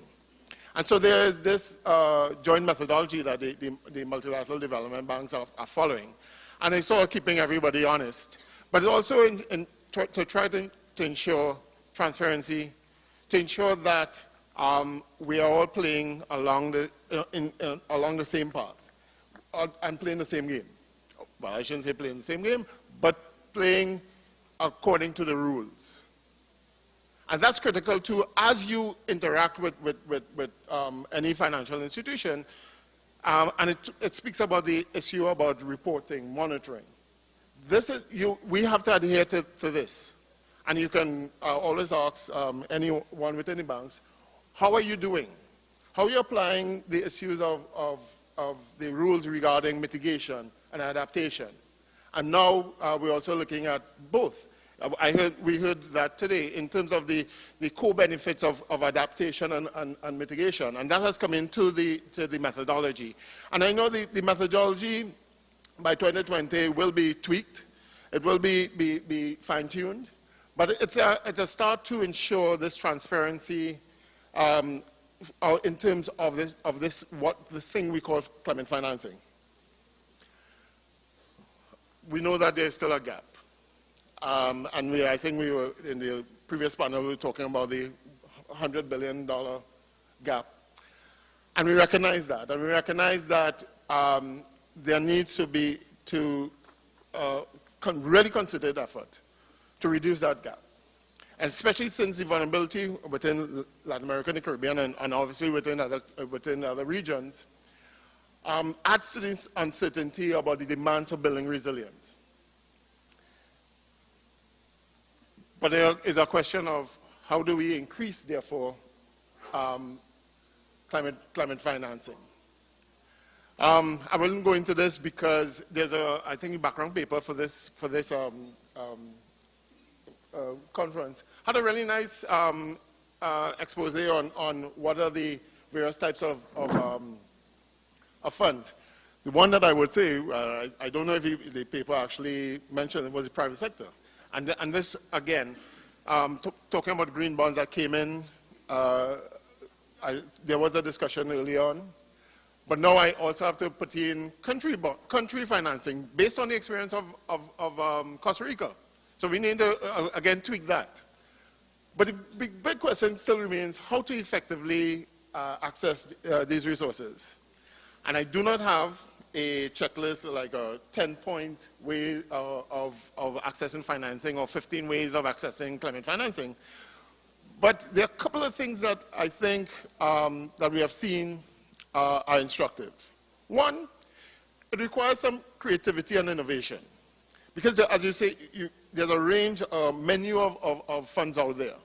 And it requires to understand where you can pull from pockets of money as you move on your programming. The other thing it requires measures to encourage or facilitate the participation of the private sector. And the third thing that I think recently has come in is how to utilize the NDC as a sort of anchor or core element in this whole thrust of climate finance. And I think Armstrong, you had mentioned some things about this. The importance of the NDC. And not simply to stay within the ministries of climate change or the ministries of environment, but the ministries of finance. At the end of the day, those are the guys that you really, and women, that you really need to encourage this, for them to see this as a core element in driving this programming.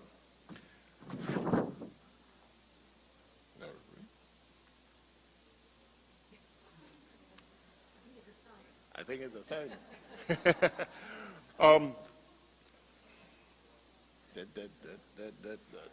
Okay, all right, good, sorry. Well, actually it's a sign because I was going to explain all of this. But this was an example of how we have, at the bank, how we put together all those elements, maybe not the NDC, but put together all the elements of private sector involvement, creative ways of putting together a deal, utilizing different elements of different types of funds. And this was a sustainable energy facility that was approved at the end of last year by the board. We utilized building on climate investment funds from a previous operation, together with some JEF funds. We built on that to be able to access Green Climate Fund money in 3 different modalities: loan, concessional loan, contingent recovery grant, and grant, plus bringing a bilateral element in terms of grant from the Italians. And then putting all that together, funneling that money through a regional development bank, the Caribbean Development Bank, to both governments and private sector through loans and grants, utilizing those resources for those loans to build on public-private partnerships to essentially come down and maintain that concessionality and encourage private sector involvement to the final user. At the end of the day, it's the final user that is of critical importance. Really a bit complicated, but doable. And I think that's the other thing that we want to highlight, that it will take some time, but it is possible. The other thing is talking about building on the NDC. One of the things that we recognize is that countries need support, and a couple of speakers mentioned that, to utilize the NDC, to build on the NDC, to update the NDC. And we have developed a facility, the NDC Invest, and then also globally you have the NDC partnership that is trying to do the same thing. So basically a one-stop shop to transform NDCs into achievable investment plans across the project spectrum. So whether it is to help update the NDC in terms of the public sector, or to remove barriers to markets, to encourage the private sector involvement. This is the shop that we are doing. And in this region, within Latin America, we have done a number of things. We will be doing something with Suriname, since we're in Suriname, and also Guyana, NDB, but also possibly another SID within the region.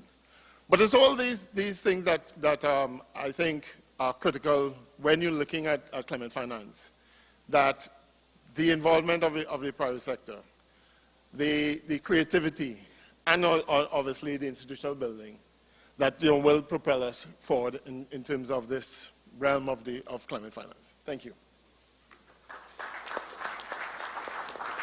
Thank you so much. I have to admit, it really pains me to see so much brilliant substance, key points, involvement of the private sector, bringing the ministries of finance along at the end of a very long day, because some of the messages here will be key for this as a way forward.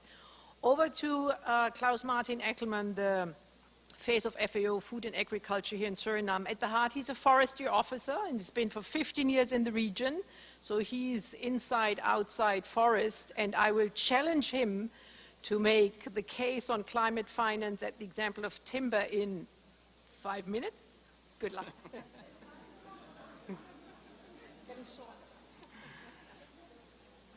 Naja, since forestry people tend to have a lot of patience, they are talking about rotation periods of 200 or 300 years, so you may expect that my talk should go a little bit longer, but it will not. What is it? Everything will the first one? Okay.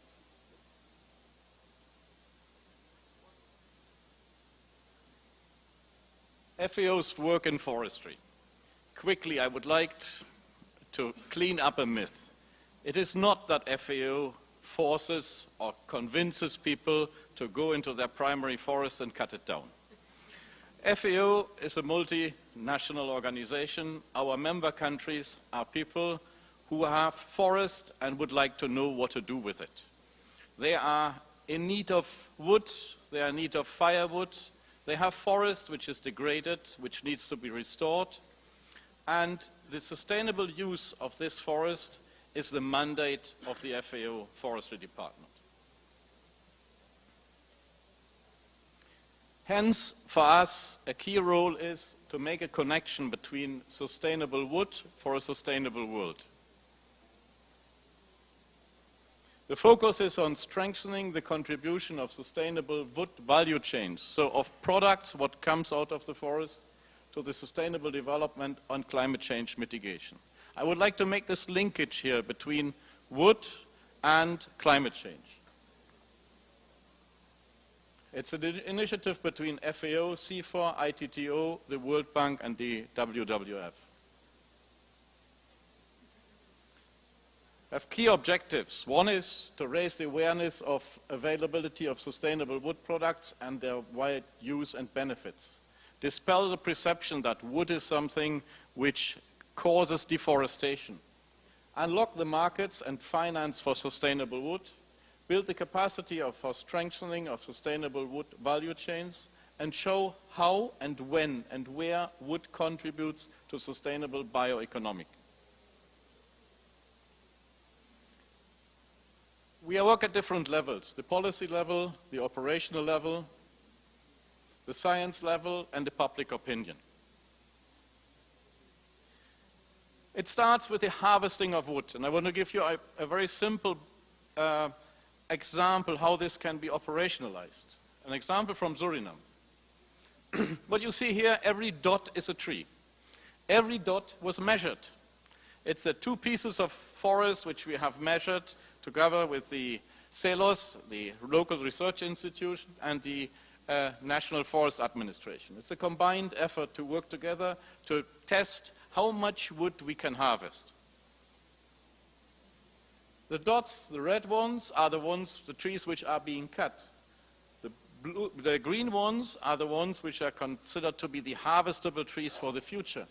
And in order to make them grow better, we have identified trees which are kind of to be removed, like a silvicultural treatment. We consider that as an investment to counteract degradation of the forest. What we want to maintain the productivity of the forest.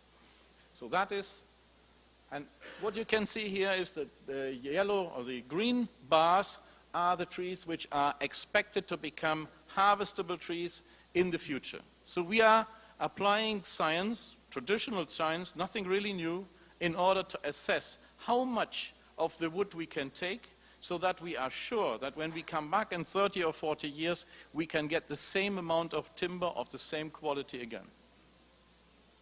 It then boils down to a table, and it gives us some key figures. These are 2 forest stands, and in each of them we harvest roughly about between 8 and 9 trees. We have identified 7 to 8 trees per hectare which are growing back. So we can basically say, yes, it is sustainable. And if we look at the total amount of trees which are available, it's about 10 times the amount of what we have cut. So these are simple analysis we can do in a forest to make sure that the first step in the process of the value chain is sustainable. The good thing is, wood is the only building material which stores carbon.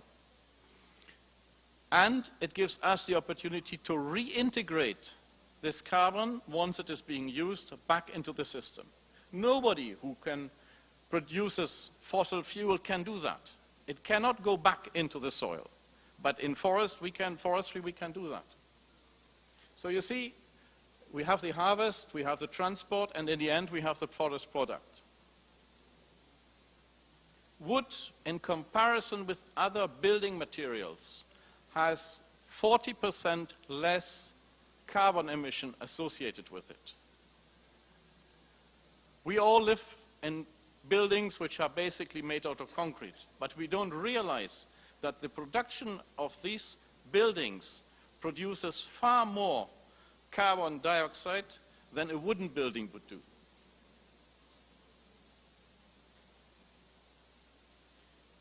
Wood has a life cycle. At the end of the life cycle, we can use it again. We can use it for energy. So we have to think cyclical. We have very good examples of it here in Suriname. And I want to show you a couple of the lovely wood buildings here in town. This is a synagogue. Here the Moravian church, 240 years old. This wood was cut 240 years there, and it is still standing in town. Streets, Lima Po Street, Herenstraat. Streets in Paramaribo. Outside, we also find lovely buildings, all built of wood. All this is wood, carbon stored for centuries. We have a global trend that wood increases, wood use is getting more and more. We have global pellets for energy. Sawnwood is increasing. But forest is more than wood. We have to see it in conjunction. Forest provides ecosystem services and as well as non-timber forest products. At the center of it all is sustainable forest management. It can provide pulp, paper, it can provide wood energy for cooking, bioenergy for transport, and we have on top of it harvested wood products. At the center of it, to organize it all, we need a good system of good governance. Then it requires environmental sustainability, social sustainability, and economic sustainability. All three elements are needed around the governance in order to make timber production and sustainable and durable.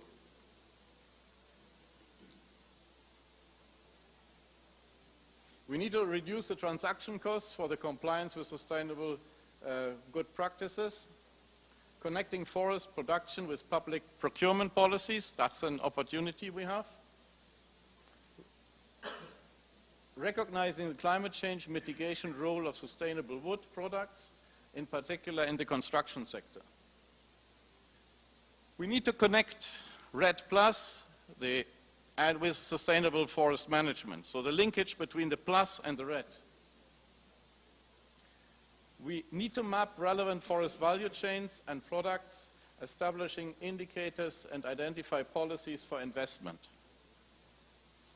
Building cross-sectorial dialogue platforms, integrating existing programs to ensure sustainability of wood and wood value chains.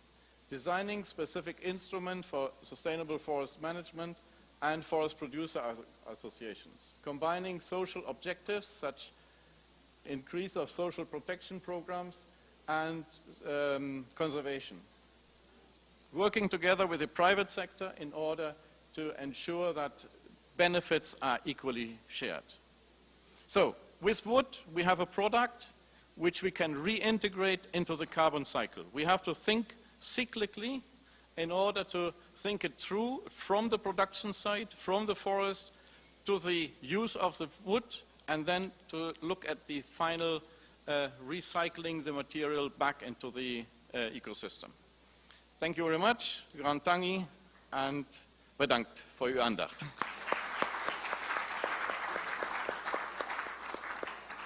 Sincere and very big thank you to all of you for keeping your intervention so succinct and to the point. The toughest job now goes to our colleague from the UN Children's Fund, UNICEF, of course, as you all know it. Hanoch Balevi is the Regional Emergency and Risk Programming Advisor for Latin America and the Caribbean and was designated the role of discussant. So he's going to try to breathe in a little bit of more air into this evening tonight. Over to you, Hanoch. Thank you very much. And first of all, thank you for standing and resist listening with a lot of patience and attention.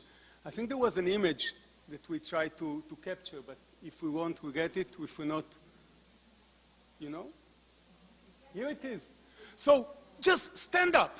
Stand up. Stand up. Just take a minute. It takes us 5 seconds. Stand up. Stand on your toes. Up. Oh, sorry. And be careful with your neighbor and look at the picture. Look at the picture. Okay? And now sit down. Sit down. Relax. Yeah, great. And look again at the image. It's all about perspective and a bit of stretching our bodies. To be very honest with you, I'm honored and humbled, very humbled to be here on the name of UNICEF. It's not, until now, until yesterday, we thought that we can do business as usual, looking at only children's needs, education, health, protection, and environment and forest degradation. It's not our business, but life is changed, business changing, and changing for everyone. And that's, I think, the message that we want to take here. We cannot continue life as usual. Something is changing, and we have to take it into account. The same as we looking at from the perspective of a child, the same thing we have to look as well when we're looking at the environment. because the same kid there, we can see, this kid, poor kid, is really surviving, and he managed to find a solution for a flooding situation while there is all this. But at the same time, it was also about opportunities. And that kid brings us opportunities, brings us together. All what we were talking here since the morning on mitigation, which is great, on all the issue of forest deforestation. And I will.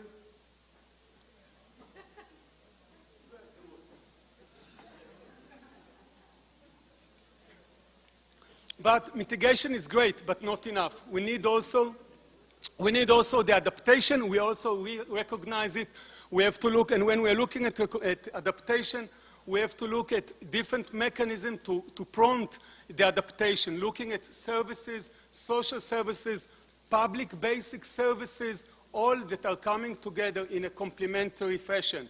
And without this, we won't be able to do business. When we're looking at this, and we're asking ourselves and those questions on why we still need to bring together the issue of basic services, where are they? Why we are not there yet? Why in education we still need to convince that school has to be safe, that the new generation have to talk about environmental, people living in Amazonia have to talk about forest preservation and conservation, while there is all the deforestation. We need to talk about this. So we have generations, so they know adaptation and mitigation, so it comes without say. The same thing for health systems. We realize hospitals are not, it's not enough to have a mechanism to respond, but we have to anticipate all the new trends we see in the region, dengue, Zika. 2 weeks ago I was in Jamaica, again, another outbreak of dengue. We realized children didn't know what is it about and what to do and how to prevent from dengue. It's about education. We need to go back to basic stuff, basic services to ensure they take in consideration the environment component. And then really to bring it all together, we realized, and we really, it was encouraging to hear about about the climate risk screening. This is fantastic, and that is exactly what we want to see. So basic services, taking this in consideration.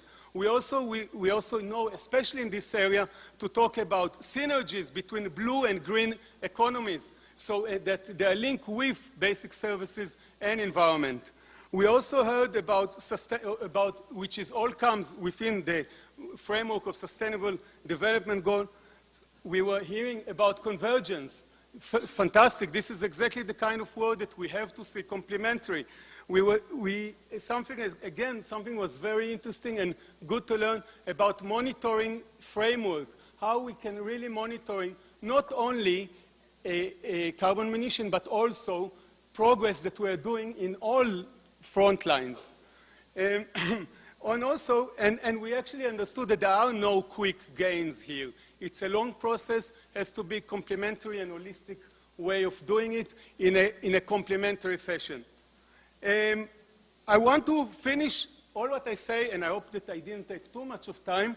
I will summarize it in a sentence that I heard from my fellow colleague from Guyana, that came all the way from Guyana, Africa, no? No? I missed something there. Sorry.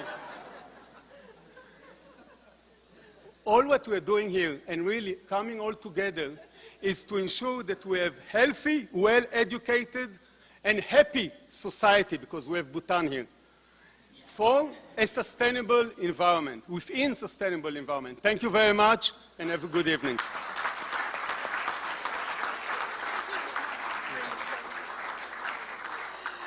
Thank you so much, Hanoch. I think this is exactly what we needed at the end of the day. This was a lot of energy and a lot of spirit. Thank you so much.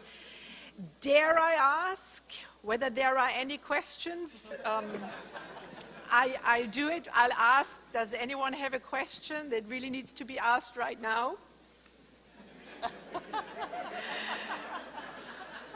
I was made the cop. I was born like that. They told me to be the cop tonight.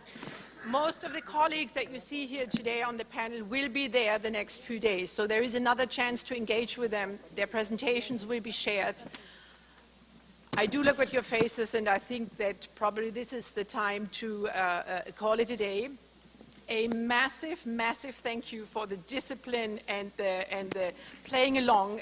Really, thank you so much for just shortening all you wanted to say. And an even bigger thank you for all of you still here in your seats tonight with us. It's a very long day full of substance. I'm not sure there are any other remarks or announcements for today. Other than that, I would say I thank you for the attendance of this session and hand over back to our fabulous moderator of the day. Thank you. Thank you. So,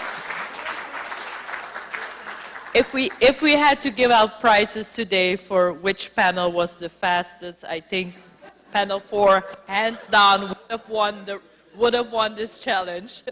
Thank you very much. I think even though you were very short in your presentations, I think that you did say what needed to be said, brought your point over, and I really appreciate it that you did it in as short a time as was possible, and that you were still able to captivate our audience here, and thank you for that. So if we can please exit the stage, left or right, whichever you prefer.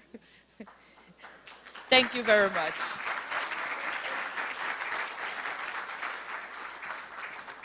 All right, so now we're going to have just a small wrap-up of the day, just so that everybody gets a good idea of what it is that we discussed all day, because we had some very interesting sessions, but also it took some time. We've been here since this morning, 9 o'clock, and I'm very happy to see that people are still here. I have not seen anybody nod off yet. I want to please keep your attention for just a while longer.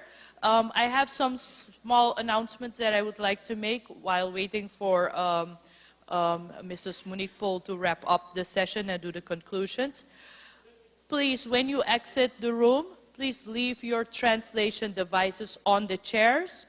You don't have to bring them back because they will be collecting them. That's first. I want to stress for those international guests who have not yet registered for the field trips, who will be here on the 15th and who want to go on one of the field trips, I would like to stress, please, that you register. The registration forms are available at just registration. Register before 12 o'clock tomorrow, because there are some equipment that we have to buy. You will see that you have to say which size shoes you have, which size, yes, boots, because you're going to the mangroves, and we don't want you to get your nice conference shoes dirty, so we have to get you something instead of that, and also t-shirts I saw. So please, for our international guests, if you are here on the 15th and you are going to, you want to go on one of the field trips, please do that before 12 tomorrow. Also, the badges for those who did not receive their badge yet, the badges can be also picked up at registration tomorrow morning. And for those who have not taken their per diem yet, that can also be done tomorrow at the same place where it was done before. Then let me give you a small overview of the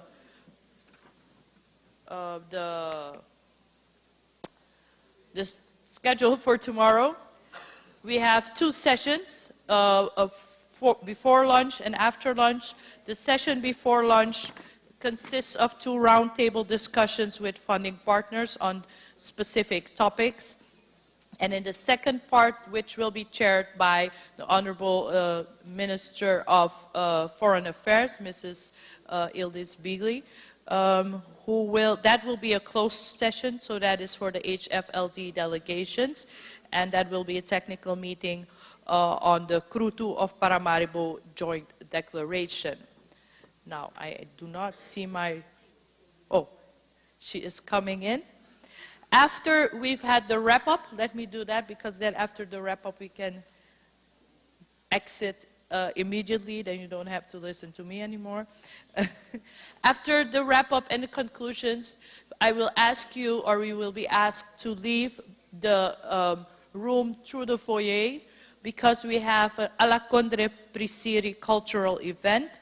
It's a half-an-hour event, the Alakondre Drong, which the event is called the Alakondre Drong, is the Surinamese sound of drums and folklore from our 5 largest ethnic groups: Indigenous, Javanese, Maroons, Indian, and Creole.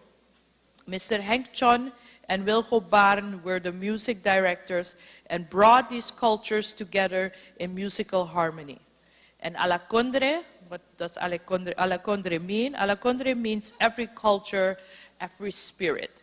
So Ala, every, Kondre actually means country, but you can freely translate it, every spirit in harmony. That is it for my part. So yes, oh yes, we will be putting the presentation up on the website. You can access them through the website.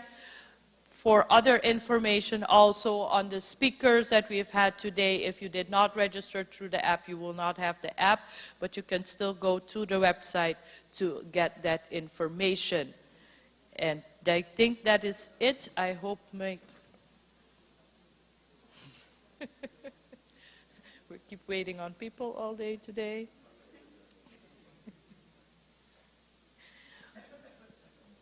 So we will just wait one more moment.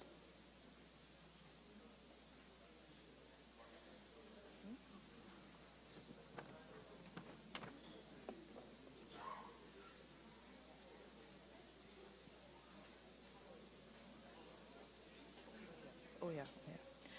After, that was one thing I forgot to mention. After the closed session, we do have a cultural event in the afternoon that we would like you to join. So for those who are not joining in the closed session, we would like to invite you to be part of the cultural event in the afternoon, and that is the Wakapasi cultural event, which will be in the reception of Hotel Torarica,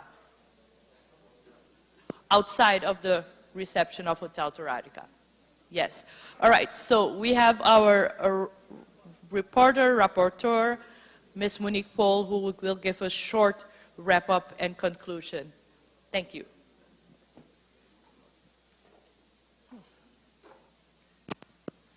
It's always that technology leaves you... I have a small problem with my computer.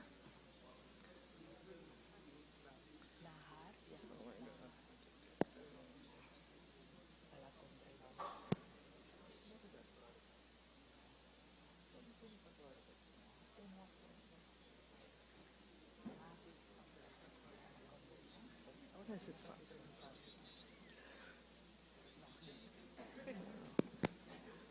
Okay, yes. So good afternoon. I won't keep you long. This morning's session, agenda item 1, the opening of the session, the Conference on Climate Finance for High Forest Cover Low Deforestation Countries, convened at the ballroom of Royal Torarica in Paramaribo, Suriname, on the 12th of February 2019. And a word of welcome was delivered by Mr. Winston Lakin, Ambassador for the Environment of the Republic of Suriname. His Excellency Ashwin Adin, Vice President of the Republic of Suriname, opened the conference by delivering an opening statement. The opening concluded with a statement by Mr. Shantanu Mukherjee, Chief Policy Analysis Branch, Division for Sustainable Development for the United Nations Department of Economic and Social Affairs. Panel 1, Sustainable Forest Conservation Emergent Science on Forest Integrity and HFLD Countries, Agenda Item 2. Mr. Cedric Nelom, Acting Director of the National Institute for Environment and Development of Suriname, moderated this session of Panel 1. Dr. Russell Mietermaier delivered a statement on the importance of HFLD countries in the global climate picture and spoke about the concept of high forest, low deforestation countries, which originated around 2007. The 11 countries, originally fitting the definition of more than 50% forest cover and an annual deforestation rate of less than 0.22%, accounted together for 18% of total forest carbon in the world. A redefinition of the concept might currently be needed. Forests are worth much more standing than cut down for other land uses. Mr. Mietermaier expressed the hope that the world is now ready to recognize this and act upon it. Dr. Tom Evans delivered a statement on the importance of HFLD countries and regions and asked if we do not have to broaden our thinking to all intact areas with characteristics like HFLD countries. 3 key points from science are that intact forest areas are already losing far more carbon today than realized, are likely to face accelerating rates of loss in the future, have many other exceptional values, notably their resilience. Dr. Rudy van Kanten delivered a statement on science and sustainable development and spoke about how Suriname, a country rich in natural resources, faces the challenge to achieve economic growth and at the same time preserve nature. Research to collect and analyze reliable and accurate data in cooperation with national and international partners is a must to contribute to evidence-based policy and better management practices. Dr. Dana Maniatis and Kimberly Todd spoke about delivered statements on lessons learned from efforts to finance protection of HFLD areas using existing mechanisms and options for enhancing support. Dr. Dana Maniatis spoke about the fact that current NDC's LULUCF sector represents 25% of planned emissions reduction, second to the energy sector. Some REDD Plus countries have highlighted key contributions to be made by forest-related activities to meet their NDC goals. With regard to REDD Plus and UNFCCC, she stated that UNFCCC does not define a HFLD country or make reference to it. Adjustments to the FREL are allowed to account for national circumstances, but UNFCCC does not provide details on what is considered to be an adjustment in the creation of the FREL/RL. Kimberly Todd stated that there are 5 options to enhance support for HFLD countries and areas. These entailed either using current frameworks, for which the most must be made of the current resource-based payments frameworks, or B, decouple what is financed domestically from how results are calculated internationally, and C, think beyond REDD Plus and RBPs. Or modifying global frameworks such as A, adjusting existing climate finance mechanisms, or B, creating enabling conditions within UNFCCC to unlock finance. The discussant, Mr. Jason Funk, spoke about the adaptation to climate impact and said we don't have the full answers yet, but there are promising signs in early warning systems that provide more up-to-date information more quickly. There's a system being developed for collecting data and assess forest stock on a more rapid basis. That is something the US has managed to contribute to, and he said he hoped that will be successful. In panel 2, which was moderated by Mr. Raymond Landveld, Climate Finance, Lessons Learned and Perspectives for the Case of Suriname, Mrs. Temberge made a statement on behalf of the Minister of Finance, and she said that to maintain the status as a HFLD country, Suriname needs positive financial incentives, and this could possibly be done through green bonds, and the Forest of Suriname has contributed already to science significantly. Mr. Brian Renton spoke about environmental changes and opportunities. Climate financing could be very important and relevant to finance capacity building within the private sector and to build platforms and structures for better private-public collaboration. This is crucial to enable sustainable development of the country. Mr. Paul Opquist spoke about forestry, climate change, and forestry climate change finance. He addressed in his statement forest and climate change, where he said that financing for HFLD countries could be an interesting path, but that countries should keep an open mind. He also stated that there are alternative financing options such as green bonds, restoration bonds, surplus cash from large corporations. Ms. Sherry Spiegel, the discussant, spoke about that there is a need for understanding the diversity of the private sector, which is the piece missing in the foreign investments. The yield of bonds is the same for green bonds as it is for any other.